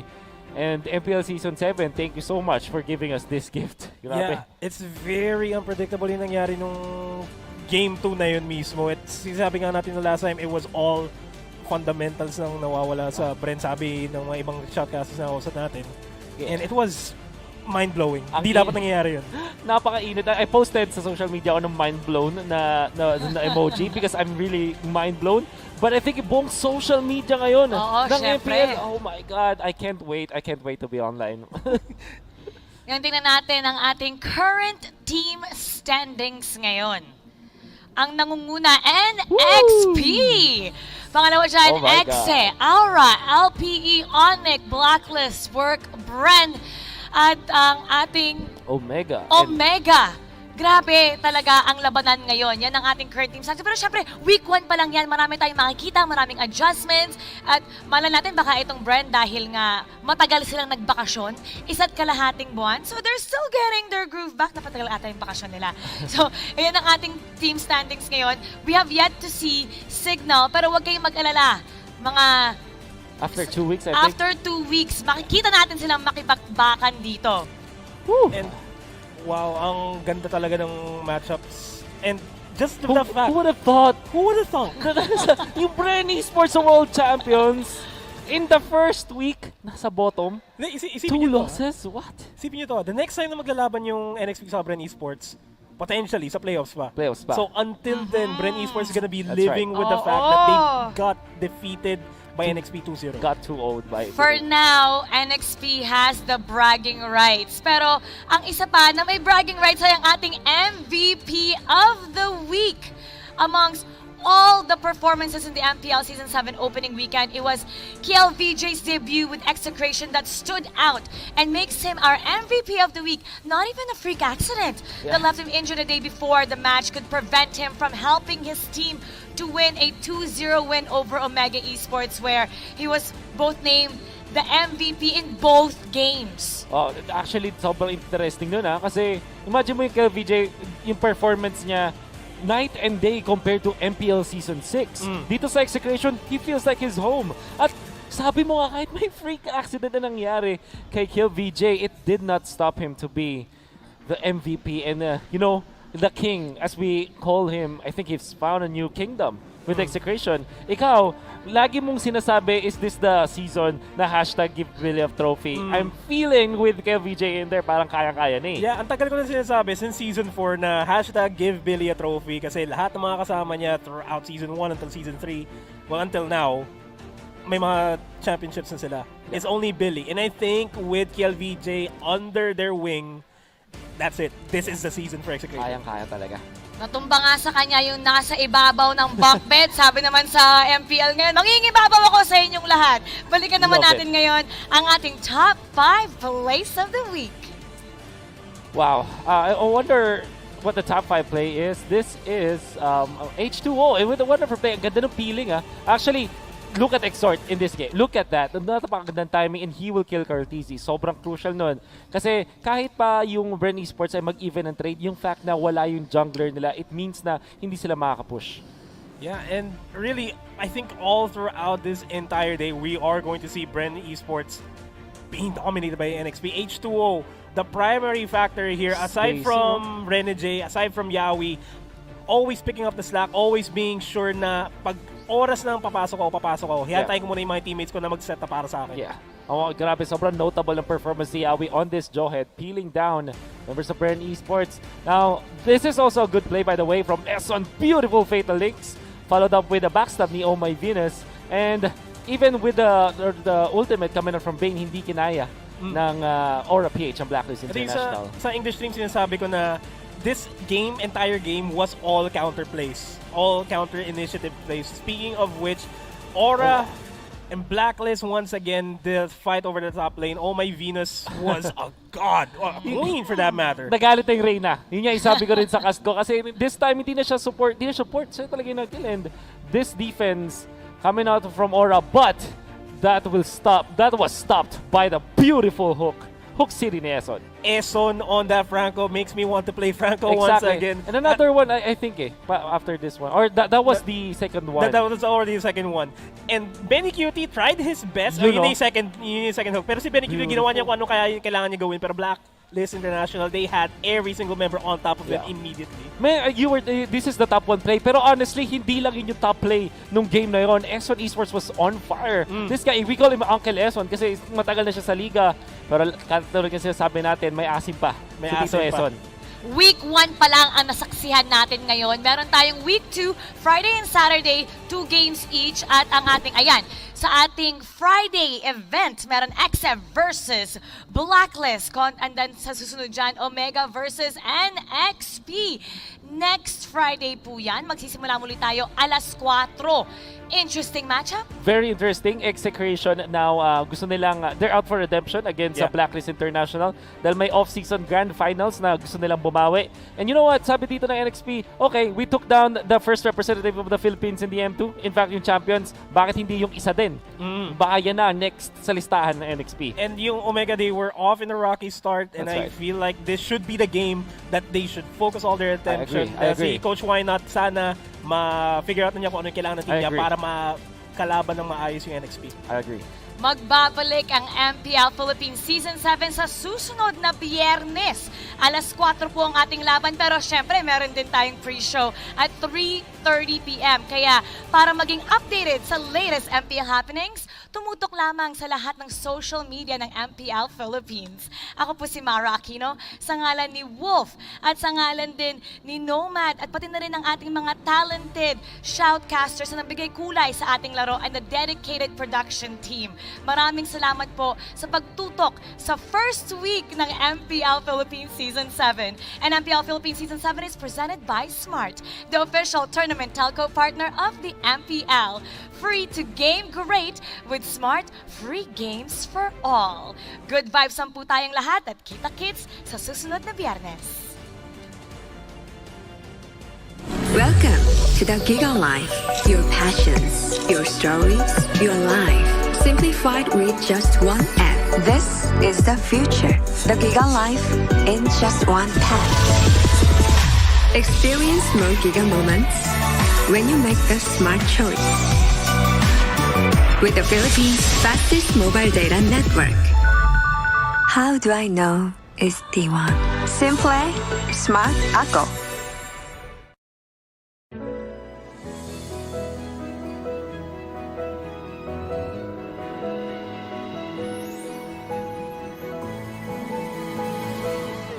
Moment na sana, pero hassle ang kate.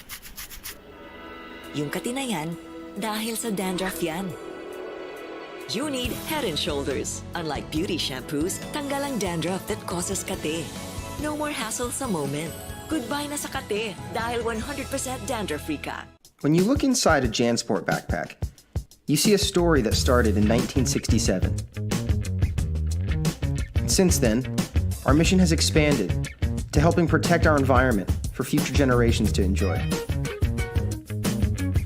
It's a work in progress, but just this season we've used the equivalent of 13 million bottles worth of recycled polyester in our most popular backpacks. When you look inside a JanSport pack, you see our commitment to this brilliant blue planet we call home. And we're just getting started.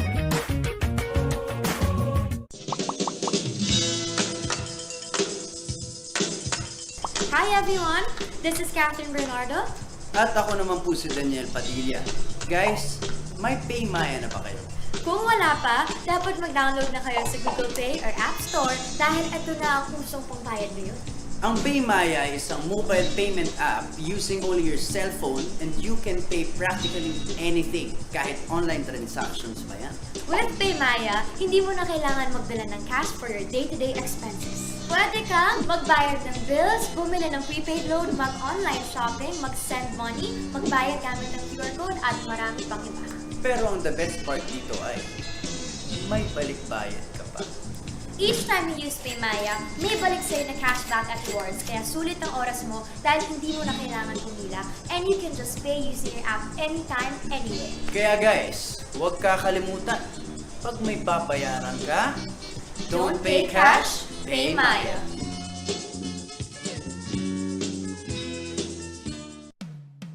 Hey guys, I'm here with Kate and Bea. Bad timing ang kate. Baka dandruff yan? Use Head and Shoulders every day. Unlike beauty shampoos, tanggal ang dandruff that causes kate. Para di pa balik-balik, kati gone for good na. Dahil 100% dandruff-free ka. Hi guys, I'm here with Kate. Para araw-araw, close na close. Max pinabango pa. What do you do when what you desire is beyond reach? You use power that breaks barriers. The Giga Life. Now in 5G. Do you believe this is possible? I do. How do you know? Simple, smart, ako. Inevitable.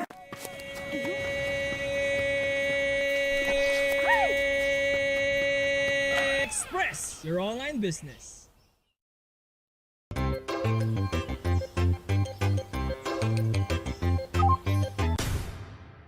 Express your online business.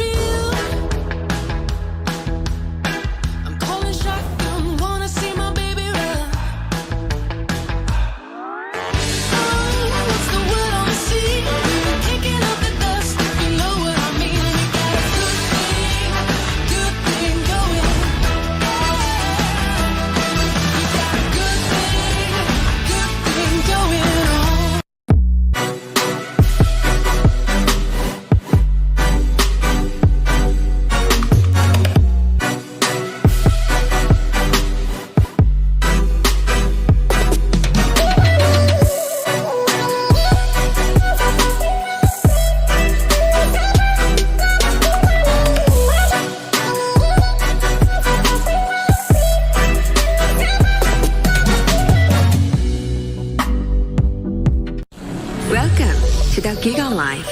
Your passions, your stories, your life. Simplified with just one app. This is the future.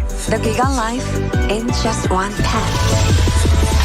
Experience more Giga moments when you make the smart choice.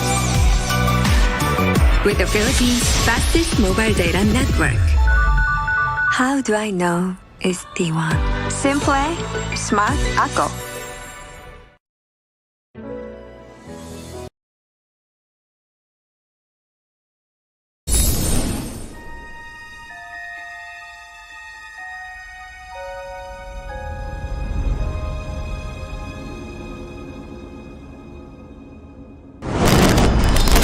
New adventure, new legend.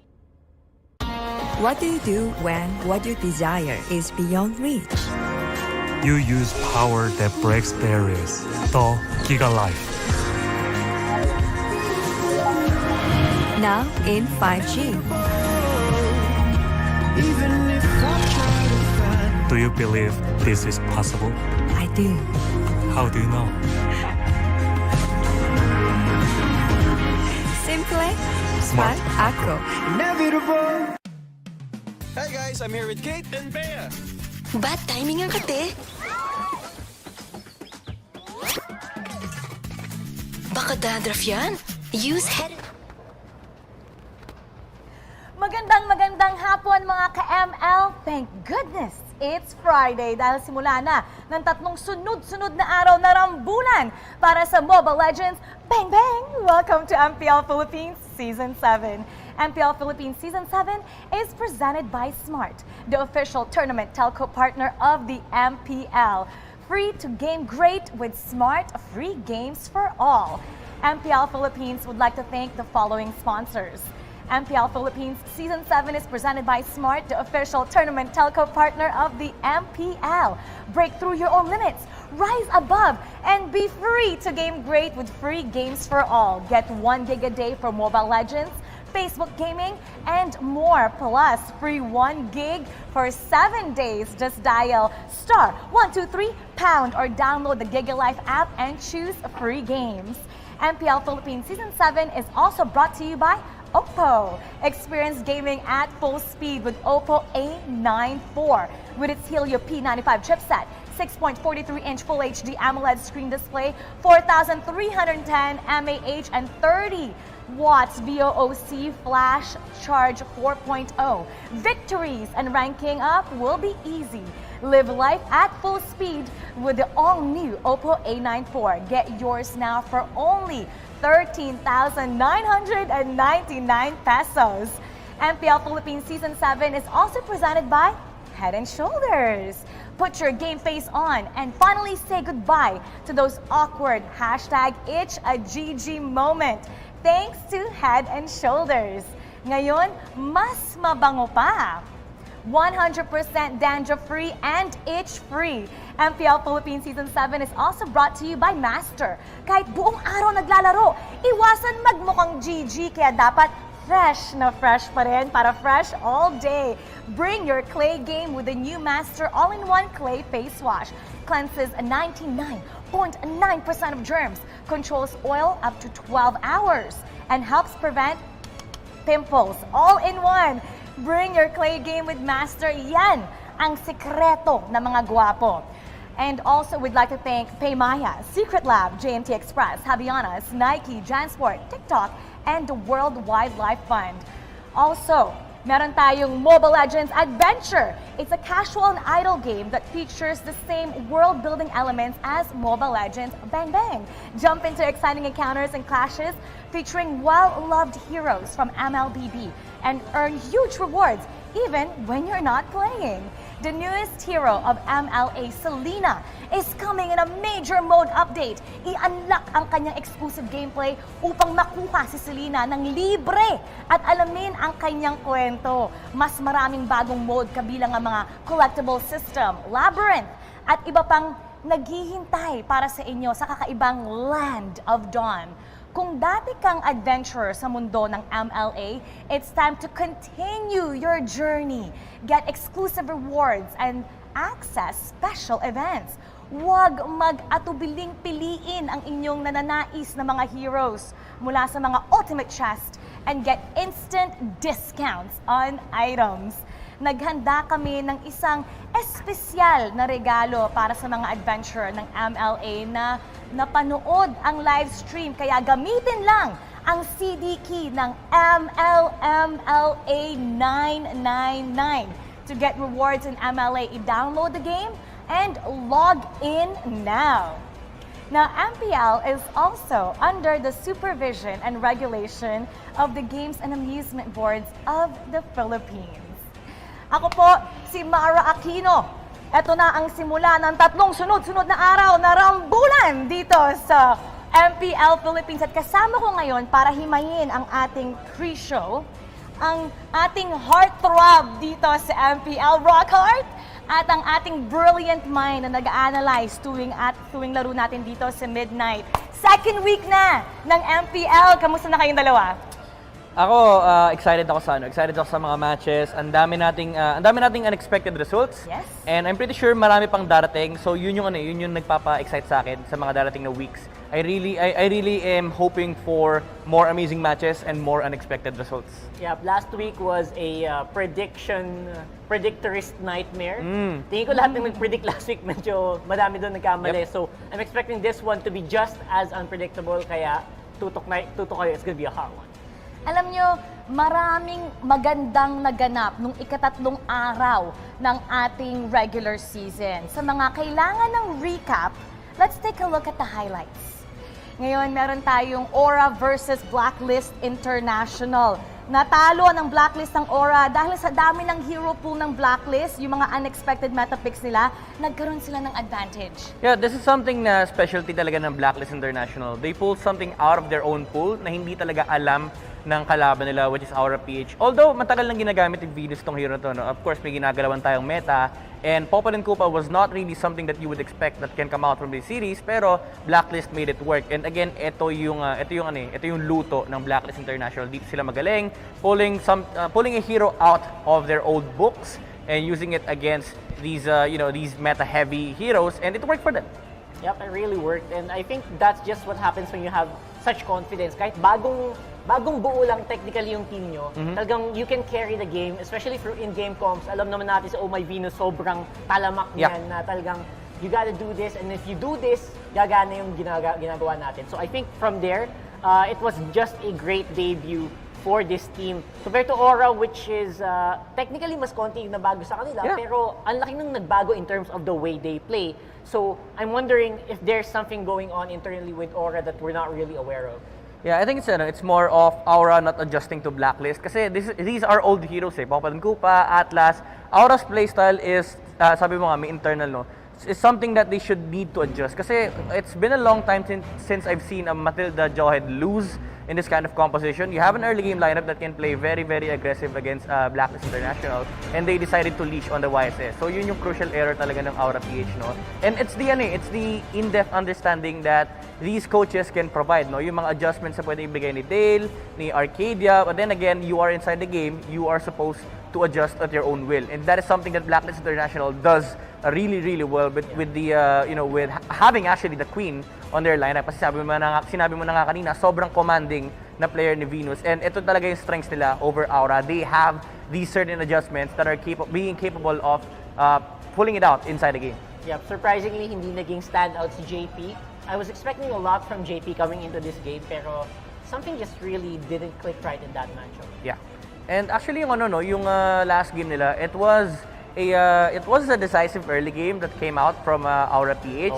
But the nature of the lineup is that it falls up very, very hard on the late game. And Blacklist International, meron silang understanding din na okay guys, kailangan na natin mag-farm. We have a Harriet, we have a YSS. Ang hindi talaga natin expect dito si Eson, no? Hook City talaga. Binalik niya Binalik niya yung Franco dati na, alam mo yun, ito yung talagang timpla ng Blacklist International. Ito-throwback nila kayo, mapa 2017, mapa 2018 yan. As long as it works, di ba? Bakit hindi mo gagamitin? Bakit hindi mo ilalabas? So I think Aura PH, they were really taken by surprise when they picked up the Franco here on the side of Blacklist. Even though outside of MPL, nakikita na natin na ginagamit ng blacklist yan. There's no such thing as countering these types of mechanics. Kasi, sabi nga ni Manjin, 50-50 yan eh. Either mahook ka or hindi. Pag nahook ka, it really destroys your game understanding. Kasi, ang may sasagot mo lang dyan, ang solution dyan, ang tanging solusyon against these types of heroes is reflex time. And sadly, hindi na ituturo ng coach yan. Yeah, reaction time, yung pag-react mo sa mga nangyayari sa loob ng laro. Very difficult to answer, and again I have to praise Coach Bonchan for having the guts to pull off these kind of maneuvers in terms of the draft in one of their first few games. Yeah, actually dito ako bilib talaga kay Bonchan. Yung parang confidence na maglabas ng kahit anong draft, mapa-Chang o jungle yan or mapa-Franco, wala silang pakialam. If in their mind it works, they will use it against even the top teams here in the Philippines. And that is something that a lot of the teams should look into. Kasi kapag ikaw yung kalaban ng Blacklist International, alam mo na masusurprise ka nila on the series itself.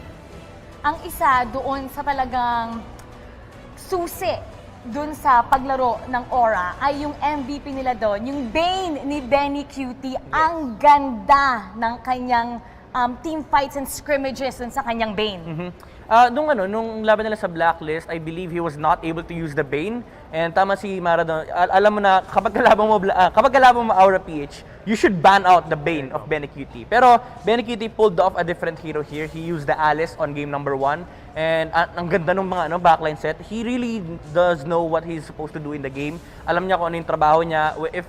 If his job is to snipe the backline, hindi siya magpapakita sa harap. He will use his first skill to destroy the box of the enemy and invade the enemy backlines. And nakita natin yan actually sa team fight nila sa top lane when may nahuling important hero sa harap. Alam nila na patay na. Instead of joining the fight, he went on the back. Sabi niya, okay, patayin na yan, let's go for more targets. Yun yung specialty ni Benny Cutie. Yeah, in fairness, hindi na nagulat. Hindi na nakakagulat yung mga ginagawa ni Benny Cutie. Sa totoo lang. Si Oh My Venus naman, ang ganda ng skill placement na kanyang Popol and Kupa actually. Ang gagaling ng mga placement ng kanyang traps. At dahil doon, nagkaroon sila ng magandang vision. Perfect. Actually, that's what you use the traps for most of the time. Not just for the stun, pero for catching the bush. The vision is so important kasi bihira lang yung heroes na kaya gumawa ng vision dito sa Mobile Legends. And again, one of them is big time Popol and Kupa. Yep. Actually may mga nagsasabi na even outside of the Philippines, may mga nagsasabi na Popol and Kupa is not a viable tank, not a viable support because it doesn't check pushes. What they don't understand is Philippine meta they use Zelina and Popol and Kupa to check bushes kasi that's the sole responsibility of the Popol and Kupa. You don't need a hero in the bush kung may traps ka naman na may lalagay. And for the guys out there, they do provide vision. Para naman sa Blacklist International, itong si S10, he didn't do so good on game 1, pero bumawi siya nung game 2 and 3. Yung Franco niya, grabe yung hook, parang galing Mars. On point yung pagka-hook niya doon. Alam mo, again, ito yung mga heroes na hindi mo talaga masasagot ng game understanding. Yes, pwede natin sabihin na game understanding, alam mo nandito si Franco, alam mo kung nasan siya during the fights, yung placement niya, yung positioning niya on the entire game. But the thing is, if you get hooked, you get hooked. Yeah, diba? Wala ka sagot doon. Like anything on the draft, aside from maybe Lolita, there's no answer to hook. Yeah. Definitely, if you get hooked, then there's like 3 people around him, or at least 2. That target's gonna go down. And I think sobrang big deal ng ginawa ni Eson dito. He's showing na wala sa age yan, di ba? Kahit veteran si Eson, his decision making is still on point. Yep. And ito yung mga concepts na medyo magda-dive deep ka na. Kasi with Franco, most of the time isipin ng tao na, hindi, taga-kagat lang yan, or taga-nako na ng purple buff. What Franco does in the game is, dinidisplace niya yung position niyo. No? If you are an enemy, if you are a team, nakalaban mo Franco, usually hindi mo maiisip kung ano ba yung tamang positioning mo kasi you're always thinking of the Franco. Madi-displace ka. Naturally, you'll get out of position, you'll get zoned out, and ito yung dala ng Franco eh. And it's something na Blacklist International, they understand very, very well. Pagkatapos ng laban natin noong Sunday, nagkaroon tayo ng social media noise, biggest noise so far right now, yung pagkapanalo ng NXP kontra sa ating kampyon na Brent. Silipin natin ang highlights. Now, Bren Esports, ito medyo controversial to, and I've talked about this. They really were a little weak against NXP, not in terms of mechanics. Well, a little bit of mechanics, pero more on technicalities and game understanding. Take note, there was one moment in the game, in game number 1 especially, na nahuli si Carl TZ. I think papakita din mamaya yan. Nahuli siya checking a bush na hindi pa nakiklear ng tanks niya. And it allows NXP to play very, very aggressive.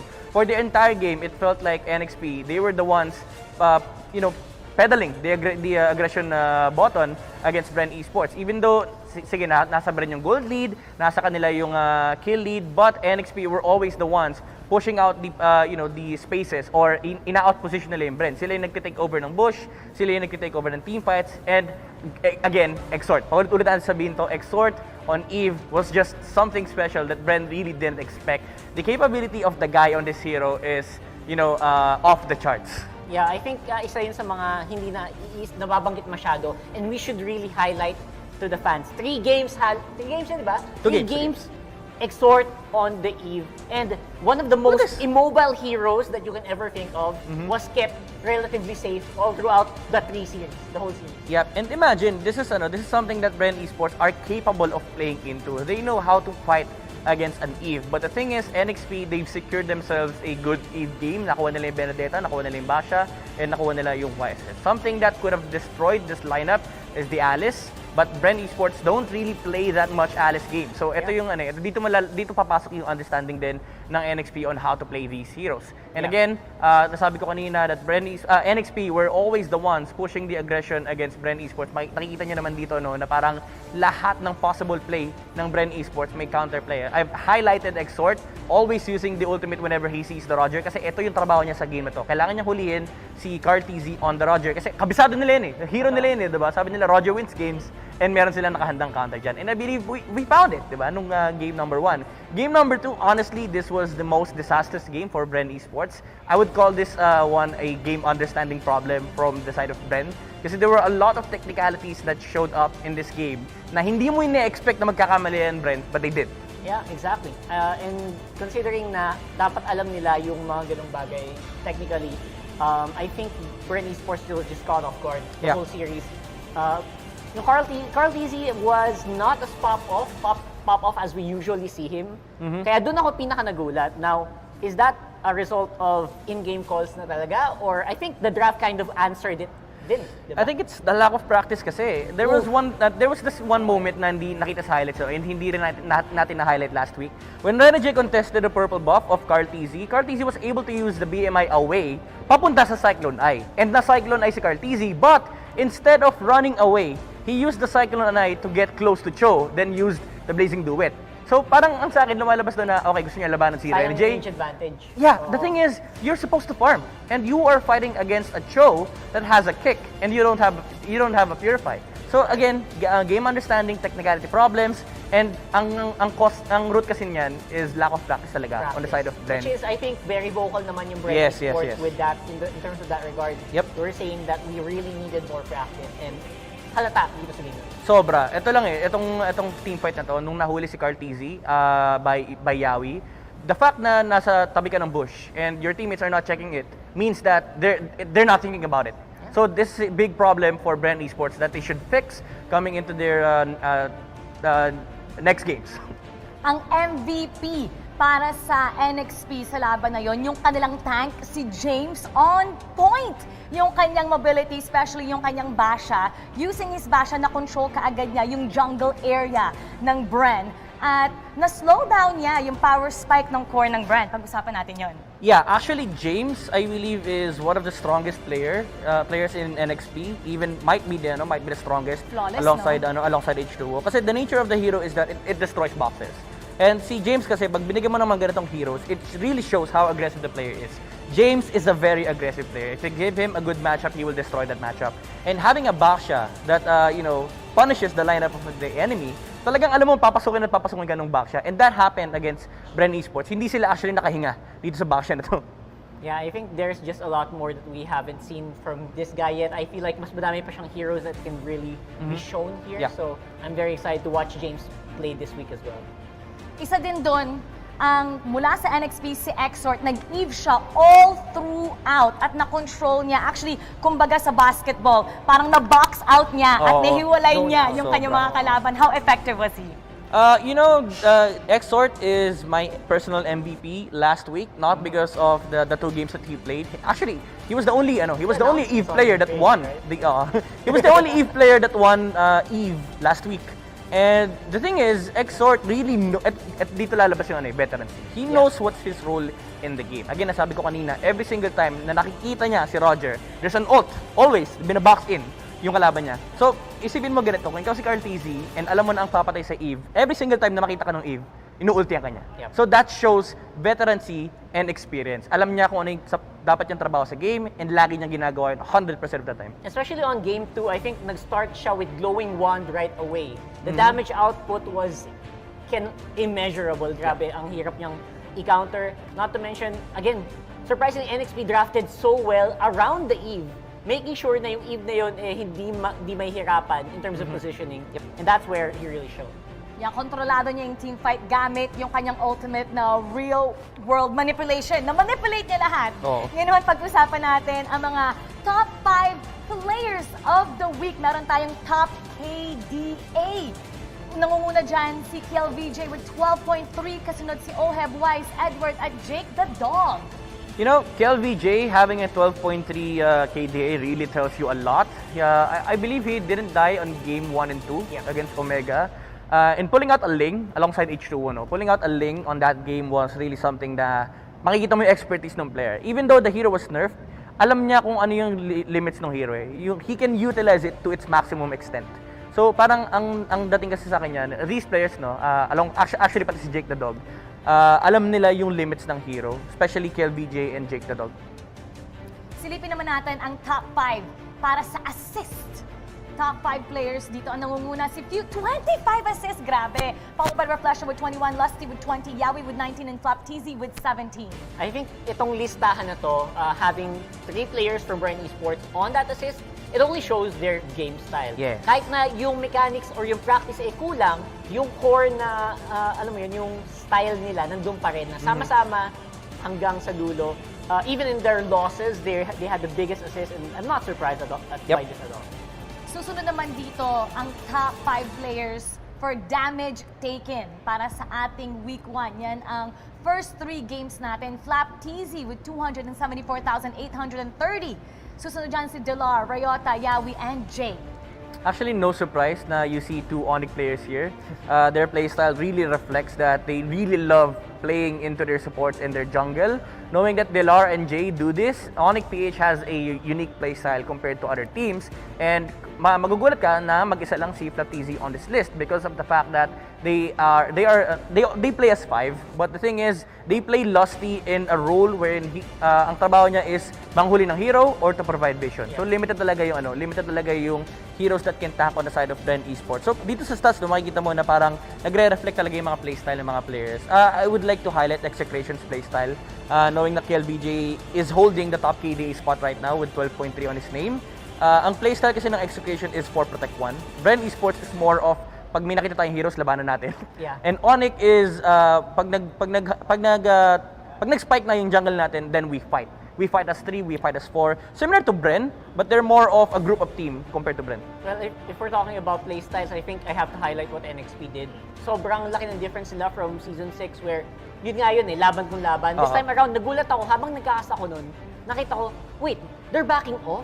Ang daming times na, wow, umatras sila, they're waiting for a perfect opportunity, which is a big contrast to what they did before, na chaos kung chaos, laban kung laban. Yeah. Marami silang magandang ginawa sa ating first week. Nagkaroon tayo ng 3 game days. Kaya tignan natin ang ating current team standings ngayon. Next Play Esports ang leader ngayon sa Group B with 4 points. Aura PH naman na nangunguna para sa Group A with 3 points. At 3 points na ng Execration pagkatapos nilang talunin ang Omega. And Brent Esports, surprisingly, nasa baba ng ating standings followed by Omega. At yung Signal, next week pa sila maglalaro kaya hindi pa natin sila nakikita dyan. Yep, alam mo, nakakatakot dito yung dalawang world contenders natin. Yes, nasa lower part sila ng bracket. Yes, fine, Group A, you have Signal there. But remember, Signal hasn't played a game yet. And Brent Esports, you already lost 2 series. So, ito yung masasabi mo talaga na they need to step up. These two besties, no? Sabi nga nila sa social media, mag-besties sila ngayon eh. And they really need a lot. They're playing catch-up right now. And you have teams like NXP, Execution, Aura, Onyx. They're leading the pack. And these four teams are not the 4 teams that you would expect to come up as the top 4. Absolutely. At reminder lang sa lahat, the top 4 in each group, sila yung makikita natin sa ating playoffs. At point system ang ranking natin dito. So kapag nanalo kayo ng 2-0, 3 points ang makukuha ng ating koponan. Pag naging 2-1 yan, magkakaroon sila ng 2 points. At kapag natalo sila ng 1-2, 1 point ang makukuha nila. Kaya nangunguna ngayon sa atin standings ang NXP. May mga surprises ba kayo dito? Kasi alam ko, NXP, ang daming surprise na sila yung una ngayon. Everybody thought it was gonna be Bren, but pinatunayan nila that they deserve to be here and mas handa sila. Ito ang ating matchup for today. Execration looking to build on their statement win over Omega last week, facing Blacklist sa ating first series today, followed by the clash between Next Play Esports kontra sa runner-ups last year na Omega Esports. Interesting ang ating first matchup, lalo na ang ating second, because itong NXP gusto nilang patunayan na hindi lang isa sa nagpunta dun sa world ang kaya nilang talunin. Gusto nilang patunayan that, syempre they made a lot of noise on social media. But out of the two serye dito ngayon, what are you expecting to see? I'm more interested with the game of Execration versus Blacklist. Number 1, I want to see Execration be consistent with this form. Kasi, again, time and time again, paulit-ulit natin sinasabi na ito yung best form ng Execration. And this season, it is still true. And I want to see it against Blacklist. Blacklist naman on their side, I want to see if what they got on what the result that they got on Aura PH was the result that we actually expected. Kasi Aura PH, for me, they blew that series away, and it's not because of their intention, but their lack of understanding. Game 2 should have been them. So I want to see Blacklist prove them wrong na tama yung resulta ng Blacklist versus Aura PH. Ngayon, nung nakaraang linggo, 87,000 ng ating mga ka-ML ang sumali sa ating mythical raffle draw. At ngayon, pwede kayong sumali muli kapag in-scan yung QR code at mapupunta kayo sa ating mga set of questions. Pwede nyo subukan ang inyong knowledge sa MPL Philippines, sa Mobile Legends. Marami kami mga katanungan doon at kapag kayo ay 10 napili, pwede kayong manalo ng mga in-game prizes. Kaya ano pang hinihintay nyo? I-scan nyo na yung QR code nyo at sagutin ang aming mga katanungan. You will enjoy all the prizes that we have. Meron din kaming a lucky number draw. Maswerte ba kayo? Tignan nyo ang last 2 digits ng inyong Mobile Legends ID. I-scan lamang yan. If the last 2 digits, mas marami ngayong linggo. If the last 2 digits ng ID nyo ending with 07, 22, 32, 54, 59, 77, 87, 89, or 95. Parang lottery lang Kung last 2 digits nyo, ganyan na ganyan, tugma doon sa pinakapakita natin sa ating screen, hurry up! I-scan nyo ang QR code para magkaroon kayo ng Elite Skin, ng Epic Skin, at mga Diamantes para makapag-register kayo sa Starlight or kung ano-ano man ang gusto nyo. So good luck sa inyo at marami pa kaming pag-uusapan ngayong ika-4 na araw para sa ating regular season. When we get back, you're watching MPL Philippines Season 7. Welcome to the Giga Life. Your passions, your stories, your life. Simplified with just one app. This is the future. The Giga Life in just one path. Experience more Giga moments when you make the smart choice. With the Philippines' fastest mobile data network. How do I know it's T1? Simple, smart ako.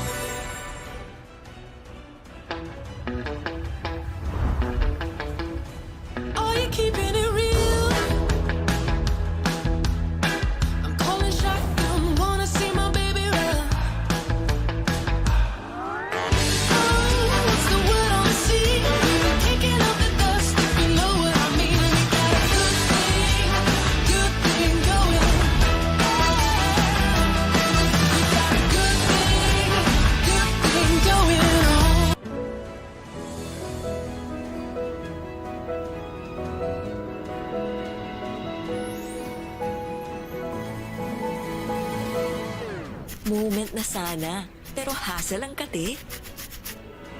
Yung kati na yan, dahil sa dandruff yan. You need Head and Shoulders. Unlike beauty shampoos, tanggal ang dandruff that causes kate. No more hassle sa moment. Goodbye na sa kate dahil 100% dandruff-free ka. Sikreto ng mga gwapong Master Gamer? Para fresh all day, bring your clay game with Master. New Master All-in-One Clay Wash. Fights germs, controls oil up to 12 hours, and helps prevent pimples. New Master All-in-One Clay Wash. Sikreto ng mga gwapo.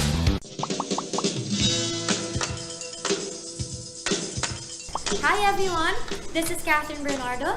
At ako naman po si Daniel Padilla. Guys, may PayMaya na ba kayo?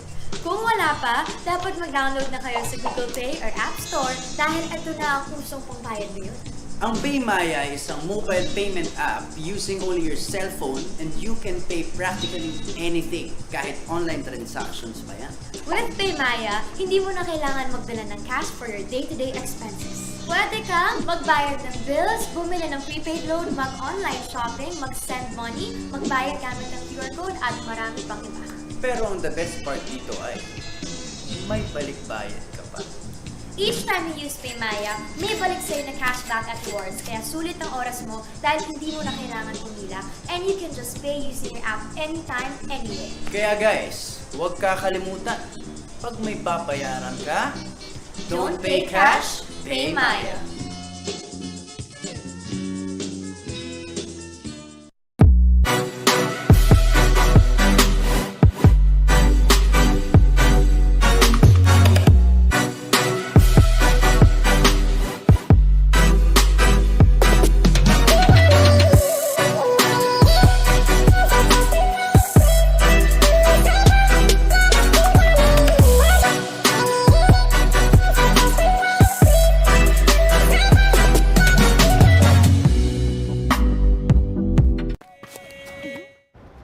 Another action-packed doubleheader coming your way. This is MPL Philippines Season 7.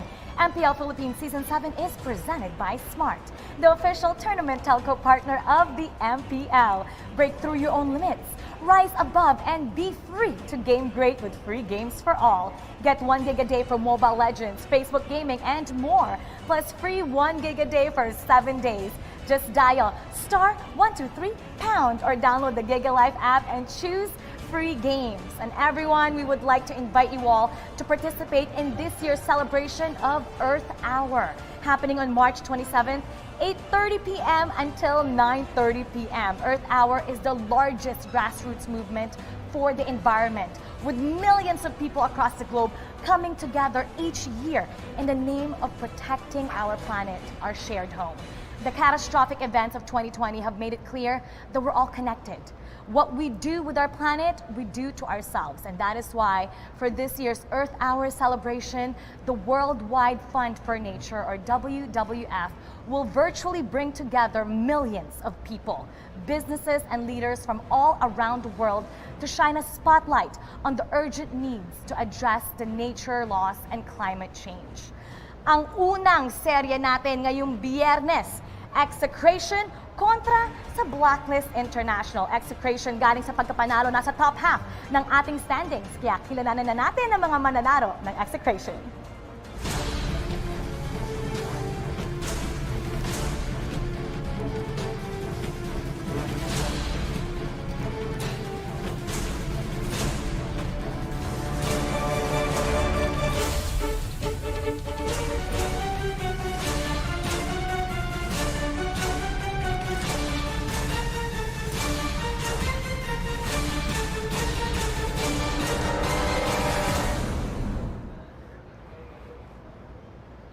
Blacklist International. Now, kilalanin natin kung sino nga ba maglalaro ngayong araw.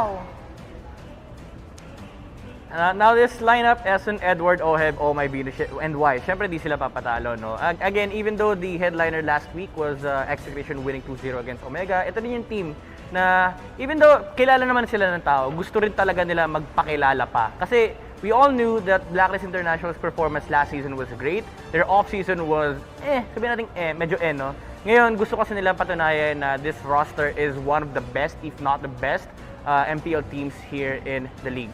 Yeah, I think every season we call Blacklist International the dark horse. Naging black horse na nga sila. Sobrang ganun nila. Pero I feel like this is a season where they have a very good chance of really entering the top echelon.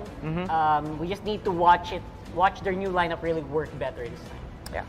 Nakilala natin ang mga manlalaro ng Blacklist International. Now, let's welcome the players of Execration.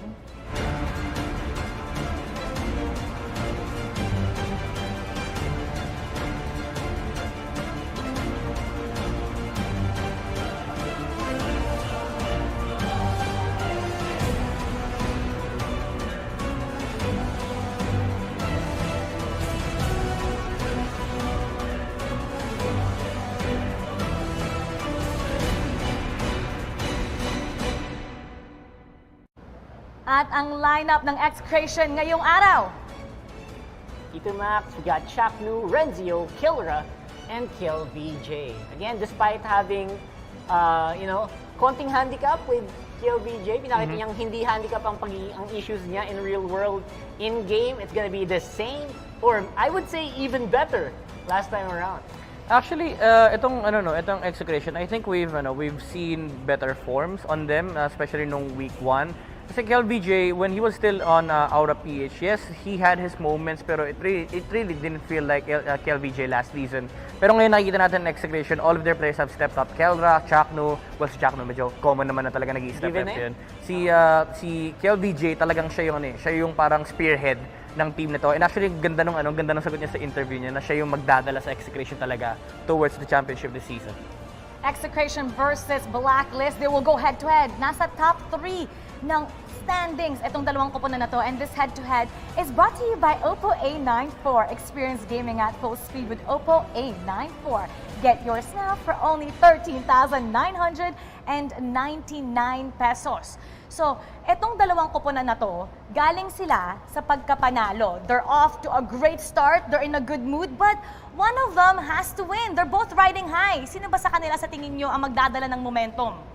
I feel like it's still Execration at this point. Even though Blacklist International, they won against Aura PH, it's not a win that you can brag about. Again, Aura PH, they had some issues in their Game 2 and Game 3s. Execration, they just won against the world contender. So it feels like the momentum is on their side, and nasa kanila din kasi yung bola in this matchup. Himayin natin ang kanilang team comparison. Yan ang kanilang statistics ngayon. So dito naman sa stats, this is gonna be a little bit surprising here. With kill participation definitely higher for Execration compared to what we've seen from them for previous seasons.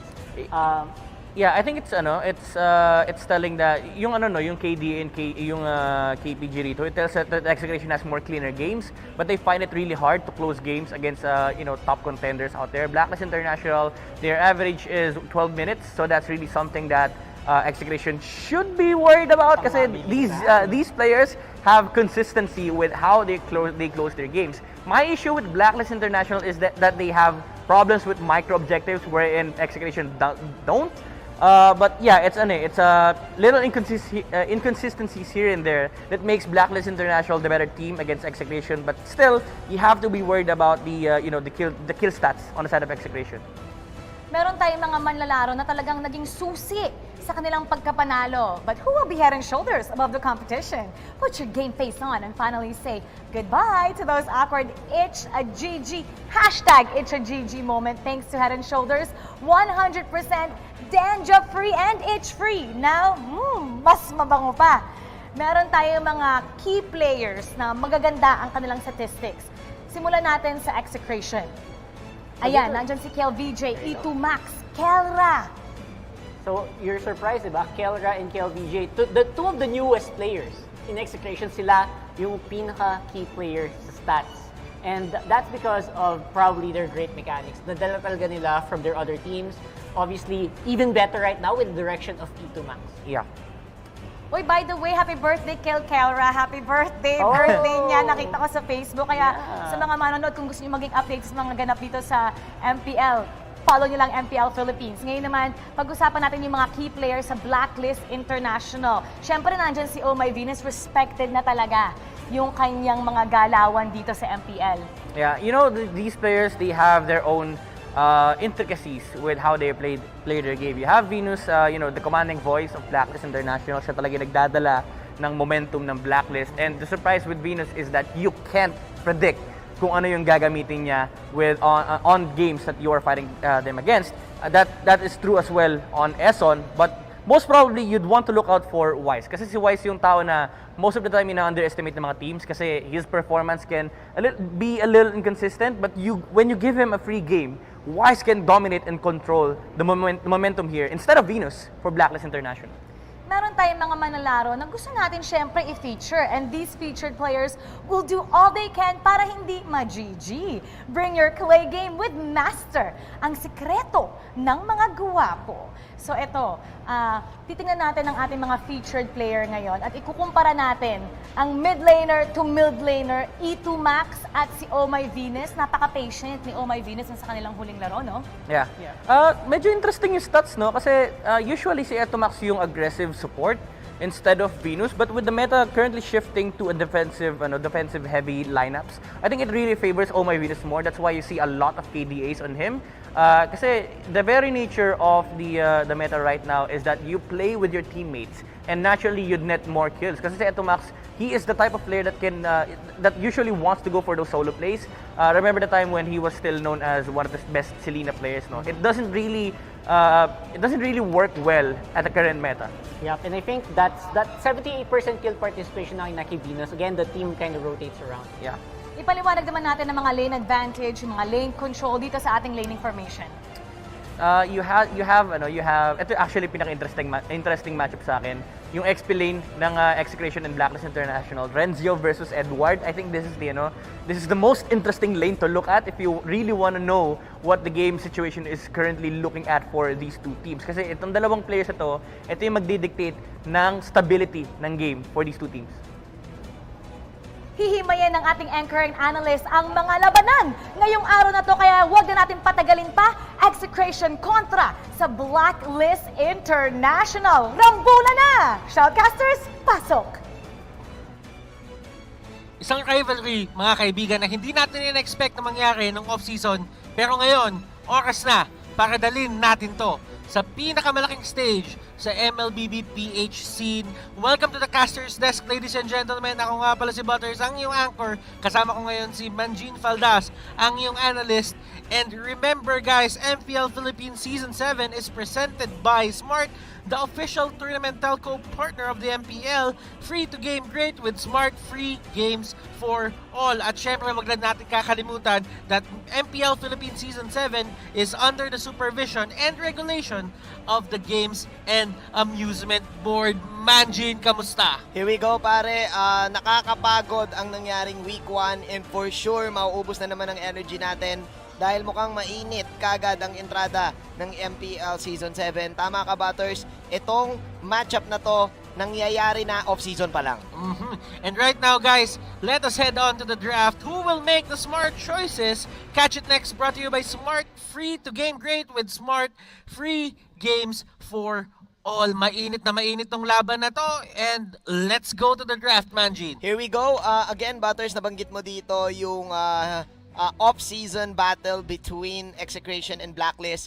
Last time na naglaban itong dalawang players na to ay isang championship tournament din, local tournament here in the Philippines na sinasaliya ng mga pro teams, and then 2 weeks ago lang yon. So may pagka-fresh pa ang nangyari dito, and the fact na nagkaroon sila dito ng Game 1 last week, may part sa akin na itong dalawang tong teams ay nag-adjust sa isa't isa. Pero, kaya ko gusto i-emphasize yan dahil itong Execration, makikita na naman ba kaya natin yung full 5-man, the Queen bans nila na hindi naging effective last time na nakita sila. Tama ka doon, Manjin. As you are seeing right now, ladies and gentlemen, S10 and Diggy, ang binandi ng Execration. Well, for the side of Blacklist, Selena, Johead, at Baksha. Yeah, and I like what the Blacklist right now is doing. Kasi tinitake away nila dito yung mga Your comfort team picks is picking. dito ng mga tanks ng side ng Execration. Execration really loves to play aggressively. They know how to really give KLBJ this opportunity to get the jungle. So with the Baksha out, with the Jawhead out, and the Selena, may option ngayon ang Blacklist. There you go. May mga option sila ngayon para kumuha nito mga supports nila, and mukhang ito na yung priority nila. The Matilda. So mukhang, nako, ligtas na naman si Wise dito. Then Butters. again, Manjin, pwedeng maging tank to ng Blacklist International given the trend na nakita natin nung week number 1.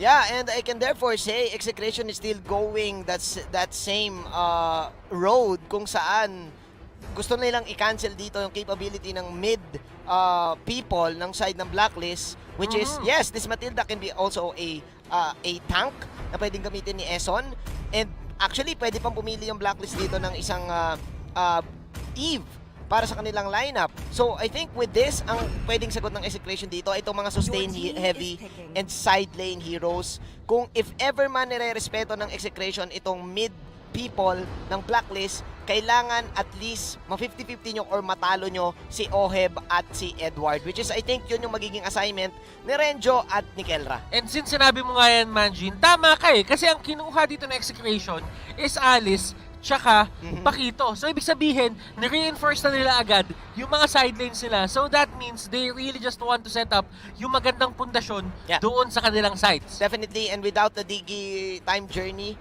na pwedeng makuha dito ng side ng Blacklist, easy knock up for the Pakito, easy stuns for the Alice.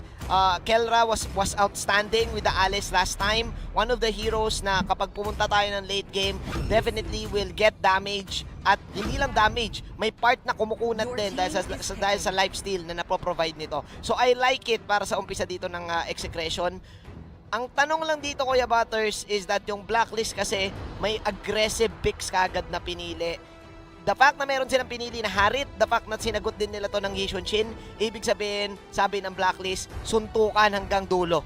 And Gera hanggang dulo. Hindi bago to sa side ng Blacklist International kasi nung nakast din namin yung games nila, eto din yung dalawang pick nila dun sa first phase. Hindi sila nagbaback down dyan sa YSS na yan at Harit. Hindi talaga. And this is a Harit gold lane. Actually, kailangan natin i-take note na may part na pwede itong ma-shutdown. And Execration can do That's that. true. Again, 50-50 yung magiging side lane nila dito.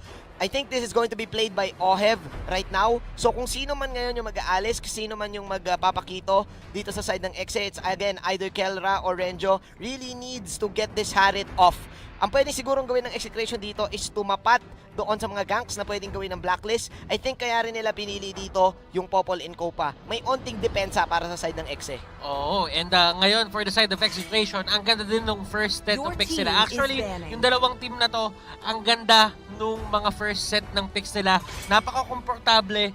Feel na feel mo yung pagiging Blacklist ng Blacklist at feel na feel mo yung pagiging Execration ng Execration. Totoo ka dyan, no? Malalaman mo talaga na ito talaga yung playstyle at characters nitong dalawang teams. And I think, given din yan sa ban dito ng Execration. And finally, hindi na sila kumuha ng 5-man Venus bans.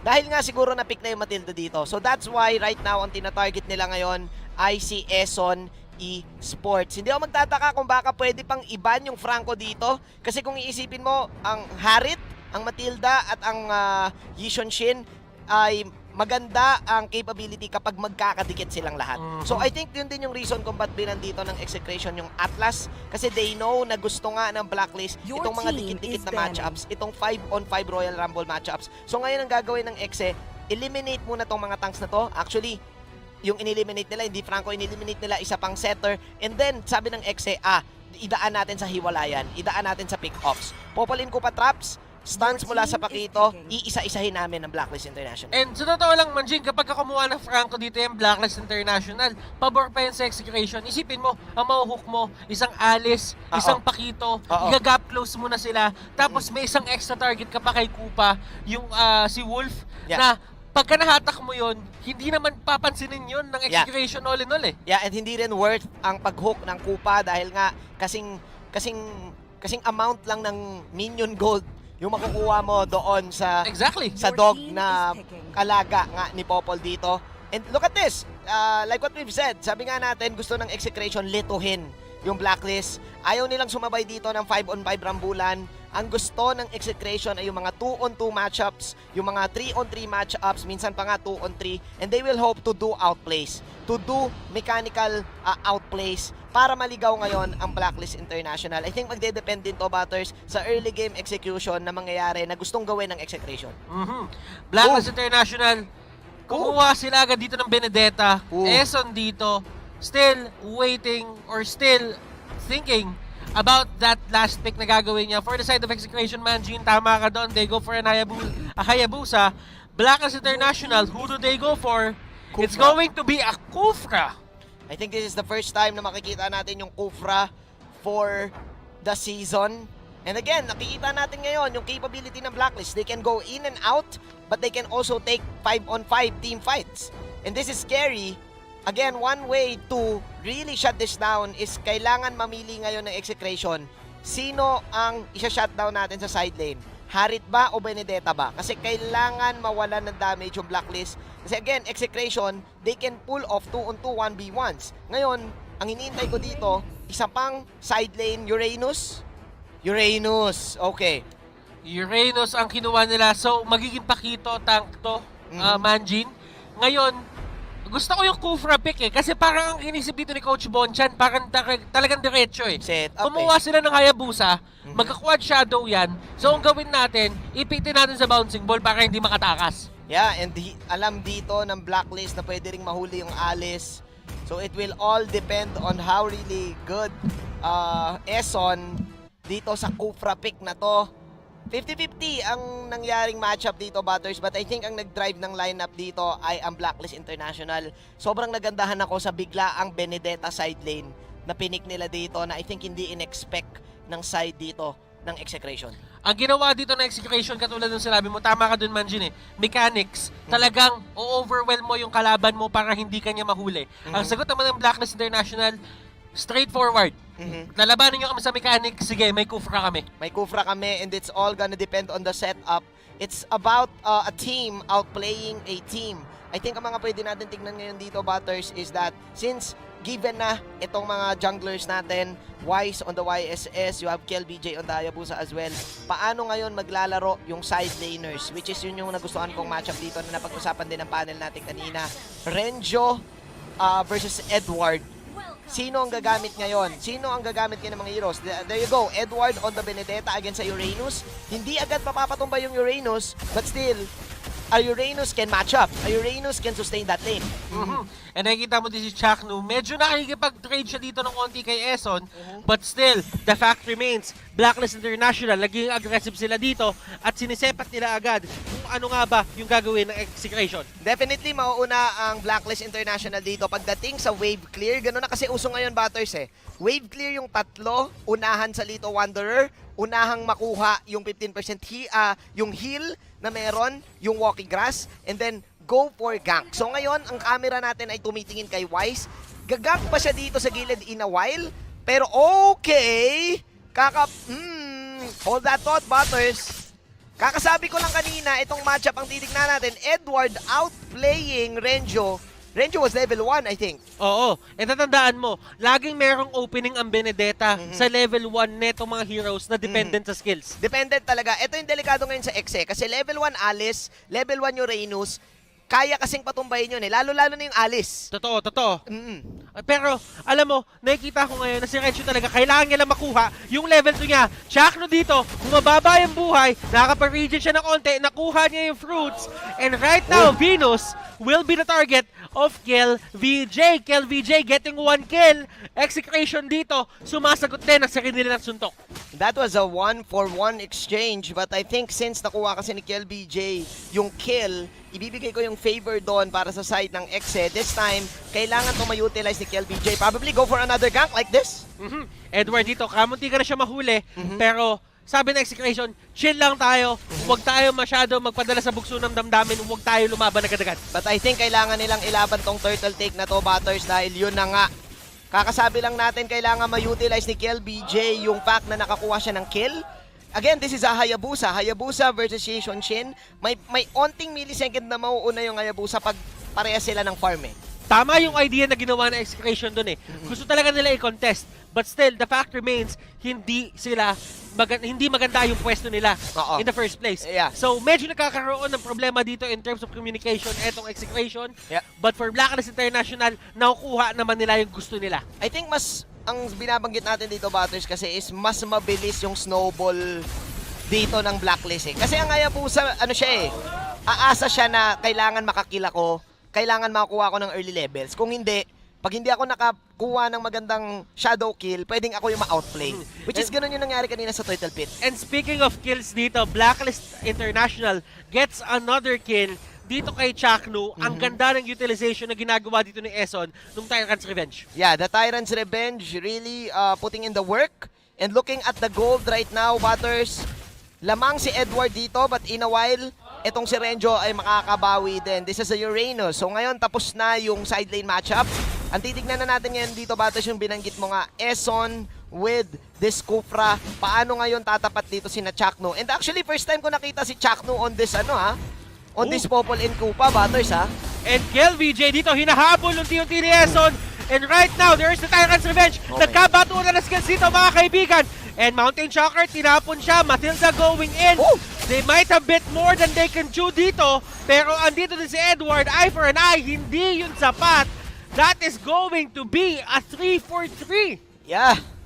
It was a 3-4-3. And wow, I think I would give that trade to Blacklist International.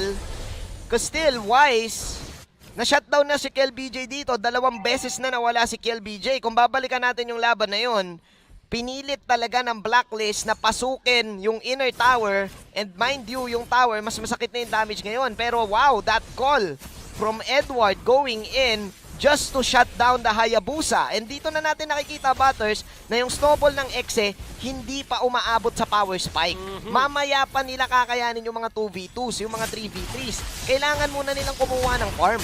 Isa yung patunay, Manjin, na hindi talaga rewarding ang pag-dive ngayon. Pero execution naman dito, they go for the turtle. Hindi nag-contest ang Blacklist International. Surprising yun para sa akin. Yeah, kasi I think mas prioritize dito ng Blacklist International yung kanilang side lanes at yung kanilang map control. KelBJ is now at 2 deaths, Butters. Pero this is still KelBJ. He knows kung paano siya makaka-back up dito. And the fact na may mga vision ng execution, hindi agad-agad makakapag-gank itong side ng Blacklist. Look at this, Blacklist na nagiging agresibo eh. And nakikita mo naman si Edward dito, pasok na siya ng pasok in KelVJ. Hindi niya talaga magawa yung pagkuha ng mga buff dito. Wise going down, ladies and gentlemen. And naipit doon sila Edward, na-immobilize sila. That's going to be a triple kill for Kelra. And Blacklist International dito, sila na ata yung nasa backline, sila na ata yung naghahabol. Sila na talaga nagiging aggressive masyado yung side ng Blacklist International. And actually, I was mistaken earlier. Akala ko si Chakno itong Popol and Kupa, but it was Eto Max. Laging on point. Dito yung mga pagharang niya sa side ng Blacklist, and even Chakno with the knock-up. So, again, Blacklist, kailangan nilang respetuhin dito yung damage output ng Exe. Nagiging agresibo sila eh. May part na gusto nilang makuha itong kill na to kasi nasasayangan sila sa lamang nila. But again, yung composition kasi ng Exe made for them to sustain itong mga aggressive movements ng Blacklist. Parang itong Uranus, pwede mabuhay ito eh. And Regio dito nahuli siya ng hoverboard, and that's going to be a pickup para kay Wise. Pero si Chakno dito, susubukan niya kumuha ng kill. But look at that ultimate. Na-dodge na dito yung ultimate din ni Eson. Pero Blacklist International, magbaback off na sila dito. Ang gusto lang naman talaga nila is kunin yung turret na yon. Buti na lang kamo napatay dito ng Blacklist si Renjo dahil kung hindi, malamang pwede pang kumambak ang execution. This time, Butters, tinitignan ko na yung late game dito, and I do feel na hindi ganoon kamadaling mapapatumba yung lineup ng Exe. Kaya nilang mag-man up and kaya din nilang mag-outplay in terms of mechanics. May trap sila, may pakito sila. Ang kailangan lang nila dito, mabait yung Blacklist na napapasok ng solo dahil aggressive ngayon yung Blacklist, mapitas nila and go for other kills. They also have the opportunity to split the map because of the Uranus and the Alice. Again, our main point dito, pag late game, baka pumabor sa side ng Exe. And nakita mo yung pwestuhan doon ni Eso nandun siya sa may pinakalikod. Mountain Shocker dito, gagamitin ng Blacklist International para makita nila kung may nakatago pa doon sa likod ng mga brushes ng Execration. Execration, nung nawala si Renji sa kanila, nag-call na sila. Back na tayo, huwag natin sugal. And I like it. Para dito sa Blacklist, it's all about positioning pa rin. Again, tabla pa rin ang laban na to, Batters. Hindi ganoon kalaki yung nagiging lead ng Blacklist. And may mga times na sumusubok sila ditong gumow, pero nagkakaroon ng times na na-outwit din sila ng Exe. I think what they need to do right now is really heavily punish this top lane kung nasan si Renjo. Kasi dito, ayan o, look at this, nagre-react ang Exe, kailangan na nila mag-back. There you go. And eto yung pincer attack na gagawin dito sa side ng Execration. Pinuntahan nila agad dito si Oheb. Merong mga means na papasok. Tingnan natin kung tatama ba dito. Yung shadow kill. Oheb dito, hindi na kinailangan. Si Chakno nandun. Eson trying to go for the kill. Trying to go for the help, pero hindi aabot yon. At madadamay din siya. Damay si Bilyan. Damay si Bilyan, pero I think that was a diversion play for the side of Blacklist. Nakakuha kayo ng dalawang hero, pero ang tagal nilang napatumba si Oheb at si Eson to the point na kamuntikan pa nga atang maka-outplay si Eson doon and nabasag doon yung tower ng side ng Blacklist sa baba. Yes, nakabuy time dito yung Exe, pero mission accomplished para sa Blacklist kasi hindi rin nakuha dito ng Exe yung top lane. So buy time lang talaga yon para sa Exe. Ngayon, Blacklist International, ang utak nila dito, nasa long game eh. Oo. Gusto nila dito yung map control, hindi yung mga objectives na lumalabas lang or mga monsters na lumalabas lang doon sa jungle. Ayaw nila ng kills. Gusto nila dito talaga map control. Map control talaga. Because I think of the vision din na inatid ng Mountain Shocker, tinatapatan nila dito yung Popol and Kupa. Akala ko nga kanina mas magpipick up ang Exe, pero mas gusto ng Exe dito, defensive movements. I think mahihirapan ng Exe din dito makakuha ng mga kills. Look at this, naliligaw ngayon ng Exe kung kukuha ba sila nitong kill sa Lord, magsisplit or dedepensa sa taas. Kelra dito going down, and this might be the initiation or this might be the moment na inaantay ng Blacklist International. Ang tanong, lalaban ba ang Execration dito? Importante itong first Lord para sa kanila. This is going to set the pace. Nung laban, Chakno nasa harapan. Lumalaban siya dito, sinusubukan niya i-take down si Wise, pero yung knock-up ng Lord, ang daming nahuli. Oh my Venus dito, nasa may pinakalikod na. Eto Max, still alive. Edward dito with a sword in 10. Tutumba sila dito, and that is going to be a wipeout para sa side ng Blacklist International. Execration dito, sinubukan lang talaga nila kumontes, but still, hindi enough in damage. Blacklist International, pwede nating sabihin na they're really breaking the code of Exe. Naligaw yung Exe kung saan sila pupunta. Tatlo yung nangyaring senaryo. Kelra, nag-split po siya baba, inatake siya, ginank, nawala siya. Si Renjo, hindi nila alam kung dedepensa sila. And the other three, they were really wondering kung dedepensahan din nila yung Lord take. And with Blacklist na napitas na si Kelra dito, they know na wala ng ibang AoE initiations, they know na wala pang damage si Kill BJ, alam nila na lamang sila. Chakno with a two-man knock-up, tignan natin dito kung paano sila lalaban. And look at this, all hell is breaking loose mga kaibigan. Kelra dito with a surprise. Execration dito, they are forced to go back. Yes, man, and mukhang hindi na rin sila makakapag-farm ng late game damage output dito. Oheb and company, man, Oheb with the Matilda. Yes, nawala si Venus dito, pero man, this Harit 4-1-4. Chakno dito, grabe. Natanggal na naman siya dito, nabukan na naman siya ng Blacklist International, and here comes the teleport. Galing kay Edward. Edward dito, ginamit na yung Electro Final Blow para kahit papano ay maklear agad yung minion wave. And I think this is it, Butters. Blacklist International breaking the code sa game number 1. May onting defensive movements para sa Exe. And that is a great move na takedown nila dito si Wise. Eson dito will go down din. Execration dito, they will survive and live another day, another Clash Manjin. Isa pang team fight ang kailangan hanapin dito ng Blacklist. And they need to hope for the best na hindi magkaroon ng gold dito ang side ng Exe. An Alice is an Alice. Late game, it can definitely shred the life of the Yishun Shin. May part na kaya niya ring sumabay sa Harit kapag nasa tamang pwesto. And Blacklist, they know this. Unfortunately, nabitin lang yung minions nila sa top lane. And wala din si Venus doon eh. So ngayon, kailangan nila mag-survive.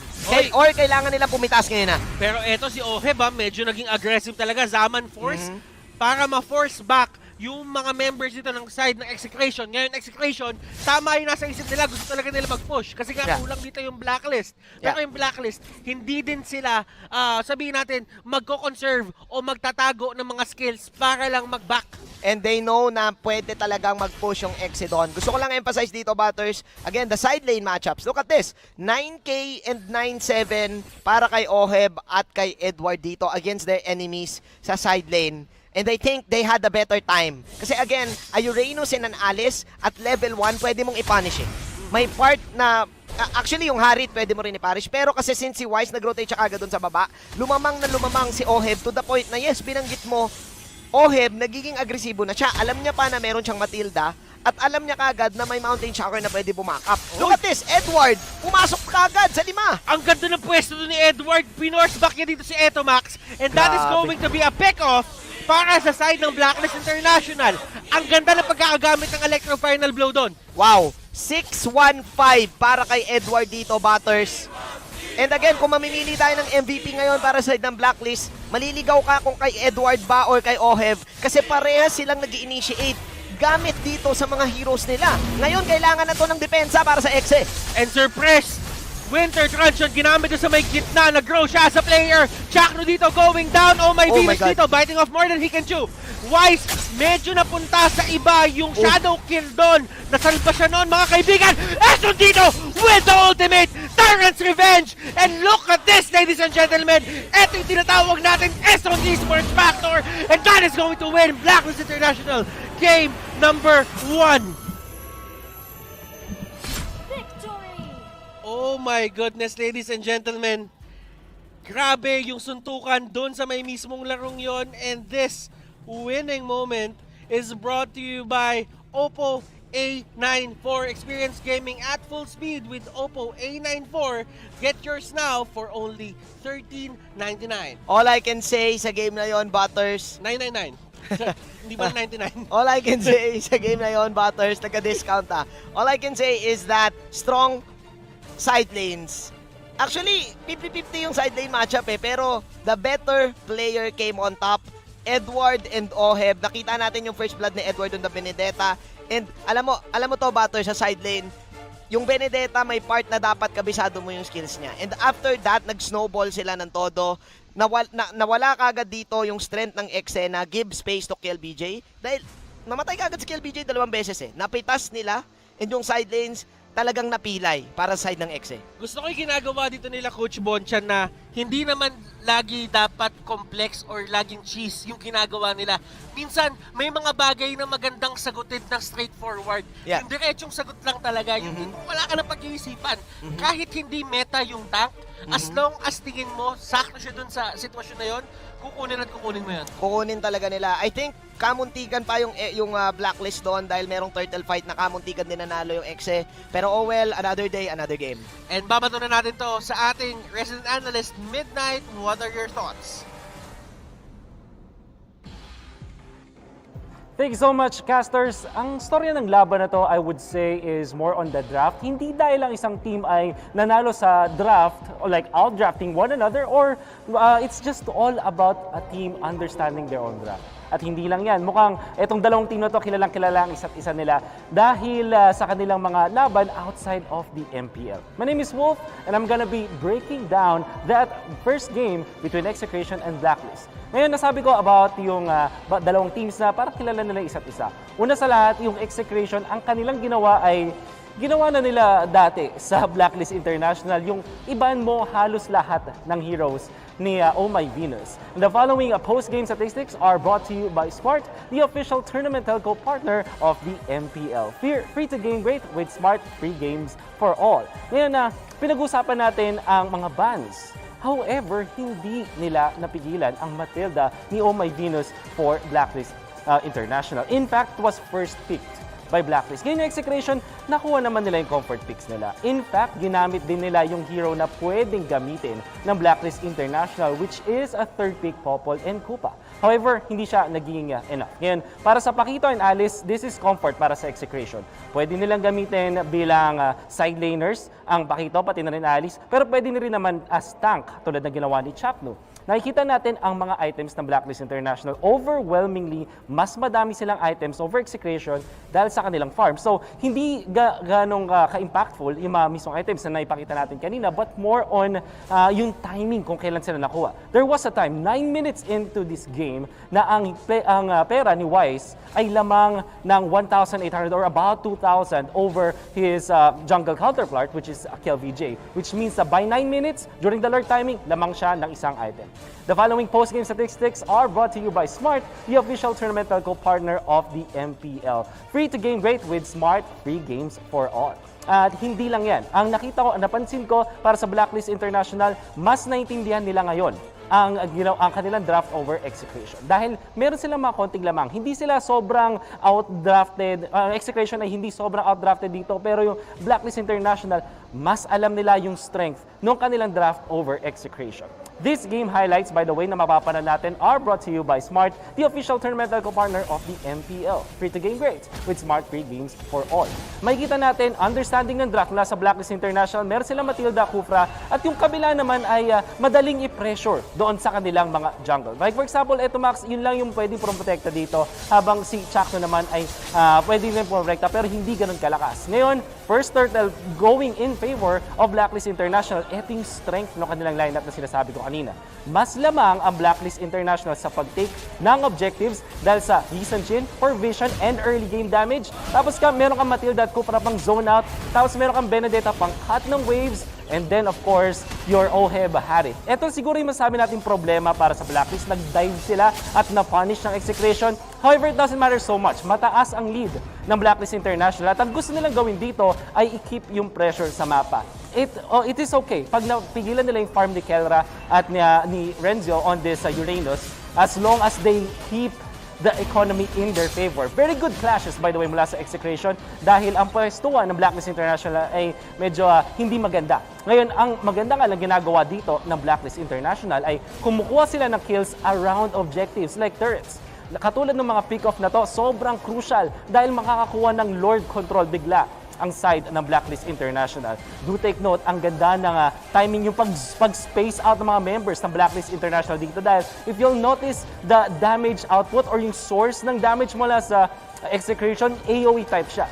Sabihin na natin may sustained damage ka or may damage over time ka from Uranus at Alice, mabagal yung burst nila at this point in the game at meron kang immediate burst coming out from the Hayabusa pero dahil wala pa silang items, hindi natin nakita yon sa Lord Fight. Do take note, nung nagkaroon ng Lord Fight, yung lamang ng Blacklist International ay isang item.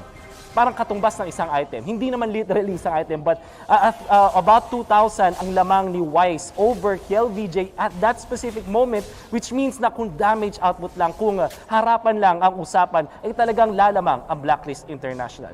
To recap what I just said, ang pinaka-importanting factor kung bakit nanalo ang Blacklist International sa laban na to ay dahil mas naintindihan nila na mas malakas sila mag-take ng objectives dahil sa heroes nila.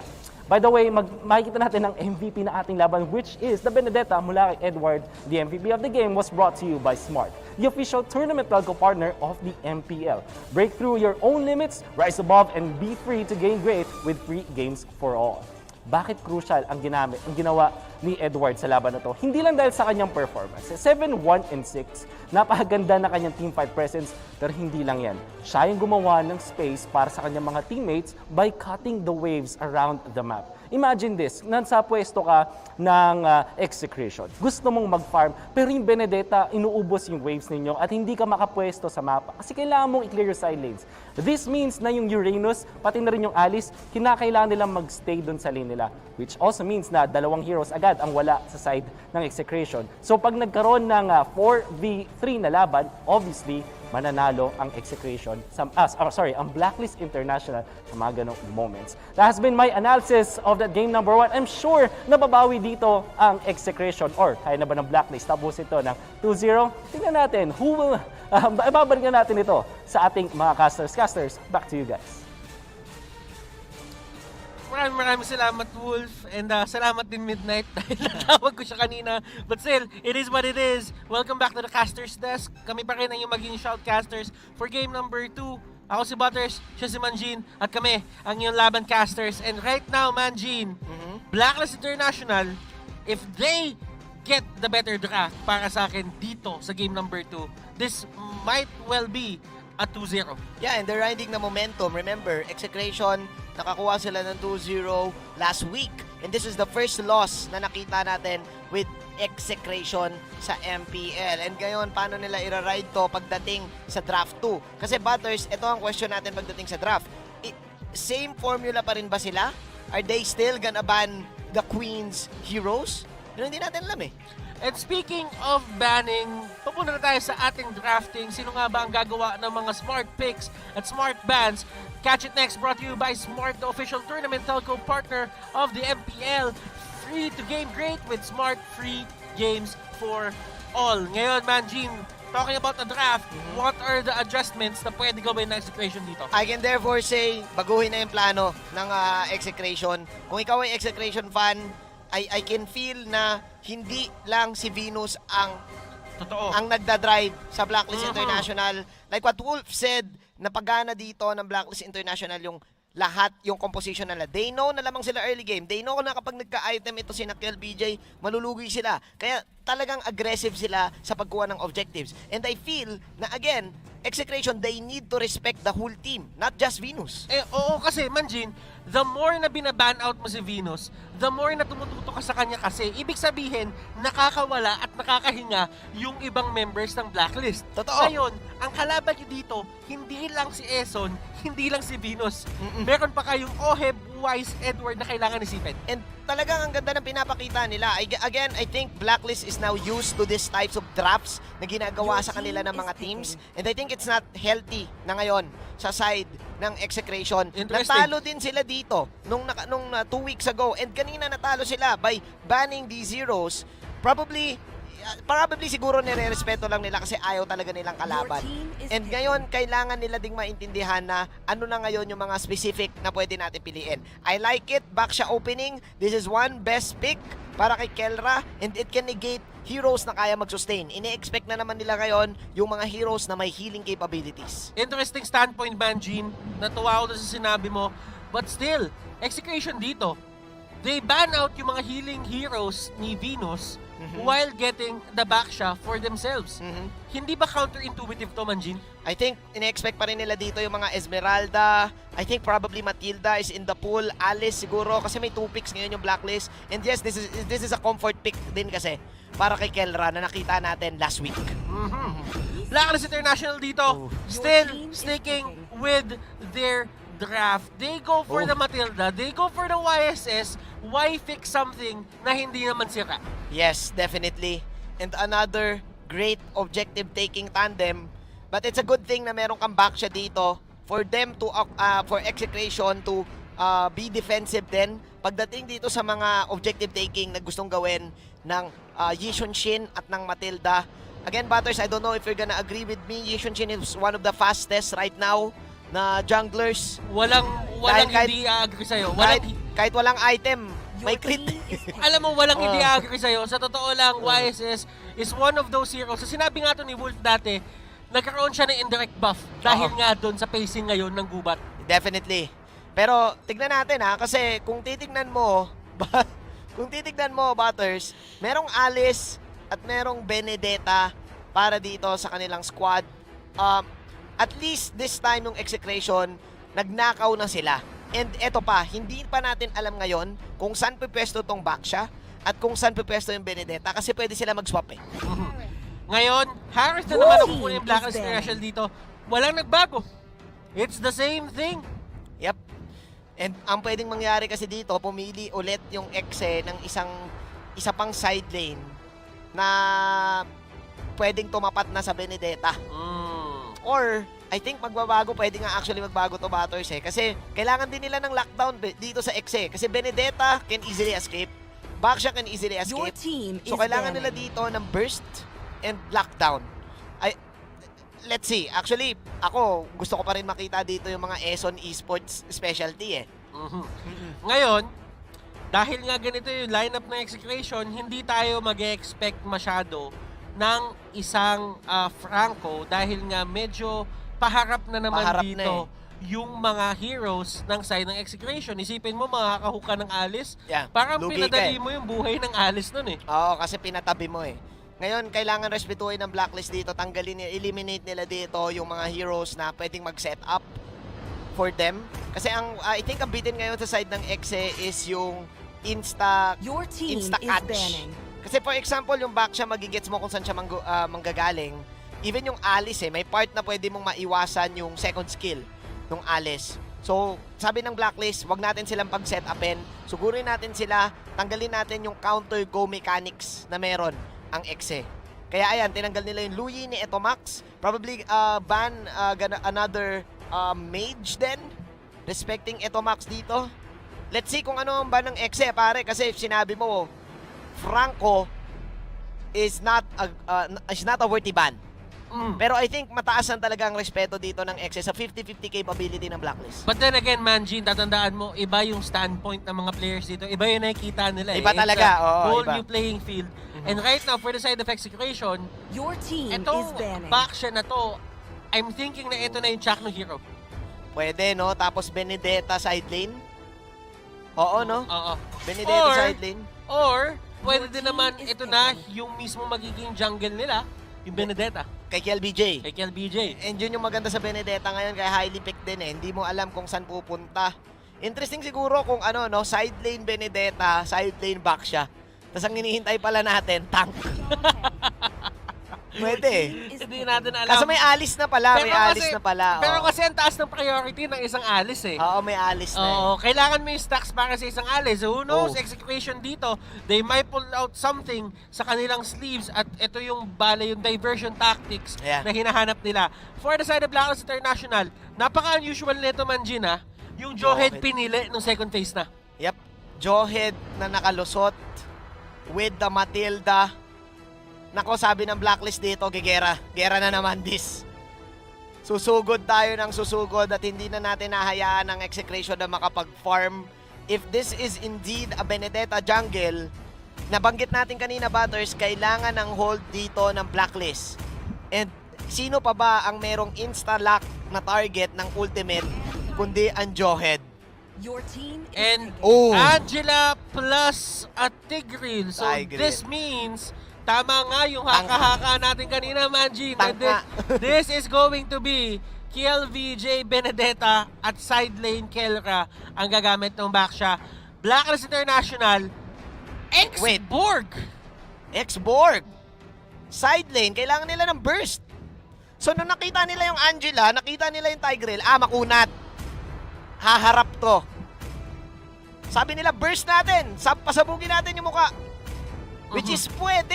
Actually, that's interesting because an X-Borg can hold down itong side ng Exe dahil actually yung Exe, wala din silang push capability dito, Butters. Oo, and ang hirap mag-push nito Actually, tinitingnan ko kagad yung late game kasi X-Borg is known to hold the lanes dahil dito sa kanyang fire stakes eh.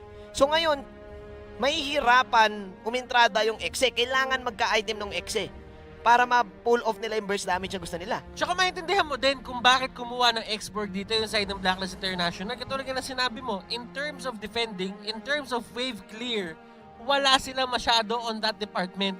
Yeah. So kailangan mo talaga tumutok dun sa wave clear. And what better wave clear na nandun para sa isang side lane than an X-Borg na kaya din na mag-deal ng significant amount of damage doon sa mga heroes na nasa side ng execution. Interesting. I think this is the first time na makikita natin yung X-Borg and I think ito, pumasok yung sinabi ni Wolf that Blacklist International, they understand their draft and they understand kung anong kulang. Meron na silang late game damage, early game damage, meron na silang hold. Ang kulang na lang nila dito yung insta-burst na pwedeng mabigay dito ni Edward.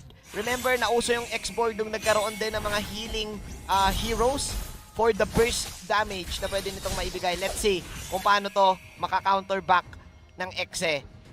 Oh my glove. This is Blacklist again breaking the code, pare, sa draft. Blacklist International, they don't care kung ano yung meta ng iba.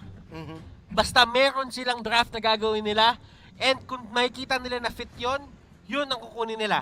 Well, for the side of execution natin, for the side of execution naman dito, Manjin, hindi naman natin dinidiscount yung draft nila dito. Hindi There rin eh. is a point in time na itong draft na to, kapag nakuha nila yung magandang early game, this might end early kung sila yung maunguna bandang early game pa lang. Yeah, kasi yung lineup nila dito I think is heavily relying ngayon kay setup mula kay Chaknu and yung snowball na magbumula kay KLBJ. I think this is a great Angela game kung wala yung X-Borg. Kaso nag-determine ng blacklist eh. Protekta kayo. Sige. Sige. Bibigyan namin kayo ng apoy, bibigyan namin kayo ng damage. Ngayon ang kailangan ng blacklist, i-utilize nila na alam dapat nila at level 4, pwedeng lamang sila eh. So kailangan nila maging aggressive dito, just like game number 1. Exe, kailangan nilang maging chill. Kailangan nila ng patience. They need items muna dito, Butters.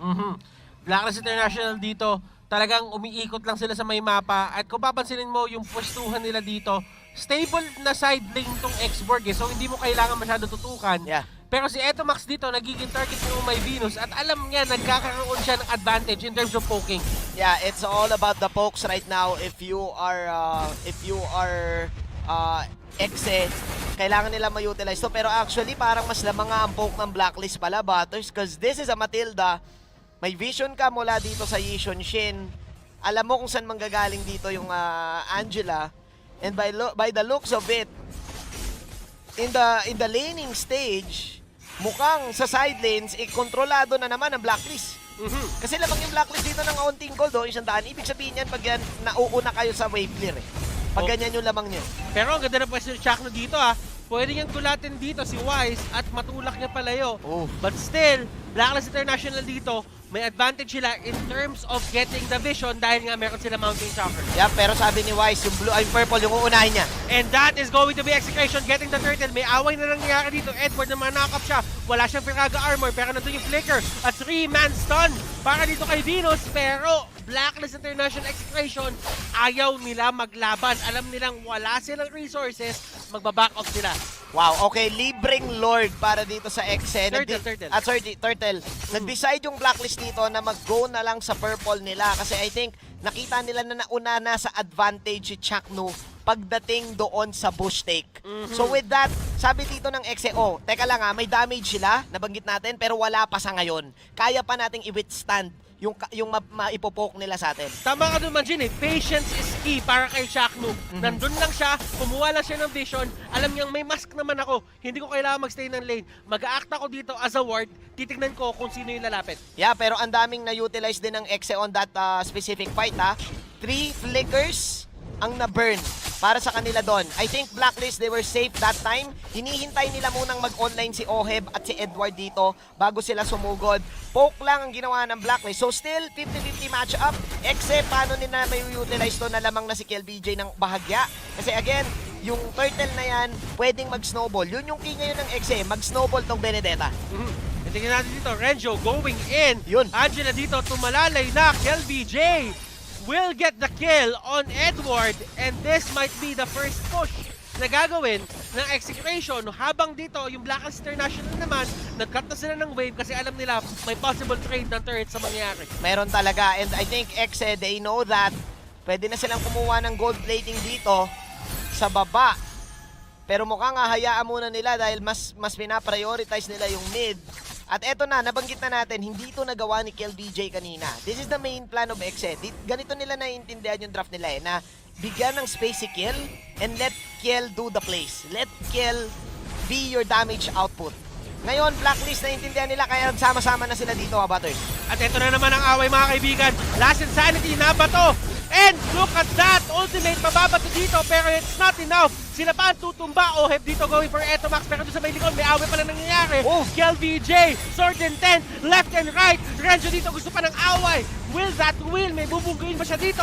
Wala na. And nakikita natin disiplina ng dalawang team. Yeah, man. Hindi pa ganoon kasakit yung damage output ng Blacklist. Nakita natin na may 3 heroes na nakatayo sa harapan nila.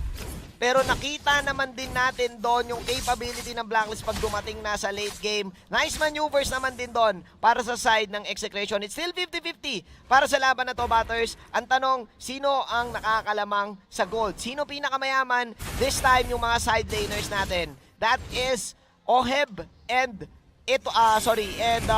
Kelra na late dumating sa laban kanina. Napakagandang entrada ng alis na yon. Pero nakikita mo dito, laging meron talagang pagsama-sama dito sa side ng Blacklist, dito sa may top lane. Even though nandun mag-respawn yung turtle, sa may baba, ang ginagawa nila dito is they're trying to pressure yung top lane as much as possible ngayon pa lang, para kahit papano, kapag lumabas yung turtle, mas maganda yung maging positioning nila pag dumating yun. Yeah. And I think this is a better game for the side of Exe. Una sa lahat, ito Max can easily escape with the ultimate sa mga gustong gawin ng Blacklist. And even Renjo, mas nadadalian siya ngayon ditong makawala at makamaneuver, makaresponde kagad. Parang ganito, ayan o, stun mo kagad, hayaan mong mag-burn yung Zaman Force, and then kapag sumugod pa si Oheb dito, nako, pwede siyang mawala. Yan na nga!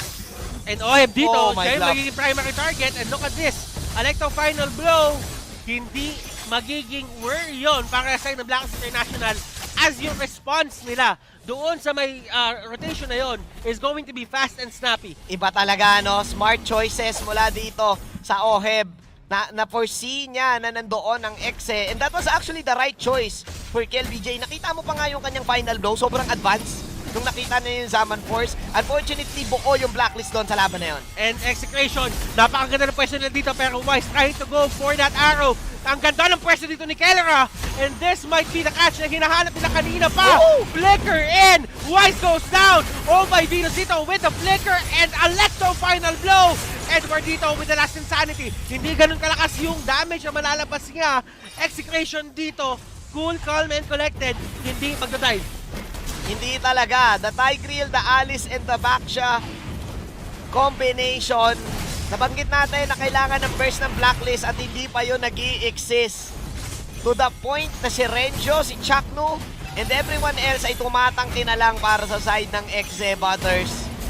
And yes, naprotektahan na nila si Kel. Hindi na ngayon makapagpatumba ang Blacklist. Nabibitin na yung damage. Oh my Venus dito, pumasok siya sa may loob. Na-stun niya yung 4, pero he will pay the price. Eto Max dito with the TPs. And that is going to be Baksha going down din sa kamay ni Wise. Okay, I think that's still Execration winning that team fight. Medyo naging confident lang sila on those TPs na to the point na hindi na nila nakita na may paparating pa rin na turtle ship para kay Wise dito. So free kill kay Wise, pero nakikita na natin dito yung lineup Butters. Ito sana yung gustong gawin ng Exe kanina eh. 4 protect 1. Diba, sumusugod ngayon yung Blacklist, pero yung sustain na meron yung Exe, hindi makalapit kay KLBJ. Kanina, sa ganitong sitwasyon, 2 deaths na si Kel. Ngayon, Kel can move around. Ngayon, kailangan ng dito matitest kung gaano kalakas ang mechanical prowess din ng Blacklist. Kung kaya nilang lumaban ng matagalan. Oo. And kung napapansin mo, Manjin, ang story na naman dito is Execration. Ang ganda ng mga fights na nakukuha nila. Actually, natatansya nila. Pero, nalalamangan sila dito ng Blacklist International pagdating sa turrets. And Renjo dito, siya magiging alay. Wala siyang matatakbuhan dito, and this might be another pick-off para sa itong Blacklist. Yun nga, Batters, nabanggit natin kanina eh. Yes, Exe, they can go for team fights, pero yung defensive movements pagdating sa tower, yung spam, nalulugi sila dito dahil dito kay Xborg. And probably dahil din sa Matilda at sa Harit na kayang spam yung minions. Wala kasing natural pusher para dito sa side ng Exe. So ngayon, ang way ng Exe to get this game is to go for wipeouts, go for 4 deaths ng side ng Blacklist, and then push. Dahil kung hindi, aabot yung game sa dulo kung saan tatabla lahat, kung saan magkaka-item yung Blacklist. And honestly, ang pinakamaganda lang na pang-clear wave dito na Execration is si Kellera lang on that Alice. Yeah. Yung Blood O lang, yung talagang mismong wave clear na snappy ang pagtanggal. Pero Chakno dito will get punished. Look at that stun. Enough na yung damage nila dito. Esso going in. And that is a good ultimate, good implosion. Pero hindi pa rin yun magiging enough. Tutumba pa rin siya. KLVJ dito trying to go in. Sword intent. Tinamaan niya yung 3, pero yung damage output hindi talaga ganun ka-solid. Okay, great patience mula dito sa Blacklist. And eto na, ginagamit na nila si Kellera, Butters. para lang madepensahan itong mid tower. But again, this is a Harit, this is a Yishun Shin na kaya kagad bumasag ng tower. Ayun na yung mission sa Blacklist, kailangan nila mag-back ha. And Wise dito will be the primary target para kay KLBJ.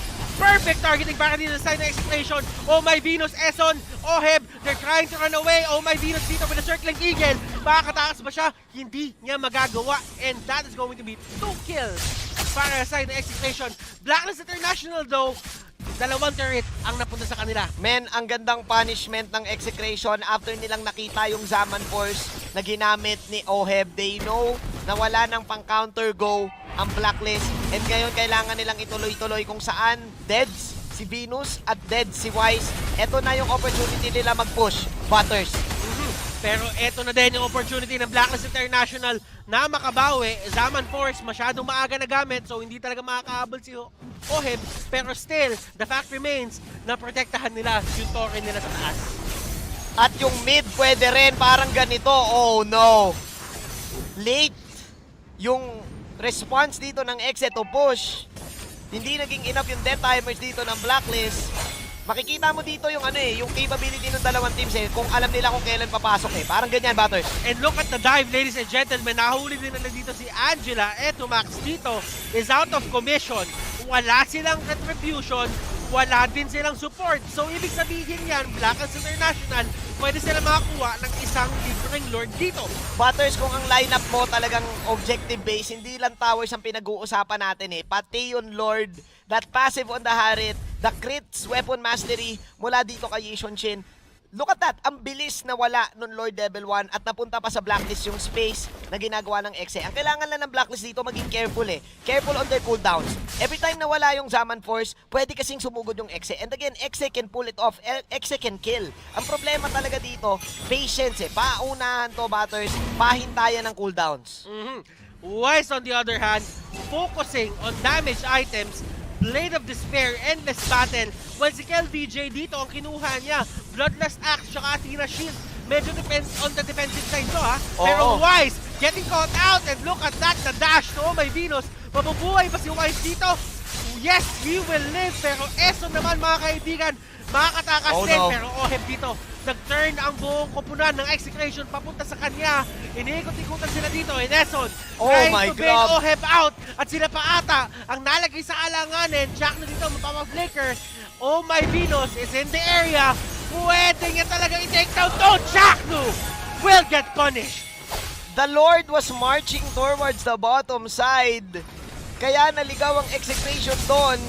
Nakita natin yung movement execution, 5 magkakasama, naghiwalay-hiwalay yung Blacklist and wala silang makatch. Ang only catch lang na meron sila dito ay single target.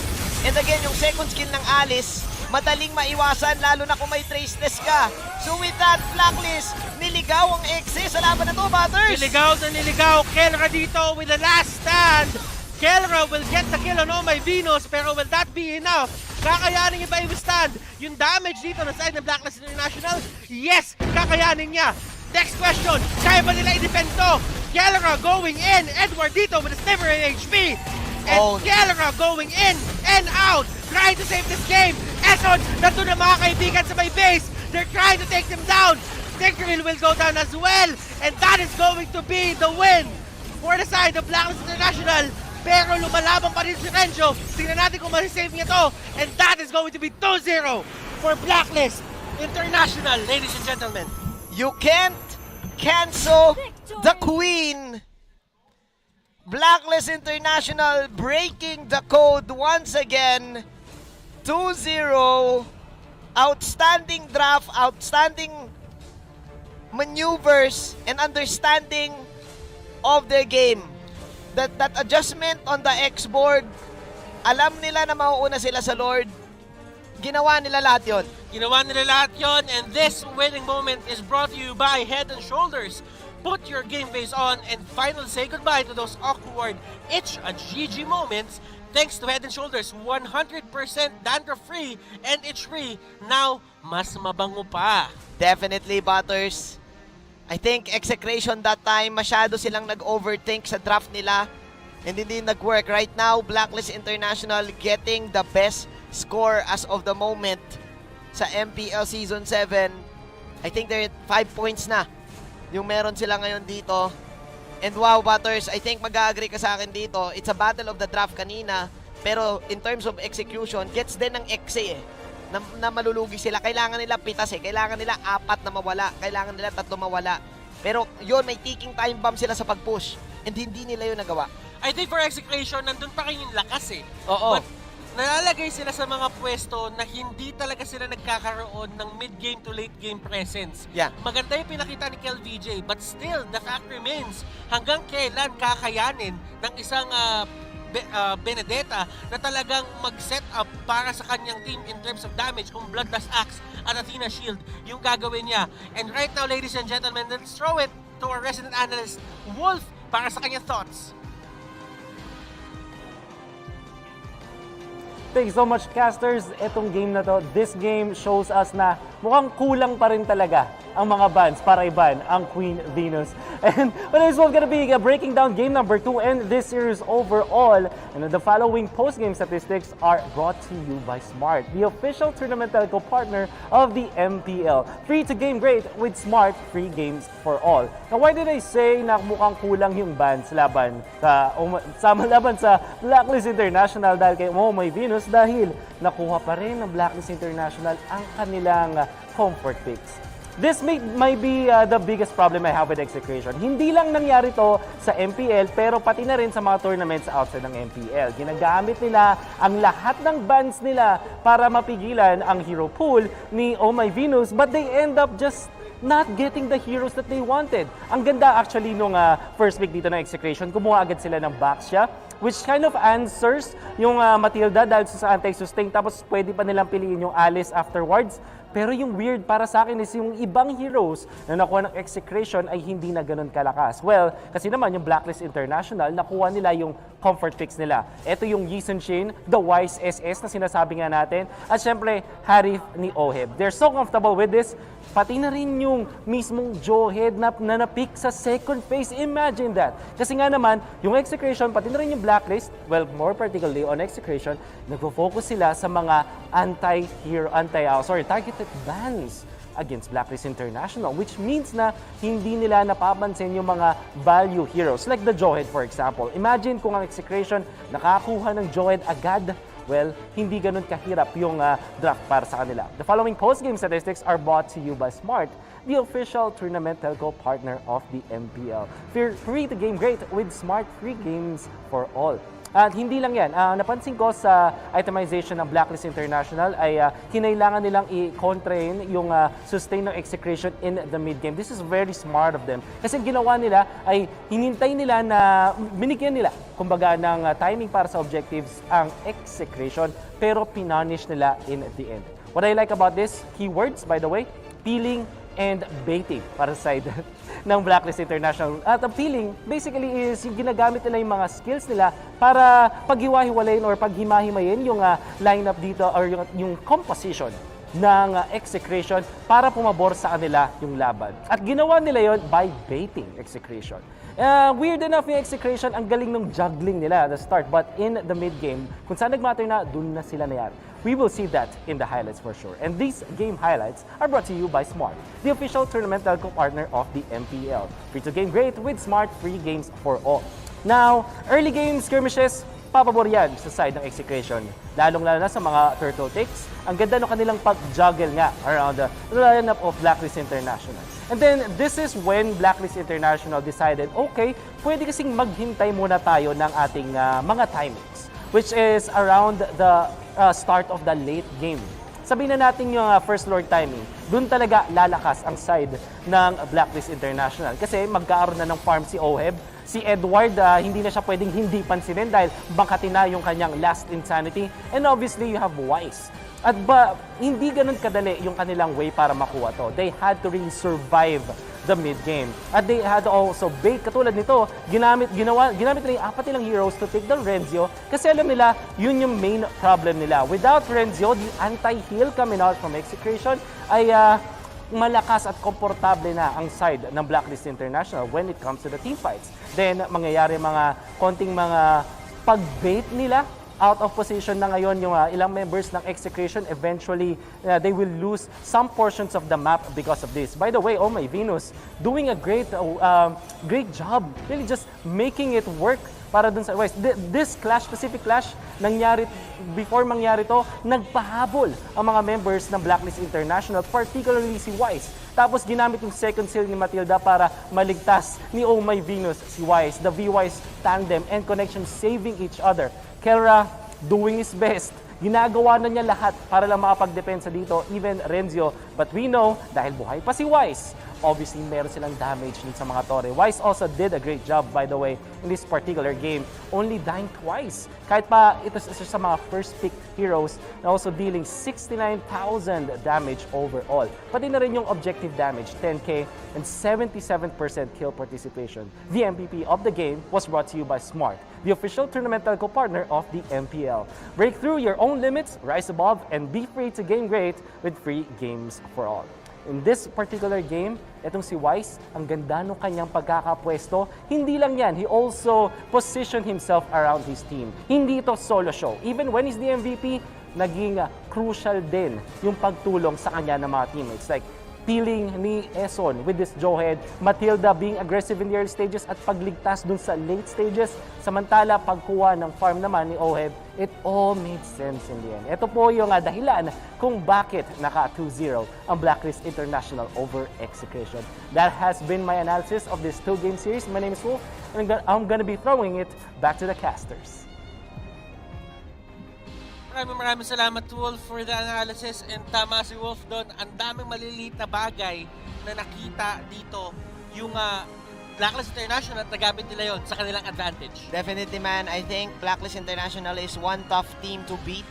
Especially dito sa ating liga. And pinatunayan na nila yon. Tahimik lang sila sa radar ng mga tao nung off-season. Sali lang ng sali ng tournaments at pinatunayan nila that they can definitely break codes ngayong season. Ngayon, man, this is the same thing that happened sa Blacklist International nung Season 5 and Season 6. Ma-break na kaya nila yung curse na yon. Tignan natin, with the addition of V-Wise and Oheb, talagang sobrang nagiging ganda ng takbo dito ng side ng Blacklist International. For the side naman ng Execution dito, they just need to go back to the drawing board. Maaga pa yung season. Yeah, maaga pa talaga yung season. And exciting games, exciting matchup din. And syempre, MPL Philippines Season 7 is presented by Smart, the official tournament telco partner of the MPL. Free to game great with Smart. 3 games for all. And alam mo, Manjin, ang dami pa natin pwede sabihin dito. Pero looking at it, meron pa tayong next game. So ang gagawin natin is ipapasa na natin sa ating panelist or isang break muna pala, ladies and gentlemen. And this is going to be very interesting. We will see you. Welcome to the Giga Life. Your passions, your stories, your life.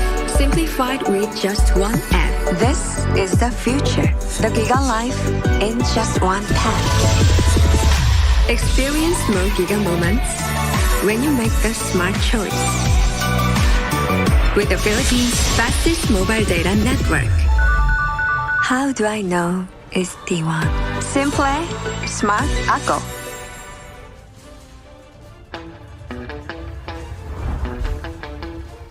Oh, you're keeping it real.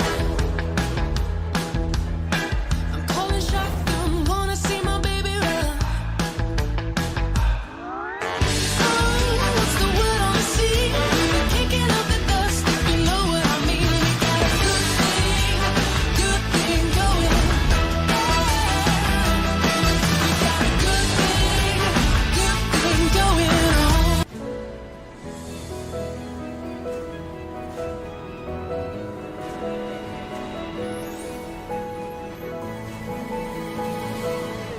Moment na sana, pero hassle ang kate. Yung kati na yan, dahil sa dandruff yan. You need Head and Shoulders. Unlike beauty shampoos, tanggal ang dandruff that causes kate. No more hassle sa moment. Goodbye na sa kate dahil 100% dandruff-free ka. Sikreto ng mga gwapong Master Gamer? Para fresh all day, bring your clay game with Master. New Master All-in-One Clay Wash. Fights germs, controls oil up to 12 hours, and helps prevent pimples. New Master All-in-One Clay Wash. Sekreto ng mga gwapo.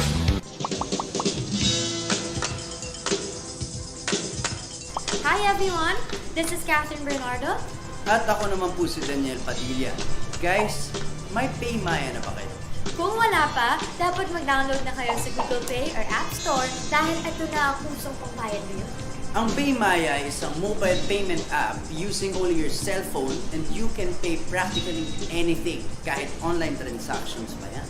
With Paymaya, hindi mo na kailangan magdala ng cash for your day-to-day expenses. Pwede kang magbayad ng bills, bumili ng prepaid load, mag-online shopping, mag-send money, magbayad gamit ng QR code at marami pang iba. Pero ang the best part dito ay may balik-bayad ka pa. Each time you use Paymaya, may balik sa'yo na cashback at rewards, kaya sulit ang oras mo dahil hindi mo na kailangan pumila and you can just pay using your app anytime, anywhere. Kaya guys, huwag kakalimutan, pag may babayaran ka, don't pay cash, pay Maya.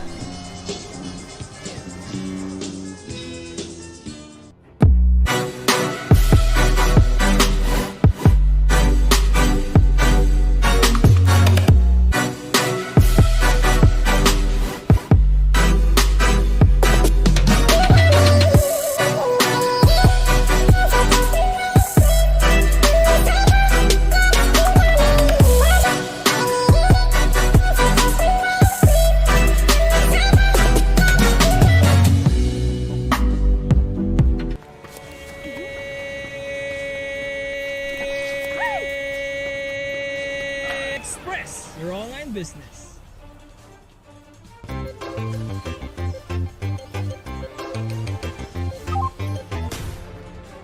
Express, your online business.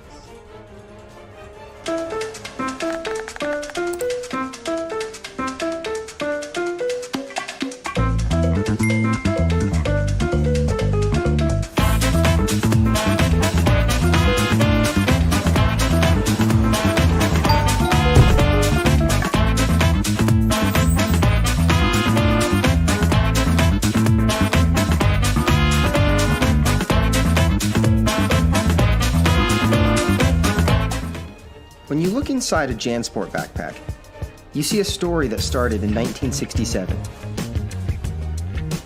Since then, our mission has expanded to helping protect our environment for future generations to enjoy. It's a work in progress, but just this season we've used the equivalent of 13 million bottles worth of recycled polyester in our most popular backpacks. When you look inside a JanSport pack, you see our commitment to this brilliant blue planet we call home. And we're just getting started. Ready, go! Demons shall bathe in their blood. Healing prayers for you. I am the moonlight that breaks through the darkness.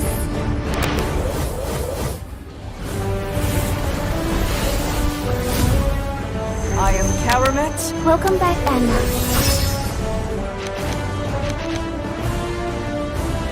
Immortality! The strongest ninja. The universe is but a lie. Your fate is in my hands.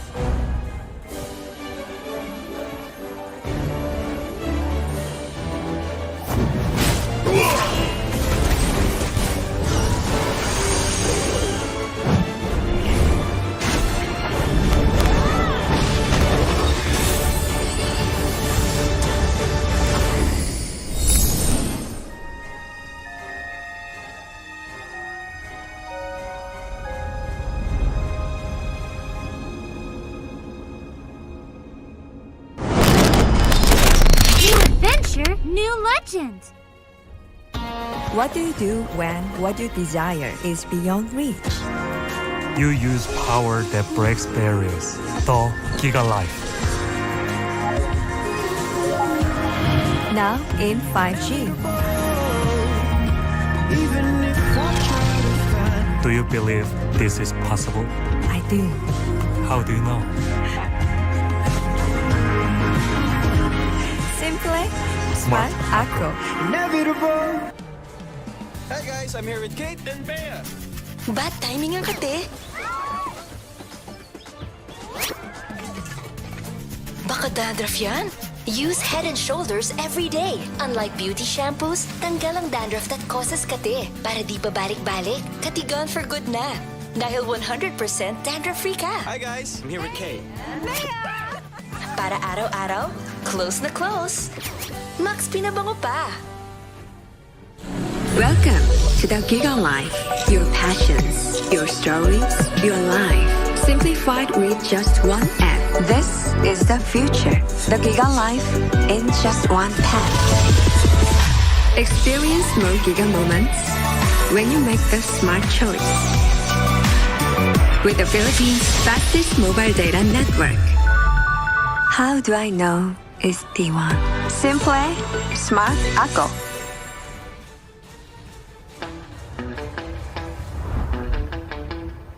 Are you keeping it real? I'm calling shotgun, wanna see my baby run. Oh, what's the word on the sea? Kicking up the dust, if you know what I mean. We got a good thing going. We got a good thing going on.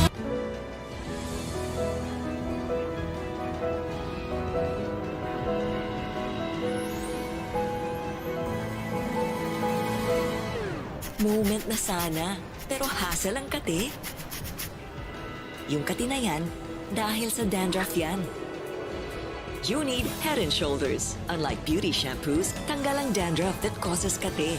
No more hassle sa moment.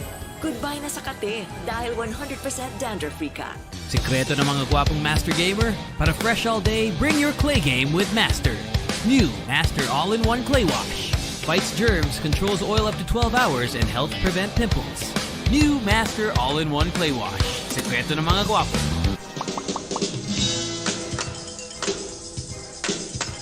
Hi everyone, this is Catherine Bernardo.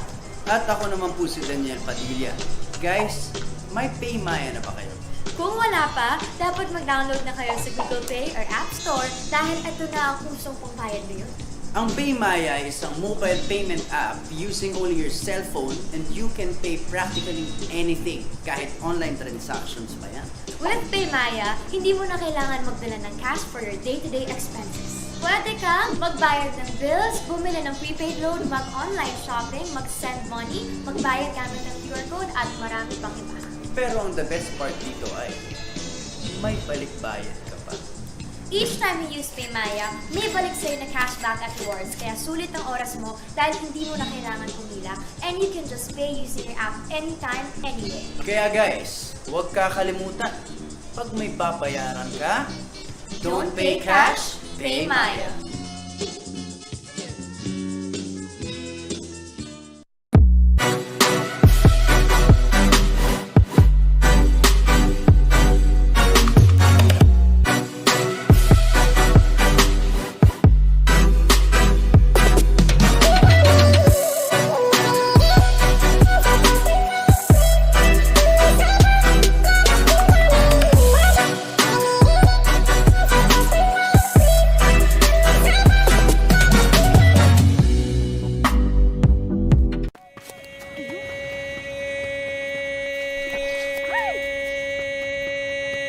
Express your online business.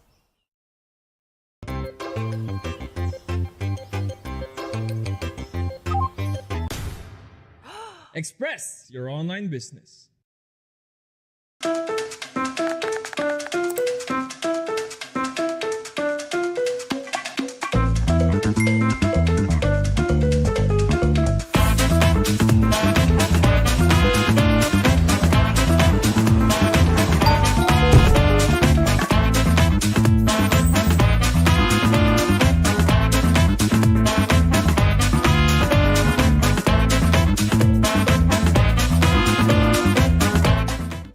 When you look inside a JanSport backpack, you see a story that started in 1967.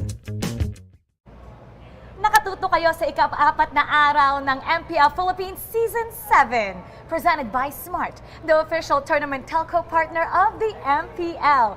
Free to game great with Smart, free games for all.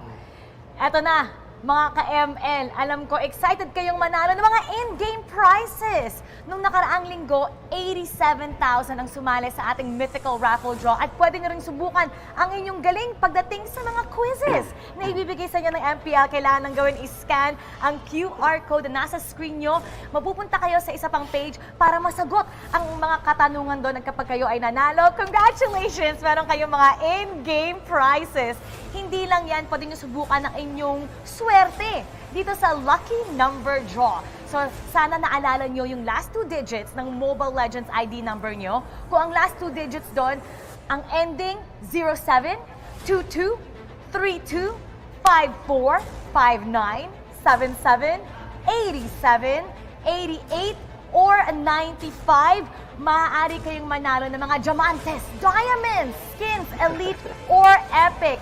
3,000 ang makakakuha ng ating mga prizes para dyan. So good luck sa inyong lahat. Once again, MPL Philippines Season 7 is presented by Smart, the official tournament telco partner of the MPL. Break through your own limits. Rise above and be free to game great with free games for all. Get 1 gig a day for Mobile Legends, Facebook Gaming, and more, plus free 1 gig a day for 7 days. Just dial *123# or download the GigaLife app and choose free games. Now, to further inspire everyone to act for the environment, the Worldwide Fund and Nature Philippines is holding a social media party entitled Flix 2021, streaming on their official Facebook page on March 27.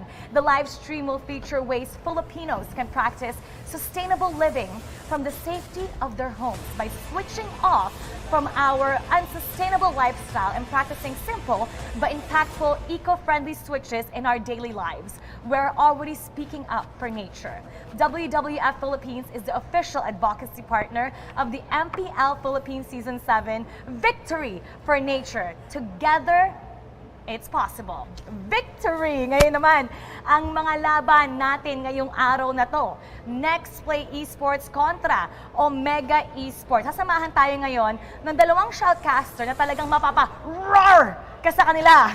Leo and Reptar, how are you both doing? I'm doing great. Thank you so much. Nice to be back at the panelist couch with you, Mara and Reptar, yeah? We saw a really great first series, and I'm excited to see this one because it's a proving game for both of these two teams. Omega to prove that, you know what, we're actually ready right now for the MPL. They didn't have the result that they wanted last week, and for a next play, rather, it's more of like, you know what, last week, hindi yun fluke. Deserve namin talaga yun. At ang next play nga, gusto nilang patunayan ng kanilang galing this time. Nais nilang talunan ng isa pang koponan na tumapak sa world stage. Yan ang Omega Esports. Kailangan patunayan ng Omega kung paano nga ba sila napunta sa world stage. Panoorin natin ang Omega at kilalanin natin ang kanilang mga manlalaro.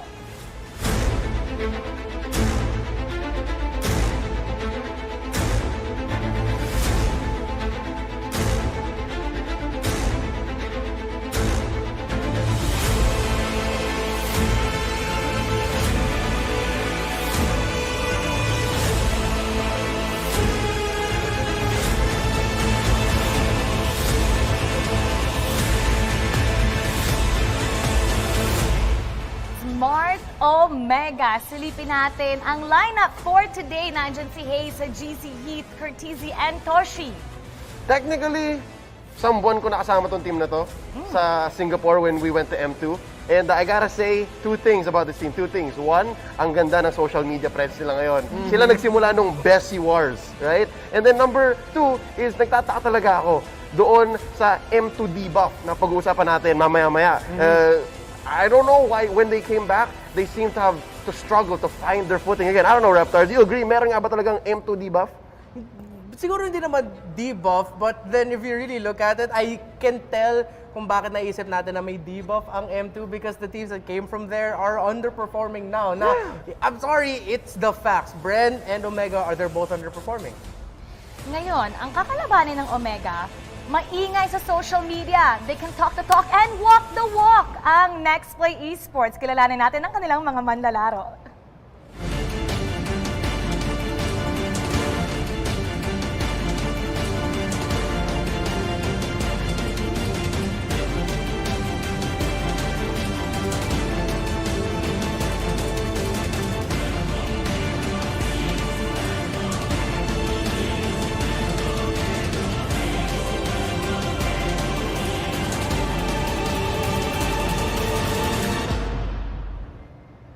Next play, Esports, Exort, H2O, James, Renny J, at Yawi. Maingay sa social media but they prove na kaya nilang i-backup kung ano nga ba yung mga sinasabi nila. I love that Exort's gonna be playing in this first game. I mean, of this first 5, nandyan siya. So, nung first time ko makita yung pag ganun niya, yung parang yung come here, that just caught me off guard. But again, I really love how he debuted in their matchup against Brenny Sports. Napakasakit ng mid-support niya. And I think he really showed and shined as that Eve. And as Omega, this is a good call for next play na si Exort ang maglalaro dito. Not to discredit Lancey. Lancey, yeah, but the experience na meron si Exort dito is gonna shine here in terms of the shot calling and how they're gonna rotate against a team that really knows how to micromanage lanes, which is Omega. NXP and Omega going head-to-head today. And this head-to-head is brought to you by Oppo A94. Experience gaming at full speed with Oppo A94. Get yours now for only 13,999 pesos. Next play, kontra Omega. Itong next play, talagang maraming gustong patunayan. They are keeping up and staying ahead. Itong next play, they're staying ahead out of everybody dahil sila ngayon ang leader ng Group B with 4 points. Ito namang Omega, kailangan pa nilang manalo. Ano nga ba yung mga nangyayari sa Omega ngayon at anong kailangan nilang adjustments para masigurado na hindi sila coming with a 2 losing streak? They've only played so far 1 match in the MPL in Season 7, and that was when one of their matches, nag-all-in magic strategy sila. And I don't know how that feels. I don't know, as an opponent, para Athena Shield lang, di ba? Buuan mo ng Oracle. And I think that's where they have to keep up. That's the technical side, di ba? Para kailangan nila humabol.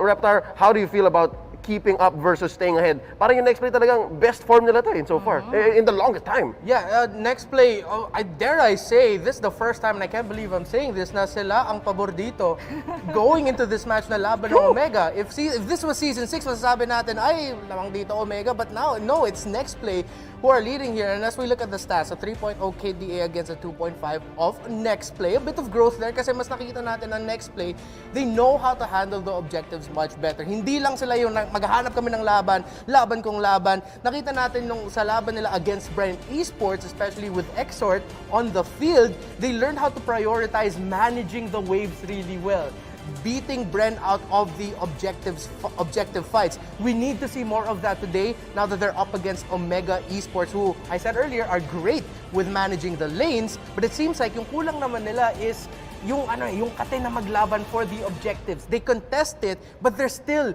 the problem for Omega is masyadong silang careful right now. NXP, mataas ang kumpiyansa pagpasok dito sa ika-4 na araw para sa ating MPL. Ang Omega naman, motivated to get their first win, but who will be head and shoulders above the competition? Put your game face on and finally say goodbye to those awkward #itchagg moment. Thanks to Head and Shoulders, 100% dandruff and itch-free. Now, mas mabango pa. Meron tayong mga key players dito na maganda ang ipinakita. Umpisahan natin dito sa Omega. Nandiyan si GC, si Curtsy, at si Heat. Ang ganda ng ipinakita nila nung last game. Sila ang mga leading sa kanilang koponan ng Omega. Yeah, by the numbers at least, right? This is the Machine, of course, and pound for pound, arguably one of the best mechanically gifted players, si Curtizi, and of course, si Heat, si Mr. Fundamentals. I was actually expecting this to be Triple H.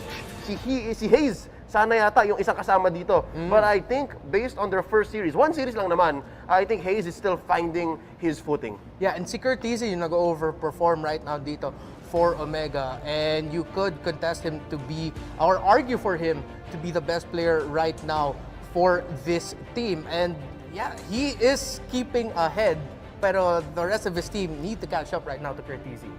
Sa panig naman ng next play, nandyan si James, Exort at Yahweh. Itong si James, talagang ginagawa niya yung tamang role. Every time, flawless.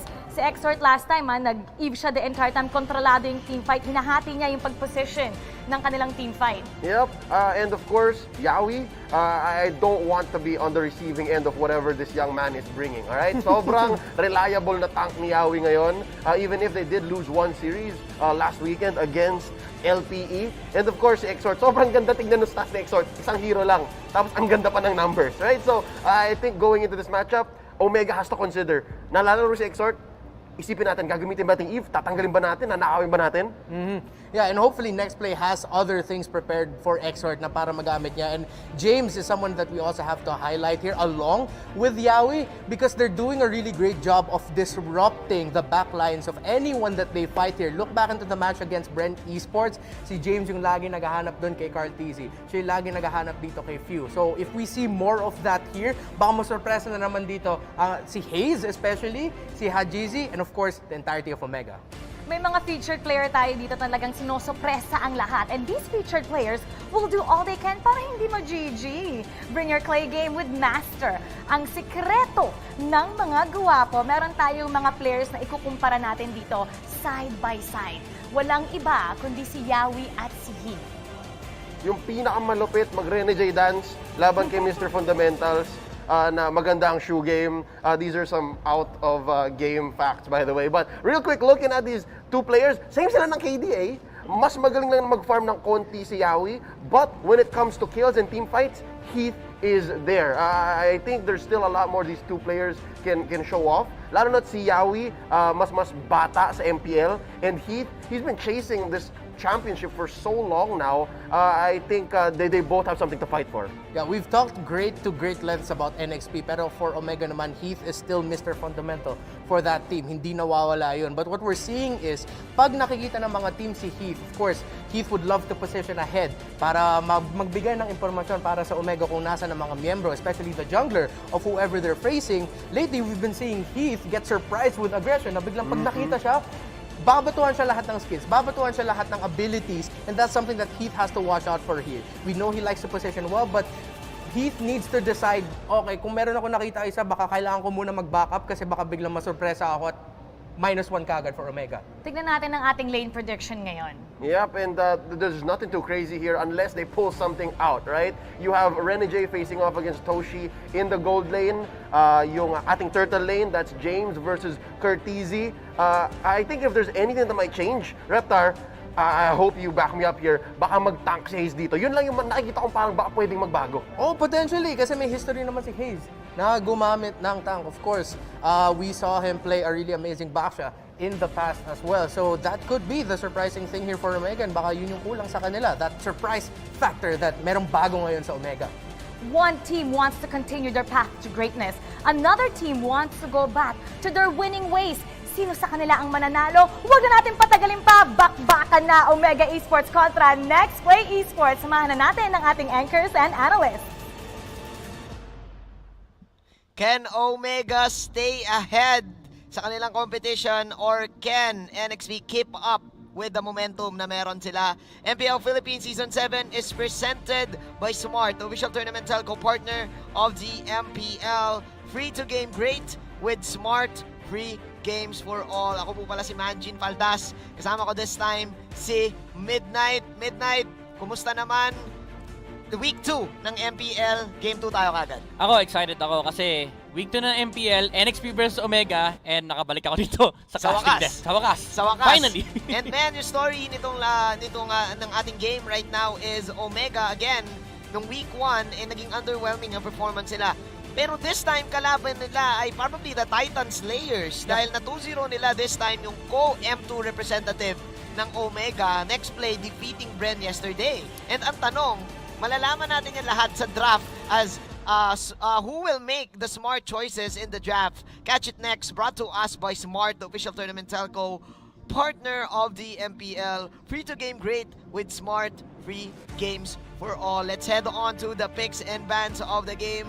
And Midnight, I think may mga onting backstory ka sa atin para sa laban na to. Oh yes, definitely this is gonna be the battle of tanks. Tama actually yung head-to-head matchup natin kanina. The most important factor for these two teams is to have the good tank setup. Next play, Esports, they have Yawi that can play the Sylvana, he can play the Jarhead, he can play the Matilda, he can actually play the Bakito. Omega Esports, you need to remove that fundamentals from the team. Kailangan, no, yung mga pang-setup dito Yes. para sa side ng Omega on the side of Heat. Last time nakita natin dito yung mage lineup ng side ng Omega dito. Ano bang ano bang nasasabi nito sa lineup mo, Omega? Nag-experiment ba yung Omega dito, Midnight? Or talagang na-practice nila to, hindi lang nila na-execute ng tama? I feel like it's mostly on the back end of things na parang pinapractice nila pero they forgot that there's some technical problems on the lineup. Nasabi nga ni Leo kanina, isang Athena Shield lang at isang Oracle, tapos kagad yung composition nyo. Pwede. So ngayon, magtuloy-tuloy ba yung curse right now for this team? Nabanggit mo dito yung mga tanks. Midnight, that is a Matilda being banned out. Yung si Leyna ay nirespeto na rin dito ng side ng next play. Pero tama ka, Midnight. Look at this. Jawhead ban and Cho ban para sa side ng Omega. Clearly, ang tinatarget dito, isa sa mga heroes ni Yawi and si Renny J na din. Yes, definitely. Both of the teams have the same idea. They just remove the tanks, the comfort tanks that they can pick, and baka magkaipitan tayo dito between Matilda and the Sylvana and the Paquito. So those are the two key heroes for both sides. Now, Omega Esports, they do have this slight advantage kasi yung dynamics ng tank and support nila. Again, pwede magpalit si Hayes and si Heath. And yung mga mages kasi minsan nagiging tank na rin, like for example si Matilda. Fortunately enough, walang Matilda for this game. So I think for Omega Esports, medyo maiipit sila pagdating sa first pick na next play. Yeah, I think na maganda na nabanggit mo yung mga mages dito. Omega also, they're the ones na unang pumili ng Valier dito sa season na to. Again, hindi naging successful for their squad. Pero yes, nag-agree ako sa'yo. Meron tayong mga siguro niche pick na pwede makita ngayon sa side ng Omega. What is the opening right now for next play? You have the Benedetta online. Probably, pwede silang mag-focus ngayon sa hero probably ni Yawi since nabanggit mo nga yung mga tanks dito.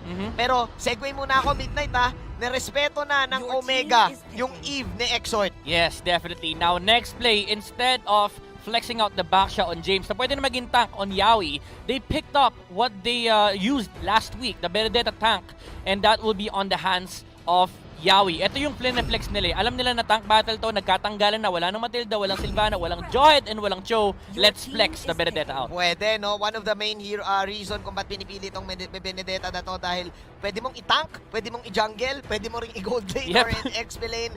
Ganoon siya kalakas. Tinapatan to ng Omega ng sustain type. Esmeralda probably still the strongest side lane pa rin. XP laner, I mean. Followed up with Paquito. Ano na naman ang ibig sabihin nito ngayon, Midnight, para sa side ng Omega? Kasi ang taas ng sustain nitong dalawang side lane na to, tinapatan kagad, kakasabi mo lang, back siya para dito kay James. Actually, napaka-standard nung sagot ng Omega Esports. And it's almost predictable at the point na napinik nila yung Paquito. Paquito is really good against Benedetta. It's one of the few side laners that can actually outmatch the Benedetta. And ang nagpaganda rito sa pick ng Omega Esports is that you can flex it out as well. Pwede maging tank, pwede maging side lane. Of course, naturally, kukunin ng Omega Esports yung Esmeralda every single time that they can. But telegraph na yan ng next play and they picked up the backshot. And medyo maganda sagot ng Omega Esports dito. No? They picked up the 1-1, setting up the possibility that this could be a... actually, hindi na side laner yung Paquito. No? Tank na yung Paquito, but this sets up the possibility na pwede magkaroon ng double marksman ang Omega Esports. Which is actually capable sila. Remember, Toshi is also a player na nag-start out na pumasok ng pro scene bilang isang marksman.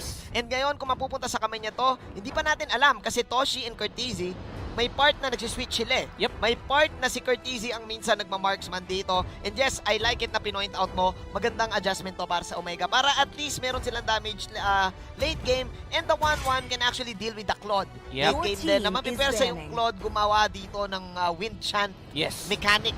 Wind of Nature, na item. Ngayon, ang question na lang dito is whether Omega Esports ban out the Harley or pick it themselves. I think for Omega, you could let go of the Harley kasi hindi naman masyado nag-Harley sa H2O. You'd probably want H2O to play the Claude. Pero the thing is, pwede rin i-flex na next play to. Pwedeng si Renny J yung mag-Claude dito kasi you still have the possibility of Benedetta playing the tank role and si James din yung pwede mag-back siya. So a lot of options still for next play. And for Omega Esports, ang concern mo na lang dito is securing the jungle role for Hajizi. Men, gusto ko na pinoint out mo dito yung Claude ni Renny J na pwedeng mag-side lane. Dahil knowing next play, ayaw din nila ng mga Digi-strat. Ayaw din nila ng, hindi yung Digi-strat na suicidal, yung Digi na nanggugulo sa side lane. So mukhang itong next play, mas pinofocus nila dito yung magiging gold laner nila para sa laban na to. And Midnight, napauka dito, it's back! Yes! Hajizi Ling is back And man, na-miss natin to lahat. Oo, alam mo iniisip ko nga, potentially pwede sila mag-Ling. We saw this with NXP's game and Execration's game. You can play the Ling against Claude and Basha as inherently walang ginagawa tong dalawang to against the hero. But I would have thought na last pick sana yung Ling na Omega Esports. Kasi next play, you don't want to be picking Ling and Claude in the same lineup. Sobrang takaw niyan. So parang mas safe lang na pwede mong i-last pick sana yung Ling for Omega Esports just to make sure na walang potential counter in next play. But what does this tell me is that Omega Esports, they actually want to bait the last 2 picks of next play to be against the Ling para makapag-set up sila ng isa pang possible last pick. Ang ganda ng statement na yun. Kumbaga sinabi ng Omega, teka lang, baka nakakalimutan nyo, may Ling kami. Ngayon mag-react kayo dito. Yes! Where is the catch right now sa Omega? You have an Alice and you have an Angela. So mukhang focus on side lanes talaga to. Sustain game for the side of next play. Remember, naging maganda rin, naging outstanding din yung Alice dito sa lineup nila. And this time, Exort is playing an Angela na mamproprotekta Midnight. Gaano ka-importante itong Angela pick ngayon? Actually, ito yung magdidictate ng tempo ng next play. If they get on a good start, they can actually snowball against Omega Esports. One problem is that they don't do anything against the Ling. Yes, pwede ka mag-snowball with the Angela, pwede mong magbigyan ng magandang oras si Claude dito, but there is an Esmeralda on the side of Omega Esports. So medyo questionable sa akin yung Angela pick na next play dito, no? Kasi inherently countered ka kagad. Naturally countered ka ng lineup ng Omega Esports and you didn't answer the Ling. Now, Omega Esports, they have essentially a +1 pick here and they picked up a Kagura. This is the top tier support at the moment. Up there mid. Yes, it's good against Angela, it's good against Claude, and it's good against the Benedetta. I think umabot lang tayo sa point siguro na next play, they know na wala silang Ling, pero asa sila dito sa talagang heavy damage output na pwedeng ma-provide and late game capability. This is a Claude, this is an Alice na pag umabot ng late game, hindi kailangan pumindot eh. Pipindot lang, ang pipindutin lang, ultimate, tapos maglalakad lang. So, ang ibig sabihin natin dito, yung damage output ng next play, sobrang outstanding. So ngayon, I think doon na lang sila nagbe-base kesa sa pag-catch ng Ling na to. I think it's still 50-50 pagdating sa draft natin. Nabanggit mo nga, execution, sa execution tayo aabot. Definitely. Snowball type para dito sa side ng next play. Omega naman, kayang makipag 2-on-2, kayang makipag 1-on-1 on lineup nila. Yep, marami kasing approach ang pwedeng gawin na next play. You can either go for a superior team fight, which is what they did with the Alice, Angela, and Claude, or you can disrupt the Ling. Pero naipit sila doon sa 2 picks kasi nga nakita na nila yung Ling and alam nila may last pick pa ang Omega Esports that can answer the 2 picks that they have. So I think the safer route was to go for the team fight. And commendable din naman yung approach nila dito, the Angela and the Alice. Again, your primary concern is that you don't do anything against the Ling and you are inherently countered by the Esmeralda. So ang tanong dito, can Omega activate once again the KDA machine? Na-miss nating lahat itong Ling ni Mr. Hajizi. But can next play go all the way to the late game? And remember, this is one best pick para kay H2O. By the way, Midnight, before we start, nais ko lang sabihin that MPL Philippines Season 7 is under the supervision and the regulation of the Games and Amusement Board. So going back, look at this. Heat vintage movements para sa kanyang panggagamol dito sa Purple Buff. Yes, actually, ang ganda, no? This is the understanding of Omega Esports. They know that the Angela has leveled up the first skill instead of the second skill. So wala masyadong panghabol kay Paquito. But Rene J joining the fight here makes a little space for the Claude to farm. Yeah, actually, still maganda pa rin yung kuha doon ni H2O ng kanyang purple. And talagang I think dito papasok yung veteran movements ng Omega. They know na kapag ang Claude ang nag-jungle, importante sa kanya lahat ng buffs. Yes, kailangan mo siyang i-delay ng i-delay. And yun din yung target dito ng NXP. Nagkamali ako, actually Midnight. Akala ko Claude marksman to. Akala ko Claude side lane to. Jungle siya. But we have a Benedetta side lane na mapupunta sa kay Rene J. Midnight, I think favorite mo to. Kumusta yung mga matchups natin? Kumusta yung mga matchups? I think for next play, you're very happy with the matchups. Medyo surprised din ako, no? Actually, si Rene J naglalaro ng Benedetta and Yawi is actually playing the Baksha instead of the other way around. Pwede kasing si James yung Baksha, Rene J playing the Alice, then Yawi on the Benedetta. But the thing is, they are looking for specific matchups here. They want the Benedetta on the core role against the 1-1. Definitely. Sabi dito ng OMG, kailangan natin kumalaw. And there you go, first blood for the KDA machine. At dito na ba natin nakikita na back to form na ang Omega dahil nakakamiss yung mga ganong movements nila, yung mga biglaan na lang may first blood. I think it's too early to say, pero Omega Esports, they still have their mechanics down down to their bones kasi nakita natin na zinone out lang ng Omega Esports and actually dealing a poke damage into the heroes of NXP, and the job of the Ling is to clean up. Yan lang ang trabaho ni Ling ng early game. You don't fully commit without your ultimate. So ang gagawin ng kampi mo is poke, poke, poke. You have the Kagura, you have the Pakito. These two heroes can poke all day. Midnight, speaking of poke, how important is this? Yes, Rene J getting the revenge kill on the top lane. That's nice. Kasi gold laner yon yung nawala. So pwedeng may mawalang wagon dito para kay Kurt. Pero gusto ko tanongin sa'yo, gaano ngayon ka-importante si Heat sa laban na to? I think siya yung nagsaserve talaga dito bilang scout. Sa OMG, this is vintage OMG. Yes, this is the playstyle of Heat. He really doesn't clear waves. Ang ginagawa ni Heat sa isang game is nagpo-provide ng vision talaga. Vision talaga para makagalaw. Sinaha JC dito at mukhang itutuloy-tuloy nila as they are now targeting the orange buff. Pasok na yun dito si Toshi. Ultimate para ka-James dito pero wala pa siyang first kill habang si H2O ay nasa liba na ni Exort at GZ now flying out dahil masyadong nag-overextend this time ang OMG. Great movements pero hindi sila nakanako ng orange. That is a 2-for-1 trade. A tank for two heroes na wala si Hayes, na wala din si Heat. Yeah, it's still a favorable position for Omega Esports. There are two stories here in the game.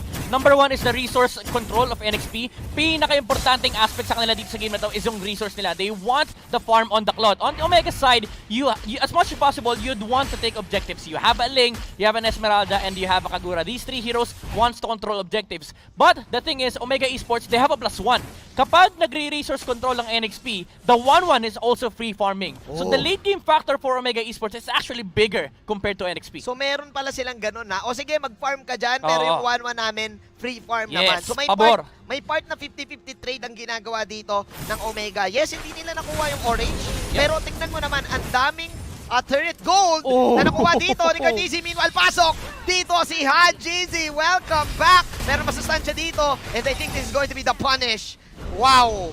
Nice maneuvers para dito kay Hajizi. Onting acrobatics, onting gulat, pero may onting pasok agad ang NXP. Alam nila, ilang beses na nila napanood yun. Dito mo masasabi na Omega Esports, sila pa rin ang isa sa pinaka-mechanically gifted na team. They know that the only job of these heroes is to poke. Nakita natin kanina si H2O, talagang binalagbag lang ni Hayes at ni Heat.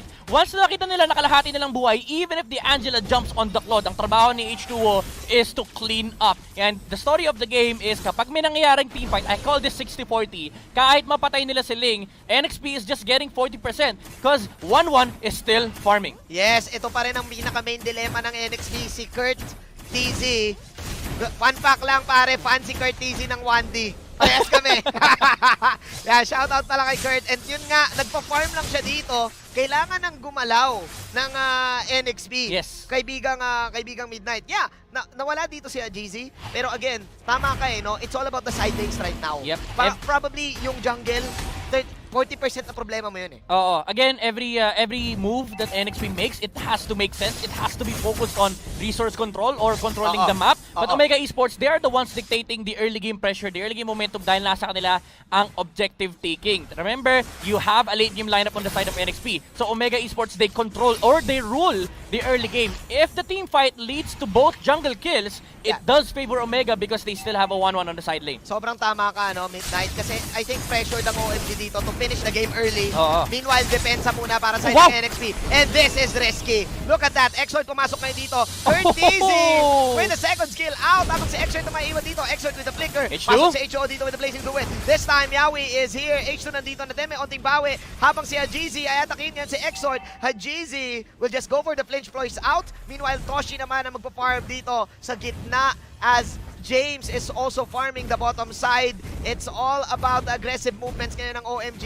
Depensang Marino sa NXP. Sinong nananalo sa trade ngayon, Midnight? I think for that last trade, it was NXP. Even though napatay si Rene J, they still got what they came for. And maganda actually yung response nila. You don't let Omega take anything for free. If napatay si Rene J and napunta yung kill kay 1-1, as much as possible for NXP, you need to find a trade. And they got it. Nakakuha sila ng isang kill. And Hajizi, he went on the backlines. I don't actually agree with the play. Instead of going for H2O, he went for Exort, which was not the best of trades. So kaya ako nasabi na NXP yung panalo doon kasi nakakuha ng kill si H2O and Omega Esports, they didn't take any objectives out of that skirmish. Yeah, but I think ang pinaka pwedeng objective lang na nakuha dito ng Omega ay mid lane. Yes. Pero nabawi rin kasi ng NXP sa bottom lane. Yep. So, may trade. Right. May part na nag 60-40, and yes, H2O, nakita natin ngayon yung damage na ginawa dito ng kanya Blazing Duet na actually pare Demon Hunter Sword na siya. Yes. And we know na talagang delikado yon kapag ikaw ang isang Claude. And this time, they're going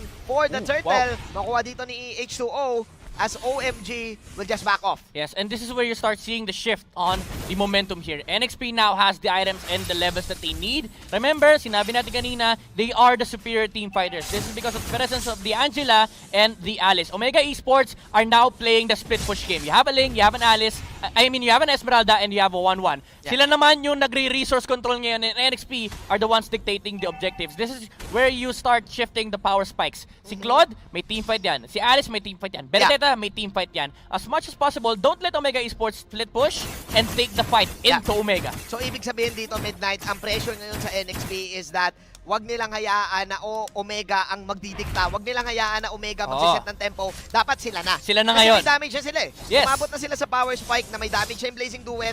Halos lahat. Pero ngayon, Midnight, alam na atay ng Omega. Gagawa sila ng play dito sa baba. There you go. Haze, napakatagal para mapatumpa dito si James. Haji? James surviving! Oh, wow. Wow! Instant! Ultimate lang! Kamuntikan pa! Field attempt for OMG! Pero kaya nilang patumbahin tong bottom lane. Top lane though, top lane. Manjin, ito yung sinasabi natin. There's always a trade. Now the Basha is stealing the orange buff of Omega Esports. Medyo actually questionable yung nangyari sa baba, no? Haji Z could have taken out James, but he opted to go for the safer route and went for the tower objectives, which was fine. But then again, NXP, sila naman yung nagdidictate ng pressure ngayon. So Omega didn't really go for the punish on the bottom lane. Ang hirap din kasi Midnight, I think mayroon din kasing specific na buff pa rin yung Torre. Kasi nakita natin na nag-back agad si Haze. Doon mo makikita dito yung yung mastery ng jungling dito ng OMG. Kung yun yung dating Torre, kung yun yung dating turret, denive na nila dapat. Na nila ng todo yon. Pero kasi still, mamamatay na si Haze doon eh. Isang hit na lang siya eh. So yeah, sobrang fortunate noon para kay James dahil nga meron din siyang ultimate. Dahil doon, nagkaroon ng space ang NXP. Midnight, pero with a snap, may bawi kagad ng Omega. Tignan mo, dikta kagad sila. Binawi kagad nila yung nawalang top lane nila. Yes. Methodical approach still for Omega Esports. Every single objective na nakikita nila, basta libre, they will go for it. Curtizy with a Wind of Nature negating the damage output of the Blazing Duet ni H2O. Medyo ginalawan siya doon. Pogi! Sikreto ng Pogi! May onting master movements dito ang si Curtizy, pero mukhang delikado yon Midnight, dahil alam na ni H2 na cooldown na dito yung Wind of Nature. Yes. So ngayon, NXP, they can probably take this, but look at this! Curtizy with the place! Oh no, kailangan mo na ata tumakbo dahil papasok si Yawi dito. But Kurt, kumikripok! Left, right, left, right! Here we go! Left, right! Nako, si Yawi na lang mag-isa at ayun na yung Harlem movements. Kurt Daisy, kakabanggit ko lang Midnight. H2! H2, pumasok ngayon. Mag-isa si Jeezy. Sabi niya, binate lang kita. Meanwhile, Jeezy. H2! H2, Blazing Duet. Jeezy, flinch force. Jeezy will survive. Habang si Curtizy, yung main problem ay nandito na ngayon. Attacking the orange buff right now. Nalito ngayon yung Omega. Good movements for Curtizy, pero wala silang mapupush this time as Rene J will try to go for the split push. Men, gaano ka-importante yung pitas na yon?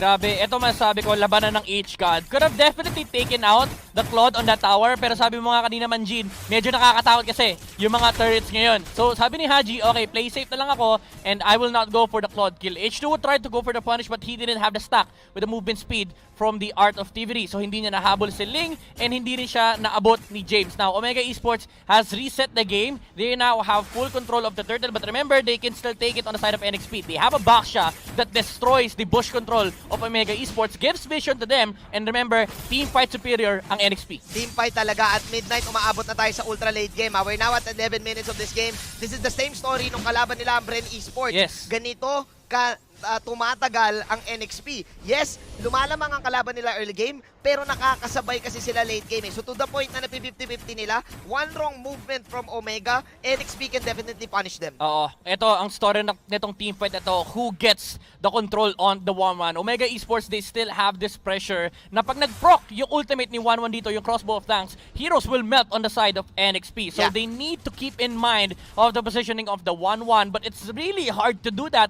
against a Kagura and the Pakito na lagi nagbibigay ng vision against NXP. Ang ganda kasi ng zone eh, no? So pressured ngayon ng NXP, hanapin dito si Kurt TZ, they need to be mindful of the wind chant. Yes. They need to be mindful of the Kagura's ultimate. Kasi Haze is also doing a great job with the box out na ginagawa nila. Tama ka, Midnight. Late game capability, yes, nandito yung part ng NXP. Pero dito na ba papasok yung veteran movements? Dito na ba papasok yung macro control? Kasi I think ang tinitignan natin ngayon, since 50-50 na yung mga items, kung sino na ang makakapag-freeze lane, sino na mauna sa mga bush, pagdating dito sa Lord Take na to. Alam mo, sobrang bilis mag-farm ni Hajizi. Kanina lang pantay sila ng gold ni Claude.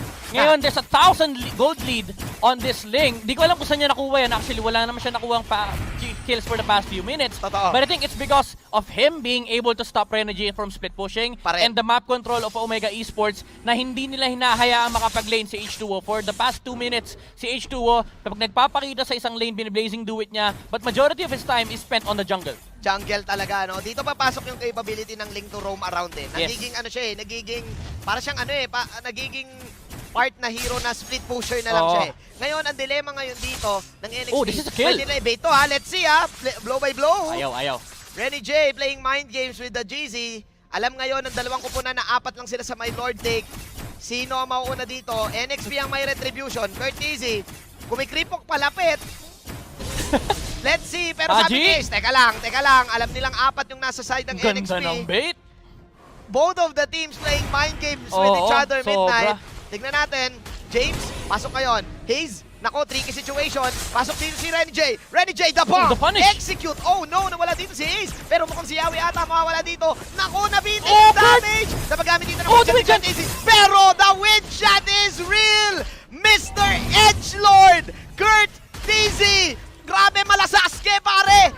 Grabe! Kamuntikan mawala pero isang pindot lang ng wind shot. Pero sabi ni Renny J, ako on the bomb, hahabulin kita. Pero may onting creep walk. Oh my God! Habang KDC nandito na din. KDA machine. There you go. May tusok din ako. Grabe! 4 na heroes ang nawala sa NXP. And look at that replay. Anong nangyari doon, Midnight? Eto, masasabi ko lang, technical plays by Omega Esports. It started with the bait on the bottom lane. They went for the Renny J after the Lord reset. And after that, alam na nila, okay guys, lahat ng tao ng NXP pupunta sa Lord. Maniwala kayo sa akin. And that is what happened. H2O thought that it was a free team fight, went for the Blazing Do It, pero hindi nila na-ready yung cooldown ng Winchan.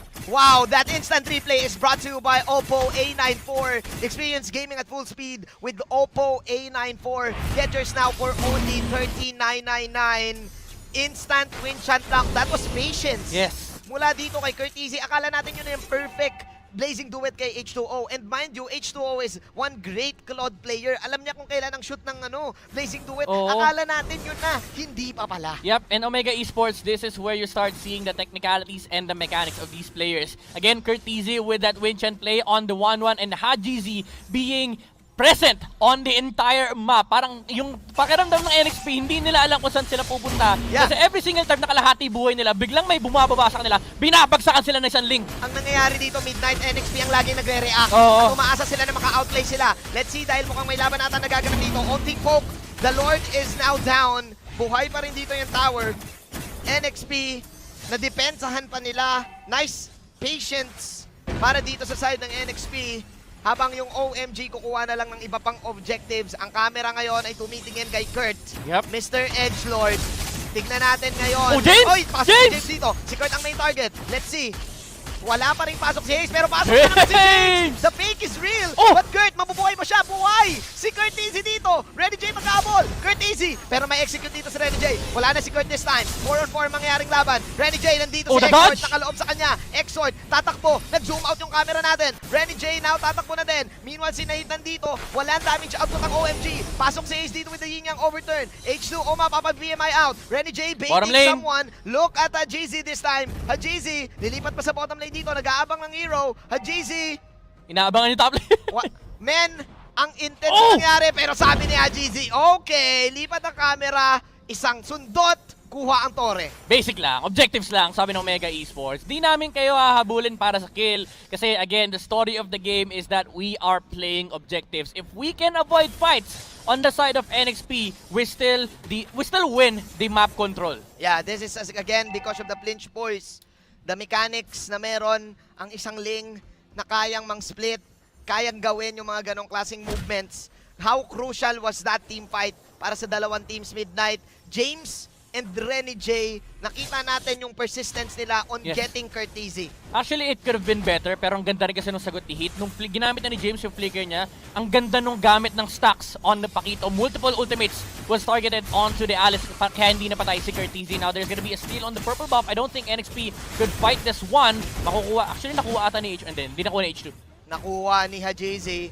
And eto, dito mo makokomment yung dito mo makokomment ang NXP They really know kung kailan sila magre-rest. They really know kung kailan yung sugal. Yes. And sinugal nila yung last team fight na yun Crucial yun kasi again, kamuntikan pa mabuhay si Kurt. Kung nabuhay si Kurt, kung nakapag-ultimate siya, pwedeng naubos pa sila.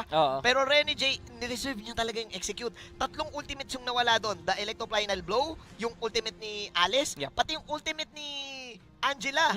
Tumalon din di ba? Tumalon din para lang mapatay si Curtizy. Alam mo, ito yung nagpapahirap kasi sa game ng NXP. They try to go for these fights, and even though they keep on winning them, kasi nga sila yung superior team fighters, you still have to ask your problem as a new, ask the question as a new Ling. You have a Ling problem, and there is a map control problem. Because of the presence of the Ling, the Pakito, and the Kagura, these 3 heroes just control the map. Nakikita mo kanina yung laro ni Hayes tsaka ni Heat. They just move around, they control the vision, and hindi sila yung aggressive fighters na pag nakakita sila ng opportunity, they go for these fights. Because they realize na, okay guys, kalma lang tayo, NXP mas malakas sa fights, if they wanna go in, let them go in. Kasi pwede nating kontrolin yung gera na kapag patalo tayo, let's just have the Ling split push. So masasabi ba natin dito, Midnight, na for the win condition of NXP, they really need to force this 5-on-5 Royal Rumble nasa bayan. Dapat mampatay si Ling. That's the first condition. You need to take down the Ling and the 1-1 at the same time. At the same That's time. a tall order. At the same time talaga, no? Ngayon yung OMG, okay lang sa kanila kahit walang isa. Oo. Basta wag sabay, Yes. and kaya nila mag-split. Yep, ito yung dangers na sinasabi natin kanina sa draft. Even though NXP went for the right mindset, again, you have the superior team fighter with the Alice and the Angela last pick, but you are still facing the Ling problem. Again, hindi nila na masasagot tong Ling na to because of the nature of their draft. Because if they try to split push with Benedetta, suddenly the 4 heroes that are left will just lose to the Esmeralda. Oo, lugi talaga. And again, nabanggit natin dito, they don't have any catch para dito kay Hajizi unless ibuhos ni James yung second skill niya doon. Oo, unless magkamali si Haji. Oo, at pwede rin or maduwo. Kasi I think enough ng time yung stun ni Yawi nung back siya at yung stun ng Alice. I think enough ng time na naman. yun eh. Problem is, kailangan mahuli mo si Ling nang wala siyang ultimate. Oo, at maburst kasi may free, kasi may free pass si Ling eh. That's the very nature of Ling. It's really hard to take him down kapag walang ultimate. So very conditional pag napapatay mo siya. Actually, bottom lane, may nag-1v1 doon. That's the Ling and the Benedetta. This will always happen. The split push of the Benedetta and Hajizi split pushing for Omega Esports. And paulit-ulit yung mangyayari to, the Lord Reset will always happen because Omega Esports, they're looking to split the map. Magkakasaikuan na ngayon, Midnight. At dito na papapasok yung draft na sinasabi natin. Yes, may damage output dito ang NXP, but Omega outplaying them in every way possible. Besides the fact na may escape yung Ling, may second skill din si 1-1 dito. Kaya hindi mo rin basta-basta mahuhuli. And the fact na maganda yung zone dito ni Hayes, ni Heat, and Ritoshi, hirap na hirap ang Triangle NXP. offense man, Wow. Triangle offense, hindi makapasok kaya pumasok na si Yawi. This is a Basha that can do this, but the problem is the overwhelming damage of the Kagura and the Pakito. Mind you, it's just a Pakito tank. Ayan, ire-reset na naman nila. Always look for a potential outplay. Mababurn siya dito. Pasok si Angela dito, but James is down. Very methodical. Wow! OMG! Targeting the right person at the right place at the right time. And ito yung hindi mo pwedeng underestimate sa team na to eh. Alam nila pag sinabing focus fire sa isang tao, dun talaga sila. Oo, Manji, nakita mo 'di ba yung bilis, yung urgency ng decision making ng OMG. Nung nakita nila na wala nang buhay si Yawi, immediately reset the Lord. Nung hindi na nila abot si Yawi, okay, ito na lang si James. Focus, 4 heroes were focusing down on the Alice. Now, Rene J is being chased by 4 heroes while Hajizi is getting his farm. Probably split push the bottom lane and mid lane, but OMG still have the control. Now they have taken the Lord, and this will make life harder for NXP because hindi lang si Ling yung problema mo, dadagdag pa si Lord. Dadagdag si Lord. Lord is at level 2. Pupunta dito sa top lane. This is a 20-minute game right now, Midnight. We're looking at late game items right now. Kapansin-pansin na meron ding blade armor dito si Heat. Oo. Just to negate this Claude. Yep, sasalin lang talaga nila. Oo. And ito yung dilemma, Midnight eh. Laging mauuna ang Ling kaysa sa Benedetta pagdating sa split. Tama ba? Kasi mas mobile si Ling compared to the Benedetta. Even though mas invasive mas evasive pala si Benedetta, Ling is just a global map presence. At speaking of map presence, eto na, sabi ng OMG, gera na natin. James now falling low. Mabuhay kaya si James this time. Mukhang kaya niya mabuhay with the flowing blood, pero nawala na rin si Hayes doon sa batang gilid. Napakagandang sagot mula dito sa NXP. Eto na yung sinasabi nating AOE-centric damage output as Hayes is down for a minute. Meanwhile, pasok si Kurt dito. Kaya na kayo maputumba. Na-reset dito si X-Sword. Kurt, siya na lang mag-isa dito, pero ako makakawala pa siya. Nako, H2O nandito na din. Toshi, buhay pa rin. Ang daming buhay pa rin sa side ng OMG. Wala na rin si Renny J. And I think this is it. OMG. Omega is back. At makakuha sila ng pinakaunang puntos nila dito sa MPL Season 7. You know, this is still the skill of a world contender, the mechanical and technical approach of the game. And look at this. Wala, relax. Relax na relax. Another day at the office. Methodical and again, fundamentals for the side of Omega. Wow, and that winning moment is brought to you by Oppo A94. Experience gaming at full speed with the Oppo A94. Get yours now for 13,999. Ang ganda ng laban na yon, Midnight, no? Magkaibang style eh. Pero alam mo yung feeling ko bukang bibig kasi ng Omega, binasic eh. Alam mo yung approach kasi parang nasa plano lahat. Pag lumaban yung NXP, naglo-lure tayo, reset natin, split push link, kapag may hero na kalahati ng HP, focus doon. So sobrang methodical ng approach ng Omega, and I think it's really hard to break that for a team like NXP kasi they have this crazy approach that they just love to fight. And kung gusto mong mangyari yun, you need to pick the proper heroes for it. Proper heroes talaga. I think isang factor din dito yung Angela kasi parang bitin yung damage ng next play. Yung mga ganong pasok ng side ng Omega, pwede ma-punish yun kung meron kayong enough burst din eh. Yes. And I think nabitin talaga yon, win chant lang. And wow, Omega is back. Again, the story, kaya-kaya nilang mag-keep up or mag-stay ahead. Ipasa na natin to sa ating analyst na si Wolf.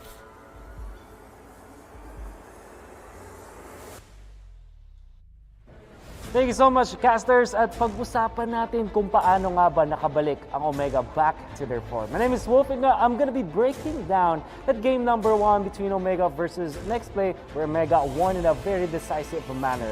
By the way, the following post-game statistics are brought to you by Smart, the official tournament telco partner of the MPL. Free to game great with Smart free games for all. At bakit ko nasabi na nagbalik ang Omega? They are really comfortable with this. Masasabi ko na back na ang Omega in action kapag hindi na sila super reactive dun sa ginagawang draft ng kalaban, pati na rin in-game. Tapos, kapag tinignan mo yung kanilang galawan, ang swabe talaga. Just like you said, a well-oiled machine.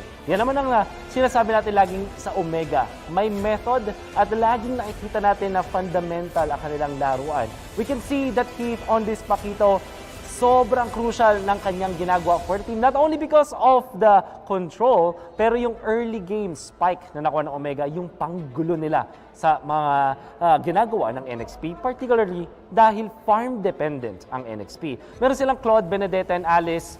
So much late game potential from NXP, pero magagawa lang nila yun kapag nakapag-farm sila. Unfortunately, that wasn't available dahil tinulungan ni Heath at ng Kagura ni Hayes na mahirapan ang NXP sa simulang laban.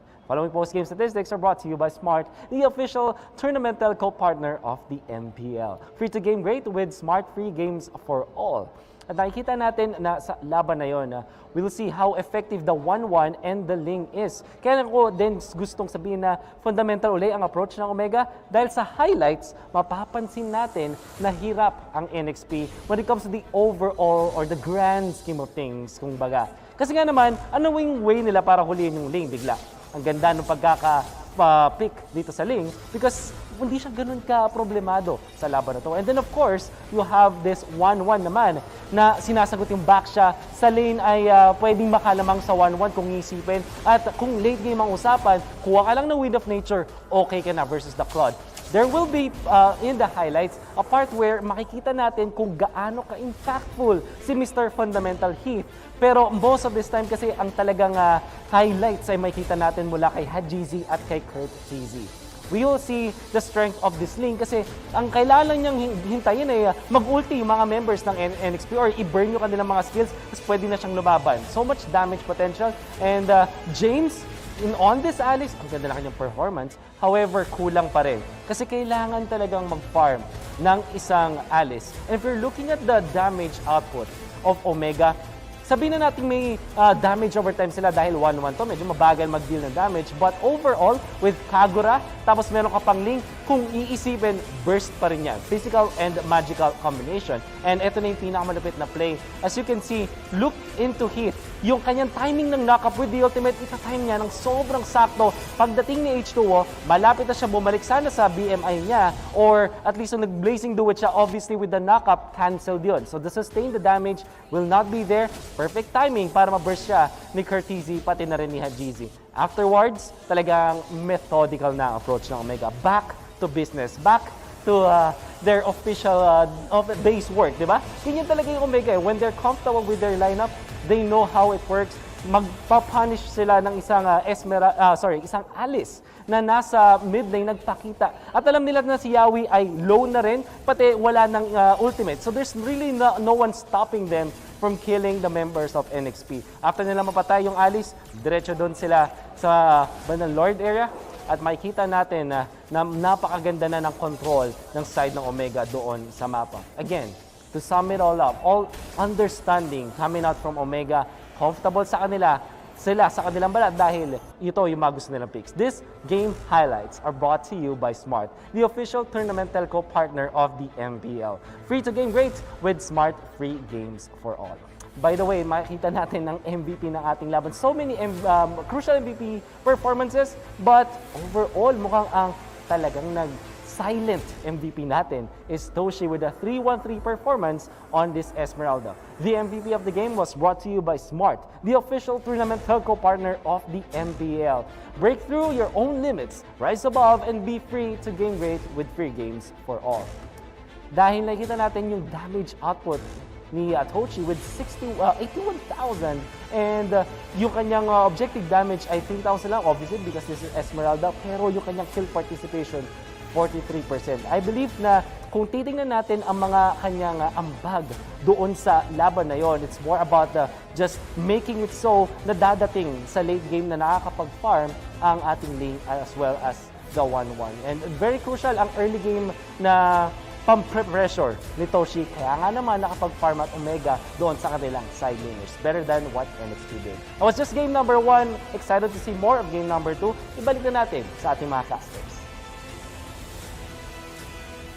Ang masasabi ko lang ay nagising na nga ang Omega sa last week's slump na nangyari sa kanila, and nakita natin yung classic movements na sinabi nga ni Wolf, fundamentals from everyone to the point na hindi na natin malaman kung kanino ba mapupunta yung MVP, and the silent MVP was Toshi. Tama ba, Midnight? Yeah, and syempre, ito yung factor na hindi natin pag-usapan kanina. No? Of course, Ling will split push, 1-1 with just farm, reset the Lord if need be. Pero yung team fighter ng Omega Esports, ito yung kumontrol sa NXP na parang, okay, may mga ginagawang kampi ko, ako bahala kay NXP. Yeah, it was the Esmeralda, even though may back siya doon, isa lang yung death ni Toshi dito. Yeah. Ngayon ang tanong sa NXP, anong adjustment ang kailangan nilang gawin? Again, ako, honestly, nabibitin ako sa damage nila.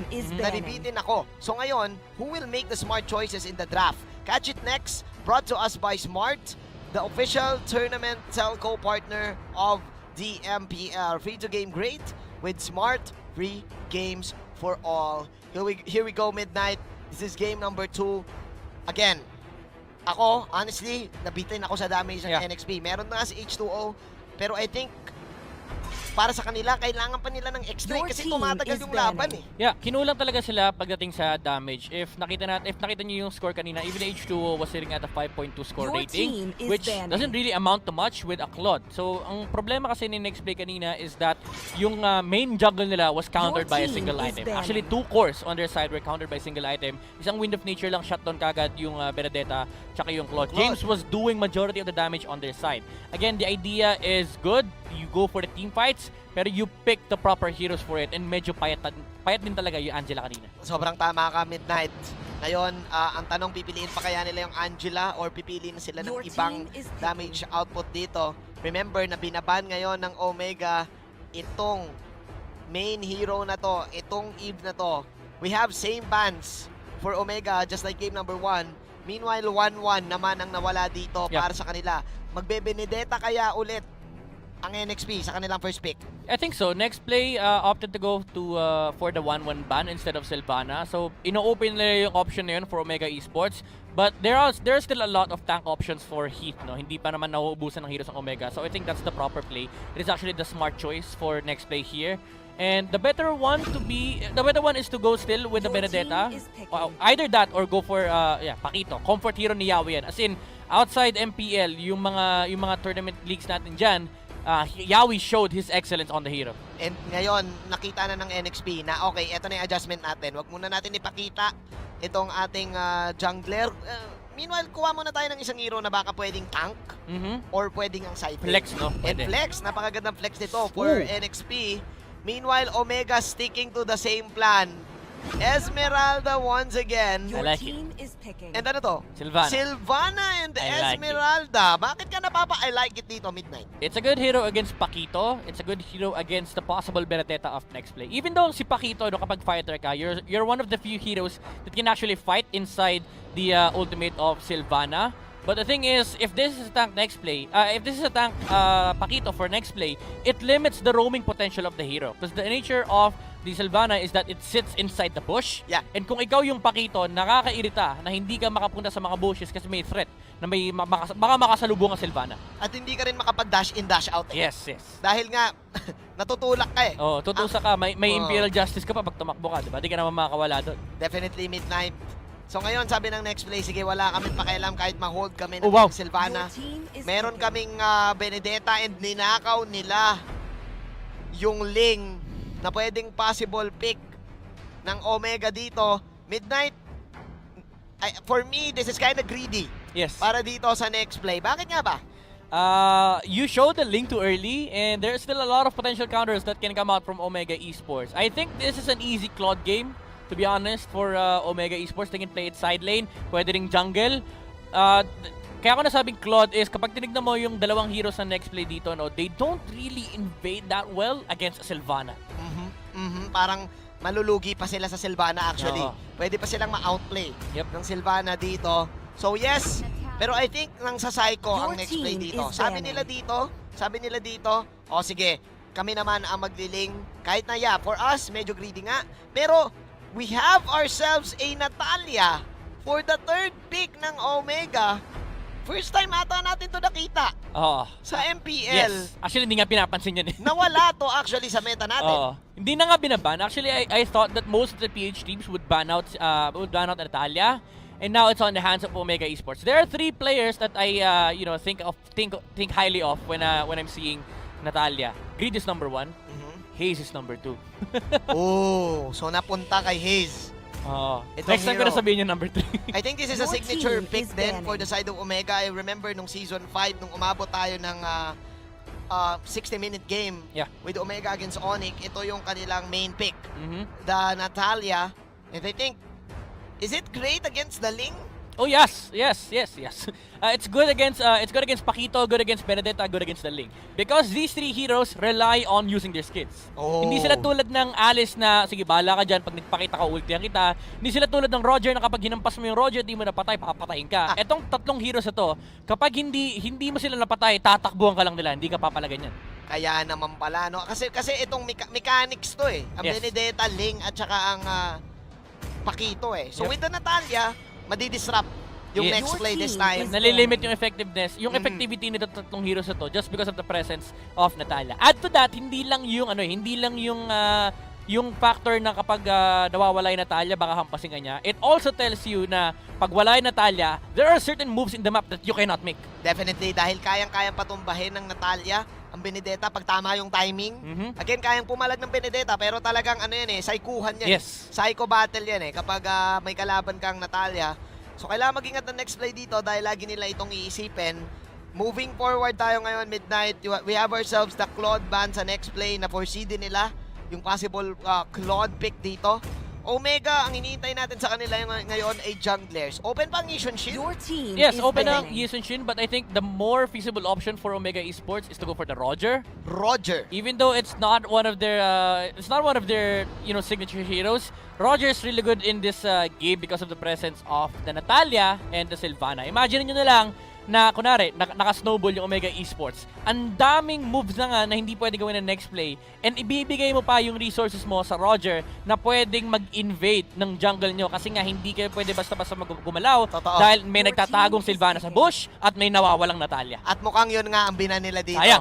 Oo, yun nga ang binan nila dito. Roger wins games kasi. Midnight. Kasi I think with the Natalia and the Sylvana na mapapapula, maamoy agad ni Roger. Tapos, yes, definitely. Game na agad eh. So yeah, I think that is a good adjustment para dito sa dalawang teams natin with next play banning the Roger. Pero ngayon, Midnight, Harit, napakabilis ng pick dito ng Omega. Alam nila nung binan yung Roger. O sige, yung isa na kagad. Ba't ka napapailing? Ba't ka napapalakpak dito? Kasi sa next play, kita mo na yung tatlong pwede mag-course. So, the idea is, against this lineup, you need 2 cores on the side of Omega. 1 jungler and possibly 1 marksman or a side lane mage. Now, Alice is out of the option. The remaining options are Yishun Shin and the Harith. So, as much as possible, pick the Harith.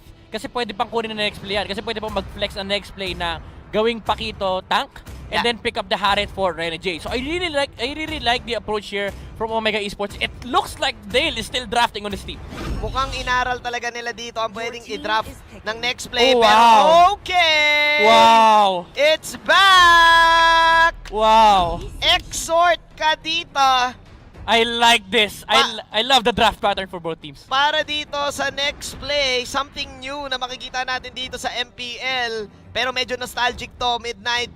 This is the championship kadita na meron si Exhort. Oo. He's been winning local tournaments with this hero na makikita natin ngayon. Natatapat sa may pagka-hybrid lineup para sa akin ng side ng Omega. It's a 50-50 draft. Honestly, these picks are perfect for both teams. Again, sinabi natin yung Yishun Shin tsaka Harith, yun talaga yung option for Omega. So immediately, pipick mo kagad yun kapag kaya mo. They snatch up the Harith para hindi makaw na next play. And perfect answer for next play. I think the Kadita and the Kai fits the lineup perfectly. And Kadita counters 4 heroes on the side of Omega with the exception of the Yishun Shin. Oh man, binanggit natin kanina yung lack of damage na meron sa next play, Midnight. This time, present na yon kapag umabot ng late game with the Kadita. And yes, nag-agree ako, yung Ocean's Oddity, huli kagad yung Harith sa loob ng Zaman Force. Kita mo kagad. Even yung Sylvana, shoot kagad yung Ocean Oddity, tapos mag-rampage in ka. Exactly. And I love the Akai pick. Just to make sure na kapag nag-Zaman Force si Harith, tulak mo lang palayo. Akala natin it's all over for the draft ng next play doon. Pero may onting bawi sila. But they're up against a team, Omega, na nasa momentum ngayon.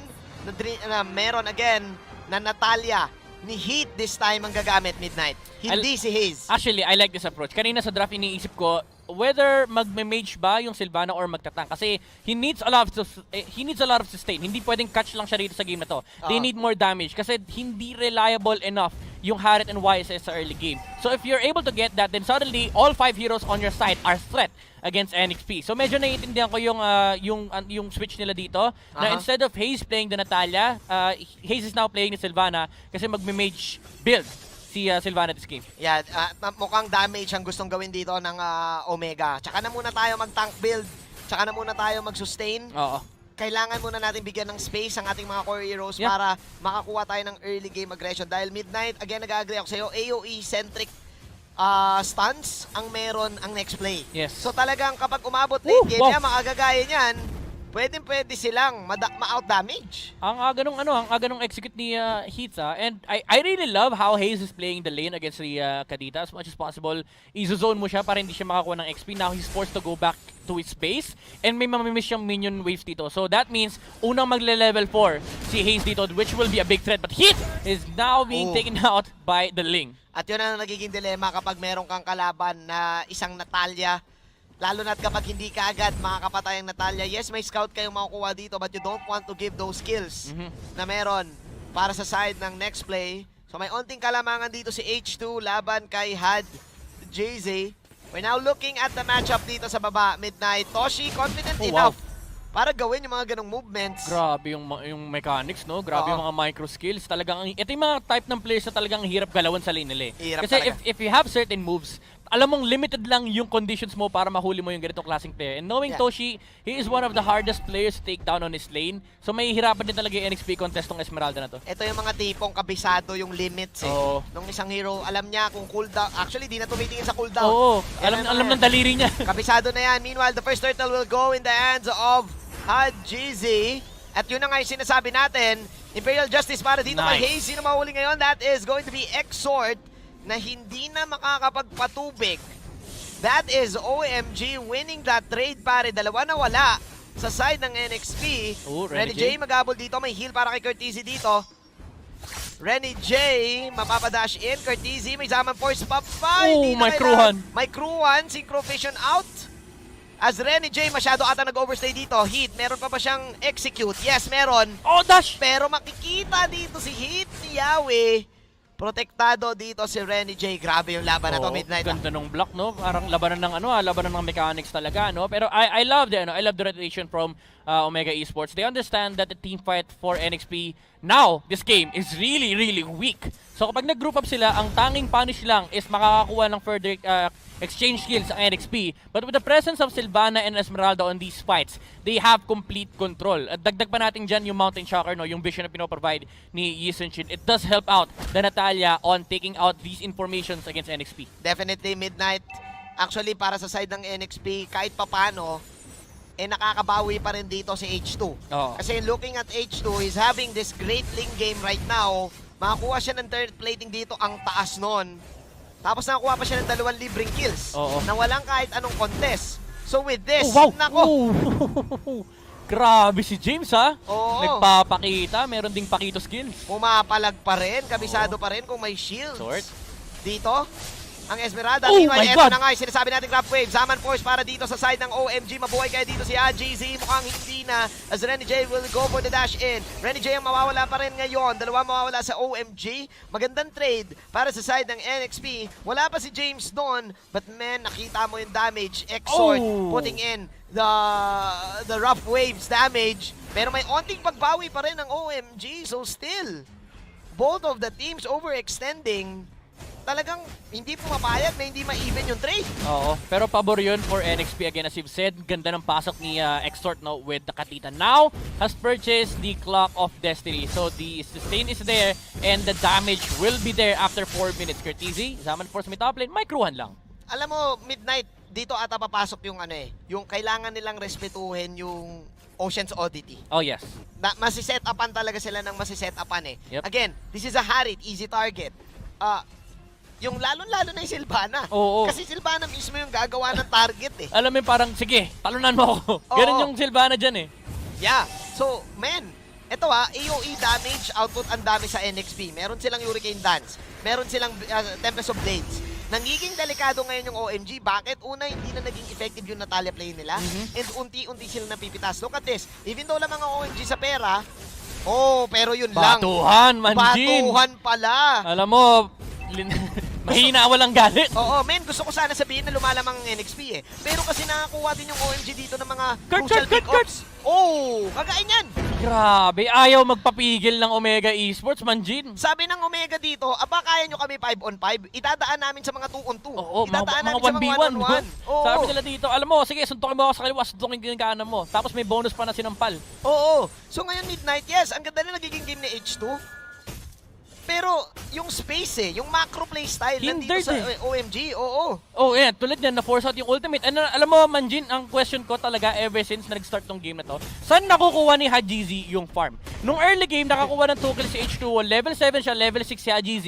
After a minute, ngayon, tignan mo yung advantage nga. Level 9 sila parehas. Pero there was a time na level 8 lang si H2O, level 9 si GZ. Alam mo yung parang magtataka ka, may extrang minion bang pinafarm si GZ? Lagi no? Lagi. Well, hindi siya tatawagin KDA machine Kasi kayong KDA, alam ko may onting din doon May onting pera at gold na pwede ka Uy, makount. ganda ng huli kay Kurt. Pero sa wakas, nakuha yung NXP dito na magandang huli. It's all about the pick-offs right now, Midnight.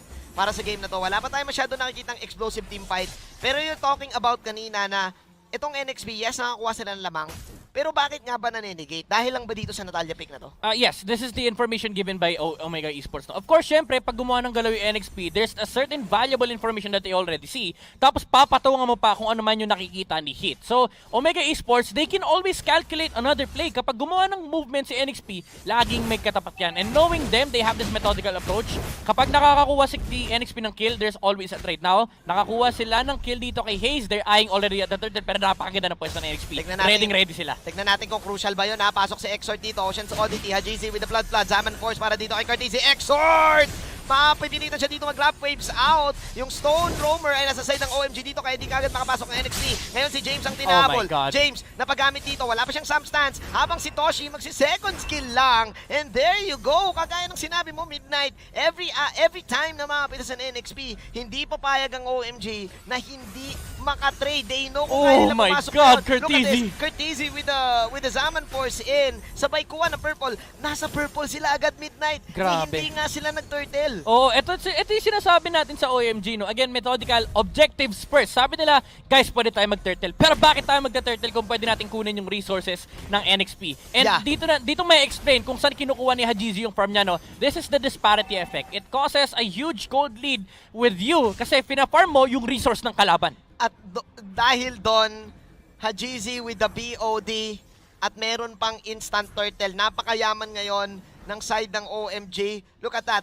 5K para kay Hajizi dito. Tama ka nga, Midnight. Maging ako nagtataka na, saan niya nakukuha itong farm na to? Yes, H2O, may farm siya dito. Pero kasi 2-0-3-6. Good lane game eh. Si Hajizi may death eh. Yes, eto sa may top lane na si Hit, mapapatay. Actually, nakuha ni Renegade yung kill. Haji hindi makaka-rest back. Pero gusto ko lang i-highlight man, Gene, si Curtisi on that turtle contention for both teams. Yeah. Ang ganda ng ginawa niya. He forced out the ultimate from Exort. And he used the Zaman Force. Saka makakita ng Harit na hindi nagtitipid ng Zaman Force. And kinokondisyon yung sarili na, okay guys, countered tayo ng Kadita. 4 sa heroes natin mahihirapan pag hindi niya ginagamit yung ultimate niya. Puwersahin ko. Puwersahin mo. Pag nawala ng ultimate, laban tayo. Pasok tayo. Kasi again, I think yung Zaman Force, mas mabilis yung magiging cooldown nun laban sa Rough Waves eh. Yep. Kaya ang ganda nung ideology behind as to why he commits the Zaman Force. Talagang alam mo kung ano yung pinaforce niya. Ganda nung huli ni Yawi actually. Hajizi caught out here by the Akai. And Ling, 3-0-4 na si H2O. This is vintage Xiaowi at ito yung hinahanap kanina pa ng NXP, yung mga pa-isa-isang pitas lang.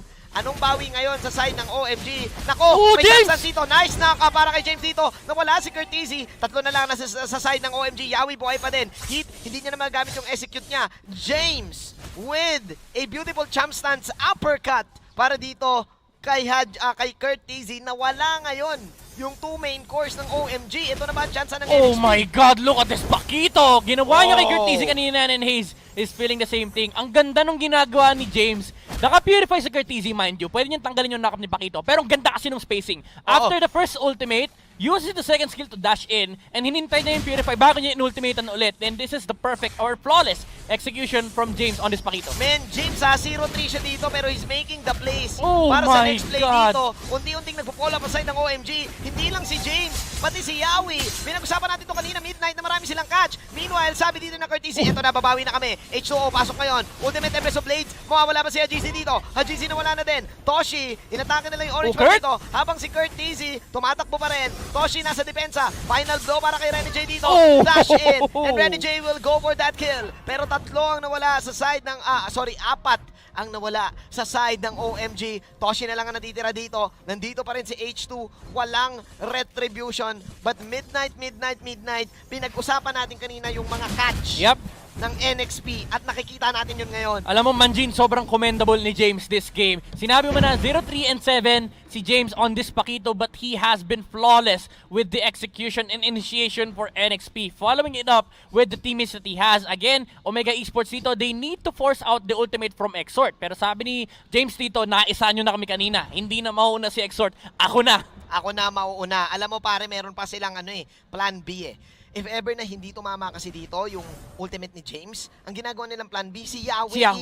Si Akai. Nakakadalawang Hurricane Dance na siya na maganda. And yung Hurricane Dance niya, hindi panguli ng 2, 3 eh. Yes, bawal isa lang. Bawal Bawal 2, laging isa. Bawal 2. Dapat kahit sino actually, kahit sino makita nila. Tinatalon ng kagad ni Yawi. And it goes to show na alam din kasi ng NXP na kapag naka--1 sila sa Omega Esports, it does give them the favorable position. Yeah. Tulad nito, kapag kulang sa numbers ang Omega Esports, they fight. Oh my goodness! Oh, pero masyadong malalim doon para kay H2O. Maganda position ngayon ng side ng OMG. Renny J babalik dito. James nandito pa rin. Pero sino masya-shutdown dito? That is the Kadita. Oh no! Na kay Toshi ang camera. Bakit pa di nyo ako pinag-uusapan? Ako ang Esmeralda at hindi ako napapatay. Hajisi ngayon. Pulado. Pero sabi ni Toshi, eto na. Iwag natin ang tela. Naku, umikot din si Yawi. Sabi niya ako din may paikot-ikot. Pero sabi ni Toshi dito, pindot-pindot lang ng second skill. First skill, second skill lang. Sabi naman dito ni Curtisi, ako din. Ako marami ako pinipindot. Pero sabi ni Toshi, isa lang ang pipindutin ko. Second skill lang.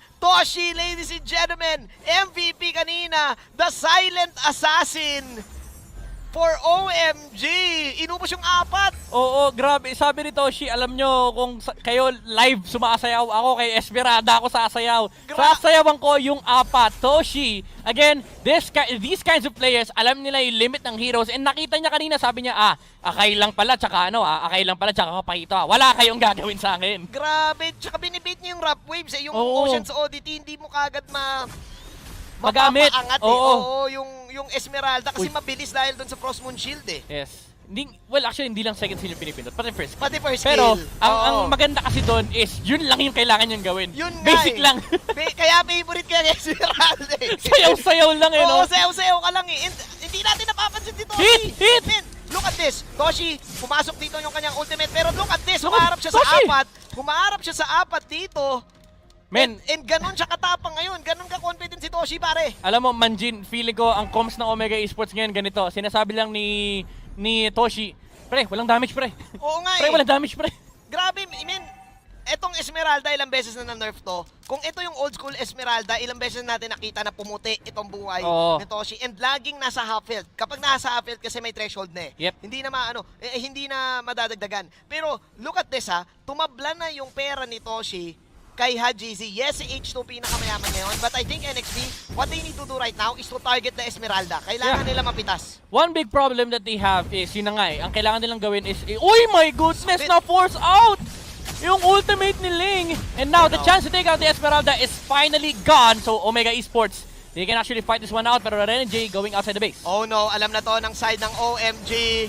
And NXP, they're falling apart. 44 seconds down si Renny J dito. OMG just showing to us kung bakit sila ang representatives ng Pilipinas sa M2. And here we go. Zaman Force para dito kay Curtisi. Napakagandang naka para kay James dito. Pero look at this, Curtisi dancing with the stars. Dancing the night away. Yan si Curtisi Toshi. mawawala ngayon. Toshi nandito na naman. Naku po. Hindi pa rin siya damage dito pare. Exort na magiging main target dito. Napagandang Winter Junction para kay Hayes. Pero sabi ni GC, tapusin na natin ang gera. It's time to Oh my goodness. 2-0. Omega defeating NXP and staying on top. Wow, Manjin, I thought this series would have been really favorable for NXP because of their past showing, but Omega Esports still showed us na world contenders kami. World contenders kami? Ano ba naman kayo? Relax lang. And then I think, sabi ng yung game na yon, that was a free game for the Esmeralda. And then, sobrang chill ng side ng Omega doon. Kaya yung ating winning moment na yon is brought to us by Head and Shoulders. Put your game face on and finally say goodbye to those awkward #itchagg moments thanks to Head and Shoulders. 100% dandruff free and itch free. Now, mas mabango pa. Midnight free Esmeralda game once again for OMG. Alam mo, ang story kasi nitong series na to, if Omega Esports have their technicalities and mechanics intact, they'll always win out even against the top teams. And yung nangyari kasi kanina, even though may lapses last week, no, nasabi ko kanina to, parang si Dale pa rin yung nagda-draft sa Omega Esports. So they found what they were lacking last week. Nandyan na yung draft, solid na yung laro. It all just boils down to in-game execution. Pero alam natin, Omega Esports, they have that already. And parang naglaro lang tayo ng papel, gunting at bato kung saan nag-turn around. Napaka-intense ng MPL na to. Di natin malaman kung sino ba pinakamalakas. But it's Omega on top. Pasa na natin sa ating analyst na si Wolf.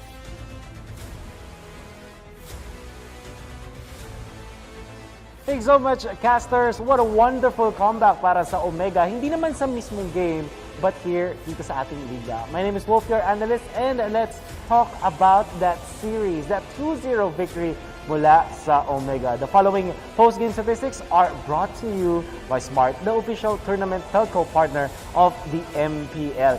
Mga kaibigan, ang masasabi kong naging approach ng NXP ay primal pa. Or what does it mean na primal pa yung approach ng NXP? Well, napakasimple lang eh. Parang yung NXP, ang kanilang inisip ay manalo sa mga clash. That's what I felt in that particular draft dun sa game number 2. Kasi parang ang ginawa ng Omega, kina-counter nila or sinasagot nila bawat matchup na pinapakita sa kanila ng NXP. For example, Pakito first mula sa NXP. Anong sagot ng Omega? It's going to be Sylvana and Esmeralda. Dalawang hero na hindi namomblema sa Pakito. At actually, sila pa yung nakaka-counter sa Pakito if you think about it. Now, yung NXP, nag-ling bigla. Ang naging sagot nga lang ng Omega, okay, pigilan natin yung pagka-farm ng lane, guluhin natin sa jungle using this Natalia. And nakakagulat ng NXP ay hinaya ng Natalia up to this point. Even when it's not the strongest hero anymore, ganun pa rin yung nagiging impact niya. Now, the Harith and the Yisun Shin made a lot of sense kasi yung Omega, hindi na sila nag-focus dun sa pag-farm dun sa jungle. Although GC had a wonderful game, kahit nahirapan siya, yung fact na ang kanilang pinofocus dito is the Harith, yun yung hindi nasagot ng NXP. Although I wanna say, NXP, ang ganda nung Kadita and a high pick. It all made sense in the end. Kadita would have been great. However, kinulang nga sila dun sa late game kasi nag-focus sila masyado dun sa team fight, pero nung napil na sila ng side ng Omega, dun na sila nayari. The following post-game statistics are brought to you by Smart, the official tournament telco partner of the MPL. Free to game great with Smart, free games for all. Makikita natin dun sa mismong draft na parang hindi naman siya kinokontra talaga pero sinasagot ng Omega bawat i-present ng NXP one after another. Pero yung NXP more on sa clash. Makikita natin sa highlights kung gaano nga lang nahirapan ang side ng NXP sa pag-execute nung kanilang team fight-based draft dahil sa macro, sa mas magandang macro and micro understanding ng Omega. These game highlights are brought to you by Smart, the official tournament telco partner of the MPL. Free to game great with Smart, free games for all. Makikita natin na kung usapang objectives ay lalamang ang Omega dahil sineset up muna nila yung sarili nila sa mas magandang chance na makakuha ng turtles and turrets. Makikita natin yung punishment ng Omega din ay mas maganda. I wanna say though, makikita natin yung NXP eventually na mas lumamang sa mga team fights. Lalo na pag na-combo nila yung Akai, yung Kadita, yung pagpitas din nila, maganda rin eh. Kasi biglang mamumulis na lang or mag-clean up ko na lang si Ling eventually.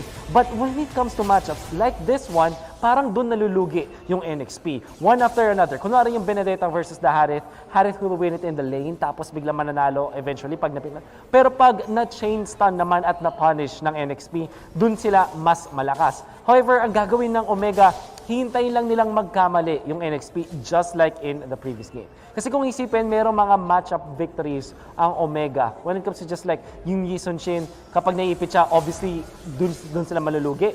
Pero kung magkakahiwala yung mga members ng NXP, pwede pang manalo yung Omega sa mga team fights. What I want to say, team fights like what we're seeing right now, it will favor NXP no matter what. Dahil napaka-simple lang ng rule. Kaya nga primal yung sabi ko sa draft ng NXP.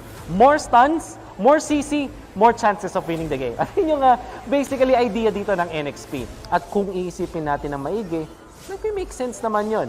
However, kapag hindi mo na na-chain yung mga stunts mo, like in this one, kung saan napitas na si Ling, tapos si Yawi had a 1,000-pounder away, tapos naipit si Kadita dun sa gitna ng laban, dun talaga malaki ang pagkalugi ng NXP.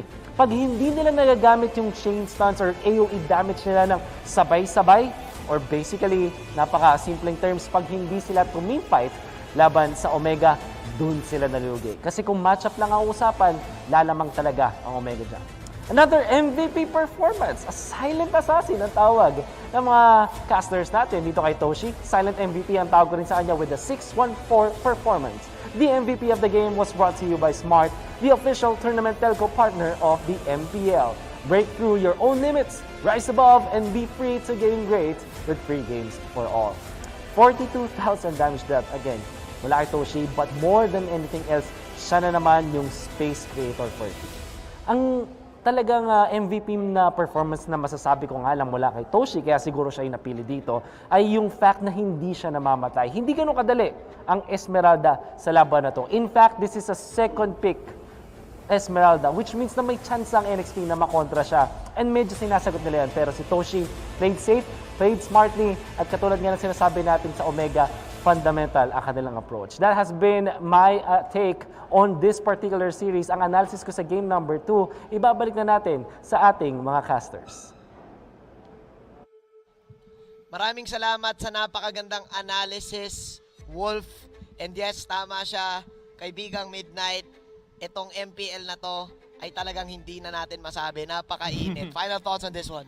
Alam mo, tama yung sinabi ni Wolf kanina, no? Medyo primal din kasi yung draft ng NXP. And knowing them, it's their comfort zone. Medyo primal din talaga yung approach ng NXP. But don't get me wrong, they both had good drafts, no? Both of the teams had perfect drafts on game number 1, game number 2. Actually, di naman perfect. Pero considering the situation, they drafted accordingly. But when you match two teams that have good drafts, good mechanics, pero there's a team that is lamang, no? Medyo konyo. Lamang sa methodical approach. The methodical system would always win out. Yeah, I think heavily relying pa rin talaga dito ang NXP pagdating sa kanilang mechanical prowess.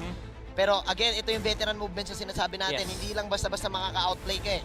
Kaya mo pa rin talagang pumalag. And Midnight, looking at the situation, ikaw, seeing all of the teams, anong say mo? Feeling ko Omega does still belong on top 4. Definitely. And of course, MPL Philippines Season 7 is presented by Smart, the official tournament telco partner of the MPL. Free to game great with Smart, free games for all. Parehas 2-0 ang ating nakita para sa ikalawang linggo, day 1 ng MPL Philippines. Again, dito lang nagpapatunay na itong mga teams na to ay pare-parehas at tabla-tabla. Midnight, hindi ko na masabi ngayon kung sino ba pinakamalakas. Ako din, hindi na. Huwag na tayo mag-predict, huwag na tayo gumawa ng power rankings. Kasi lahat yan, tapon. Talagang nasa era na tayo ng ML na lahat na ay kaya maging champion. Bumawi actually ang Omega laban sa slump na meron sila last week. And anong storyline ngayon sa NXT? Maingay na naman kaya ang social media? Feeling ko, maingay pa rin, pero mas lalo sila magingay kasi kaya na nilang pumalag. Pumapalag na nga talaga lahat dito sa MPL. Ako po si Manjin Faldas. Kasama ko din si Midnight. Atin na pong ibato ngayon sa ating mga panelist. You're still watching MPL Philippines Season 7, presented by Smart, the official tournament telco partner of the MPL. Free to game great with Smart, free games for all. Nakasali na ba kayo sa ating mythical raffle draw? Mythical din ba ang inyong knowledge pagdating sa MPL at sa Mobile Legends? Bang bang! Kung kayo ay sa tingin nyo magaling na magaling, sumali na kayo sa ating quiz. I-scan lamang ang QR code na nakikita nyo sa inyong mga screens para manalo ng mga papremyo mula sa Mobile Legends. Susubukan nyo ang inyong galing pagdating sa pagsagot ng aming mga katanungan. Last time, meron tayong over 87,000 na sumali at 10 doon nanalo ng mga in-game prizes. Hindi lang yan. Meron din tayong lucky number draw para sa mga suswerte. Kung ang ending ng last 2 digits nyo ay 07 or 22 or 32 or 54, 59, 77, 87, 88 or 95, the first 3,000 mananalo ng Elite Skin, Epic Skin, Diamonds. Saktong-sakto yan, lalo na end of the month na. Syempre, gusto nyo i-renew yung mga Starlight nyo. Kaya sumali na kayo, iscan lamang ang QR code para manalo ng mga papremyo. Ito, ang labanan ngayon, sobrang mainit. Nanalo ang Blacklist at ang Omega na 2-0 nila ang kanilang mga kalaban. Blacklist International, nakascore tayo today ng 3 puntos na nagawa nila. Pati na rin ang Omega Esports dahil natalo nila na 2-0 din nila ang Next Play Esports. I'm super proud of Omega Esports' recovery. And I don't know, this brings up a question for Next Play. Binigla lang ba talaga nila yung Bren last weekend? Yeah. And what I felt watching Next Play here was that parang nawala yung urgency nila na meron sila last week. Maybe it's because, of course, alam natin yung rivalry ng Next Play at Bren Esports. But now against Omega, they played a little bit more, hindi naman sa relax, but kulang yung apoy doon. And mas nakita yung apoy na hinatam natin sa Omega, which of course, they really wanted to get those 3 points para masabi na, guys, okay pa kami. We're ready for this and we still deserve to be here. So, well-deserved 3 points for Omega. May mga koponan na nag-step up. Kaya dapat talaga tingnan natin ito ang current standings ng Group A at Group B. For Group A, naunguna ngayon ang Aura, susunod siya ng Onyx, Work, Brand, at yung hindi pa natin nakikita maglaro ang Signal. Para naman sa Group B, nanalo ang Blacklist today. So sila ngayon ang nangunguna sa ating current team standings with 5 points. Susunod dyan ang NXP with 4 points, Exe, Omega, at LPE. Kaya dapat subaybayan natin every game day dahil nagbabago talaga ang kapalaran ng mga koponan. Everyone is showing something different every game day. May mga surprise ba tayong mga nakita ngayong araw na to?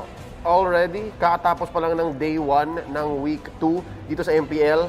And I can say, before the season started, ang sinasabi natin, uy, Group A, yan yung group of death.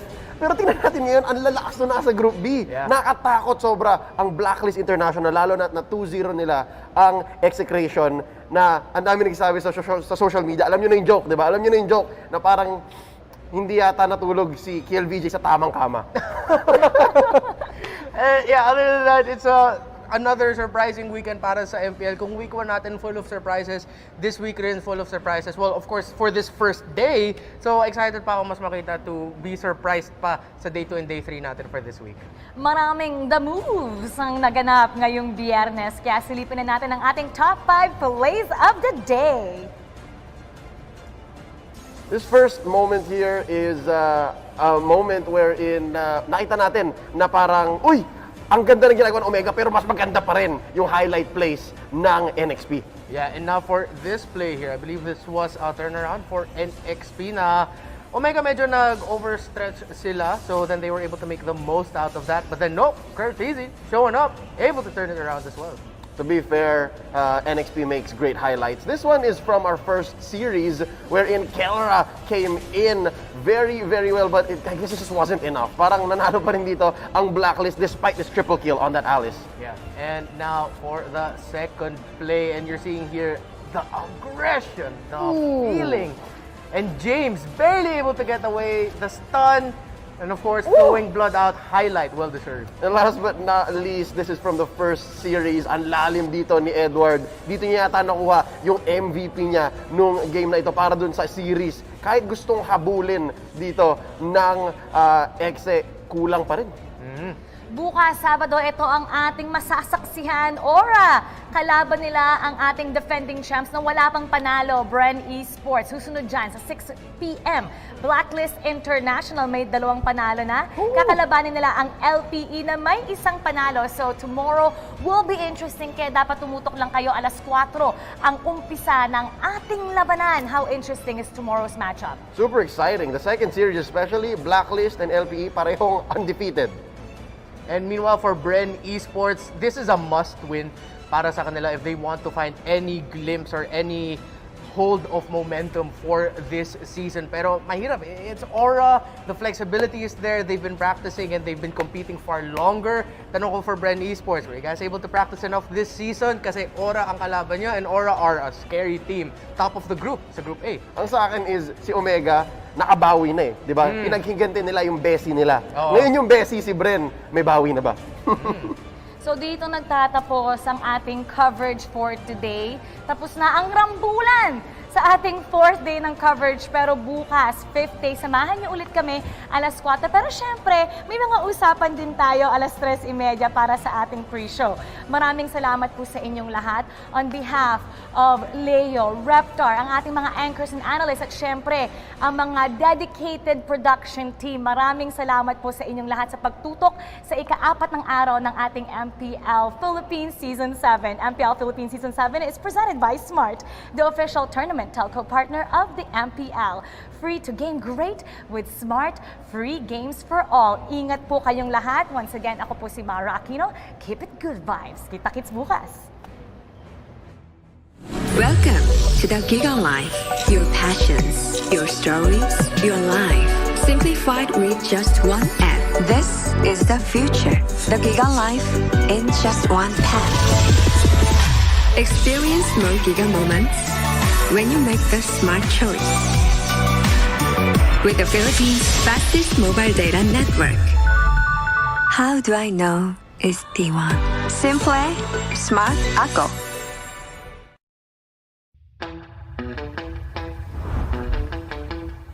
Are you keeping it real? I'm calling shotgun, wanna see my baby run. Oh, what's the word on the sea?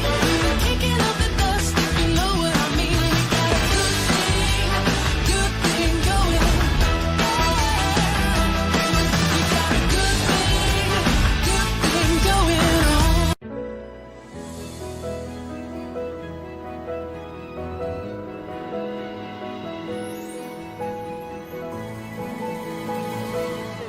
Moment na sana, pero hassle ang kate. Yung kati na yan, dahil sa dandruff yan. You need Head and Shoulders. Unlike beauty shampoos, tanggal ang dandruff that causes kate. No more hassle sa moment. Goodbye na sa kate dahil 100% dandruff-free ka. Sikreto ng mga gwapong Master Gamer, para fresh all day, bring your clay game with Master. New Master All-in-One Clay Wash. Fights germs, controls oil up to 12 hours, and helps prevent pimples. New Master All-in-One Clay Wash. Sikreto ng mga gwapo.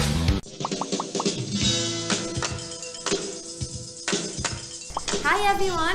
This is Catherine Bernardo. At ako naman po si Daniel Padilla. Guys, may PayMaya na ba kayo? Kung wala pa, dapat mag-download na kayo sa Google Play or App Store dahil ito na ang kusong pangbayad ngayon. Ang PayMaya is isang mobile payment app using only your cell phone and you can pay practically anything, kahit online transactions pa yan. With PayMaya, hindi mo na kailangan magdala ng cash for your day-to-day expenses. Pwede kang magbayad ng bills, bumili ng prepaid load, mag-online shopping, mag-send money, magbayad gamit ng QR code at marami pang iba. Pero ang the best part dito ay may balik-bayad ka pa. Each time you use PayMaya, may balik sa'yo na cashback at rewards, kaya sulit ang oras mo dahil hindi mo na kailangan pumila and you can just pay using your app anytime, anywhere. Kaya guys, huwag kakalimutan, pag may babayaran ka, don't pay cash, pay Maya.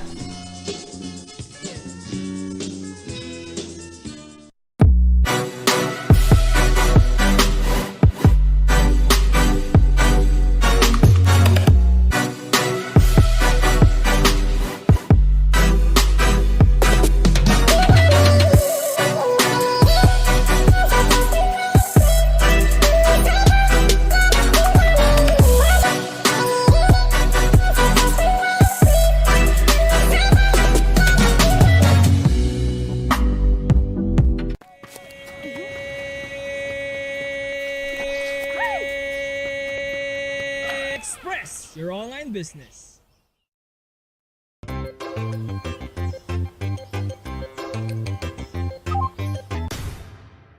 Express your online business.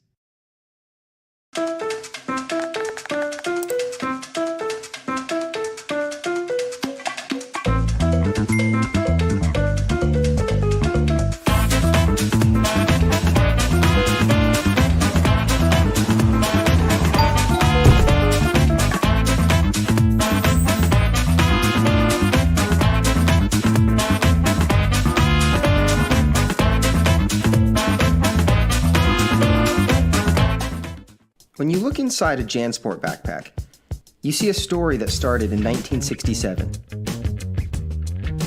Since then, our mission has expanded to helping protect our environment for future generations to enjoy. It's a work in progress, but just this season we've used the equivalent of 13 million bottles worth of recycled polyester in our most popular backpacks. When you look inside a JanSport pack, you see our commitment to this brilliant blue planet we call home. And we're just getting started. Ready, go! Demons shall bathe in their blood. Healing prayers for you. I am the moonlight that breaks through the darkness.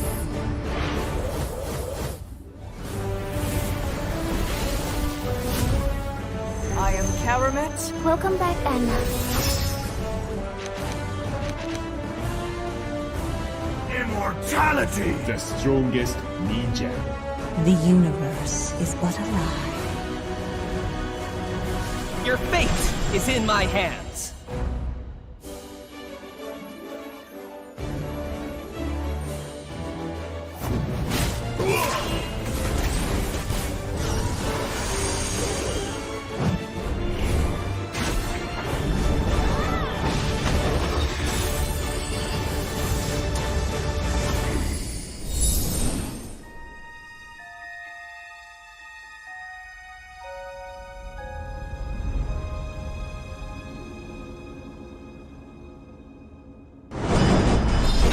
New adventure, new legend. What do you do when what you desire is beyond reach? You use power that breaks barriers. The Giga Life. Now in 5G. Do you believe this is possible? I do. How do you know? Simple, smart, ako. Inevitable. Hey guys, I'm here with Kate. Nakakamdam na nag-usap sila na kailan ang gusto mo? Lance. Lance. Ayan na, game na. So what are the benefits of having the Lancelot here? Coming out from the side of Execration. Ang kanyang potential na makakatapat, puro burst, mga glass cannon. So Lunox, Chango, pati na rin itong Granger. Tapos pwede napakadali niyang i-eliminate. Ang pinaka-problema lang niya sa Lockdown ay yung Lapu-Lapu. Kaso yung animation kasi ng mga stunts and controls ng Lapu-Lapu, malalaman mo. So in theory, kaya mong iwasan bilang isang Lancelot. Ang siguro tricky nga lang is ang Blacklist International. Pag naglalaro sila ng gantong squishy heroes, hindi talaga malambot. Nag-itemize sila na makunat. Grabe yung flicker out ni Renjo. Nasalba siya nun, hindi siya tinamaan ng mga Justice Blades at makakatakas lang siya. And that could have been a possible first blood for the Lapu-Lapu. For Edward, napakalaking bagay nun na na-force out niya din si Renjo na umuwi. Ibig sabihin, may lamang siya na kahit isang minion lang. Kaso kasi ang problema sa Benedetta, ang bilis bumalik. Ang bilis bumalik eh, no? Sword intent. Pero ngayon, level 3 na si Edward and Renjo's also level 3. So, parang wala lang din nangyari.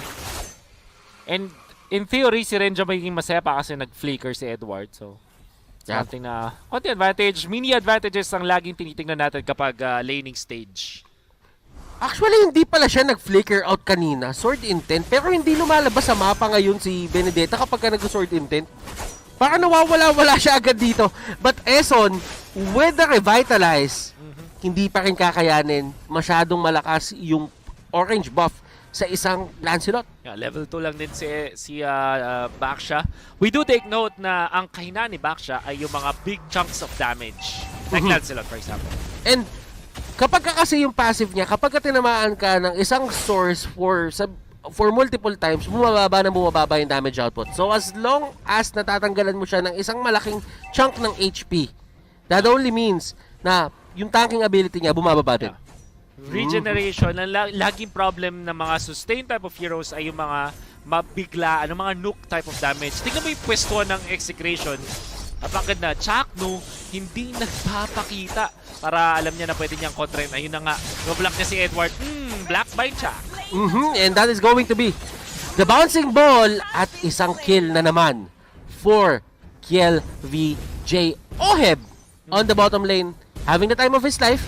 At mapipilitan siya tumakas dito kasi nga si Kelra ay nagbatunaan ng Feathered Airstrike. At dito nagsisimula ang kalbaryo ng Blacklist International dahil nga nakuha ni Kiel ang kanyang turtle buff. Mas magiging aggressive sila kapag pumapasok ng gubat ng side ng Blacklist International. Ninakawan pa ng purple buff on si Wise. It's gonna be important para sa Blacklist International na mag-snowball. Kaso ang Execration, literal na anti-snowball. Ibig sabihin natin doon, yung kanilang wave clear, imagine this Eve and Farsa, tapos yung Farsa ay core pa.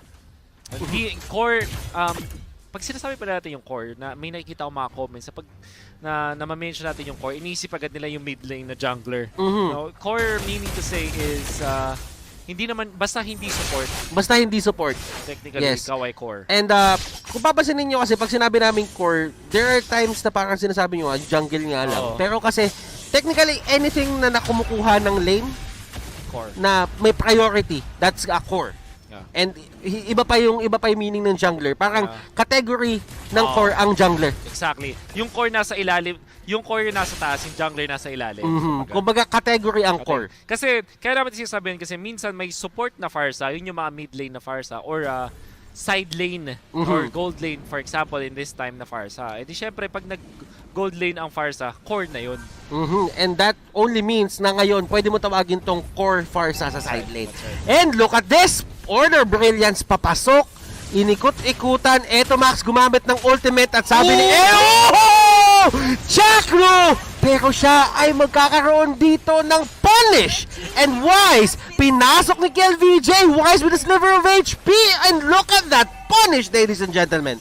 I definitely want to see kung anong pinili dito ni Wise, the first item niya, because I was shocked kung gano'n siya kakunat.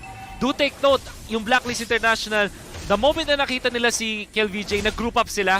Alam nila kasi na kapag yung dash ng isang Lancelot ay hindi nasulit, hindi magiging Andy dash. And Edward pumasok, flicker in with the ultimate. Grabe yung damage output. Eve, tumumba. Chakno, lumatakbo pa pero hindi niya kakayanin. Masyadong mataas ang damage output ng side ng Blacklist International. And dito sumasagot ang Blacklist. Ngayong nakuha nila yung turtle buff, mas maging aggressive sila as long as meron silang mga ultimates. Yung Chakno, ganda ng initiation niya, di ba, dun sa may bottom lane. Siguro, hindi niya ganun kabisado na yung mas mataas na damage output na ng Torre in the recent patches. Kung previous patch, pwede ba natin sabihin na pwede talagang i-dive sa early stages ng ating laban. But with so much damage output na ngayon sa may Torre, natunaw din si Chakno kahit sobrang ganda ng set niya. And at the same time, Wolf, tatandaan mo, medyo malayo din yung mga members ng side ng Execration. So hindi talaga sila makapag-follow up. And eto, Max, that is going to be a 3-man rotation on Edward. And nakikita mo kung paano nila pinaprioritize si Edward na i-shutdown. Edward with a better positioning, tsaka yung kontra niya dun sa turtle fight, pati na rin sa bottom lane fight. You know, nagbigay ng magandang swing in favor of Blacklist International. So kung na makita din talaga kung ano yung item choice ni Wise sa ngayon, kung ano yung binibuild up niya. Kasi I'm really wondering kung paano niya na-survive yung initial onset ng Execration. And that is going to be a belt and the leather armor. Brute force breastplate, first item. Yun yung hinahabol niya. Pero si Edward, pumasok na naman. Nahuli si Edward ng stun. And that is going to be Kelra taking him down. Pero the airstrike, may mahuhuli na isa. Pero sasagot ang Blacklist with another kill for their side. That is going to be Chaknu going down again. We were talking about yung burst potential ng Execration at nakita natin yun kung paano nila na-eliminate doon si Edward. Yun nga lang ay dahil nag-focus sila sa pag-kill kay Edward, nakakuha naman ng libreng ultimate si Wise. In fact, sinasayawan niya yung zone ng real-world manipulation. But nevertheless, Execration, mas maganda pa rin yung trade na nakuha as they were able to take Edward. Naman yung burst. And frame shot. Ito yung nagiging bane of the existence ng isang lapu-lapu, yung feathered airstrike. Pero kailangan nyo din malaman for the side of Execration na mag-up na yung ibang mga buffs dito, and meaning Blacklist International knowing na wala siya feathered airstrike, that could be an opening na hinahanap nila para makapag-invade. Ngayon yung Execration, nung nag-pop sila ng kanilang mga ultimates kay Edward, sabi ng Blacklist, oy, wala na sila para sa Turtle, kaya nakanakaw ng Turtle ang Blacklist. And that is going to be another kill going to the side of S10, and ang hindi na-address ng Blacklist as of now is yung range capabilities ng Eve at ng Pharsa. Napakasakit talaga pag nag-layer, and Exe knows. Pinagdaanan nila to sa kamay ng Omega, and ngayon ina-apply nila sa sarili nilang strategy, and it's working. Nga lang ay lamang ng gold the Blacklist International as Wise dalawa yung nag-attempt dun sa crab coin, pero siya yung nakakuha. Chakno kumakasa. At andito na naman, tumatalo na naman. Execration. Edward pumasok ng ultimate at eto na ang habol galing kay Tito Eson. Uncle Eson. Eson Esports. Hindi nila kakayanin habulin si Renjo dahil madami ang sword intent na ilalabas. In fairness for Execration na close nila yung gap, hindi na ganun kalaki yung lamang ng Blacklist International. 2K or less than 2K at this moment. It's okay. Para naman kay Wise, 5.5K na siya at ikukumpara natin yan kay KelVJ na 5.2. So konting lamang dun sa Junglers! Ohoy! Grabe naman dito si Chakno and look at that play flicker going for Chango. Alam niyang hindi magiging magandang target si Eson and Renzo on the backlines. Eto Max, inikutan sila. Inikutan sila ni Oheb, that is going to be another 1-for-1 trade. Yung mga laban natin dito, Wolf, puro 1-for-1. But even better was there for Blacklist International. Dahil na ako sila na Torre, sabay na ako pa ng purple buff. Nakita mo yung ginawa ni Oheb mala Ruby DD na play. Ruby DD na play. Yeah. Natatanda ko pa yan eh. Nandun tayo eh. Nandun tayo eh, kumbaga. But, Blacklist International, paano ba sila nanalo doon sa skirmish na yon? Noong nag-ultimate na ang Execration, sabi ni Edward, sige, ako yung role player talaga dito. Katulad yan nung cast namin ni Leo doon sa Blacklist International. Pag kailangan mo ng tubero, tawagin mo si Edward. Ganun yan, may ads na yan eh. Kung ano yung role player, role play, kung anong role, trabaho ang gusto mo kay Edward gagawin niya. So what he did was to cancel the ultimate mula doon kay Eto Max or kay Farsa. Hindi niya talaga na-cancel or anything. Pero ginawa niyang mailang yung Execration with his flicker doon sa may backlines. Tapos naligtas niya si Oh My Venus in the process. At yung round 2 na nangyari para sa side ng Blacklist International ay lumamang na sila. Tapos pinauwi ni Ohe with the Ruby DD play, mga members sa Execration. And si Oh My Venus, hindi papaawat na huli siya ni Shakno. And si Mamshoes ay tutumba. Eson tumatakbo, umikot siya pero binunggo siya ni Renzo. And kailan ka pa nakakita ng taong bumunggo sa gulong? Yun yung ginawa dito literal ni Eson. But right now, look at that. Wow! Execration, binabaliktad nila to with their ultimates. And Blacklist International, nawawala sila sa focus. But you have to take note, the Execration really riding dun sa momentum ni Chakno. On fire si Chakno, tamang-tama yung natatalunan. And kanina sinasabi natin na dapat synchronize ng Execration. This time pa isa-isa, pero yung pagkaka-layer nila, it's like a cake na sobrang sarap. Oho, and eto, fair airstrike, kanino mapupunta? Blacklist International trying to go in at mapupunta pa rin sa Execration. Renzo with a sliver of HP. Nice! What? Makukuha niya yung kill. Pero, oh my goodness! Buhay pa rin! Buhay pa rin! Wise talaga! Wise talaga! Oh my goodness! That fight! What is? Napunta sa Execration yung Lord, but the fight really did favor Blacklist International. And I'm sure replay worthy yung mga sidestep ni Wise. Sabay pampakunat with the brute force breastplate. Alam natin, mabilis na rin maglakad. Kaya niya na sidestep yung mas napakaraming skills, and the Execration thought that they can kill him. And why don't we watch this replay? Brought to you by Oppo 894. The Execration, nasa kanila na din talaga. Edward, nautakan din siya ng Execration. Tamang-tamang pwesto ni Kelra, hindi siya naabot ni Edward kahit dun sa dash with the ultimate. Pero si Wise, tingnan natin yung positioning. Sobrang min-max. And yung ultimate, ginamit din niya yung dash ng ultimate para makaligtas kay Renzo. Tapos nakakuha ng konting lifesteal. And then ang bilis niya na maglakad. Probably because of the Hunter Strike passive at pati din na sa Brute Force breastplate. Grabe yung pinakita nila doon. Hindi siya namatay, men. Sobrang lupit. The Filipino Allen Iverson. Grabe. Speechless kami ngayon. No Hunter Strike and Brute Force breastplate, tapos may Athena Shield. Yun yung sumalba sa kanya, and at the same time, yung positioning niya, picture perfect, realizing kung ano nga ba yung mga threat na pwede niya i-take down doon, ginamit niya yung killing spree to the full potential nung hero, and nag-heal niya yung sarili niya to the point na dumating na si Tito at si Tita in the zone. In the zone. Wise! Ano yun? Grabe sumayin. Parang Allen. The Filipino Allen Iverson. Eto na. Guys, ang daming mga magaling mag-crossover ngayon pero si Wise. Alam mo yung mga bata na nag-crossover sa'yo sa labas na walang bola? Si Dannery James Yap. Si Dannery James Yap. Pero eto pa rin ang problema ng Blacklist International. Yes, nanalo kayo dun sa fight na yon, but still, if you cannot take down etong si Etomax at si Kelra ng sabay, almost always certain, meron may magde-defend ng base at makapag-clear ng minion wave. Ganon yung playstyle ng side ng Execration eh.